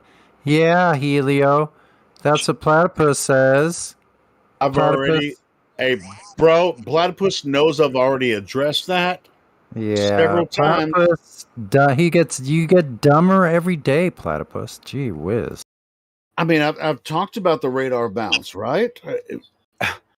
You might suspect to get one or two protons back from the radar bounce that is 6 kilometers wide.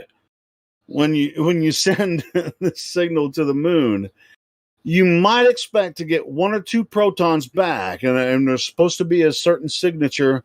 Bro, man, we've already talked about this, or I have. I mean, and I've brought it up many times.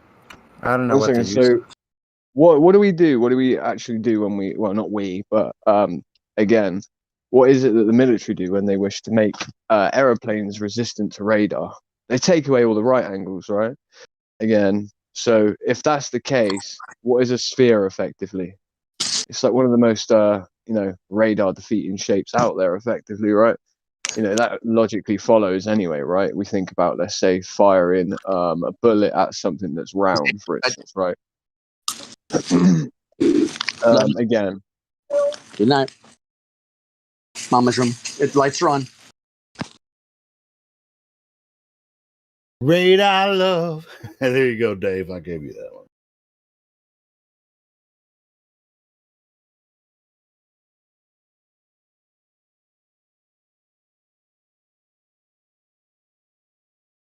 Yeah, I don't know what's up with Platypus tonight. He's just throwing fallacy after fallacy out there in the freaking chat. Okay, I'm back for the He meantime. thinks he has to.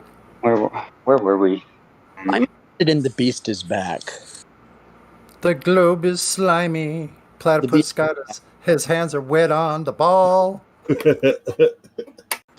Right, so call me LFM. None. There's Yeah. none at all. Can y'all hear me okay? Yeah, we do. Yeah, you sound great, meme. All right. I know I do. So the beast is back is saying that they measure these billions of miles using parallax. Mm-hmm. Yeah, he's studying to be an astrophysicist or some crap like that. That's a storyteller, a non-science storyteller. So no science there, huh? I'm not. Beast is back. I'm not asking for an explanation. I'm asking for an empirical fact. And what would be an empirical fact to you? I guess Something testable, touchable. And what if I told you if you touch the sun, you'd probably just die? Then it would be unfalsifiable, and therefore not scientific. So therefore, there's no point in the argument to begin with, because there's nothing Well, I can what say or that do does is to prove otherwise. that immediately says that anything that you can't observe and test is immediately outside the realm of science. But we can observe it. In terms of testing it, well, that would require one of us to sacrifice our lives and not even make it back. So When there you is look no up at a testing star, that. when you look up at a star, you see a point of light, but you're not sure what you're observing. Right, but we've also observed the sun very closely. We do every day. How do you know the sun is like Alpha Centauri? Right, Alpha Centauri is. How do you know the sun is like Where have I heard that phrase from? What is Alpha Centauri? the star? How do you know the sun is like any of the little tiny dots of light? Because they're made up of the same material. How? So we use the thing known as spectroscopy, where basically we can see what something is made out of. How exactly could using you ever like- validate that? Because we can do smaller No, experiments you here can't. on Earth. No, you. That's Well, not how we spectrometry. can. That's not how spectroscopy works. Holy cow! We look at. That's not how it works. You have to have a sample of it. We have hydrogen here on Earth. The sun is mostly made of hydrogen. No. Are you saying all yellow lights are hydrogen? No, obviously I'm not saying just the that. ones in the then sky. that immediately invalidates your idea. No, because that's not how No, because it spectroscopy doesn't, because works. not all lights are made of hydrogen. Just the ones in the sky are. How do you know the ones in the sky are made of hydrogen? Because we've observed it, we've calculated it, You and can't observe we got a results from it. chemical test. You can't observe it chemically. Hydrogen existing in the vacuum of space. Yeah. How does a gas Can I exist just in a point vacuum? out that? Oh, I mean, doesn't the Pointing flat out- Earth I also just count want as to point out existing at in the every single space? turn, like right now, not trying to be super taken over. I just every time it happens, I'm gonna call it out, begging the question.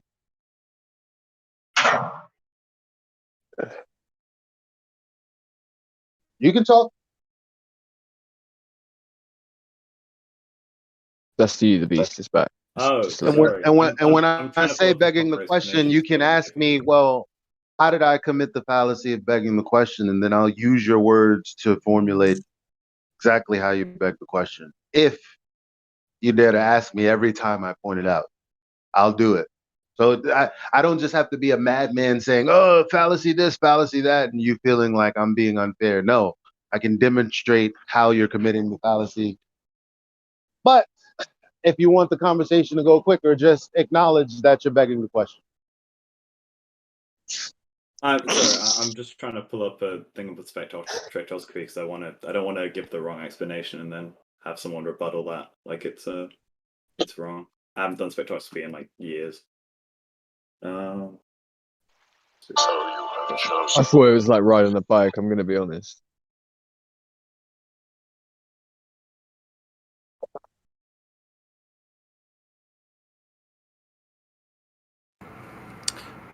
Wait, was someone bringing some Earth curvature measurement here? Did I miss something? No, but that would be lovely. Oh, okay. I misunderstood. I thought maybe someone was actually bringing some actual proof here or something.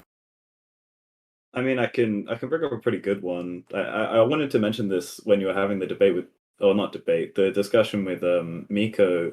You mentioned the ISS and not being able to see it or at all, but you can actually see the ISS. Like you can look up at the night sky if you, No, you know can't. the timings, and you can see it pass in front of the moon with the telescope. Just a So regular old telescope. you can see something the size of a 747 250 miles up, 15,000 miles per I can hour. pull up an image if you want. If Hold that on. helps. Look, stop. I know you think you're seeing what you think you're seeing,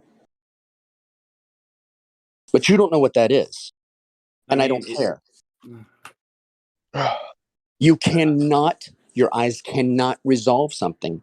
There is not a lens. There is not a lens on this earth that can resolve a 4-meter gap at 250 miles. I feel like you're saying that. It doesn't matter what you without- believe. There is not a lens on this earth that can resolve a 4-meter gap 250 miles away.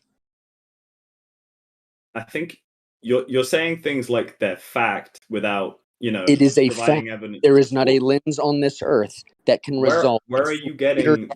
Where are you saying that from? Lens Where on is this that earth coming can from? resolve a 4-meter gap 250 miles away, traveling 17,500 miles an hour. Can you prove that that is not possible with any lens on this earth? You're asking me to prove that it's not possible?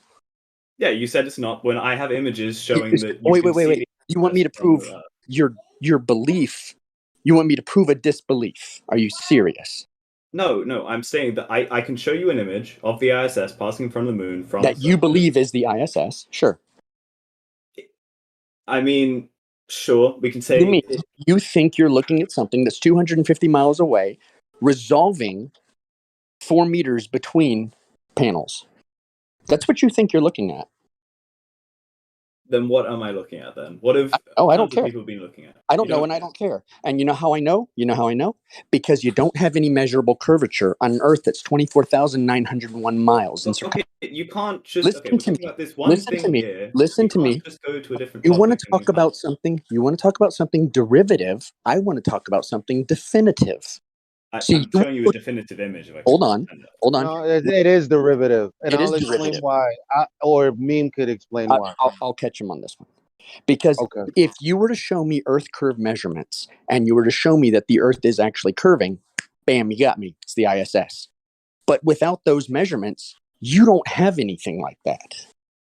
Okay, so you want me to go find those measurements, and then I can show you a picture of the Measure ISS. And you go, calculations also. Actual physical measurements of Earth's curvature. Can I take secondary data, or does it just have to be primary data that I have collected? No, I mean, it could be secondary data. What you would need is a measurement of the radius of the Earth. In order for them to have put something like that in orbit around the circumference of this thing that they claim we live on. So you can go ahead and do that. If let's say not hypothetically, if you asked me, you don't deal with you asked me. I said no. I'm not saying I said what you can do if you want to appease us, right? Because you asked, so you can just say no, forget it. I don't want to do that, but do not start with if. If you would like to appease me, then you would have to go and figure out who got the radius of the Earth for them to include that in their calculations, in which they've sent something up there that is orbiting the claimed Earth. That's what we would need. Okay, I'll go find that. I'll be back in a bit. I mean, I didn't think I'd need to explain that if you didn't have Muddy Waters, you wouldn't have Led Zeppelin. You clearly need the one for the other. How silly is that? Oh my god! It is. I mean, it's really silly. I mean, what you guys are explaining is really really easy. Yeah. Here's He the had thing. it. Here's If the he thing. had it, he would just like Here's the say, thing, Yo. Here's the thing. I was big NASA fanboy. Like I said, watched all the launches, had all these NASA models. I was the guy. The moment that it was not a ball, the moment I realized it's not a ball, I knew instantly all of that had to be faked. I didn't know how, but I knew it had to be fake. It had to be, because if they don't have a ball, then nothing in the sky they're showing us can be what they say it is. Period. If you don't have a ball, you don't have the sky. End of. Because it comes before. And if you can't measure the radius of the Earth or the curvature, then how did you put anything in orbit in the first place? Please come back with our Alberuni. Please come back with Alberuni. I really want him to come back with Alberuni. That's the only place he can go. Or Aristophanes. We can do either one. There's nowhere to go. There's nowhere to go. We can do anything, because they're not going to account for their own idea of terrestrial refraction. They're not going to be able to leave the Earth. There's nowhere to go. They're not going to be able to validate how Alberuni was able to look at a horizon on a true level. How did he get his elevation?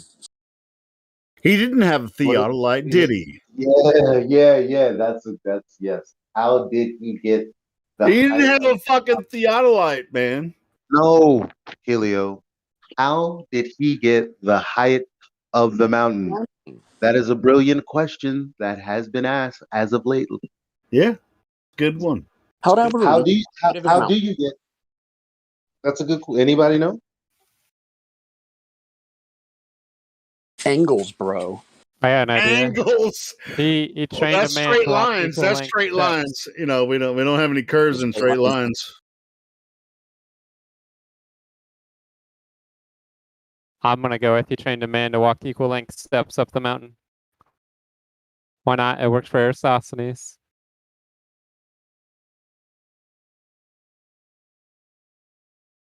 How come the Earth curve assertion is identical to the Rayleigh criterion? Is that just a coincidence?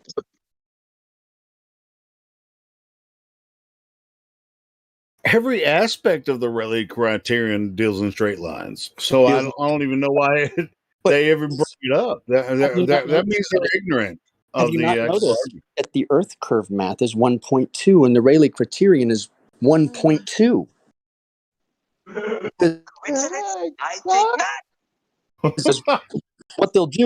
What they do is they hijack perspective. Yo, it was so exciting. They just hijack perspective. It's not the Rayleigh criterion, that's Earth curve. That's why you can't see so far. So on a foggy day, the Earth curve changes because they can't see so far. But and also she doesn't even want to jump off. She just does this. Oh.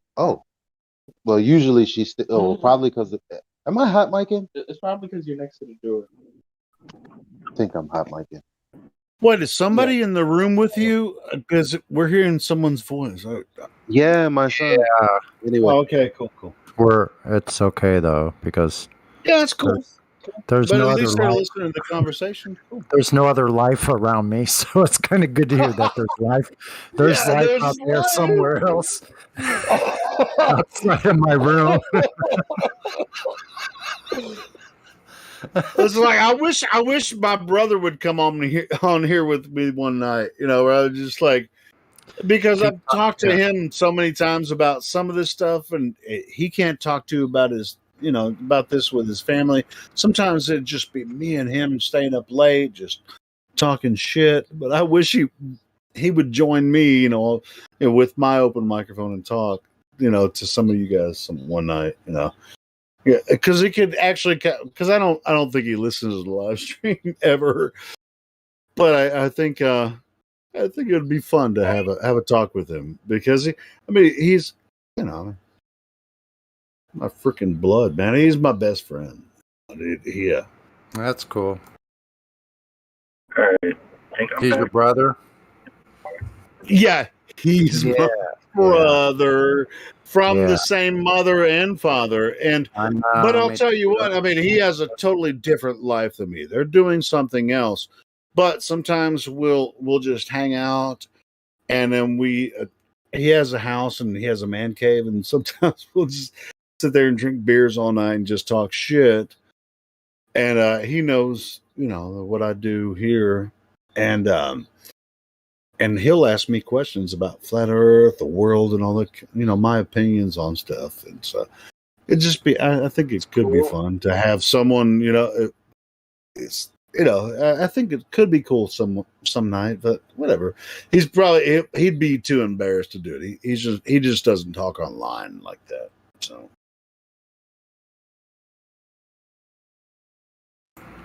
But after seeing what's her name, oh my gosh, she's got like 802,000 followers. Yeah, I'm like, I'm gonna get on freaking Twitch, just like Mima said. Like, I don't care if I have a blue face with a freaking. Right now, I'm working on capturing that talk tonight. I'm gonna upload it and stream on there. I was in the chat earlier. Yeah, man. Yeah, I'm gonna download that video. That's a good one to have as a big clip there. It was cool. I mean, I thought it was cool. I mean, at first I thought. I mean, I think Indio thought it was just going to be a freaking spam shit. To be honest. I was just like, oh, this is going to be bullshit. But she I'm glad it wasn't. ended up asking good questions. And so, Helio, you knew about her beforehand or something? How much advance notice did you know she was coming? I saw people posting in the live stream voice text saying, "Hey, here's somebody that's going live right now." Then I found the Twitch channel, and she's like, "Why can't I talk? Why can't I talk?" I mean, and it's a robot channel, but it's a real person. Yeah. Anyway, so yeah, I'm gonna. She's literally on there as a cartoon character for real, huh? And then she's just doing a voice, right? Sure, I mean it's somebody that has like some kind of CGI thing that where it's like they have like a camera where they can actually act like a real person. I want to tell you something. So there was this Chinese guy, or there was this Chinese streamer who did a really cute voice and had a really cute anime avatar. Turned out to be a dude. No, but here's the thing. Her avatar looks exactly like her. All you gotta do is go to YouTube and look at her short clips, or short clips, and there she is. Not only that, but she did a face reveal. So yeah, it's not really in question. It's not exactly it's not exactly highbrow content she's putting out. No, it's just like gamey stuff, right? Basically, I mean, it's not. I don't mind the gaming stuff, but I mean, most of it's just memeing nonsense. Who cares? Nobody. Yeah, but the conversations tonight with her, even though it was just like when the newbies come in and they ask all the same dumbass questions. Right. Well, she had like 5,000 people asking the same dumbass questions, and they were all. A lot of her fans were saying, "Just kick them out. We don't want to talk about flat Earth," but they stuck around, right? Had like 5,000 people just.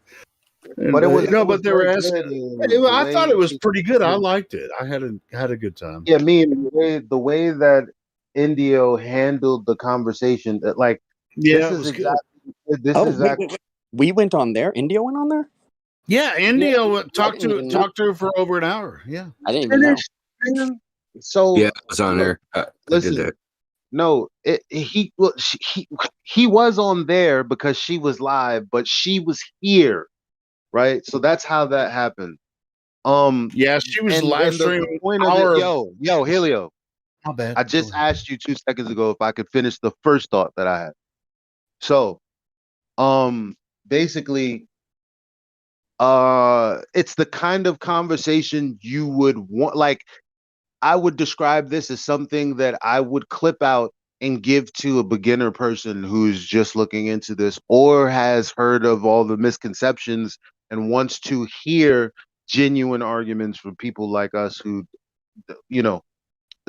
differentiate ourselves from Flat Earth Society and all that other bullshit. So all the questions she asked was actually important to address, and Indio did it very, very, very, very good. Like thank you, Indio. It was amazing. Take a listen to it tomorrow. Oh, Then. thanks, man. Yeah, she came in. She's gonna try and clown, man, and I just put an end to that. Good. But Yeah, she was I'm talking gonna work trash, on. like, I'm working on the chat. clip.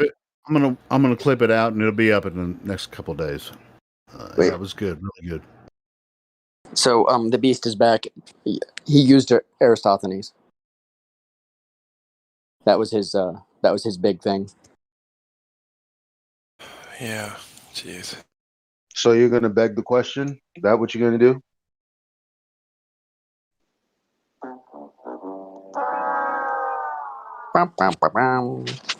Oh, by the way, Creation Bear, yo, he was peppering in some sounds during that conversation. It wasn't too much, too little. It was at the perfect moments. Good job, Creation Bear. Thank you. Dude, Creation is always on top of it. The Beast is back. I have a question for you. I posted a picture. See these sticks? See how they have the same measurement?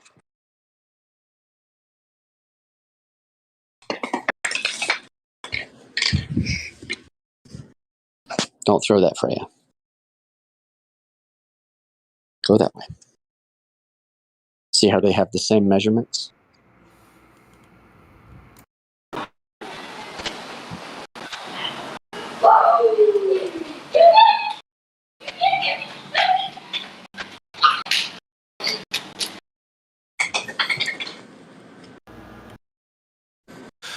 In context, Mimius, what are we looking at?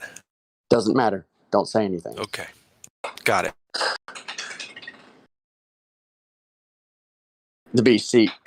Let's count. It's 1, 2, 3, 4, 5. I'm assuming what you have there is you've set up a small experiment where you've got a lamp or something where you put it very far away or very close, right?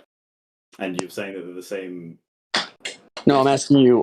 These are the same measurements right here. They're both 4 inches tall. They're 7 inches apart. They're both landing on the same exact measurements. Yeah, I'm aware of. Okay, but one is curved and one is flat. Are you? How did you take the image exactly? So did you put them on like a? Hold on. Did Aristophanes have a way to ask, some Greek god? How does the shadows work? Did he have a way to ask that? I mean, I don't think he. The common Let's answer to this pretend- one is let's- when you add in a third Hold on. pillar Let's to pretend you're an ant and you're standing down on the mat and you have no knowledge of anything above you.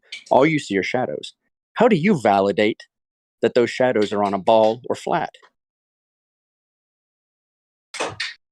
So the way he did it, as far as I'm aware, is when you add in a third well to the measurements, if you then do the math after that and you do the algebra, I'll go find a thing for it if you really want. That results. Well, that's interesting because I have 3 right here. Because it's a trap. See the full picture, I have the third stick and they're still the same measurements. Not the same distance apart. They're the same exact distance apart. No, they're not. Look at it. They're the exact same distance apart. They're not even leaning the same. They're 90 degrees to the surface. You have your of- bottom one. You're also They are intentionally 90 degrees leaning the to the sticks on the surface. bottom one. Gee, Yeah, I'll he's ban you got- forever if you lie. No, he's got a point there because No, he doesn't. You so- tell me why it's wrong. Tell me why it's wrong. So the stick. Tell me how they're not the same. Tell me how Look, they're not. Listen. No, tell me how they're not the same. I'm telling you. They're landing on the same measurements. They're all 90 Look, degrees. look. They're all 90 degrees perpendicular. Are you saying they're not? I mean, I can't tell from the image. Do you have any other ones of different angles of that? Okay, so here's how it works. This is flat polystyrene. All you do is curve it. Everything remains exactly the same. They're still at 90 degrees because the material is flexible. So you can just put it on a curve. Your sticks are still at 90 degrees perpendicular. How far away is the light? It doesn't matter. How would Aristophanes? It does matter. How It would does matter because Aristophanes it's have bring the known? light to the sun. How would and the sun Aristophanes? is a very massive. How would Aristophanes? Well, because The sun is very massive. whole point. How the big? whole This point- dude just said the sun is very massive. How big is the sun? entire point is that you don't know what the light source is or how far away it is. You're just No. looking at shadows. you're not just looking at shadows. There's That's multiple all amounts of this. Eratosthenes could do. He didn't just look at Did shadows. he have a and go, "Oh, measuring look." tape to the sun? Did he have a measuring tape to the sun? Did he have No, a, he hold on. just Did he have, binoculars did he have a shadows God's and eye view? Hold on. Did he have a God's eye view of the sun and the earth? He doesn't need No, but that. he did it used outside. trigonometry to do the He did it angles. outside. Hold on. Explain how that's relevant. Outside. Bring that up. It might be different. What do you mean it might be different? It might What be do you mean it different. might be different? Excuse me. Because you're comparing excuse a me. indoor light. Excuse me. Time out. First of all, two of you are talking. One of you's mics are terrible. And I just want to ask, did you just say that you can use trig to determine the distances done? They're just what? The distances to objects in general, or To the sun. to the sun? Yeah, Is- I mean, if so, the Yeah, way are you so you're saying yes, you can use trig to get the height of the sun. That's what you're saying. What's your baseline? should be able to, yeah, because you've got the Should be. you have the distance between the two objects there. Yeah, you should be able to. But you can't. I mean, But you can't because there's no solar parallax, so you can't. Like you guys are like saying that you can do things that mainstream astronomy admits they can't do, but somehow you guys can do them. Right. I mean, they can. Do you So realize with we the can And struggle? they can do it. The distance of the sun was got through something else. It wasn't from looking at the sun. No. It was from looking at Venus. Yeah. there are numerous ways to get It was a guy who was communing with spirit. Yeah, just keep Told him saying what stuff size that Venus you believe but is not actually true. How did he figure out the size of Venus, by the way? India? Mysticism and numerology. That's right. Angels told him the size of Venus, right? Yeah, something like that. Something like that. That's how I found out the size of it. That's how I found out the size of Do you think we're making that up? So I'll give you the website. The guy Phil Platt, he's an astronomer that works for NASA. It's his site. He says that this is how Chris Huygens determined the size of Venus was using mysticism and numerology. That's an exact quote. Okay, send the link then. I'm curious. Yeah, well, hold on. I'll read it. Oh, look. Send the link then. Who cares? You already believe Actually, it. paying That's you the right now. thing is you guys already believe things, but you have no evidence for it, but you already believe it. That's what blows my mind. Yo. Hello? What's I up, roll? brother? The point is that these sticks don't prove anything one way or the other. They're not going to prove it's flat. They're not going to prove it's round. I'm just trying to think what it says. Hello? Hey, what's up, brother? Yeah, We're but in the middle Mimas, of a hold on, conversation. hold on. If you could just Oh, my bad. yeah. Give us a little minute, and then when there's a break in conversation, just jump back in. Just give us a minute to suss this out.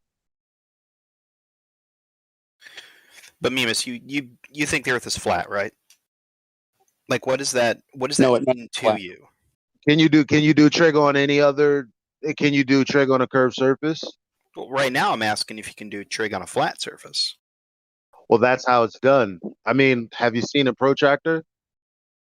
Well, then has anybody in here sat and figured out how far away the moon is on the flat Earth? Because it should be really easy. Who said you could do that? Unlike going to the top of a mountain, can you go to the moon and verify its height? Oh, I thought so. What? Sorry.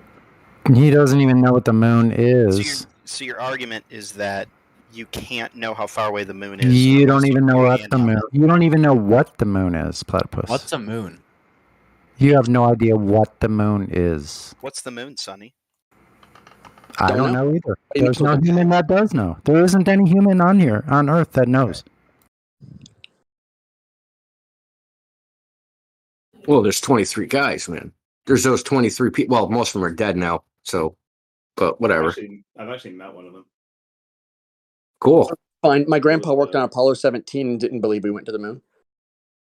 Huh. Wow, that must be one hell of a reconcile. Would that be cognitive dissonance? I do believe that's code. Would that be cognitive dissonance on my grandpa's part? Yes. Why would it be? Because he's working on the project while simultaneously. He's working on a project making was making communication devices. What do you mean working on the project? He was working on something to aid He was in getting working men on on the a moon while communication simultaneously device. believing we did not go to the moon. What's that have to do with the moon? I'm just amazed that you guys take these such low IQ takes. Like someone, like people who work on secret projects don't even know what project they're working on to have a belief or disbelief in it. And yet you think people can work on black budget projects. Yeah, and you say you were in the working on military. budget projects. You must have been like one of the dumbest people on that entire ship. Yeah. Do you know what a clean room is? So when they reverse engineer, say like, so they did this. Microsoft did this. Was it Microsoft? Some tech company. They wanted to reverse engineer a certain chip, but if they have any knowledge of the chip, then it's a copyright infringement, right? But if they develop it from scratch, then it's fine. So they just tell them what the chip, what it outputs, and they say design a chip that outputs this way. They just get some people that don't know anything about the other thing, and they just design it, and boom, it works, and it's an identical clone to the first chip.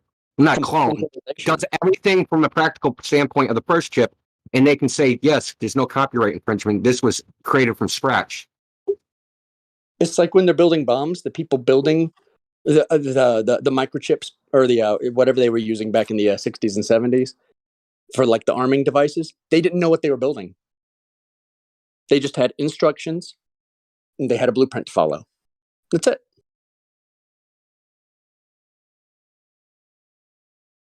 Look, you ever have sex in a dark room?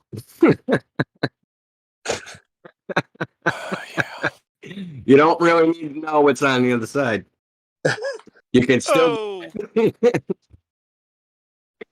Beauty is only a light switch away. You know, it's also possible to work for a government that you don't believe in, too. Yeah, they call it the U.S. military. Yeah. Yeah, I know plenty of people in the military. I've known plenty of cops who don't like the government. But guess what they do? They still work for them. So, by your grandfather's own admission, he helped perpetuate one of the biggest lies in Yeah, my human grandpa, history. actually, my grandpa was a raging piece of crap, too. He was a raging piece of crap. He traded his daughters around the Air Force. Well, we're wasting our time talking to platypuses. Yeah, for real. Get going, mute, bro. Mm-hmm. Platypus, by the way, that boat in that sun thing, that's blocked because of shoaling. You know what shoaling is? And you can tell it's shoaling because of the choppy. Yeah, you can literally see the waves chopping over it. I think you should be more focused on what the sun is doing in that video, but whatever. Why are waves? Waves prove the Earth is a sphere. I don't even get these takes. He posts a video of a sunset and he's like, "Hey, look, globe." I Sun can't believe goes it. down. Is that Sun real? goes down. Did you Earth really just ball. try to do that? Earth ball. Vacuum. Earth ball. Vacuum, not pull gas off Earth. Earth Sky ball. Sun go stuff. down. Earth ball.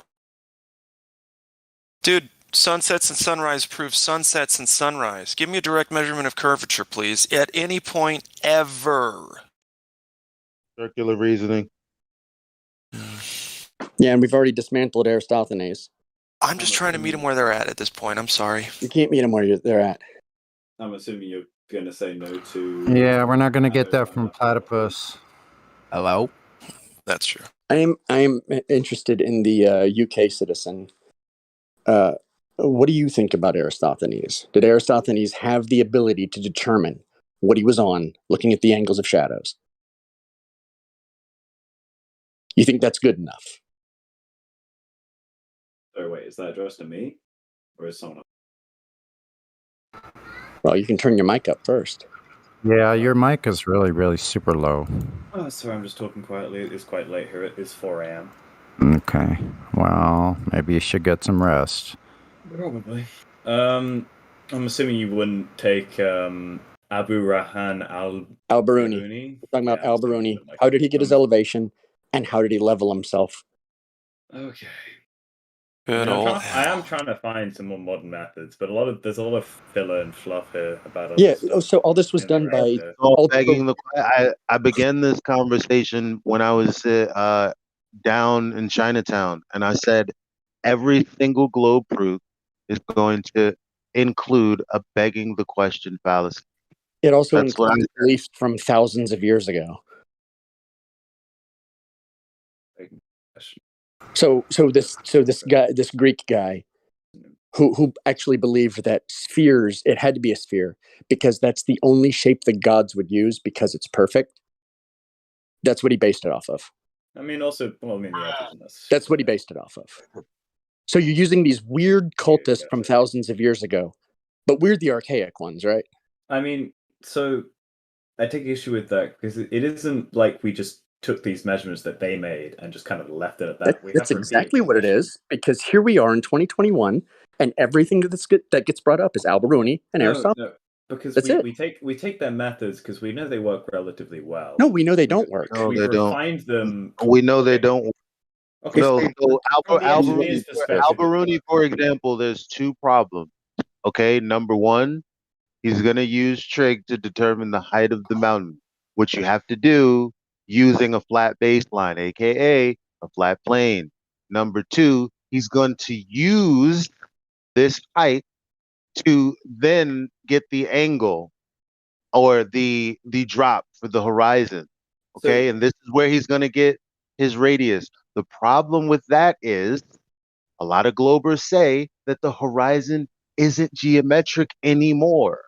Why? Because we've invalidated that claim. Now you can ask me, what bloody hell do I mean? Can you clarify? I'm kind of not following you because I don't think you are. Unless you're a shill and you know everything that I'm saying because you've been briefed. There's only two options. Either you don't know what I'm talking about, or you know what I'm talking about and you know that the earth is flat. Which one is it? Yo, okay, so think about this, right? If I'm Who on are the you? beach and I dig my sandcastle, Who are you? if Who are I you? go through the earth, Who are you? will I be in China? Who are you? Okay. Kansu, if there you is- met the man, could that be I your understood. dad? Because you don't know who your dad is? Yeah, probably. Okay. Okay, wait.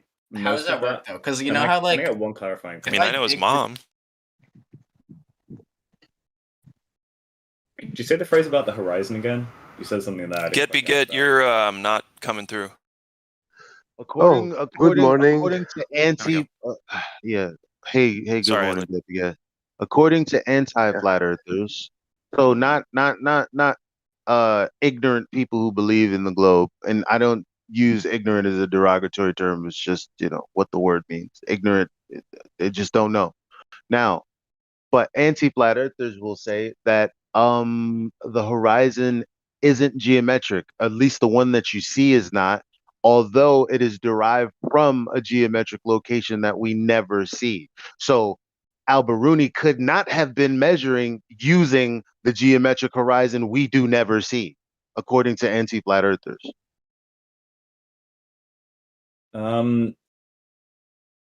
Okay, I need to. So if you believe that the horizon is geometric, then we can prove to you right now that the earth is flat. You got to pick one. Is it geometric or is it not?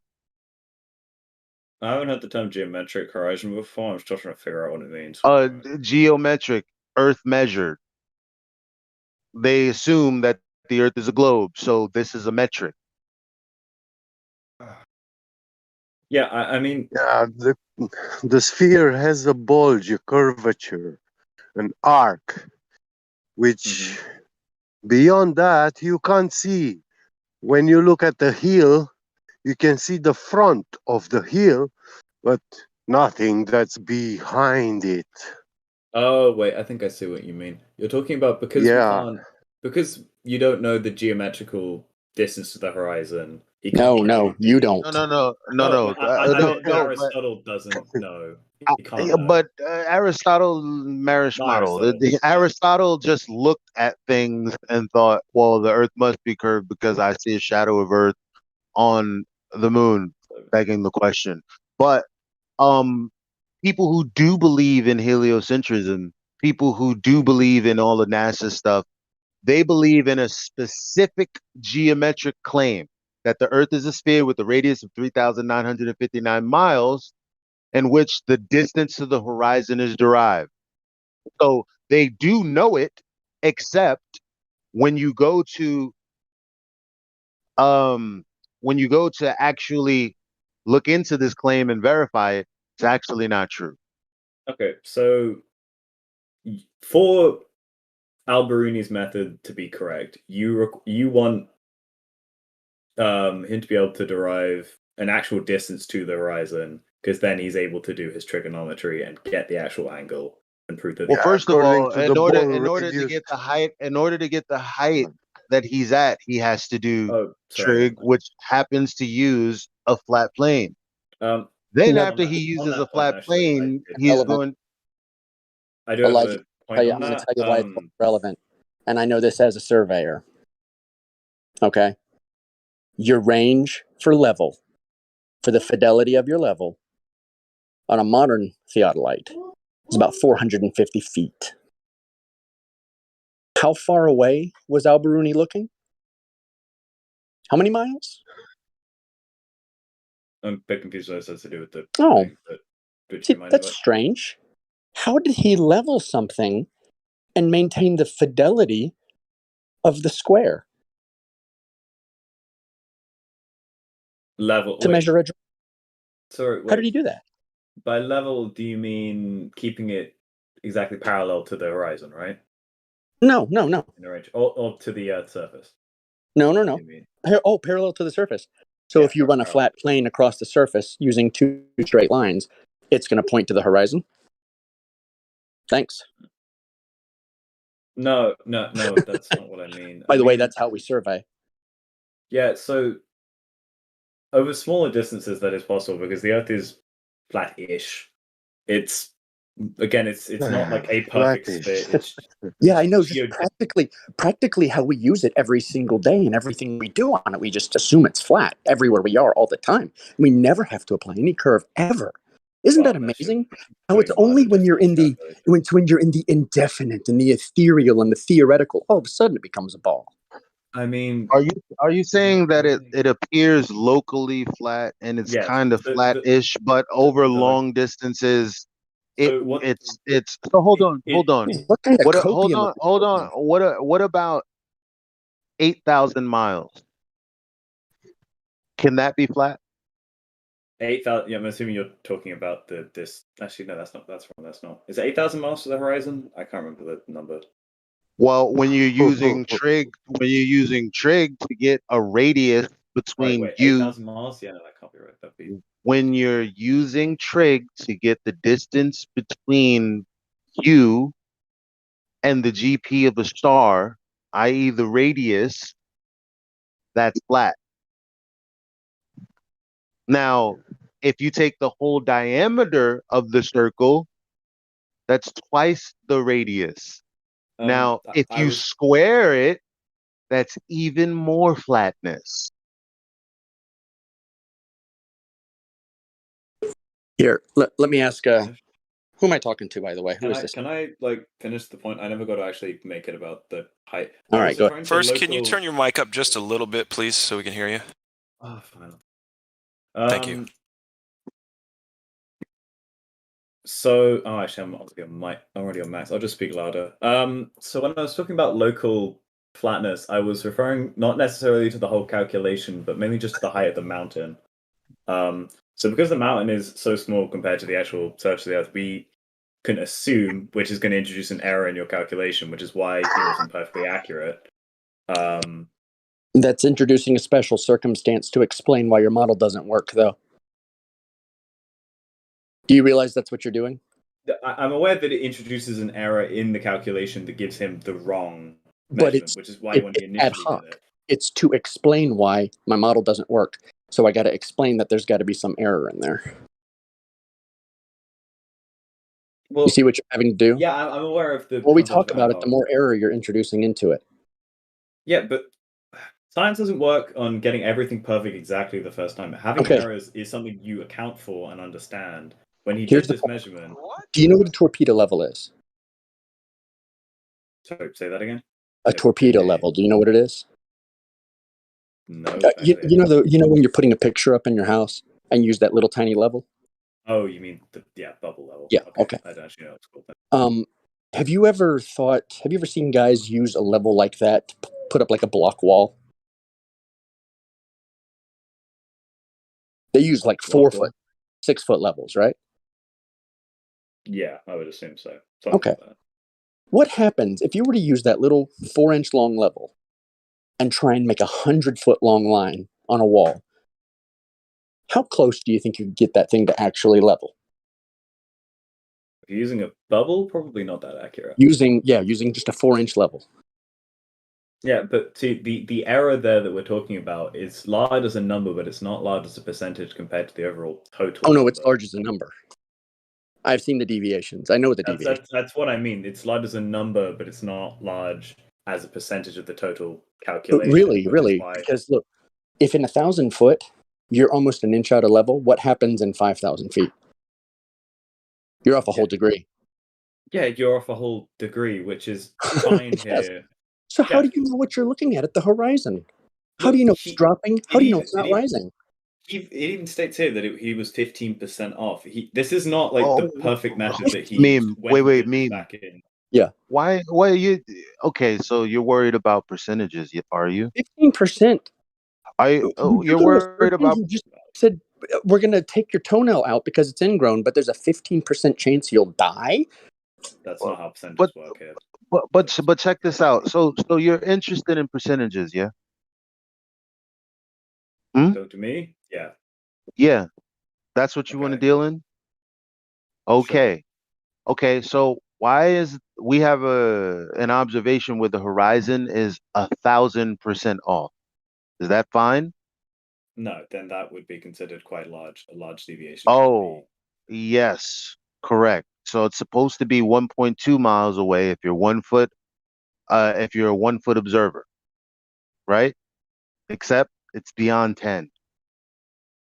That's over 1,000% error. Wait, I'm confused with the context of which the.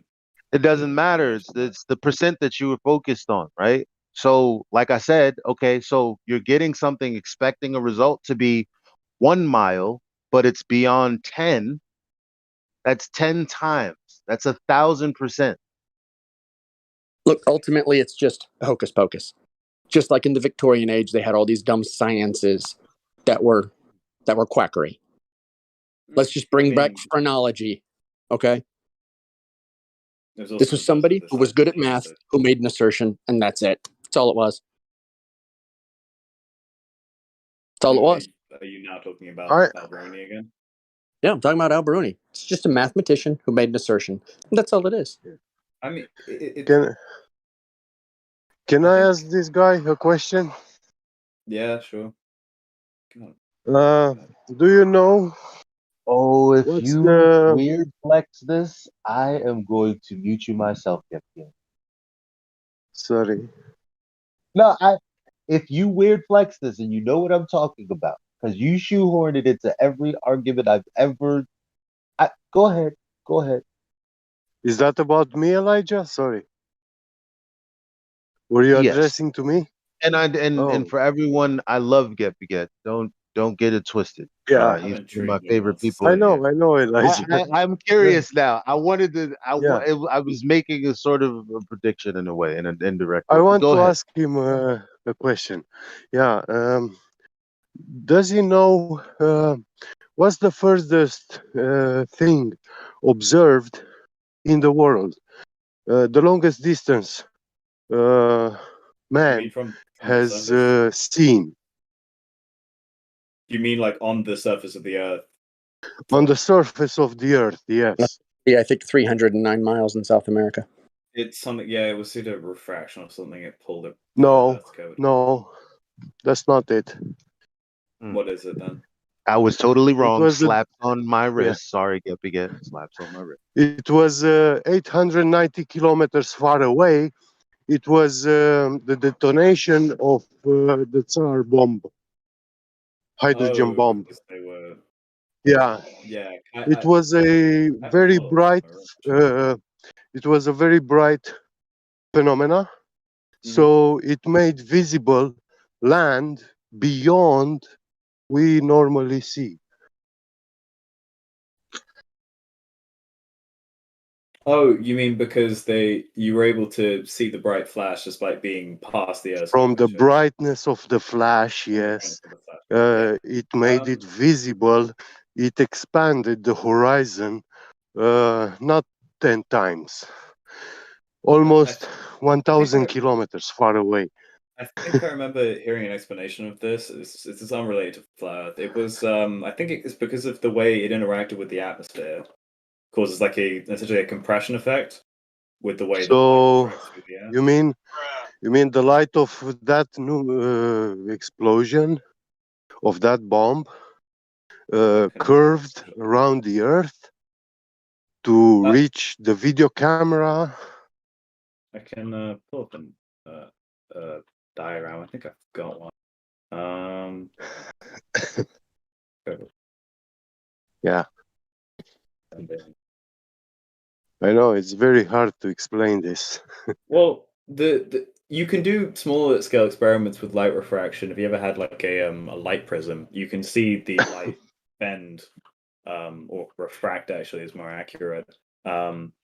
So the explanation that I know, as far as I've been taught, is essentially due to the gradient of the atmosphere, light goes through different mediums, which means that as it goes through these, You don't have different mediums, you have only the air.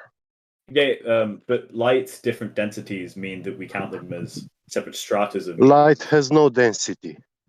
No, the atmosphere's density. It's a gradient when you go up from the Earth's surface. Also, atmosphere, the word itself is a paradox. You cannot show me the shape of the air. You cannot demonstrate it. The shape of the air. Is the air a globe shape, sphere? Is it? The air you breathe, does it has a shape? I mean, yes and no. I don't No, really it does understand the not. question, 'cause it's a It doesn't. It has no shape. Just like liquids, fluids, they don't have a shape. They instantly take the shape of the medium they are into. Oh, so That's one of their property. On that point of I had a feeling it was going to go there. So I think I heard you guys say this quite a bit during the discussion with Miko about So let's go back.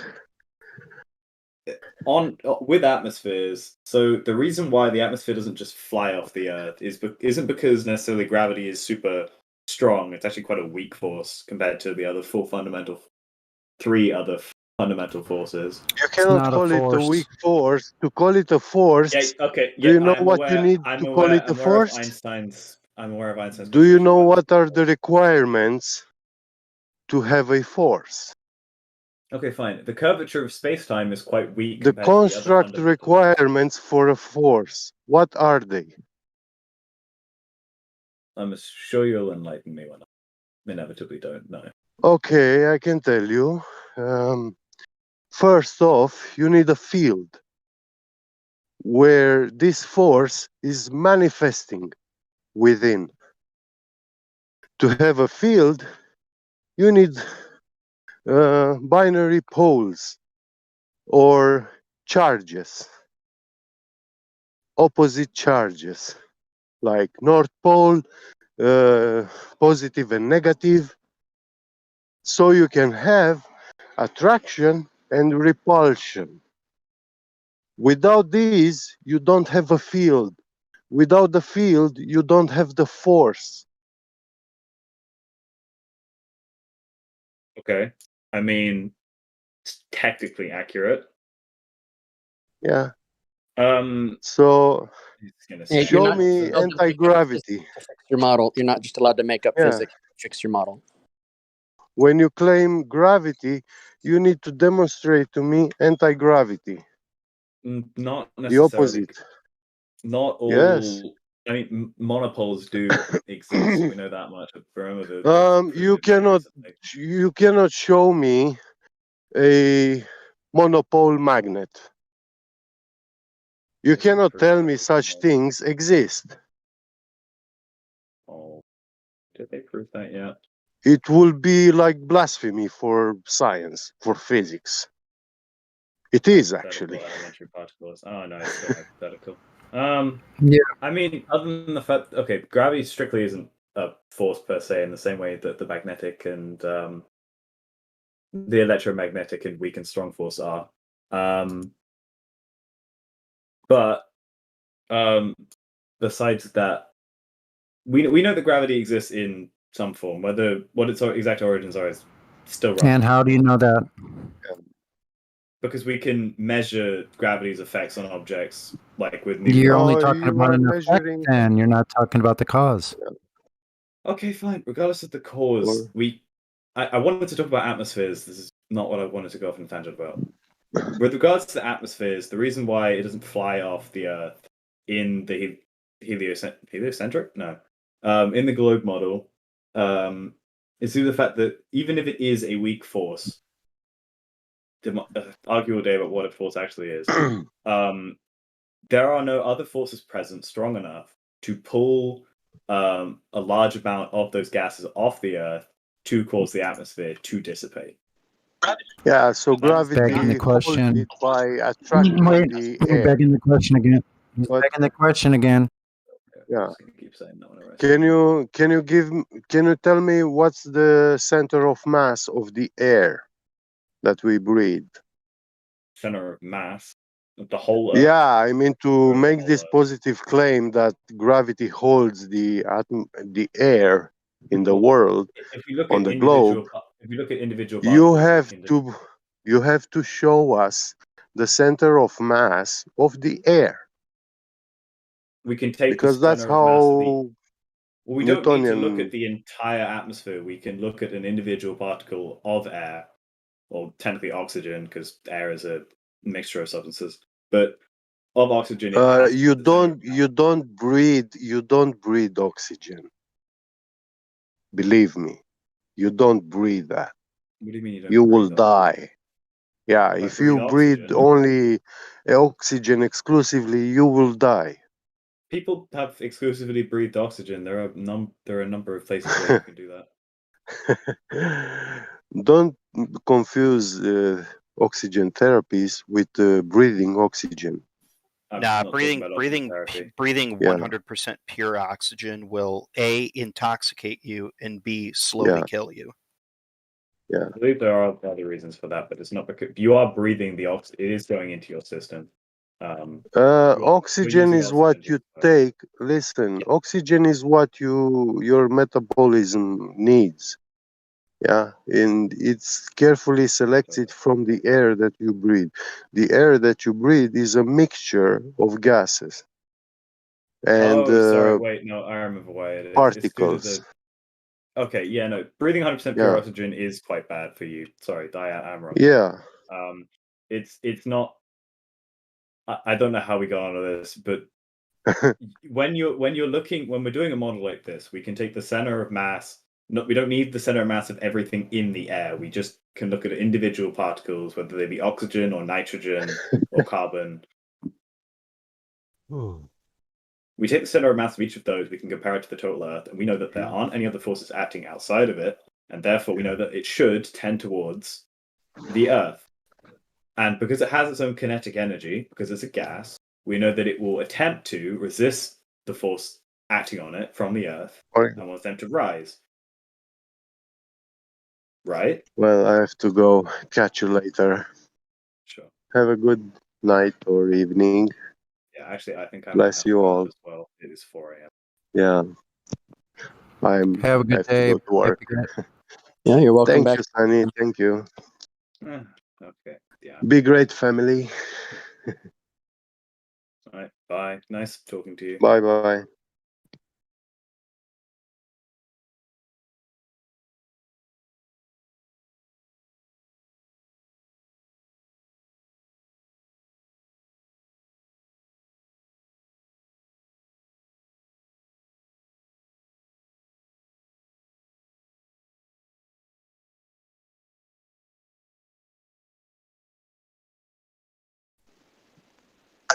Fish don't actually breathe oxygen, right? I've always been told like they need like air bubbles, right? Like going through their bowl. But what do? They just rise to the top, right? They don't actually filter any oxygen out of the water, right? I don't know. I heard flat earthers talking about that once, and I was like, fuck. Makes you think. I have no idea what you're talking about.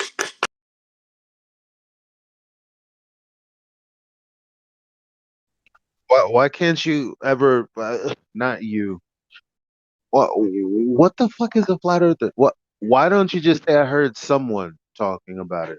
And if you actually know who specifically said it, some guy name or some woman name or some person It who was doesn't in want the to. server because like we know that like What air the hell does that rises have to do with my because it's less question? dense. Why don't you just say someone said and then give the name if you have it?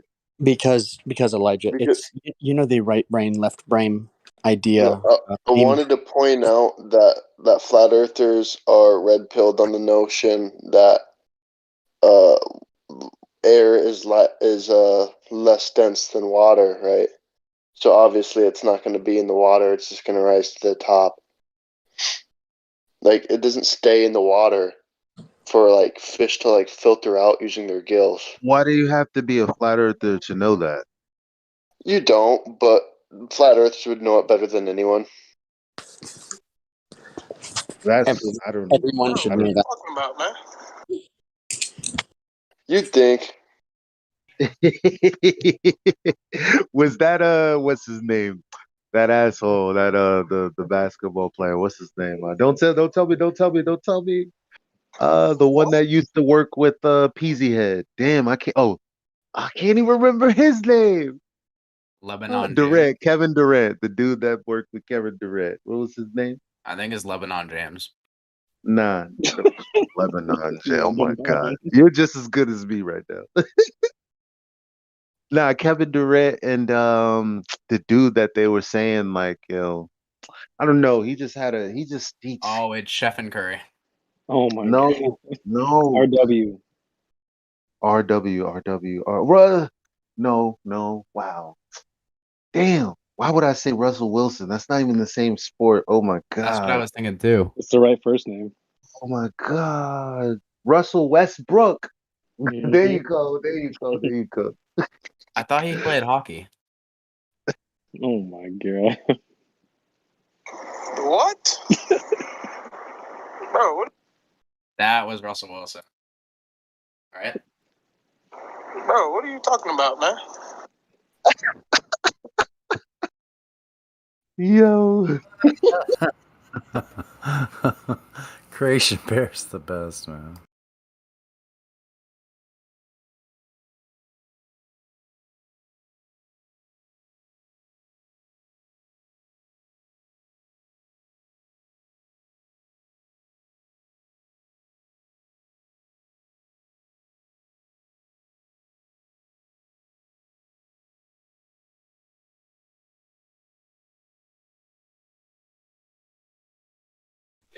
And that's why I like celebrities though, because I got my own feelings about them, but when people ask them dumb questions, I mean they feel just like us. Because that's all people do is ask us dumbass questions all day long.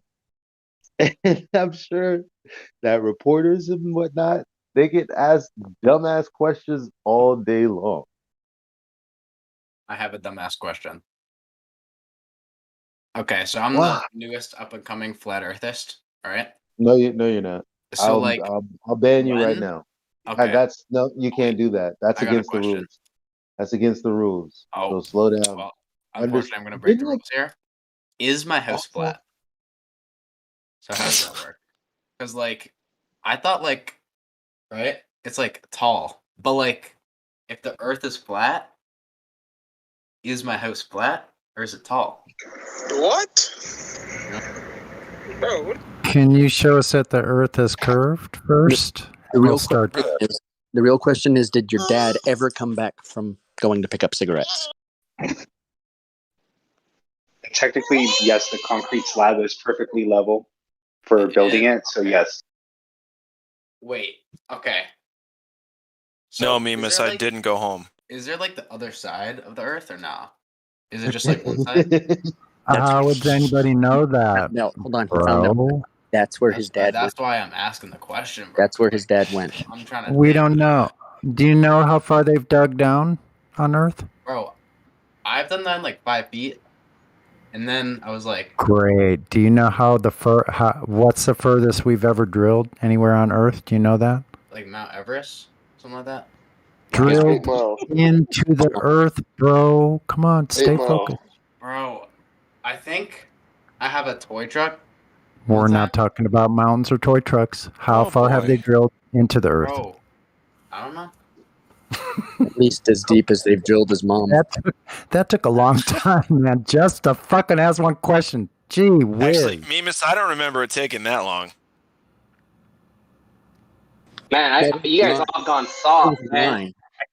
You guys have all gone soft. I would have banned that dude already. What's going on? No, I was thinking about it, but then I was like, I was already being real spicy all day, Yeah. so I don't Yeah, want but- people complaining about me in secret. You know? What I mean? Yeah, I but don't wanna be Jose- abusing my power.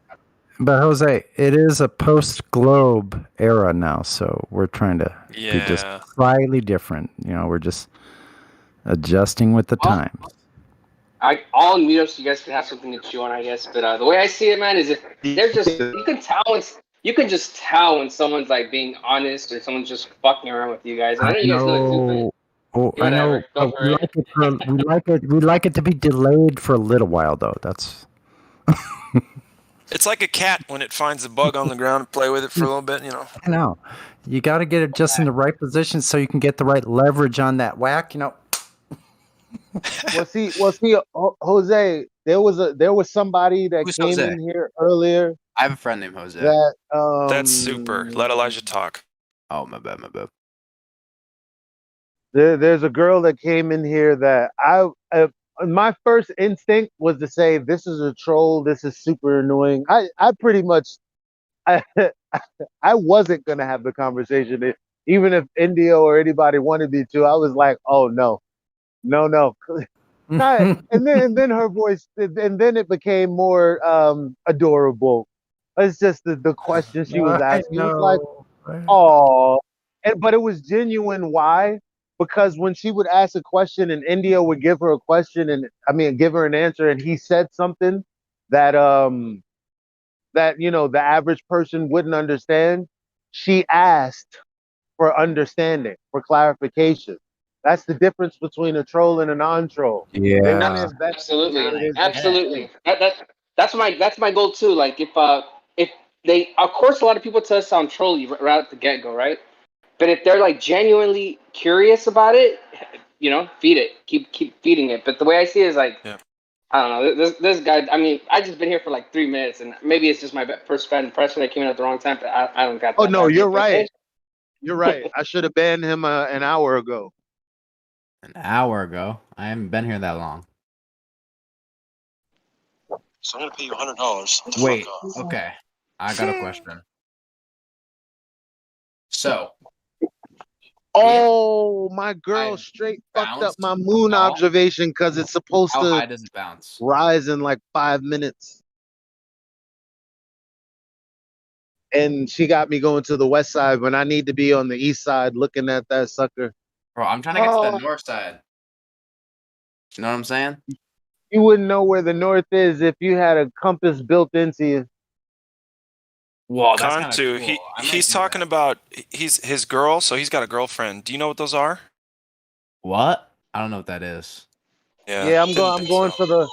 I gotta go all the way to the west side because my girl guilted me by saying, "Yeah, the people that love me would never want me to go all night without any food." I know what you're saying. That was painful. That was painful, Elijah. Yo, I was so mad because I was getting in the COD, yo. I had my M4 LMG out. I was hitting them corners. I was doing the numbers, and then, I said, let me call her. I don't want I don't want to just play the game. Let me see if she's all right. It turns out she wasn't all right. She needed something. I'm like, God damn it. That's what you get.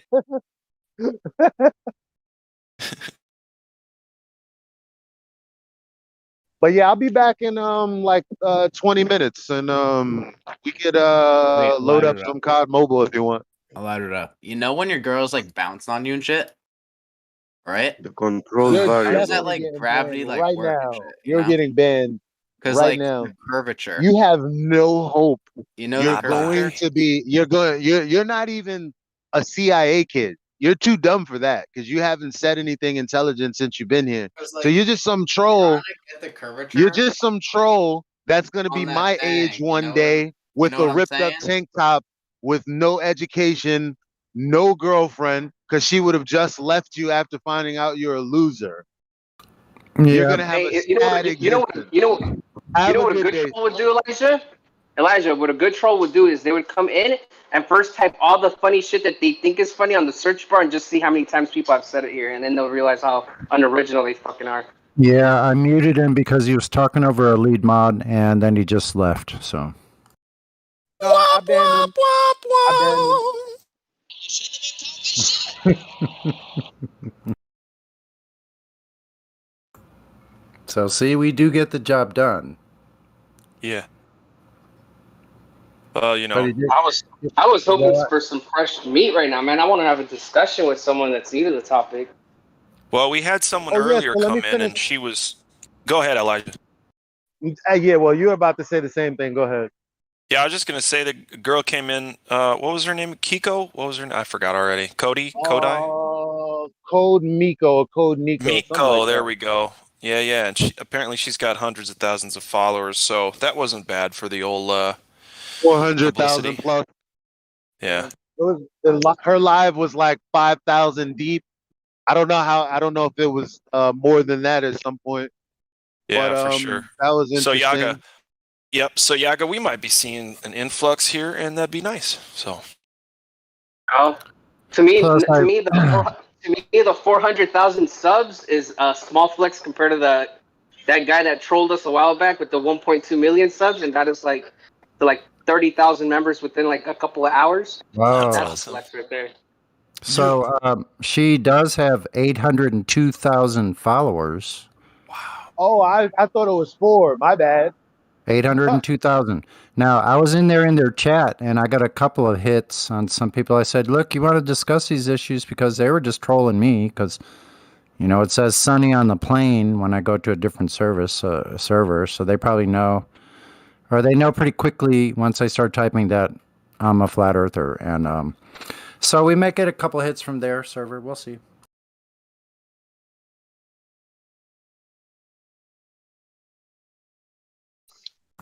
There was no one in any of their none of her voice channels had anybody in it. There were only people typing in their voice text, but there was nobody in the voice channels. Yeah, nobody's popping like this place and politics for whatever fucking reason. Yeah, actually, Jose, there might be a guy in here. He was talking earlier. Where's that dude with the let me see if I see him. Hold on, let me slow down before I crash into a car or some shit. There's a guy's name is Rim Slime. That's. Oh, Rim Slime. Oh, yikes. Yeah, but he's deafened, so he's Yeah. yeah. Wow. Why is he here? Okay. I'll hang out. I'll hang out for a while, see what pops in. Just talk to you guys if anything. Hang out, bro.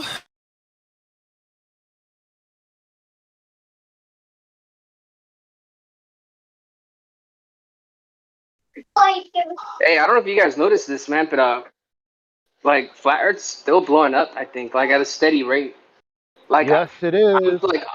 I'm on all these different like platforms, like Twitter. I hate Twitter. I fucking hate Twitter, but I'm only on there because like I like flat smacking in places where like it's not the Discord environment sometimes, because the Discord environment for real, it's completely different from Twitter, Facebook. To be honest, I think this one's the best by far, just because people can join the voice and all that. But I like to get like fresh meat, and in here everyone knows what the server's about, so they kind of just like they know what to expect. I kind of like to surprise people, like like just yesterday I was debating on I got this weird ad on Facebook. You know how they just post random shit. It was about supposedly they found like a fucking well dinosaur with legs or some bullshit like that, and it was about evolution. So I started commenting on that nonsense. And some dude like pretty much said like, oh, this is true natural science, and I started debating him how that shit is not natural science, and I dropped the definitions of what natural science is, the scientific method. I even dropped in what pseudoscience is, and then like, dude, I'm like, and then he tried to change the definition. This motherfucker literally changed the definition. He said, um, the science is the study of the natural world through observation and or experiment. He added the or that shit does not say fucking or. It's not one or the other. It's not like, hey, can I get a peanut butter or jelly sandwich, or can I get a peanut butter jelly sandwich? You know what I'm saying? So I got him like that. I'm like, bro, you can't add the fucking or in there. It's and. It's meaning you need two things to make one, right? It's like I need a peanut butter and jelly sandwich, not can I get a peanut butter or jelly sandwich? Like, what the fuck does that mean to you? And like, dude, I just had like it really gets dangerous when science is worshipped. We're nowadays, I believe science, I believe vaccines, I believe government, and it's like, wait a minute, you're talking about faith, some sort of faith-based system, and believing science. That's nonsense. Science is knowledge. It's not belief. Now, if something is absolutely true, proven to be true, then that's knowledge in science. But if it's belief and faith, that's in the realm of spiritual things, and they can intermingle, obviously. Dude, I honestly believe that peer review is like the fucking the reason why we're at in science. I honestly feel that peer review has. They're trying to say that those are science. They're trying to say that. Yeah, that's what I'm trying to get at. Look, here's the thing, man. Like, if you look at any kids coming out of college, because these are the people I'm debating, like people that are in college, fresh out of college. These are the people I'm looking for because I know that like it's fresh in their mind. They can debate it, and I've been all of them, dude. They want to talk about peer review as if that was science. I'm like, dude, peer review just means like everybody agreed with you. That's the fucking opposite of science. You don't look for people to agree with you. You look for fucking. You try to disprove what what you're testing, what your idea is, or your theory, or whatever it is. That's what science is. You're trying to disprove it. We voted it. Yeah, that's pretty much what it is. We voted. By the way, witches deserve to be burned at the stake. By the way, Jose, at the end of it, she asked us, a couple of personal questions, which I did appreciate. Some people might go, what are you trying to be a psychologist or whatever? No. She just genuinely wanted to know like her favorite movie, games we played, and I definitely shouted out Flat Earth 187. So we might be getting an influx there if there is space. Well, man, I tell you what. Not to change the subject, I hear what you're just saying there, but it's almost like Salem witch trials, anti-vaxxer, and you're denying science when it's like no, you don't even understand what you're calling something science, but it's a weird belief. Yeah. Hey, Gregory Apple, how do you have the old globe and flat earther rolls? Real quick. How's that working out, man? What's going on? How's that feel? Gregory, you got a glober and a flat earther roll. How did you do that? Holy crap. I just shut down my live stream. We were just okay. What's that? Is this better? Okay, so we're talking about your roles in the channel, right? Everybody's got roles. If you click on their name, they got roles. You've got valued, flat earther, and globe earther. So we're just curious what that means. What? I don't understand roles. Okay. Click on Well, somebody. put it in there. Click on my name or something, and you'll see. Or click on my name. My name's a perfect example. Fuck your name, dude. That's just too complicated. Okay, hold on. Master, how many? Are you a flat earther or a globe earther? I don't man? know, man. You guys judge me, bro. So that's I know. what ends I'm up with happening. you, Enoch. Look at all my rolls. Yeah, I gotta look at Sonny's. Holy shit! Some Oh, of you wow. guys got lots of rolls. Oh, How do you do Look at that? all my How do rolls. Hey, do you know, that? I'm trying to lose some weight. Okay, that's Too not many fair. roll complainer. I don't have too many rolls. I don't have enough rolls. NBC verified. Damn. I didn't know there were so many damn rolls. Don't give me any. Well, dude, it only costs you $5.99 a roll, man. I just want What super Got flat. 99 problems, but a roll ain't one. Oh, That's what happens when the mods get power to make rolls. That's what happens. They start fucking making all these honorary badges for themselves. I just Hey, never seen man, I that. gotta say, we have I way love too you many guys. rolls I love all today. you guys. Way too many, man. Love you. I like that victim of mod abuse. I don't want to do anything on your job premises. Dave Hinkle wants to know. I'm just gonna say, look, Gregory, I'm sorry. are you? Well, I'm just gonna Are you? continue. Yo, I they love look all good. you guys. Just don't take the Love you jab. too, bud. Oh, I just soon as you Wow, said why that, do I you have to seen keep all of saying this that, shit, man? Yeah. All right, moving on. Yeah, I didn't understand that. Never got an answer. How do you get the globe earther? Now, I could see how someone would have. I could see how someone would have a globe earther if they first came in and had it, but then once you got the flat earther, why wasn't the other one taken off? So I don't know. I have questions. Well, I haven't been here for since 2020. Okay. Were you a globe earther at one point? Gregory. I don't even know. I don't know. Oh I'm boy, agnostic. is that a Maybe yes that's or why no? it's the both of them. My friend, it's a I yes or mean, no question. Were you a glober or are you a glober? Absolutely raised as an atheist. You know, from the time I was little, raised on Time Life series by my professor dad, who was a college professor, and I mocked the Christians in my neighborhood. I laughed them to scorn, and So none always of that has to would do with catch the them. globe at all. Let's Right. try one more time, Well, and then no, I might just give it to it's someone else. absolute. You know, total Big Bang Theory. So you have to understand, Big Bang Theory. I was raised on, you know, the modern physics model. Yeah, we all were. But then is you know, it I a started globe? looking into. I watched probably about 40 hours of flat Earth So, videos. are you a globe earther or not? Well, I don't know. Well, no, I am, Now but we here's the understand. thing. But here's the thing. After watching all those flat Earth videos, I think got he's on the fence, questions. guys. So I'm serious. It's like Which I videos? don't know how to test them. I don't got the money. Greg, You know. Gregory, which videos did you watch, man? Can I send you a couple more to watch? Some Eric Dubay. I watched.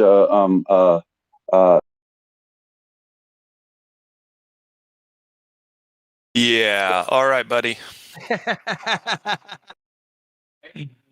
Hey, Gregory, real quick.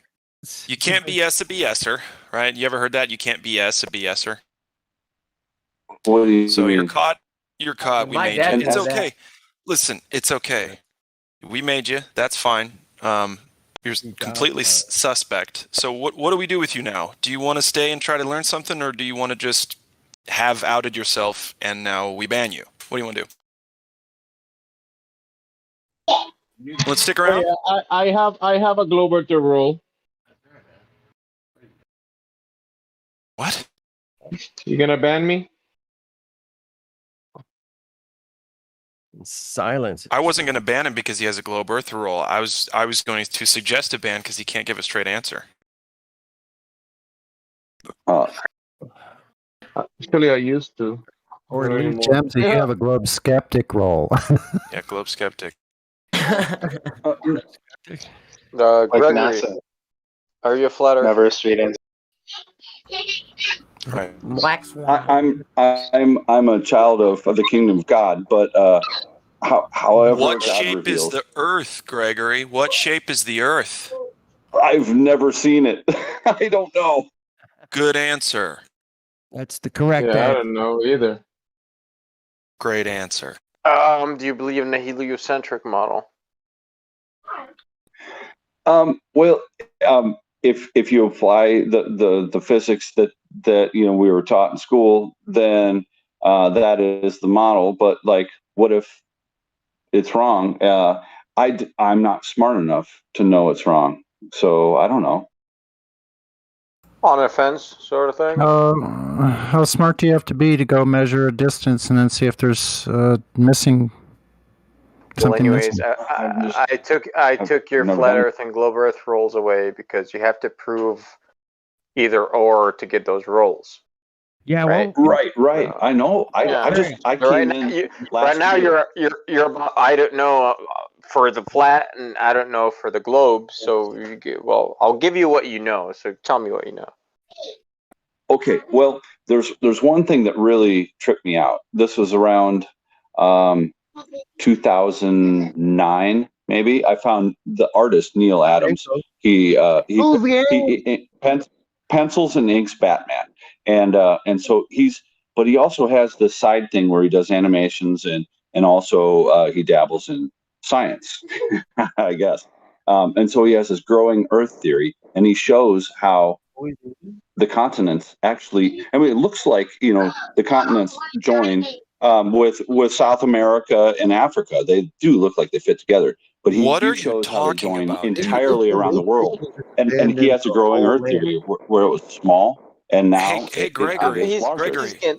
Holy gee whiz. What was that about, dude? But that's weird. You got to watch it. It's weird. Nope. No, we don't have to even acknowledge that you said it. What shape's the Earth again? He doesn't know. He said. Well, I don't know. I've never seen Well, it. But, see, we need to go from there. Okay, so what is your belief about it? Do you have a belief on it? Well, I know that man was placed on Earth. How's that a belief? Oh, is it like biblical? Do you have a biblical stance? Yeah, What's well, up? he I did say that absolutely he has a Give me a spiritual. verse. Give me a verse.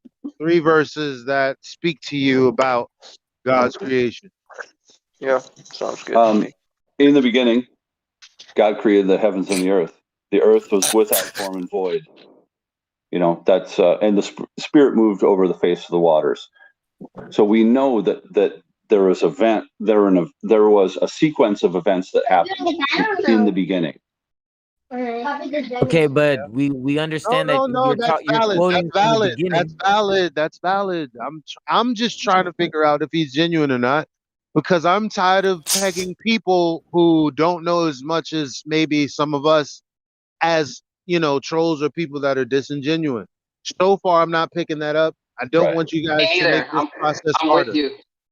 I'm with you, Elijah. Yeah. I feel like he's being legit. Yeah, I think he's being genuine. I just feel like we need to understand him a bit. Yeah, but he keeps on getting grumpy. Real quick, if you want to understand someone, the best thing you can do is listen. And you guys are talking over him a lot. Just let him talk, man. Even if you don't agree with what he's saying, just let him go. Who am I talking to? Was it Gregory Apple? Yeah, this Go is ahead. Gregory Continue. Apple.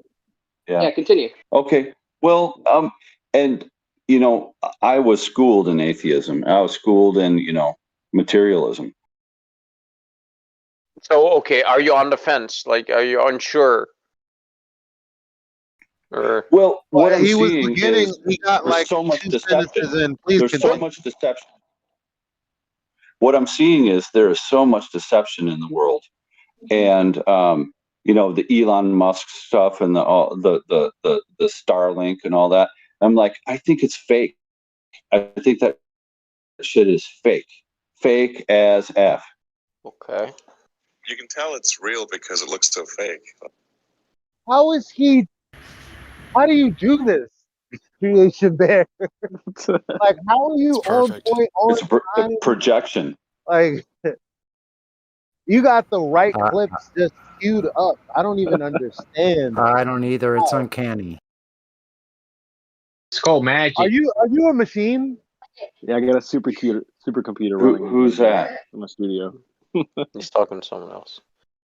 Creation. What makes you think the Elon Musk stuff is fake, Gregory? Well, did you see a Starman car? Yes. that was CGI, dude. It was CGI, man. It was absolutely computer generated. It was in your face. Correct. Well, I think it looks so Well, ridiculous. so far, I agree with everything you're saying, man. Like, I think you're coming from the right place and the right mentality. Because that's the way you got to look at this stuff, right? Like, if you can be honest about like something as simple as like the Elon Musk taking that space car or whatever and saying that looks fake as fuck. I mean, that's most people that are being honest with themselves and aren't being like deceived. Because I'm not gonna lie, there is a lot of people out there that consider that to be real and they're being honest. They're not. It's not that they're dishonest. They actually, they've been programmed to look at certain things, certain videos a certain way, and they're like, yeah, that's real, right? But for the average person, yeah, it looks real. But there are some people that are skeptics, and they'll look at it and be like, "That looks like it's computer generated." That's honesty right there, And it's very hard for even Globers to admit that it looks like it could be CGI. They won't even go that far. So it's you're already on the right track, bro. Well, for sure. Well, look at Alex Jones. We're going to go to the stars, and they're preventing us from going to the stars. The elites, they want that power to themselves. And then, and wait a minute, I don't want to go to the stars. I want to go to heaven to be with my Lord. I am not thinking about like traveling the empty vastness of whatever. That's stupid. Hey, so are you no longer an atheist? I'm sorry, you broke up. What'd you say there? Are you no longer an atheist? Oh no, I became a Christian in 1996. I gave my heart to the Lord Jesus Christ. So I'm a born again. Cool. Yeah, I could tell because of the way you knew the verses of the Bible by heart. I mean, there are some smart atheists that like debate the Bible and they know the verses.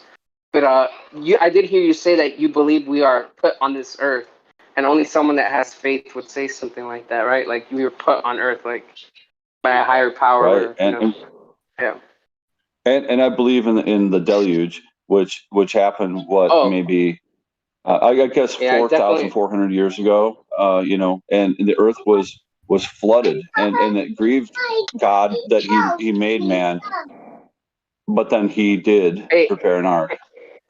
Here's something very and I think interesting. that's where we are. Here's something very interesting I want you to think about. I'm gonna bring this like a little bit biblical. I'm not that very good with the Bible. I do believe in God. I was raised Catholic, so that kind of fucked me up. I don't know if you know how that Catholic shit goes, but I'm not Catholic anymore, obviously. But I don't believe in all that crazy stuff. But I definitely do believe Jesus is real. I believe in God. But here's the thing: the deluge, right? Think about this. Like, let's think of the deluge as a scientific hypothesis, right? So, like, the Earth was flooded, right? Let's just say it was flooded, which I believe it was. What happened to all the water? Well, it says when the waters assuaged, that means they washed to and fro. They assuaged, and it says and the mountains and the hills went up and the valleys went down. So it says that the topography changed. So you had these raising of mountains and then sinking of valleys, and then it became the ocean basins. That's interesting. That's crazy how like the book, the Bible, I think that Go the ahead, Elijah. answer is, so remember the fountains of the deep in Genesis? Okay, so what I think is that there's something down there. Because it says something about the water, when the water recedes, is something about the mechanics underneath that we don't know nothing about. Could be some kind of drain. I don't know. I don't know. But that's what it You're seemed right like that it we was don't saying. know, but Well, That's it what appears that sounded there's like it waters was above saying. and waters below. So the waters could have just, like you said, drained out, to the surrounding waters above and below, because there was water coming from both directions. There was water coming from the windows of heaven opening, which means it was coming from above and below. So it could have just, gone back into the subterranean caverns that they burst out of, or just subsided back into the water surrounding the, and dome system or whatever. Like you say, who knows? Meadowlark, I've talked to you before. That was over on what Veach's channel. I talked to you. Oh, yeah, how you doing?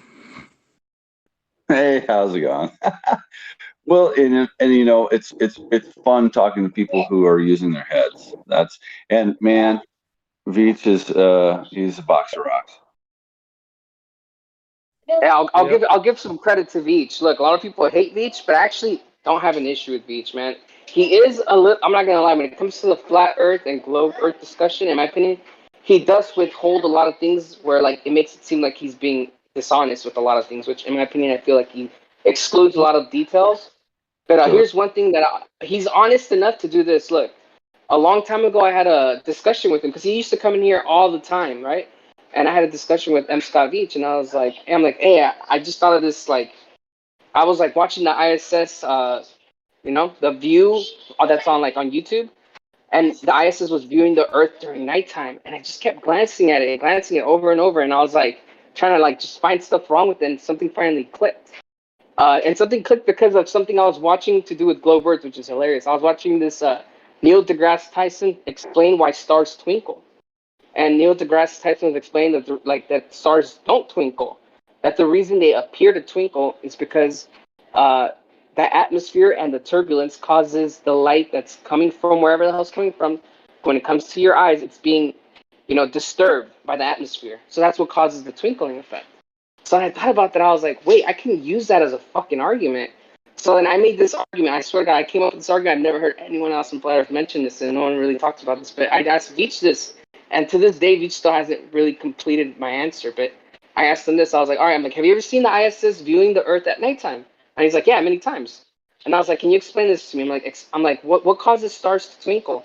And he knew the answer because he's into this whole discussion. He's like, oh, well, that's atmosphere, the turbulence. I was like, exactly.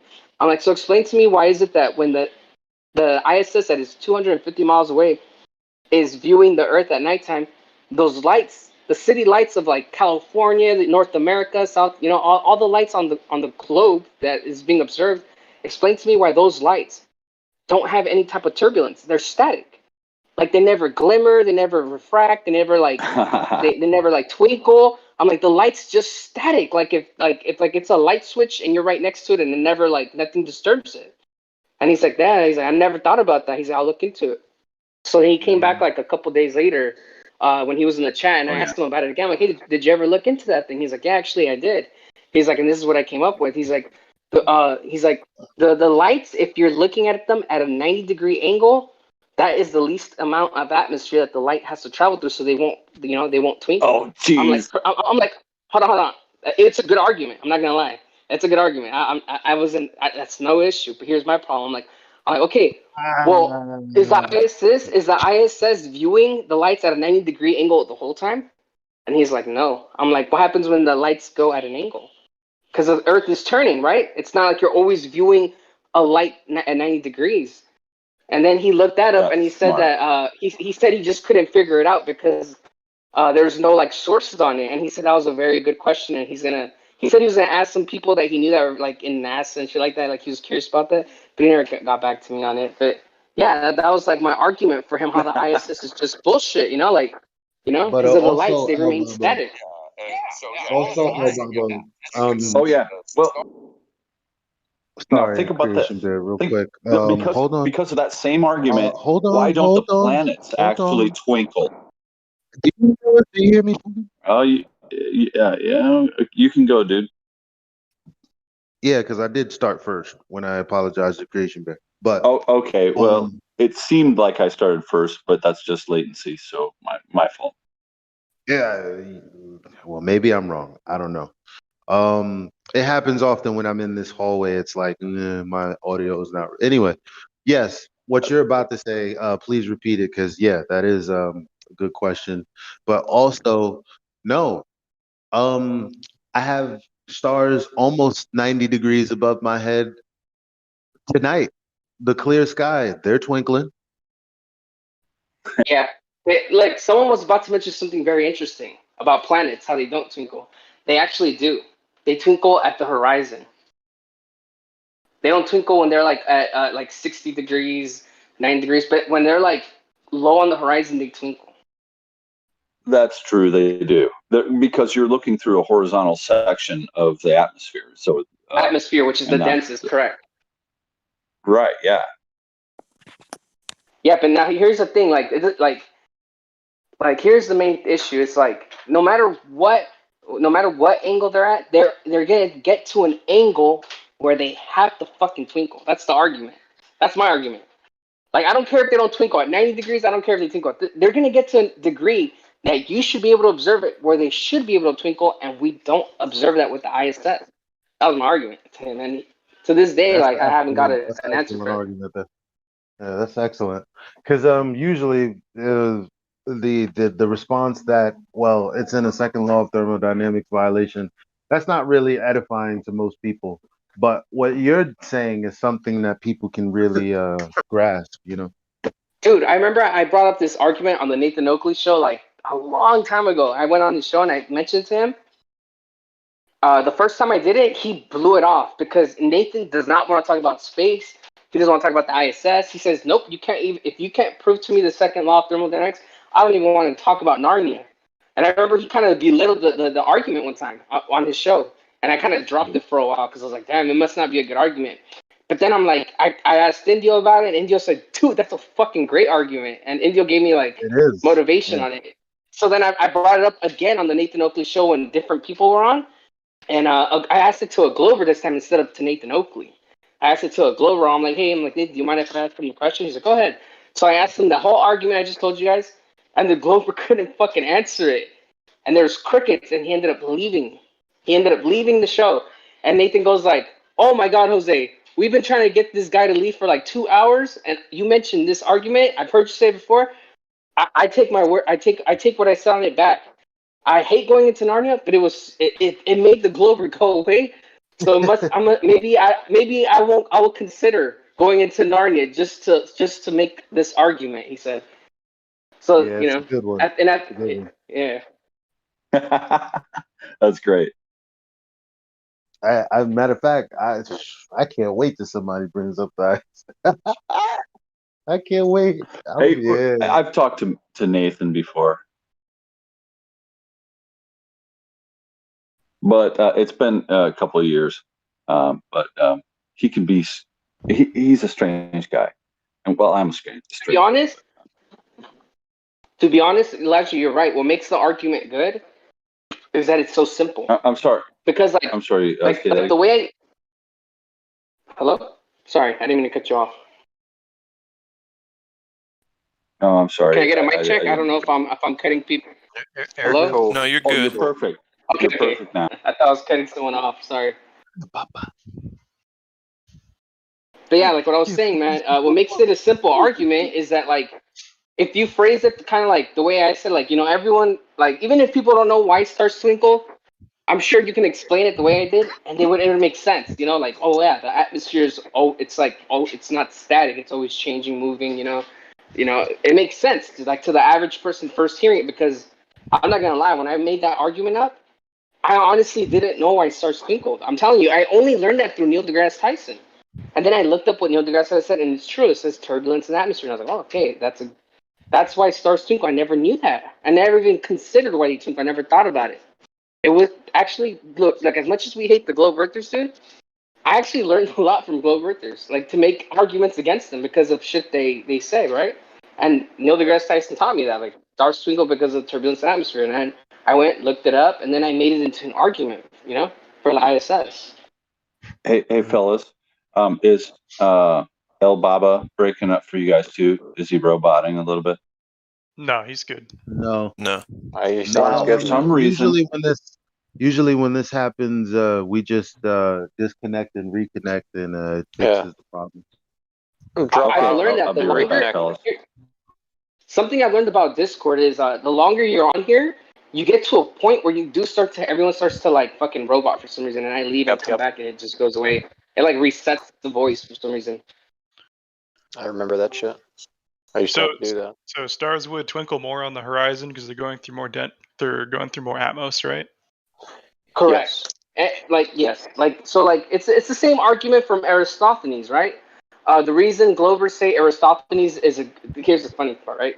So it'll be like, well, Aristophanes is a very accurate measurement because even though we don't know where the sun is, when the person is taking at a high noon that is in a 90-degree angle, there is the least amount of atmosphere, so we're getting a better position of the sun. And I'm like, yeah, I agree with you. I'm like, but what about the guy that's looking at it from like 500 miles away? Where is the sun then? You know, it's just hilarious to me. But yes, So you said that the ISS doesn't twinkle, right? you're gonna get more. To be honest, I don't know. I've never looked into that. I've never followed it. I've never observed people on a telescope seeing it. A lot of people. I mean, there is times where I feel like it does twinkle because I've been in flat Earth enough time to see enough videos of the ISS of people catching it with cameras and shit like that. Like, well, they'll get the track and be like, this is the ISS, you know. Yeah, it appears that in some videos it twinkles and some it doesn't. A lot of times when it twinkles, people will argue and say it was a camera or something. I don't know. The ISS, I really haven't looked into it enough, to be honest. Yeah, man, I tell you haven't if been it to twinkles or the. not. Yep, I haven't been to the neutral buoyancy lab either, so I don't know what the ISS looks like, or if it twinkles or whatever. Yeah, well, it could be a projection. I thought it was a pretty good argument where the ISS is so far away for the distance where you couldn't resolve it, so it would just be too small. Can I? It is a good argument, and I'll tell you why. Because we know how big the ISS is, so you can do mathematical proofs, right, with the ISS. Like for example, the ISS is roughly about. It isolates between 240 miles away, between 260, in my opinion. They usually give the number of 250 miles away. But it changes, right? It can't always be the same. And sometimes it's descending, and then they got to propel it back up because of air drag. Even though like it's a vacuum, there's still enough like air up there that does cause drag, And then if you want to add, if you want to talk about gravity and all that other bullshit, what they believe in their model, then yeah, the ISS should be descending, and they have to have something to push it back up. But the point is this, right? It is a good argument about the angular resolution of the ISS because we do know the specs of it, the size of it, and we know that the solar panels, people that like have a P900, and they'll take a transit of the ISS around when it's passing either the sun or the moon. You can see the solar panels, and you can see the gap between the solar panels, right? Like, have you ever seen that? Like the solar panels don't look like you actually see the separation of the solar panels. It doesn't look like one big solar panel or one big block. It looks like you can literally define the solar panels and even count some of them, right? So here's my argument. When I used to make this argument all the time, I'm like, we can do the math, right? Like you can do the specs of how far optical zoom and the angular resolution of a P900 would be, and then you can do the math from the distance of the ISS, and then when you factor it in, it should be impossible to resolve the gap of the ISS of the solar panels, which the gaps are about 8 meters of width apart. I think Indio did the math a while ago. You would need like a fucking 7 or 8, like the largest telescope on Earth, the biggest telescopes, the 7 meters, 8-meter telescopes, to observe that gap to resolve it. Well, can I, one thing about the ASS right quick? When you view it through a P900 or P1000, I've filmed between 30 and 40,000 feet, like 747s and B-52s and stuff, and they're basically the exact same size as the ISS when viewed through the P900 or P1000. One other thing I want to say about the ISS is their radio. I'm fairly steeped in two-way radios, and I'm not a ham or nothing like that. I've done a lot of study on it though. Okay, for example, the 2-meter radio, which is the only radio that they can possibly use if they're in low Earth orbit, so they say. That's the only radio signal that can penetrate or get through the ionosphere. All the rest of them bounce off of it, correct? Well, the 2-meter radio at 500 watts, which is the maximum allowed by the FCC, it can only travel roughly 100 miles, and that's on a good day. And that's straight line talking. Otherwise, you have to have repeater towers. What I would like to know is where are there 2 or 3 repeater towers between the surface of the Earth and the ISS for them to use the 2-meter radio to actually talk to the ISS? Well, I think I have a question for you, Anthony my dad. Dickinson. Well, my dad is an astrophysicist, and he says that it's microwave. So the distance is no big deal when you have amplifiers. Yeah, that's what I'm talking about. A 500 watt amplifier is the maximum that a 2-meter radio is allowed to use, and it will only talk. Well, for transmitter, but when you have receivers, I get what you're saying. Yeah, but it still doesn't change like my philosophy on it, or my the experiments that I've done with it. I used a regular 11-meter radio to talk over 4,000 miles from Macomb, Mississippi to Hawaii, and there was no delay. And that's on a standard Citizens Band radio, CB radio. And they're having a 10-second delay with all the NASA technology that they supposedly have to talk to the ISS that's only 250 miles away. Come on. Something's up there, bro. that ancient dinosaur radio is out talking the NASA equipment. Oh, somebody said they had a question for me, though. Yeah, that's bullshit. I did have a question for you, but when I thought about it, it didn't. I actually thought about the question before I asked it, and then I don't need to ask it. But I'll ask it anyways, even though it's stupid. Since you're familiar with all this stuff, I was going to ask you. So the specs of the length is obviously determined on Earth, right? Like through the atmosphere. So I was curious, like, what it'd be like in a vacuum. But then I thought about it, I'm like, well, the signal still has to travel through the fucking atmosphere. So I knew it was a dumb question to ask at that point. No, I don't believe in dumb questions. I think the only dumb question is the question that is not asked. Well, there you go. I asked it, but I kind of answered it myself, like, because I didn't think about it before I asked it, But then I thought about, I'm like, well, the signal would have to travel through the atmosphere, so it would still go back to what the specs are on Earth, even though they're in space. And that's, kind of answered it myself. Right, and supposedly the atmosphere gets thinner and thinner the higher we go up. I wouldn't know. I've never been there, but supposedly that's what happens. So it should make it easier, and like the higher the altitude, it should be easier for radio waves to get through that particular atmosphere. And on a straight line sight, like on the surface of the Earth from Mississippi to Hawaii, that should be the most resistant to the radio waves. But the way I find it, it's kind of opposite.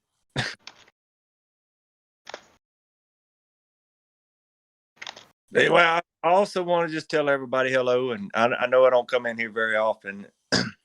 I love the discussion about flat and globe Earth and stuff. I honestly don't understand why it's even still a discussion, but it's still pretty interesting.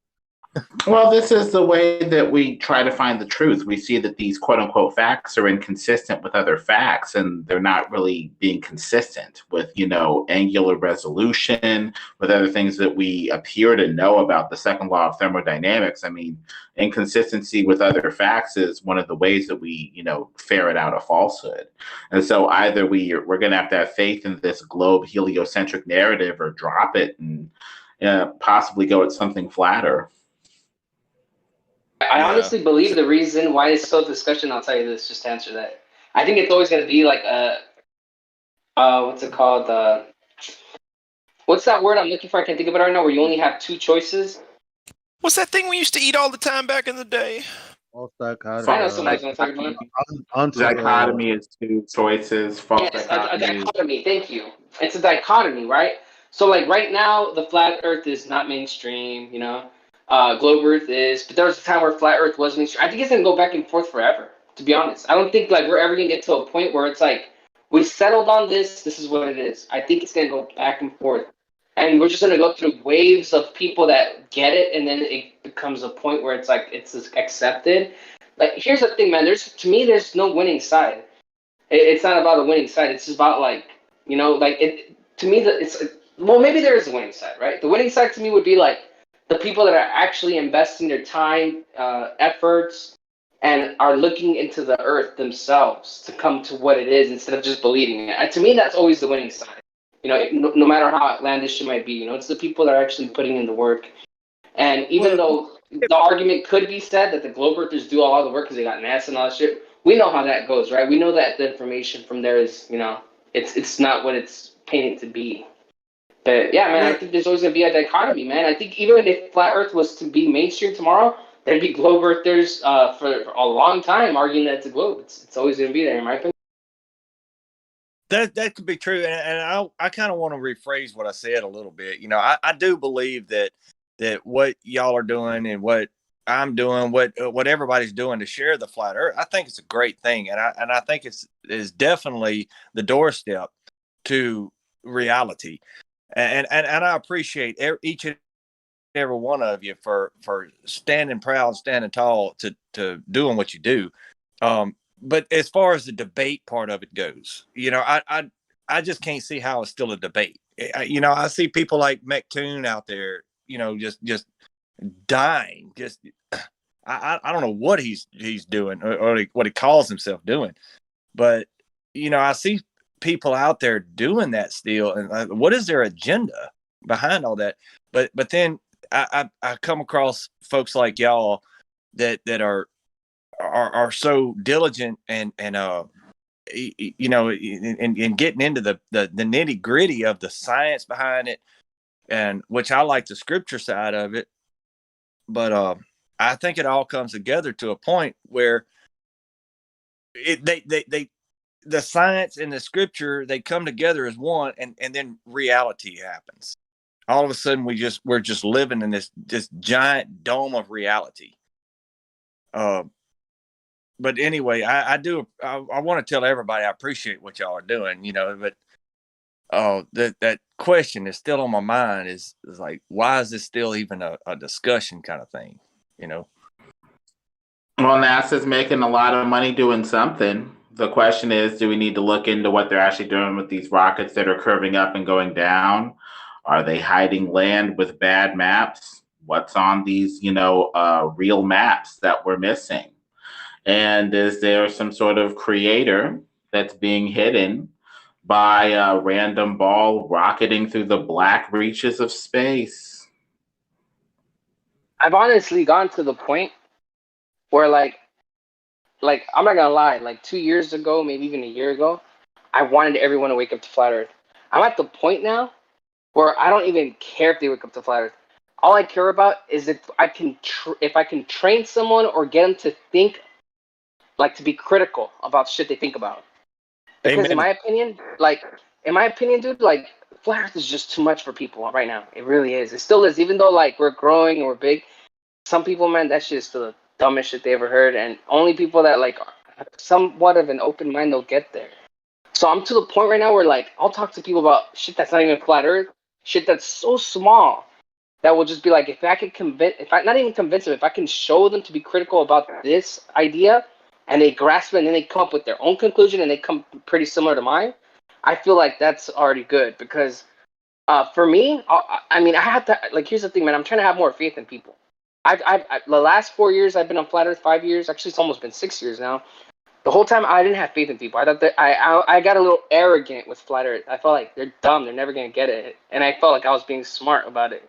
And now I reflect on all that.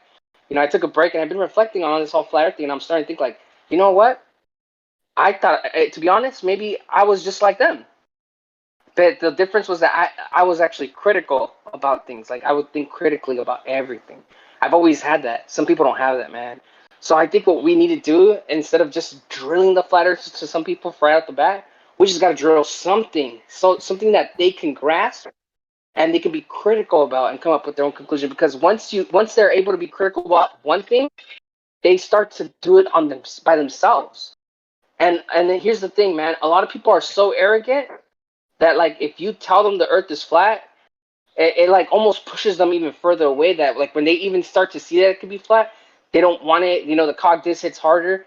People don't want to be told something and be wrong, right? So I've learned that, like, if you kind of like do little breadcrumbs here and there, and people just start to kind of think up by themselves and they figure it by themselves, they'll grasp it quicker. Because it's not like, hey, oh, this person's gonna get a one up on me, or I was wrong and I had to confront this guy. You know, like it just makes it easier for a person to discover something for themselves sometimes, and they grasp it and they feel like they did it. You know, like they did it. Like they're not gonna be like, oh, it's because of this guy that I woke up. Like some people want to have that thing where like they feel like they got there on their own. You know, you get what I'm Yeah, saying? dude, the personal discovery thing is really powerful. Yeah, I agree.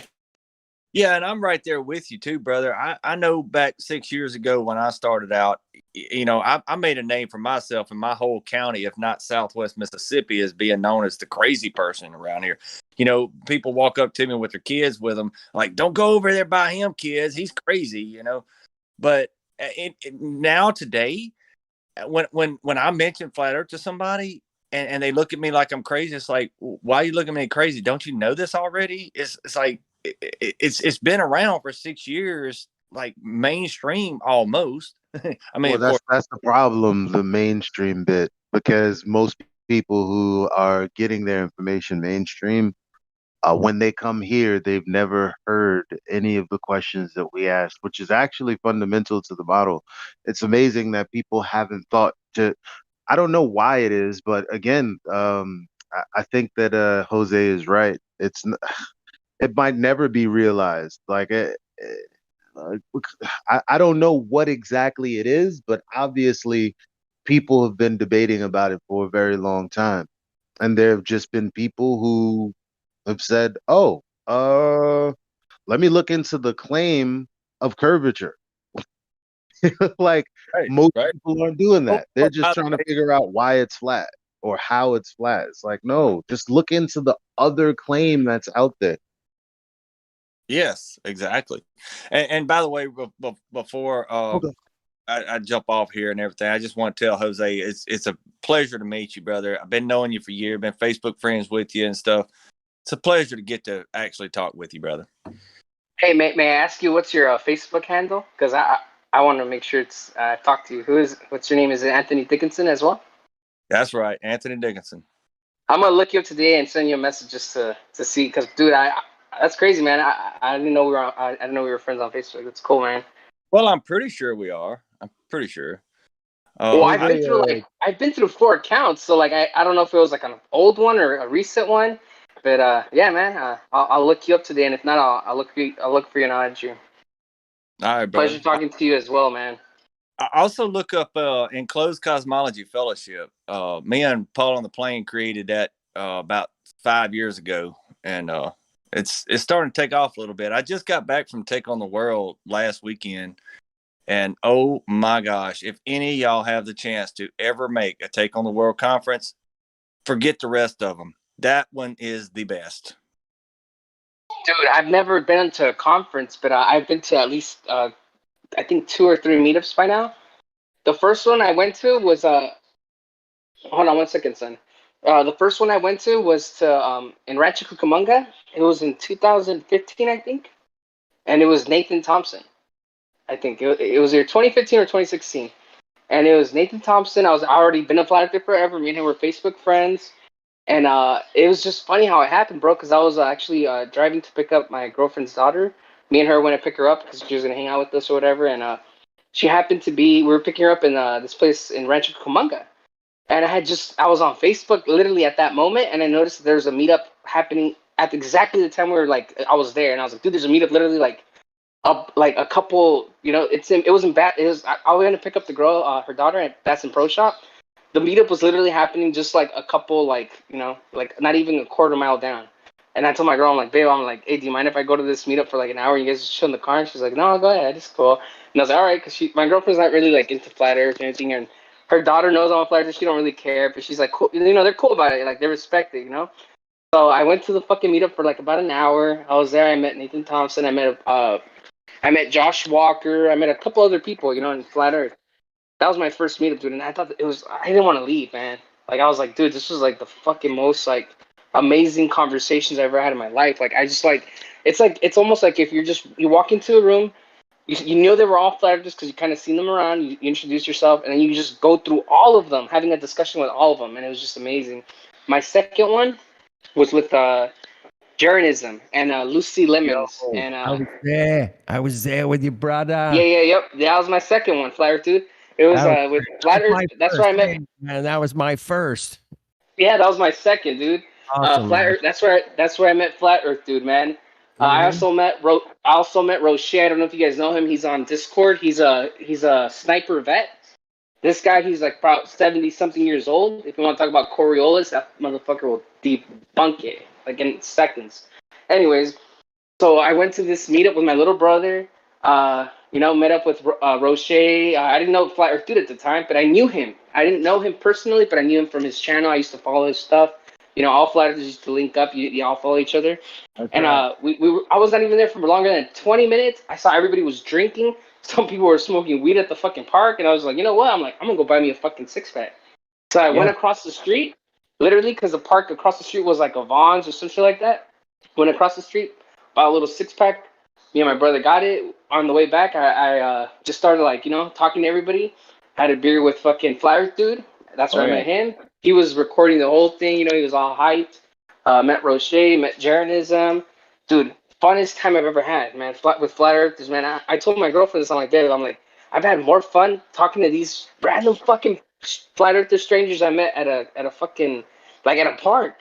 Then I would have at Six Flags, Disneyland, or any other fucking vacation you could think of. I'm not trying to belittle everything. But it was just too much information to the point where it was great. I drove 110 miles one way to get there, man.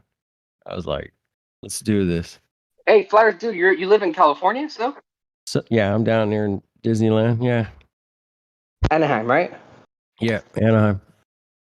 Oh, okay, cool. I'm right now. I'm in Yuba City, but I'm actually moving to Fresno now.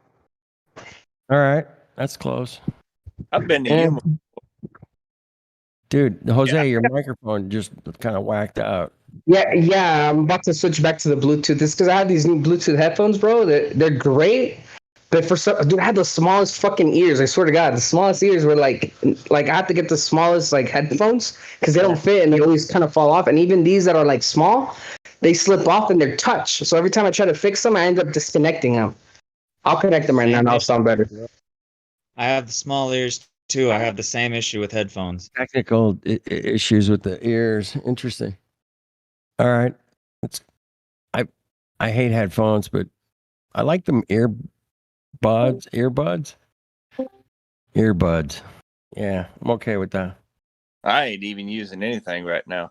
But back to the conferences and meetups and stuff like that.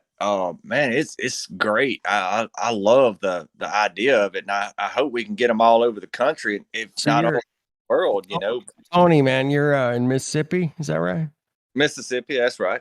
Mm-hmm. Okay, just double checking. Damn, we should probably get together some kind of music, blues, Flat Earth meetup thing.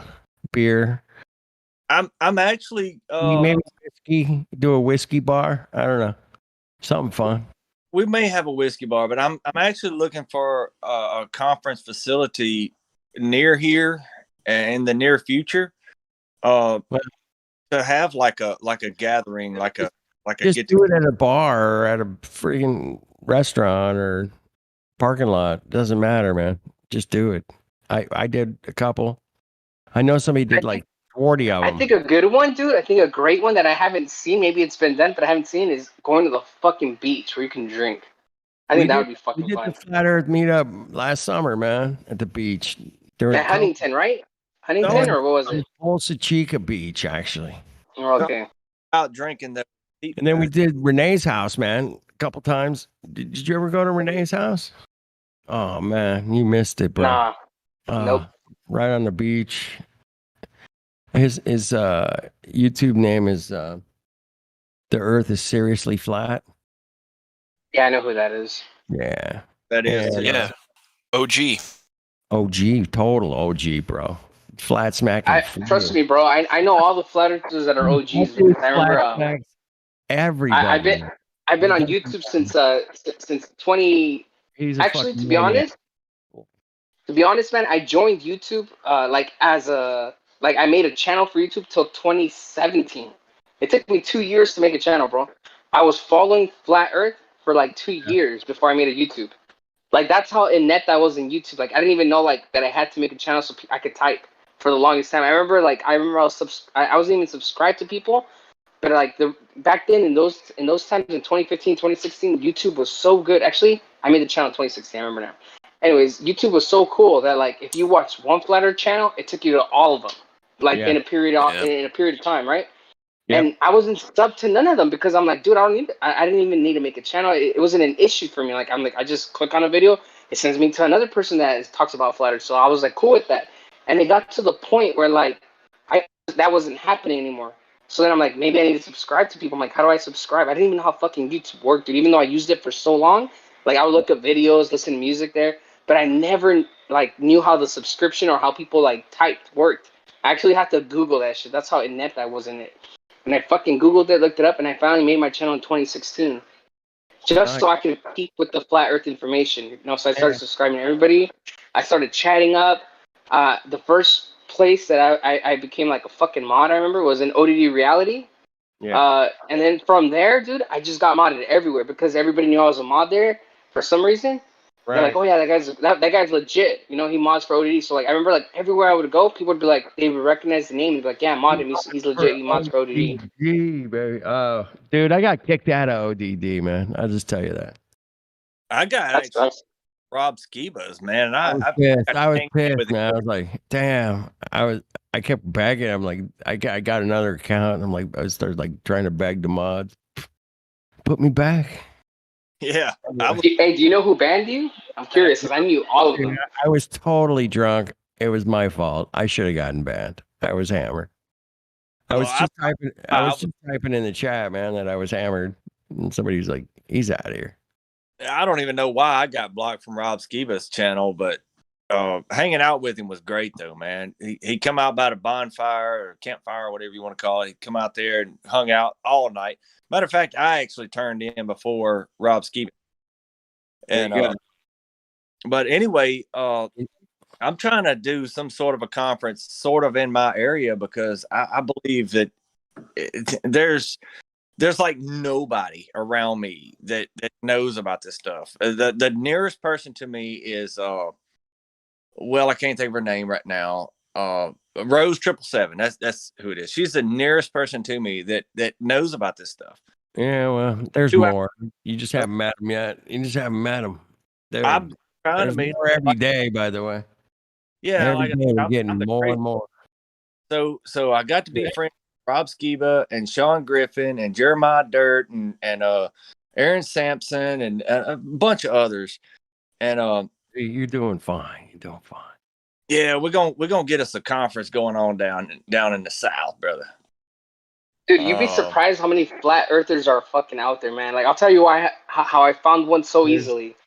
So I went to my girlfriend's in the military, so we used to, right now we're literally been staying in California for the last like couple years, but before that we used to travel a lot. Like I've been to New Jersey, Virginia, you know, we've been around, you know, like because of her military work. And when we were stationed in I want to say Virginia, yeah, it was Virginia. We were stationed there for about a couple months.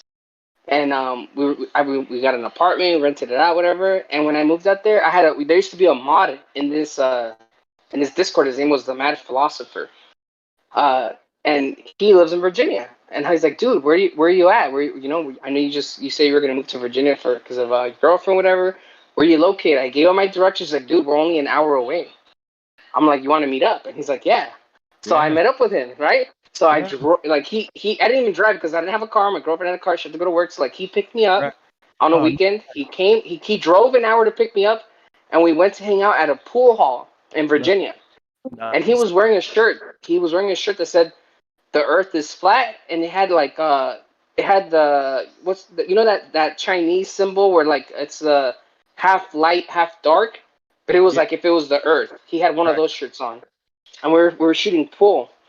And this fucking old guy, like 60 years old guy, walks up to us and goes like, "Can I see your shirt?" And we're like, I was looking at him like, "Oh, we're about to fucking get into it. This fucking globe, right?" Yeah. And he's like, "Oh, so you think the Earth is flat?" And we're like, "Yeah." And he's like, "Me too." And we're like, "What?" And he's like, "As a matter of fact," he's like, "Come to my car." And I'm like looking at my boy, like James. His name's James. I was looking at him like, "Bro, we're about to get smoked in his car or some shit." I don't know, but I was like kind of sketched out, like, why does he want to go to the car? You know, I'm just like, all right. He's like, I got something I want to show you guys. So we go to his car, Motherfucker pulls up like a fucking big ass packet of like over like 200 papers, and Yeah. they're of debunking the Cavendish experiment. And we're like, no fucking way, bro. You're a flat earther? Like, yeah. And dude, we just had a blast with this like 50, 60-year-old guy there. Like, we were shooting pool, and I'm like, you know what? Just close the table. Close the table because we're not playing. We're talking to this guy right now. We're getting charged, for the fucking table. We're not even playing. I'm like, close the table. Let's close the table and just talk to this guy. And we ended up talking to him for like hours there, bro. It was such a good time. I was just like, dude, what a small world, Like, you just gotta rep that uniform, bro. Rock a little bit of flat earth somewhere, and people are gonna come reach you, bro. You'll notice how much flat earthers are. So, what did you get out of the Cavendish papers? I'm curious. Oh, dude, he was fucking he talked about static. He literally wrote this is what he told me. This old guy told me that he understands magnetism, understands static, understands all that shit, right? And he went into detail how like he's been to where the pendulums are, like all these observatories of the pendulums, Yeah. and he's actually asked questions that are like, like how does this prove the globe? And he goes into detail. He had a paper that he wrote a paper. He actually wrote a paper that debunked, in his opinion, he said, and in my opinion, it did debunk it. It debunks Cavendish and the pendulums because of the locations they are, and due to gravity and all this. Like if you use their model, obviously, like even using their model, you could destroy it. And the paper was that information, and it like for Cavendish, he didn't do the whole science shit. Like how quantum racer go through like it's not even science. He didn't even take that angle. He took the angle of like if you try the Cavendish in this location or in this location, how can it be the same? Like based on the globe Earth. Like he went into their model and destroyed it. It was fucking dope, dude. We love evidence, and we like evidence. I just wanted to ask Anthony, where about like in the South are you talking? Like Texas, Virginia, Louisiana, Mississippi? Yeah, I'm in Mississippi. I actually witnessed the eye of the hurricane last night. Wow. Came How was straight over that? my house. What was that like? It got a little rough here for a couple of times. Woke me up a few times, but man, my power's been out like yesterday, like I don't know, 28 hours, 29 hours, something like that. But you're still out of power? Yeah, I'm still out of power. Sitting here by candlelight right now. What do you got, like battery charging your phone, or what do you got going on here? Generator, I'm sure. Generator? I've got a solar battery charger. It has done depleted. So if I just dive out of here unexpectedly, it's probably because my phone died. All right. But hey, I got a question, buddy. What do you call a hippie's wife? What do Mississippi. Wife? In Mississippi? Was that the wait? What do you call a hippie's wife in Mississippi? No, you call a hippie's wife Mississippi. Mississippi. Mississippi. Hey, what's up, Mississippi? I like that, man. I got to I'm done. I like that a lot. Yeah, that's a clean joke. It's good for the kids. You tell anybody that joke. Exactly. Yeah. Yeah, Mississippi from Mississippi. Absolutely. I love it. I was born on the northern Mississippi, Dubuque, Iowa. That's where I was born. Elephant? Oh, if I know. That's it. That's an old one, man. Damn. You just fucked up my brain cells. Stop that. Hold on. You guys hear that? Okay. Shit. Sorry. Yeah, we like the hot micing.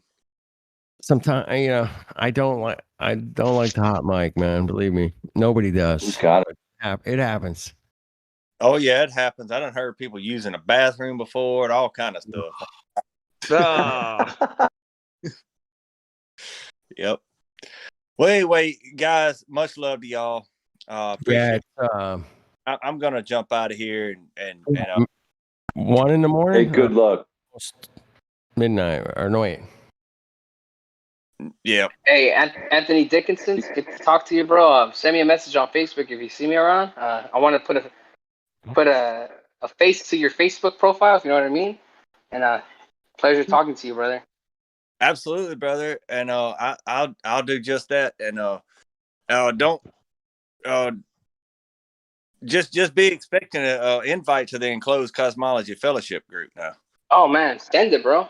I'll join the group. No problem. Yeah, absolutely, brother. We started a YouTube page. We may possibly be on Take on the World TV in a couple of weeks. Yeah, it's actually going pretty good. We got a little Discord going on and stuff like that, and we just basically worship Shabbat just like what the Bible tells us to do. You know, keep it holy in His name. So do you start like Friday night at 6 p.m.? Well, we don't do the live stream at Friday night. I actually do start Shabbat at Friday at sundown, but now I go all the way to Sunday at sun up. Just so I cover all the bases. I don't know exactly when it starts. So think about this. Jehovah called the light Yom and the darkness Lila, and so if Shabbat is during the day, is that day, then it is going to only be the Yom. But I'm not trying to stop you from doing how you do it. I just know that I've heard things, and I agree with you, brother. I totally 100% agree with you. I just don't know for a fact about it. Right. That's just why I do it the way I do it. So yes, sir. I get you. And what I've heard is evening and morning one day. So from Genesis, that's where I kind of agree with that, but I'm not strict. Yeah, we're not strict either, and we welcome guests too. If any of y'all would like to just come on and kind of give your little puzzle piece about the flat Earth or biblical cosmology or enclosed cosmology or anything like that, feel free. We welcome everybody. You know what, Anthony Dickinson? I'll give you a good idea. We have a room, just a couple. Like if you keep scrolling down, you'll see I forget what it's called because it's been a while that I've been on. But it's a religious room where like there's a bunch of people that are really just about the biblical cosmology. My idea is if you maybe you should invite the whole group one day, like that whole group of the Discord that's on there. It's probably like 8 or 10 of them, dude. There you go. Like if you're interested, just let me know. Let me know, and I could set it up for you. I could be like, hey, is it Paul on the plane? You said Paul on the plane's doing it, or who's doing it, or you? Well, I've been in there before, and I've met some wonderful people there. And I try to catch it when I can. They usually do it on Thursdays, and usually I'm pretty busy on Thursdays and not able to like get in on the station and stuff. But yeah, I've met some wonderful people there. I can't call her name right now, but I actually ended up with her address by accident. I sent Austin Whitsitt what do you call it? Is it Blaze? And I actually sent it to her address, but I didn't know who she was. I was. Was it Blaze the Nazarene? That's it. That's her. Okay, yeah. She lives in Florida. Yeah, she's great. Oh yeah, she's awesome. Awesome. She's probably one of my favorite people here. I love. There you go. Like I'm just saying, like if you want to have like a discussion and it be on that topic, those are the people that you would want to have on. Like they're all about that topic. Like me, I'm in the middle. Like I'm not religious like to the point where like I can tell you everything about the Bible. Like them, like when I have questions about the Bible, I literally go to that room like, Blaze, can you tell me about this? I'm not a person to appeal to authority, but I know they're I know flat earthers. I know they do their due diligence. I'm like ask them questions when I have questions because that's literally the only people I could trust in my opinion when it comes to like things about Christ, things about God. I'll go down there and talk to them about that. Yeah, they're great. Now I want to like point across. I'm not religious at all. Matter of fact, I'm totally against religion. Yeah, but I do believe the Bible. I do believe the Bible to be true. I do believe that the extra biblical text should have been included in the 66 canon. It should have been an 80 book canon. At least an 80 book canon. I kind of refer to the 87 book. However, I'm not religious at all. I want y'all all to know I am not religious. I understand the Well, argument. you know what, Mister.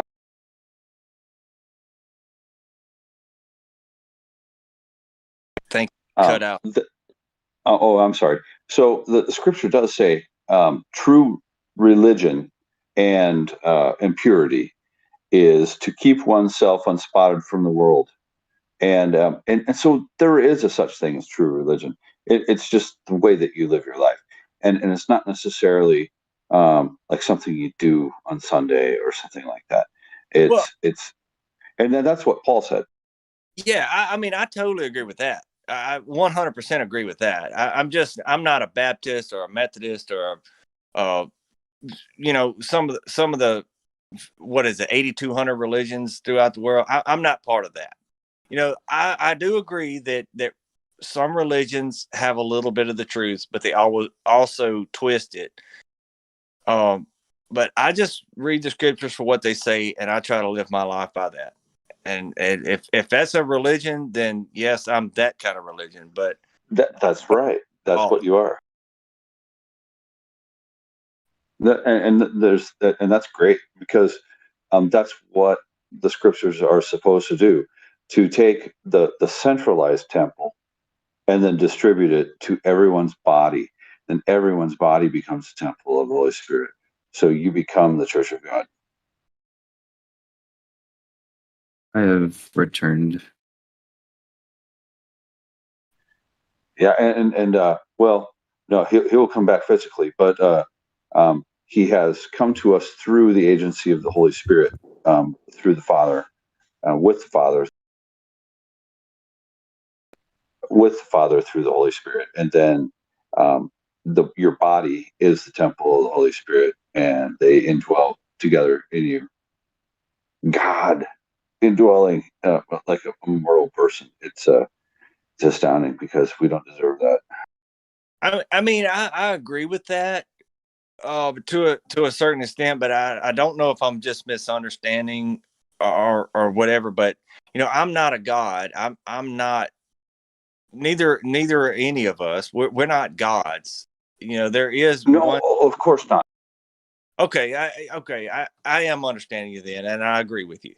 Right. What I'm saying is, it's astounding. Like David said, "What is man that God should be mindful of him, and the Son of Man that thou shouldest uh, um, uh, hear him and pay attention, take notice." So, and because he is made a little lower than the angels, he was crowned with honor and glory, and he put all things under his feet, all beasts of the field, the oxen, yea, the what is it, fowl of the air, and the fish of the sea, and whatsoever passeth through the paths of the seas.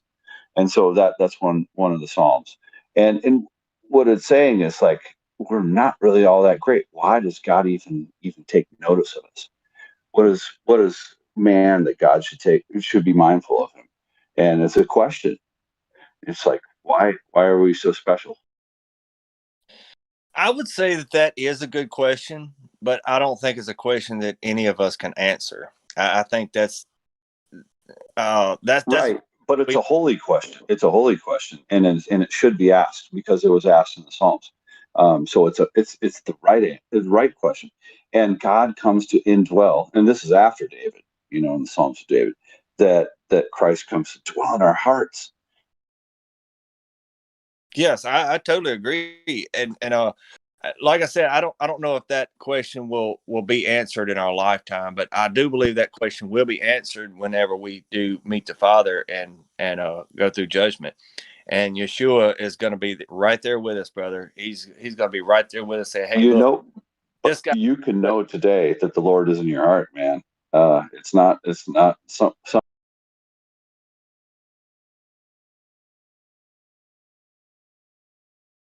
I'm sorry, you cut out again. It's not something what?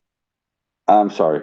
I said, well, it's the fact that I can know today, and I know for sure God is. I'm sorry, and I don't have to wait someday to find out. I absolutely know, and you can know too.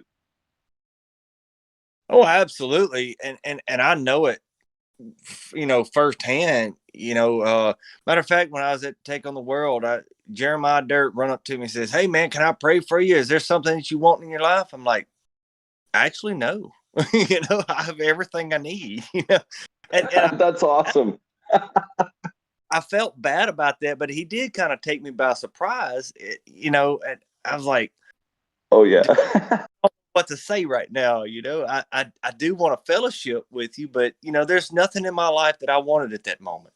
I had everything I needed, everything I wanted. I had the love of all the people that were there, and I loved every one of them. And to experience something like that is just, it's overwhelming, brother. It is just super.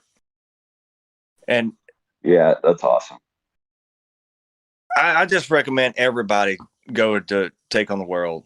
Oh my gosh, that place is amazing. You know what? I was just saying to someone tonight. Nobody gives to me.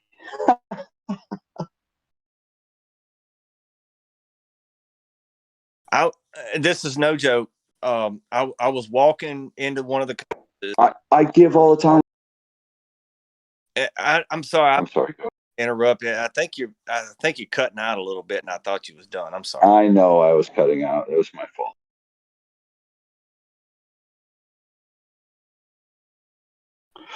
Well, what I was saying earlier is, I was talking to someone, and I said that no one gives to me, and it's not like that came,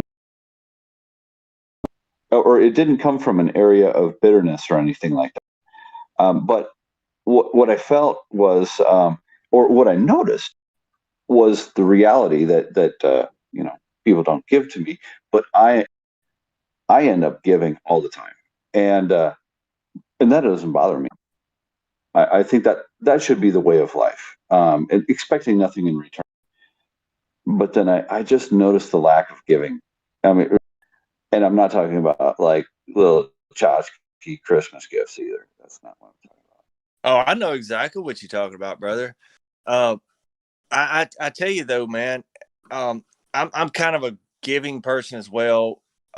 Just what little I can give to people and what little I can help out. And I've kind of had those same thoughts. It's like, I'm giving to these people and I'm not even noticed. People don't even know who I am and whatnot. But it really doesn't bother me. But I do have those thoughts.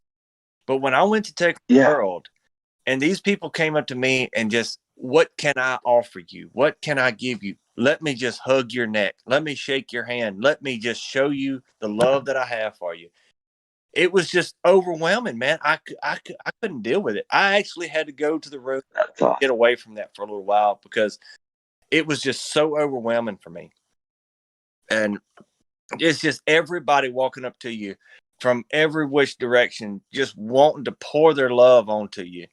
I was walking through the crowd going to one of the conferences, and I accidentally dropped some money. It was $100 bill I dropped out of my pocket, and this child, 12 to 15 years, I don't know how old they were, but they come running up to me, tapping me on the shoulder and my back, and they're, sir.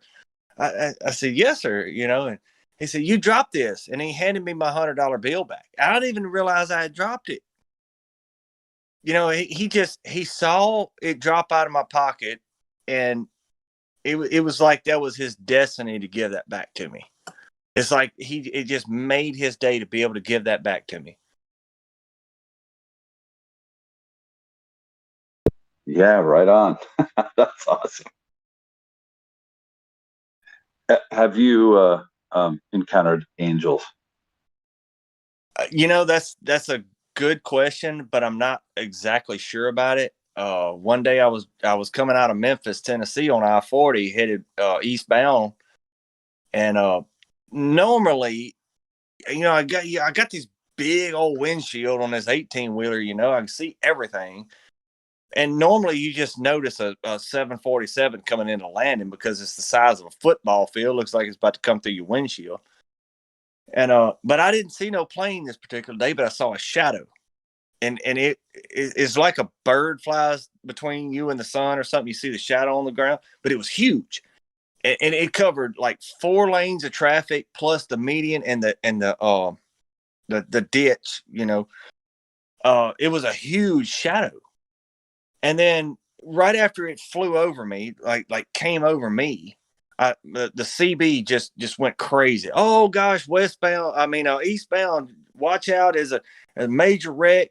Somebody had done left the westbound side of I-40, come across the median, had a head-on collision with a car. And it caused some major chaos. As a matter of fact, the whole interstate was shut down for several hours after this. And I did hear somebody on the radio say the guy that was on the eastbound side that it was initially in the head-on collision, he got out of his car, ran out in the median, and laid down.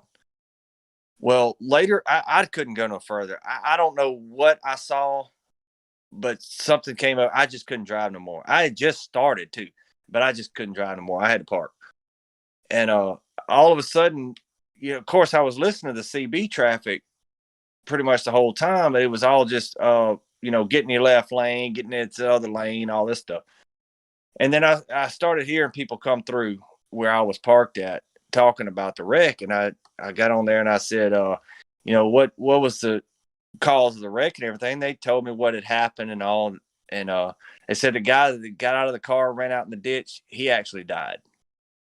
That when he laid down in the ditch, he died right there. I don't know if I saw the shadow of the angel of death fly over me or what that was, but I know I saw a shadow and I didn't see a plane or a bird or anything else in the sky. And it was almost like a half a second before that shadow flew over me is when that wreck happened right behind me, less than a quarter of a mile behind me.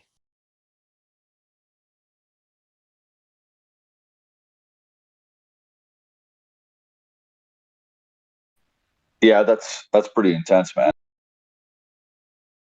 I had a vision before. That to me, that was the most realistic thing that I ever actually saw. I was sitting on my couch one night and everything was quiet. It was Shabbat. I'm just sitting there, just thinking of scripture, thinking of the Lord, just praising and, doing my normal thing on Shabbat. And all of a sudden it looked like somebody was driving up my driveway, like headlights turning into my driveway. And when I looked towards the window where the light was coming in, I was transported. And it was almost instantly, I went from sitting in my house at night on my couch to being daylight, and I was in the clouds somewhere, like somewhere between the surface of Earth and the heavens above, somewhere along those lines. And anyway, there was lots more people around, but everybody was light. Everybody was light beings. We didn't have skin. It wasn't like you looking at a person, although you could tell it was a person, but they emitted light. And everybody knew each other.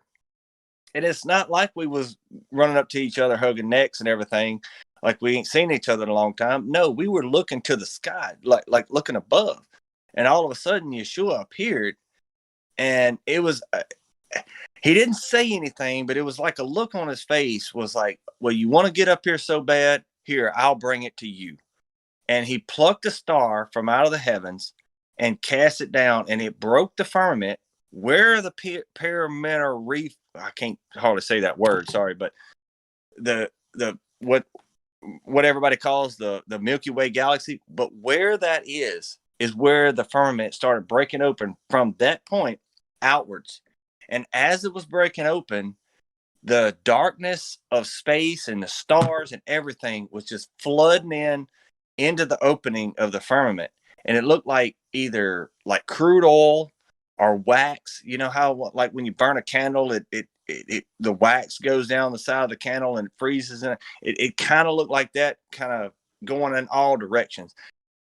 And it was like the firmament was breaking open from the middle outwards and just kind of crashing, like you break glass or something.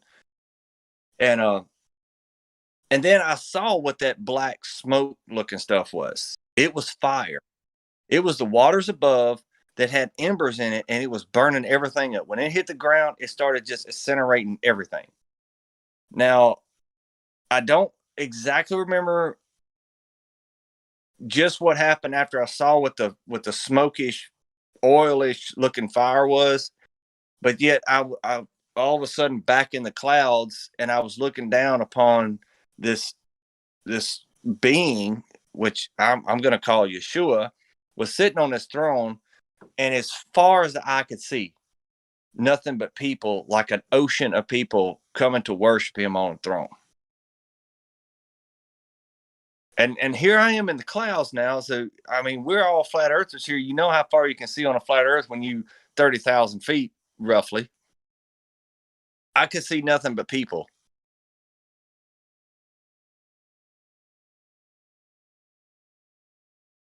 Anyway, I woke up from that, or whatever you call it. I was wide awake when all this stuff took place. And the vision that seemed like it took a matter of seconds, like maybe 10 to 15 seconds, 45 minutes passed by on my clock.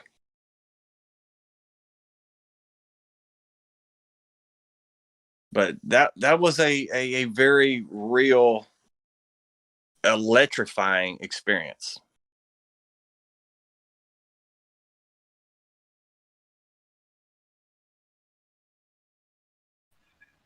Well, I have a number of experiences. I mean, I can only get to so many right now. Well, the first one's easy. It was during the day. And so I was working at an ABC affiliate in the Midwest. And so I was on a break having smoke. And I looked up into blue sky, no clouds. And it was a swarm of metallic objects that were way, way up there.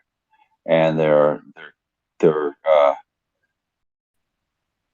moving slowly. Well, it was they were hovering, but they were moving independently in the hovering cloud.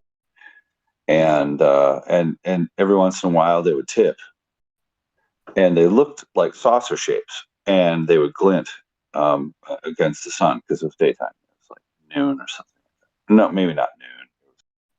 I think maybe it was later in the afternoon. Anyway, they ended up moving off. It probably took, I mean, they hung up in the sky probably for like 4 minutes. I tried taking pictures and I tried taking video, but I got nothing. And that was on an Android phone. And they moved off and faded out. They were gone. So that was something I saw. Now I also picked up Ghost Girl. I was driving down a country road in a Midwest state, and the town that was like an old road, and the town that was coming up next was about 2 miles away. So I said, "Hey, do you need a ride?" And it was this girl walking with a white dress with yellow flowers on it, and in her hand she was carrying like drooped down like a handful of these daisies, and you know, long brown hair. And then I pulled over and I asked her, "You need a ride?" She goes, "Okay." And so she got in my car, and we started on to the next town. And I was probably in my 20s when this happened. And anyway, she was really cute. She's just holding these flowers. And then when we finally got to the town, she turned to me and said, "I'm dead," with this weird grin on her face. And I'm like, "What the heck is going on?" And then I just said, "All right." And I'm praying under my breath too, because I was so freaked out. That, I mean, even before she said she was dead, and when she said it, I was like, "Okay, I don't even know what this is." But yeah, I was praying the whole time. I knew that something was up. And so then I said, "Where would you like me to drop you off?" She goes, "At the cemetery." Wow. And I said, "Oh, okay, okay." And so I drove to the cemetery, which is still down the main drag in this town, and I'm like, okay, well, here's some houses. She walked between the houses and disappeared. It was weird. She was gone. Whoa. Yeah.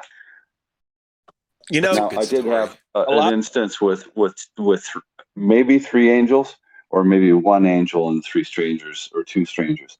It was a weird thing. I'll tell you about it later. But hey, how did she escape the cemetery? What, like, why'd she need a ride back? Does she not know how to traverse the afterlife? Who is this girl? Maybe she's just retracing the steps from the accident to the cemetery. So, but she was physical, like you could smell her as a person being next to you in the car, and she was putting a dent in the seat as if she were really sitting in it, like for real? Yeah, she put her it was a seatbelt physical on? person. It looked physical. I didn't touch her.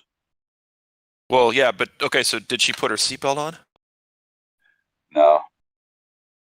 Okay. Well, anyway, that's cool. I'm not trying to be like, are you sure? No, that's She was just sitting there, and it's like no seatbelt, just sitting there with flowers in her lap. It was weird, man. I would actually have to look into what might have happened there. What, and she said, I know, but she turned to me and said, I'm dead. And it was like almost this desperate look on her face, but it was also a grin. It was weird. It's like, I don't know what it was. It was, and she was beautiful, but she was dead. Yeah. Well, true story. I do not lie. That happened to me. I was driving my car, and it was down Old Lincoln Highway, which is Old 30, and it goes into Mount Vernon, Iowa. And I went, and that's where I took her and dropped her off at the cemetery in Mount Vernon. Have you ever been back there? Yeah, I've driven by the place before, but I didn't see her. Yeah. You might not want to, but I definitely believe you about that experience. Mine's not exactly the same way, but I've had sort of a same experience as that. But it happened in my dreams. I've been having a dream for about 25 years. Now, they're always different dreams, but it's always the same person in the dream. And what, like in my dream, I'm talking to the person who I think that I'm married to, right? And in my mind, I think it's this certain person, but when I look at them, when I see their face, it's not that person. And I wake up after that. But I know that face. I know their eyes. I know who it is. I just met them, not this past Sunday, but Sunday before last. I met them in person, literally. I met the person that I keep seeing in my dreams. I don't know if it's my wife. I don't know if we're just supposed to be friends or what, but I literally met that person. That is no joke. And what makes it even better, holy shit, she actually told me that she's had almost the same dream, and she described me in her dream. She says, I dreamed of you. You smoked that brand of cigarettes, just like the way you smoke cigarettes, and I remember your beard from my dream. Okay, be careful, brother. She could be a witch, or it's authentic. I don't know. I mean, I would say I would err on the side of caution and just say she might be into witchcraft. That kind of shit. I don't think she's in witchcraft at all. And I did have that thought, but there's something to it. I know that much. I just don't know exactly what it is yet because I just met her 2 weeks ago. But it was literally the person that I've been seeing in my dreams for the last 25 years.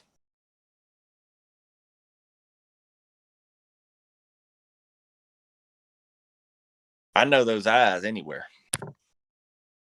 I was actually scrolling down through some pictures that somebody shared of Take on the World, and they had like 90 pictures or something.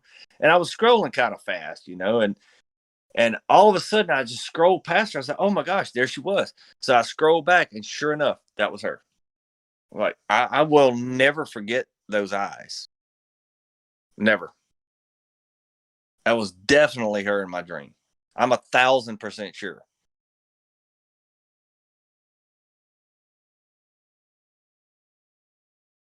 Wow. Oh, that's pretty Yeah, cool. that's something. I tried calling her yesterday, but she didn't answer. So I don't know. Maybe we're just supposed to be friends or something. I don't know. I just know that I have dreamed about her. That's for sure. And according to her, she's dreamed about me as well.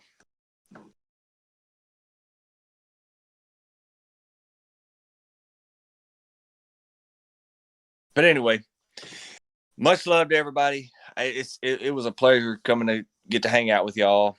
I know I don't do it very often. I'm kind of timid about coming in here, but well, I have one more story. This is a true story. If you can hang on for just a second, it won't take too long. So it was all out on another Iowa road, and I was driving, and I saw a guy walking on the side of the road, and he's this old dude, like old farmer kind of guy, or like kind of vagrant, coveralls, and like he, he looked like maybe in his early 80s, something like that. It was something else. So I picked him up and I said, "Where are you going?" "Oh, just up there a little bit further." And I said, "Okay." and, uh, and then there was an accident in a ditch, and we didn't actually stop to help anyone out because there was already a truck there to pull people out. And there was one guy that was just by himself, and he goes, "Man, can I get a ride?" And I said, "Okay." So there was a second occupant in my car, and then a little up the road, there's another guy, and I said, "Hey, man, you need a ride?" And he goes, "Sure." So there's three different people from different. I don't even know what it was. It was like rapid fire, one after another, in within the space of probably 10 minutes. I had like three strangers in the car. And I dropped them all off and when I got to the nearest town, and it was weird. It was absolutely weird. I think it was a divine encounter of some sort. I don't know what it was. Have you ever heard the song Phantom 309? No. I don't remember who sings it. It's an old trucker song, but it's called Phantom 309. Y'all check out that song sometime, brother. Okay, I will. Yeah, y'all are some awesome folks up in Iowa. I've been through there a few times, man. It's just Yeah, great. it's a great state. I like it. It gets really fucking cold though, man. Yeah, it gets cold in Mississippi too. I keep telling one of my ex-girlfriends, I said, I don't live far enough south. She's like a millionaire or something like that. I said, why don't you just buy a house in the Bahamas? And when it gets about November, let's just move down there, But yeah, I don't like the cold. Yeah, I know it. But anyway, much love to everybody. Many blessings, and hope to get to chat with y'all a little more often. All right, Anthony. Take care, man. Yeah, I think we'll have a lot more people coming soon, because if you look at VC check-in, I mean, I told some of my friends about the server. I promise they are not trolls. They are definitely in good faith. That is not me trying to be sarcastic. Well, y'all just tag me if they are. Like I say, I got a little experience on this stuff, so Yep. and I do it in love too. I try to do it the best I can in love. Every once in a while, I got to get a little uppity with people, but I try to do everything. Sharing is caring. I try to do it all in love.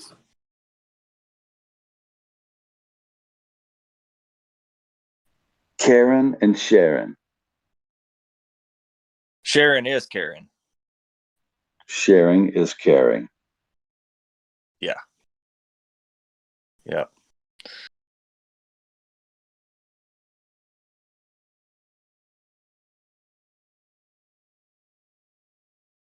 Anyway, much love to everybody. It's about 12:30 here, so I'm gonna hit the hay. And maybe I All have. right, conserve that power. Yeah, maybe so. Much love, many blessings. Shalom to everybody. Yep.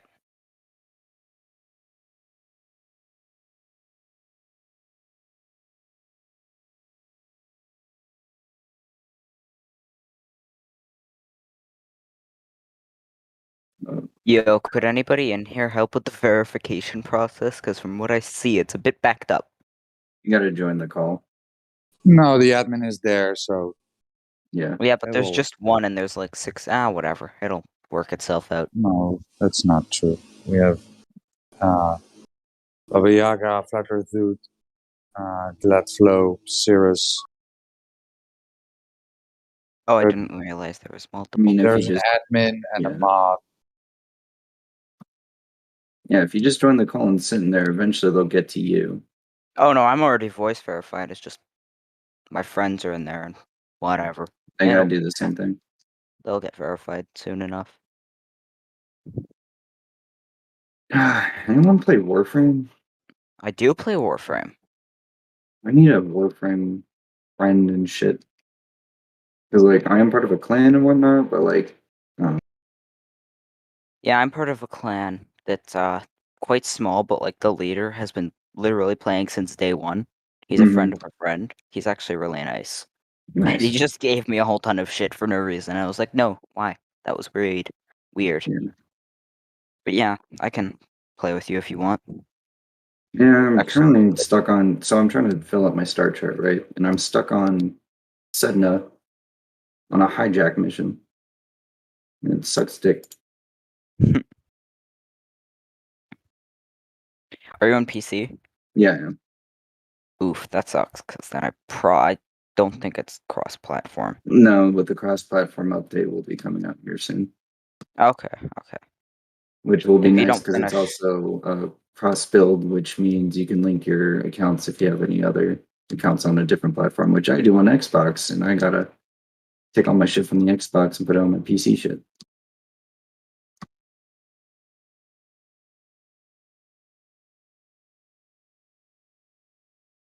Yeah. Bummer you're not PC, so.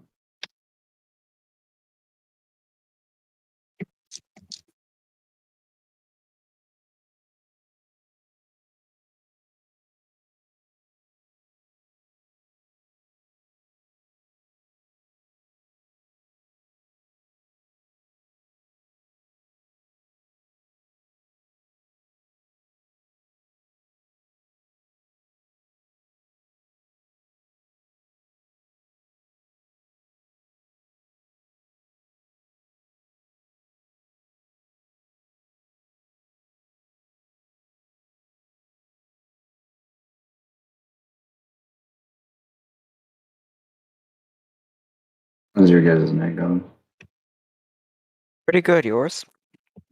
It's going all right. Just dropped my daughter off. Won't be able to see her for a week. She's going to Missouri. So yeah, just kind of free time right now.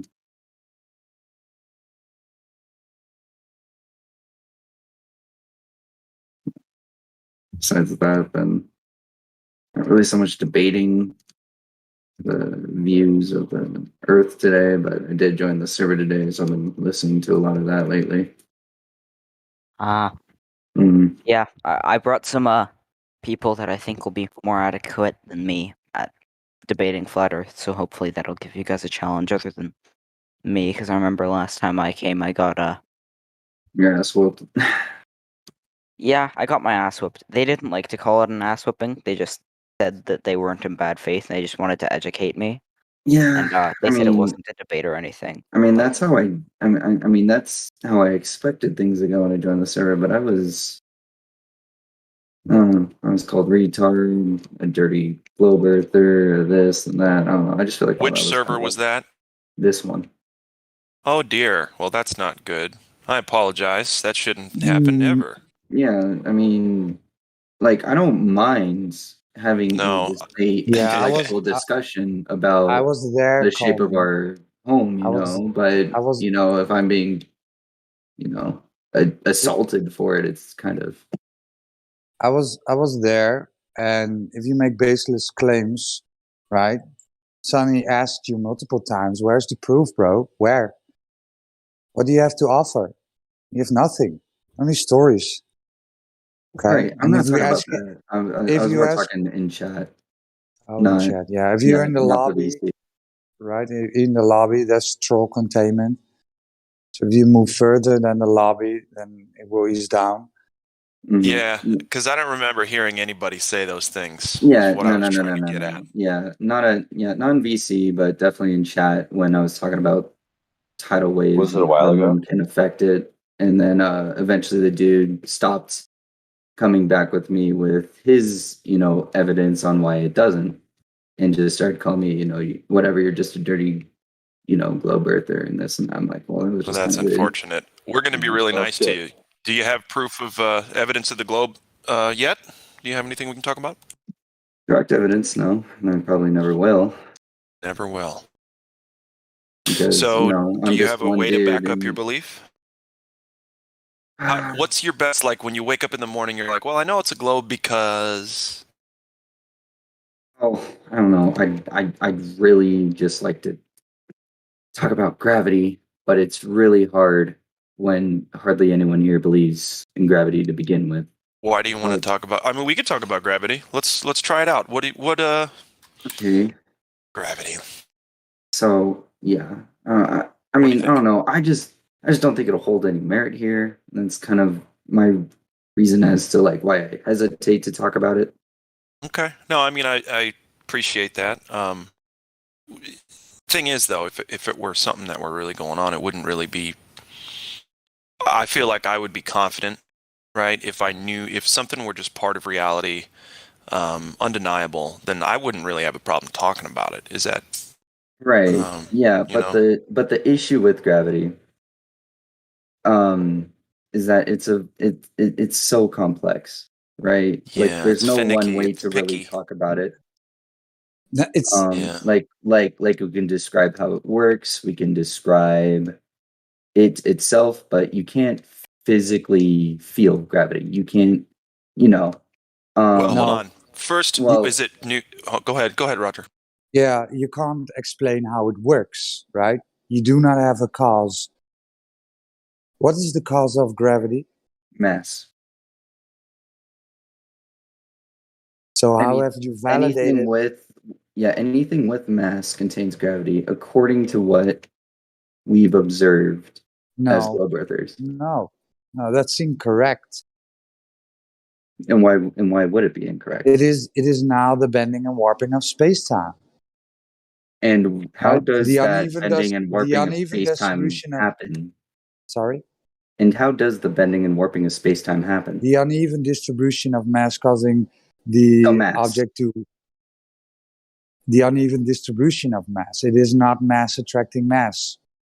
But it is mass. And yeah, you literally just said the uneven distribution of mass causes Causing the gravity, warping and bending of space-time. which right? is gravity, right? This is the story, okay? The Yeah, story. and the Bible is just a story. It's No, so that is a red herring because we were not talking about the story of the Bible. We're talking about your story about the warping and bending of space-time, which has never been validated. It's just a story, right? Nobody has ever figured out the cause of it. So we can say there are invisible magical unicorns on your shoulders, keeping you down.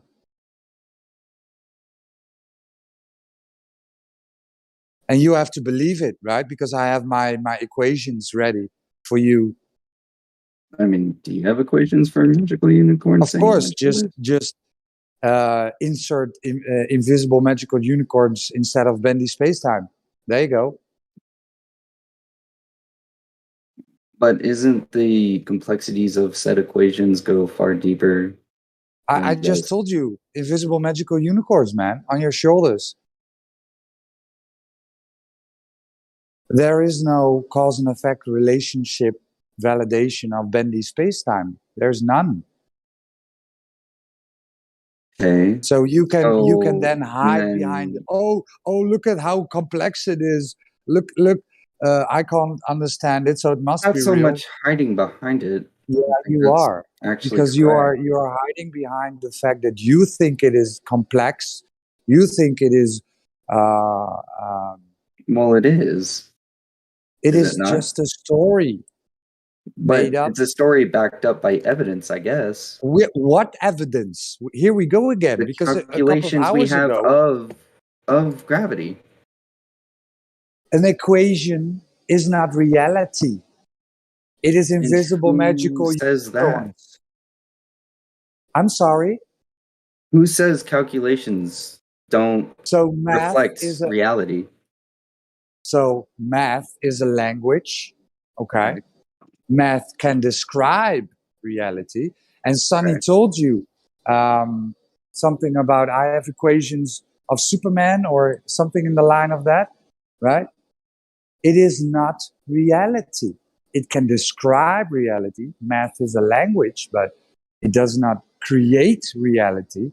So we can write anything down on a piece of paper. It doesn't make it real. Well, Right? because to create reality would be basically God. Math isn't God. Right. It's just the language we use to figure out how reality works around us. We can describe it, right? But it is not creating it. So when I write down the uneven distribution of mass causing the warping and bending of space-time, I need some validation for it. I need experimentation, validation. Okay? I Okay, need so to. what keeps so the sun. But you do the understand moon. this now, right? Yeah, I do not have understand where to you're explain. coming from, Okay, but now I no, need to know it on your is guys' not end. where I am coming from. It is where the whole quote unquote consensus of science is coming from, because they will tell you it has never been proven. We don't know what gravity is. It's just the colloquial theory. It does not has any validation in reality. But They will everything tell you falls at an this. acceleration of 9.8 meters per second squared. This is when you test it without air and you have not, and this is based on quote unquote Newtonian, okay? And when you test it in a vacuum chamber, it might fall this fast, right? But this is an agreed upon number. It doesn't do this everywhere. And you need, and then Why would we test the Earth's gravity in a vacuum chamber? Why would we test it? Because they needed a quote unquote constant. Well, there is no constant in a vacuum. It's just zero. Everything floats out there. A vacuum chamber, okay? Not your Narnia vacuum of outer space, okay? We're talking about the vacuum chamber. Okay. How do you know But things how- float up there? Hey man, when was the last time you went to space? I don't need to be in space to know that things float in space. Oh, Yeah, so it's just a belief. What? That doesn't make any sense. That does So not you make watched- any sense, bro. Yeah. So you watched the Star Wars movie, There's just Star Wars evidence movie, behind it. and everything floated, right? Everything floated in the Star Wars movie. So yeah. Call me. Hey, call me. You do realize how ridiculous you sound, do you? I hope you do, man. And I'm not trying to be mean at all. Like, come on. I mean, it doesn't sound too ridiculous to me. I mean, think about it. So let me ask again. When was the last You time you went to think about space? it. Huh? See? Okay, check it out. No, I just didn't hear you. Oh, I'm just asking when the last time you went to space was. It's something like this. Yeah, so, I've never let me ask been you another to question. space. I've I know you always can't had my answer that feet one. down on Earth. Right. Here's another question. Who was it that traveled 93 million miles to get the direct measurement of the distance between the Earth and the Sun? And as I answered before, no one, and you don't need to. So no one. Okay, thanks. That's all I want to know. Okay, but you don't need to physically do that to get those measurements. So you don't need to physically measure something to get a physical measurement. No, Is that you right? just don't need to go out of your way to fly all the way over there and back to do Is that. that so? That's a yes. Then you don't need to be physically present for the physical measurement. I mean, you have Is that to what you're be saying? physically present to measure something. You just don't Right. have to take the trip. Why not? Because you can measure it without doing so. You just cut out the fucking middleman. And how do you do that? Equations, unicorns. The modern tools we have today to get those measurements. Okay. Do you know and how to have you measure the used height of those a tools? tree? No, they're like government officialized tools or some shit. Right. So you're just appealing to authority all over the place, right? Do you know how to measure the height More of a so- tree? Jigglypuff, what's up, dude? Hey, I mean, yeah, you can just, depending on how tall the tree is, you could just, I don't know, stack a bunch of rulers on top of each other, I guess, is the most simplest answer for that. so how they do it in forestry is they measure the tree at an angle where you use a protractor and you measure the angle that you need to look at the tree when you're standing 20 feet away from it. And you use that angle to determine the height of the tree. Okay. So if you're standing Awesome. like 20 feet away from the tree and you use a protractor, then that angle will determine the height of the tree, because if the tree is taller, then you will need to do it at a larger angle. Okay, but Okay. that practice Hold on, I might got be a question. different from a tree Hang on, to hang the on. sun. Jigglypuff, are you a globe earther or a flat earther? Because we got to start there. I'm a flat earther. Oh, good. Okay. Yeah, I was just saying, because you guys were talking about how to measure something. Like, you usually don't. I learned about like forestry in school, and we didn't actually do much of it. But I appreciate it. Sorry for interrupting, but we're talking about the sun. Gotcha. Yeah. So nobody's been to the sun to get that direct physical measurement. Is that right? Call me. I just wanted to make sure we're good there and we can continue after that. Yeah, I've you been there, just but I lie if haven't you went to measured the it. sun. Sorry, what'd you say? Call me. I said you would just die if you went to the sun, so yeah, I guess not. Oh, okay. So no one's measured it. I just wanted to make sure that that's where we were. Okay. But If that anybody doesn't else mean wants no to one's ask him some measured it. questions. Yes, it does. No, it doesn't. It just means no one's physically been to the sun. That's all that states. So then they haven't got the measurement. But you don't need to physically do that to get the measurement. You don't need to actually climb the tree to measure the tree, do you? I'm not talking about trees, fella. I'm talking about the sun. No, but Jigglypuff brought up the same metaphor to Jigglypuff can bring up whatever he wants. You and me, we're talking about the sun. Okay, but again, I'm just trying to keep related. you on topic. You're not going to derail this. I'm Nobody's not measured the derailing distance to the sun, correct? Because, yes, we have. You just don't need to be there to do it. Ooh, show us the citation. Who did it? I want to meet this person and shake their burnt ass hand. Show us. Yes. So, and this is why people get annoyed from Call Me. You understand this, right? This is why people get annoyed. You make baseless claims, you don't back it up. You just say, nah. Sent a link. This is how Nobody you has measure the distance between the Earth and the Sun. It's Directly an EDU measured. site.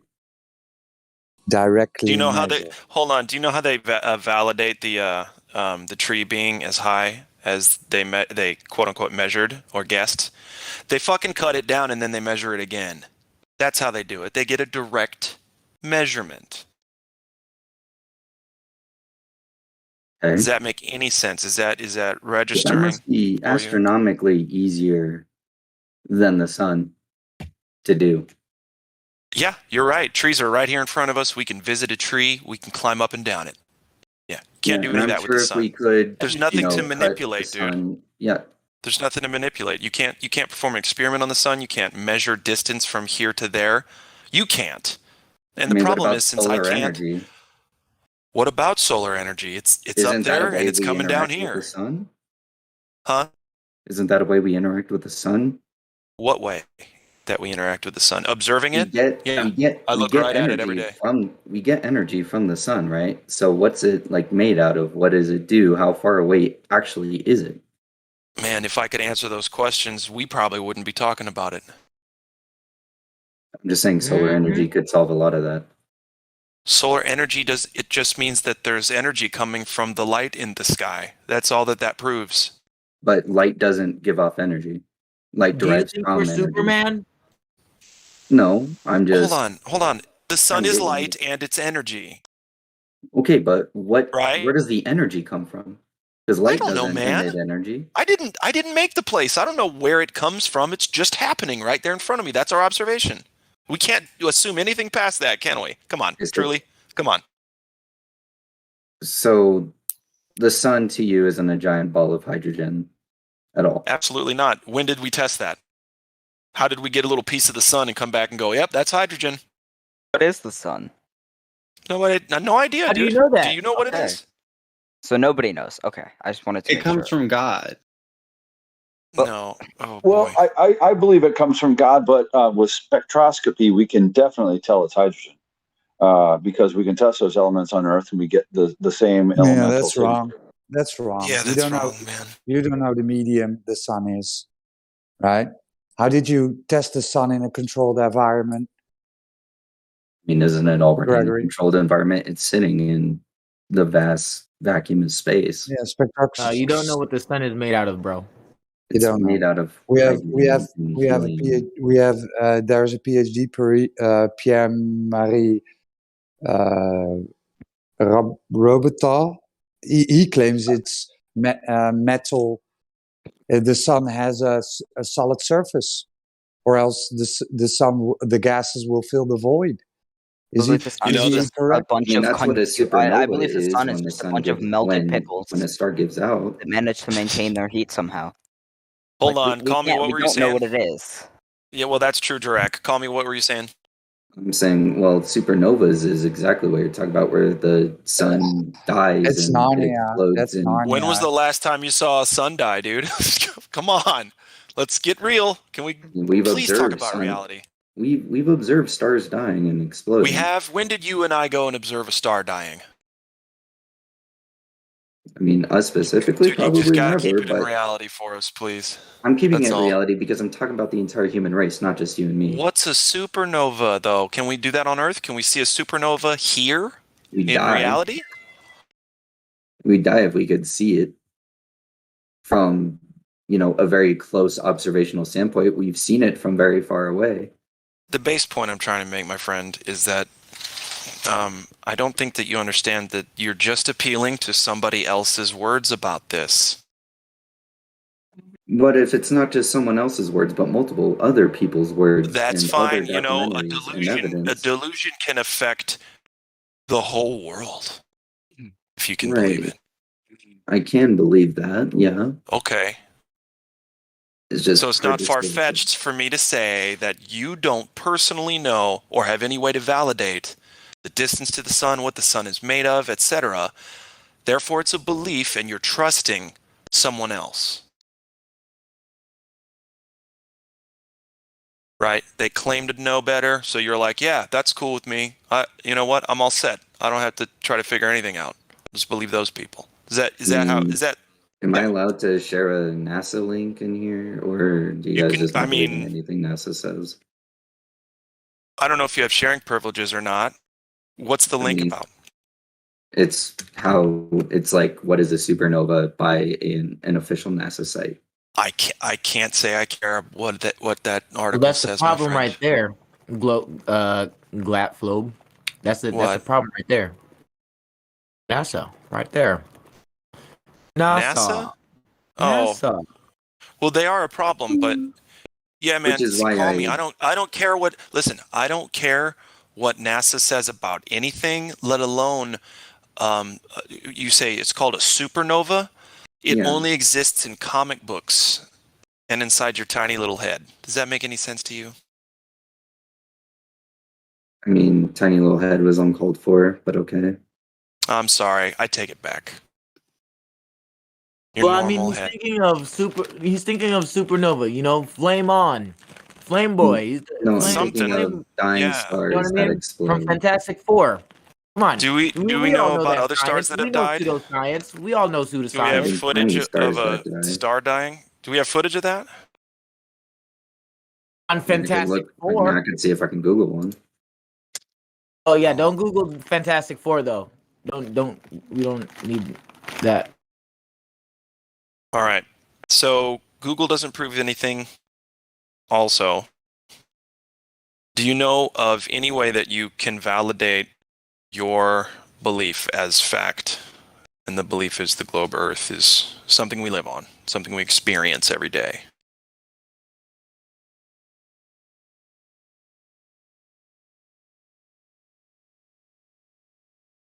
Oh, I'm sorry, I was busy looking shit up. What? Do you have any evidence to back up the claim that we live on a globe? Not directly, and I keep saying it.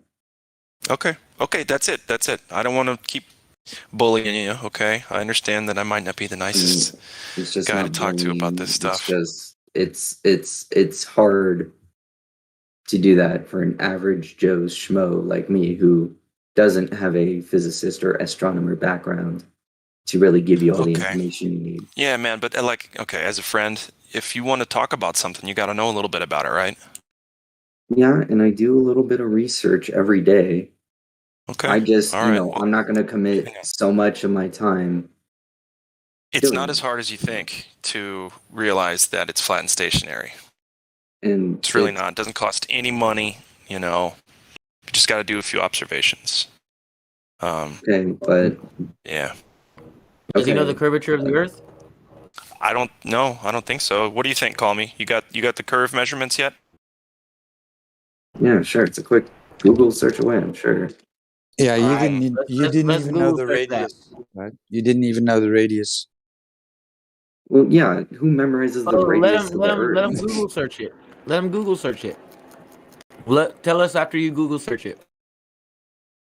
Okay, well, And, here's for a few future reference, perhaps experiments bookmark you can it. do, apparently. How to determine the curvature of the Earth. How could you detect the curvature of the Earth? 1, get 2 lasers and put them very close to the floor, about 2 or 4 That's meters not what I apart. asked. I asked you what is the radius of the curvature of the Earth. I didn't ask you that. Just give me the radius, bro. I'm sorry. I don't mean to be rude. I was just asking what is the radius.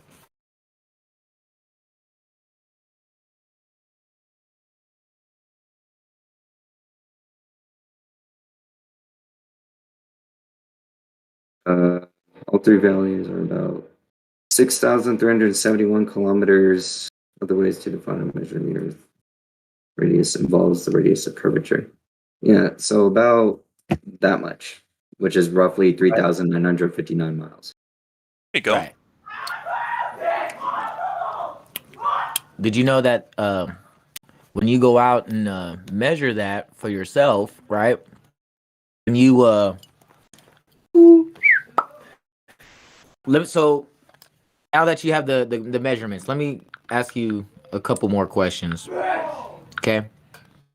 So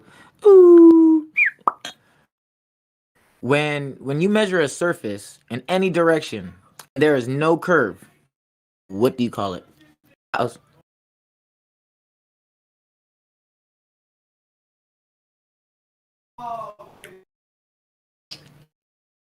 Take your time.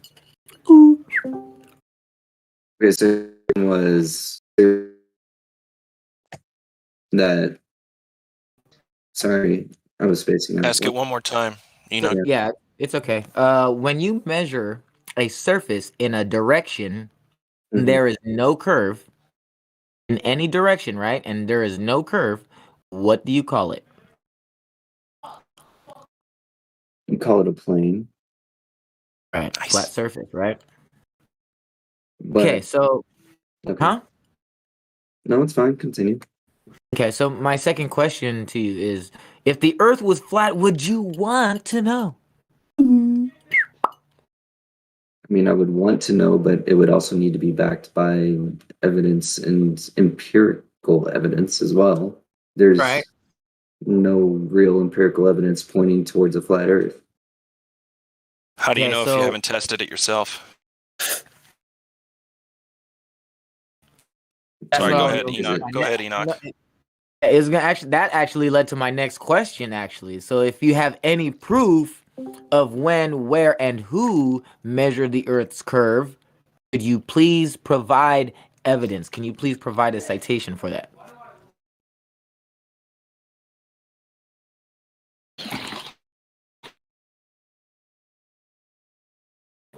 So a citation as in just any given website that may lead towards the curvature of the Earth? A citation, a proof of who, where, and when they measured the curvature of the Earth. So you'd be looking for something like experiment data, results of an experiment, measurement, etc. You'd have names, multiple names. You'd have dates, you'd have times, you'd have places, you'd have how they measured it. They'd probably performed multiple measurements if they were doing a scientific measurement. These kinds of things. Direct evidence from an experiment or a measurement that was documented. You're looking for scientific data. Okay. So my shit's being slow. Okay. Let me see here. And I'm not talking about a study. We need when it was measured.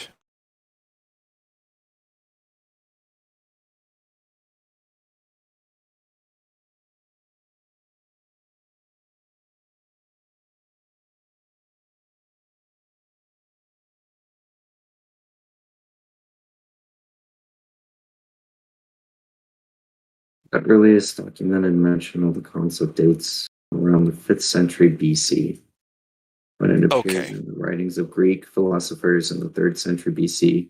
Hellenistic astronomy established the roughly spherical shape of the Earth as a physical fact and calculated the Earth's circumference. All right. So how old is that? What is that citation? How old is that? The citation itself, because it was the first thing that popped up on Google. I typically don't like to look at those, especially when coming from Wikipedia. Could you put in live stream voice text, please? Yeah, that'd be great. Okay. I mean, I don't typically trust Wikipedia, but That's okay. here's Don't worry that. about it. Okay, neither do we. You're not gonna find what you're looking for anyway. Sorry. Okay, let's see this. Well, I'll keep looking until I do, I guess.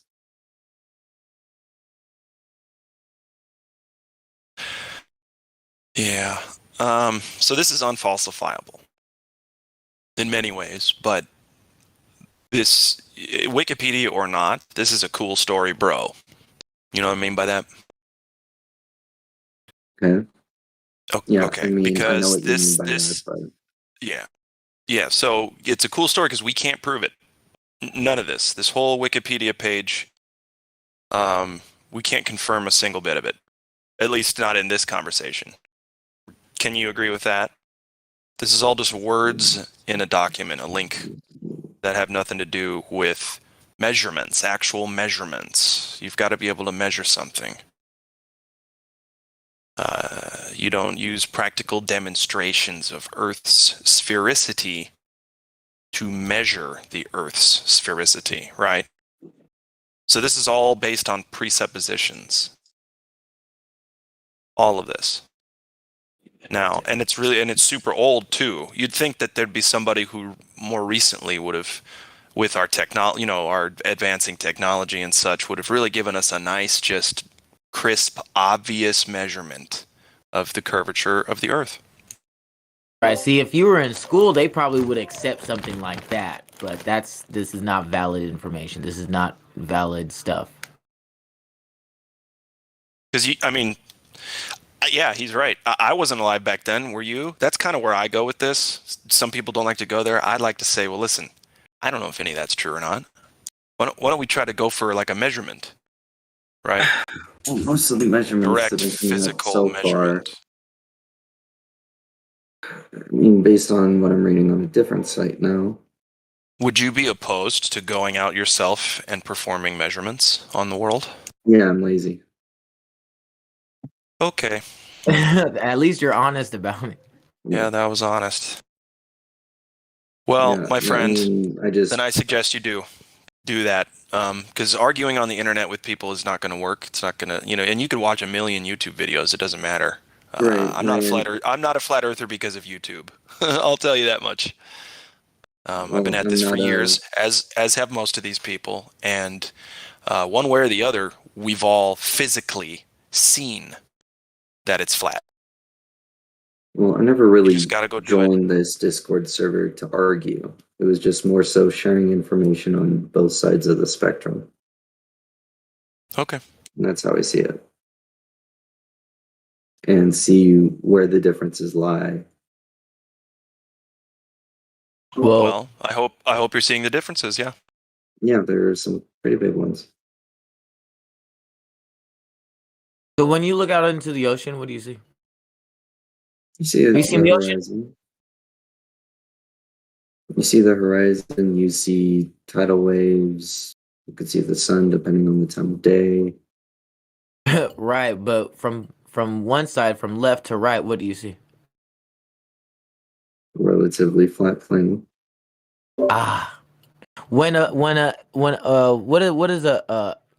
an airplane? It is a Why is machine it that called? lifts people into the air for traversal purposes. Right. So why is it called an airplane? Well, it's not spelled the same as plane. Right.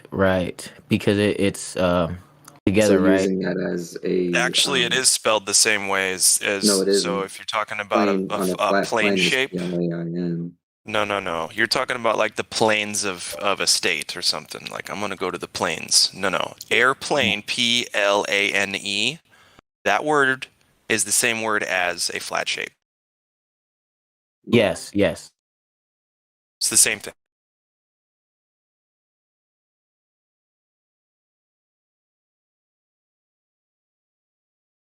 Let me know when you're finished Googling that.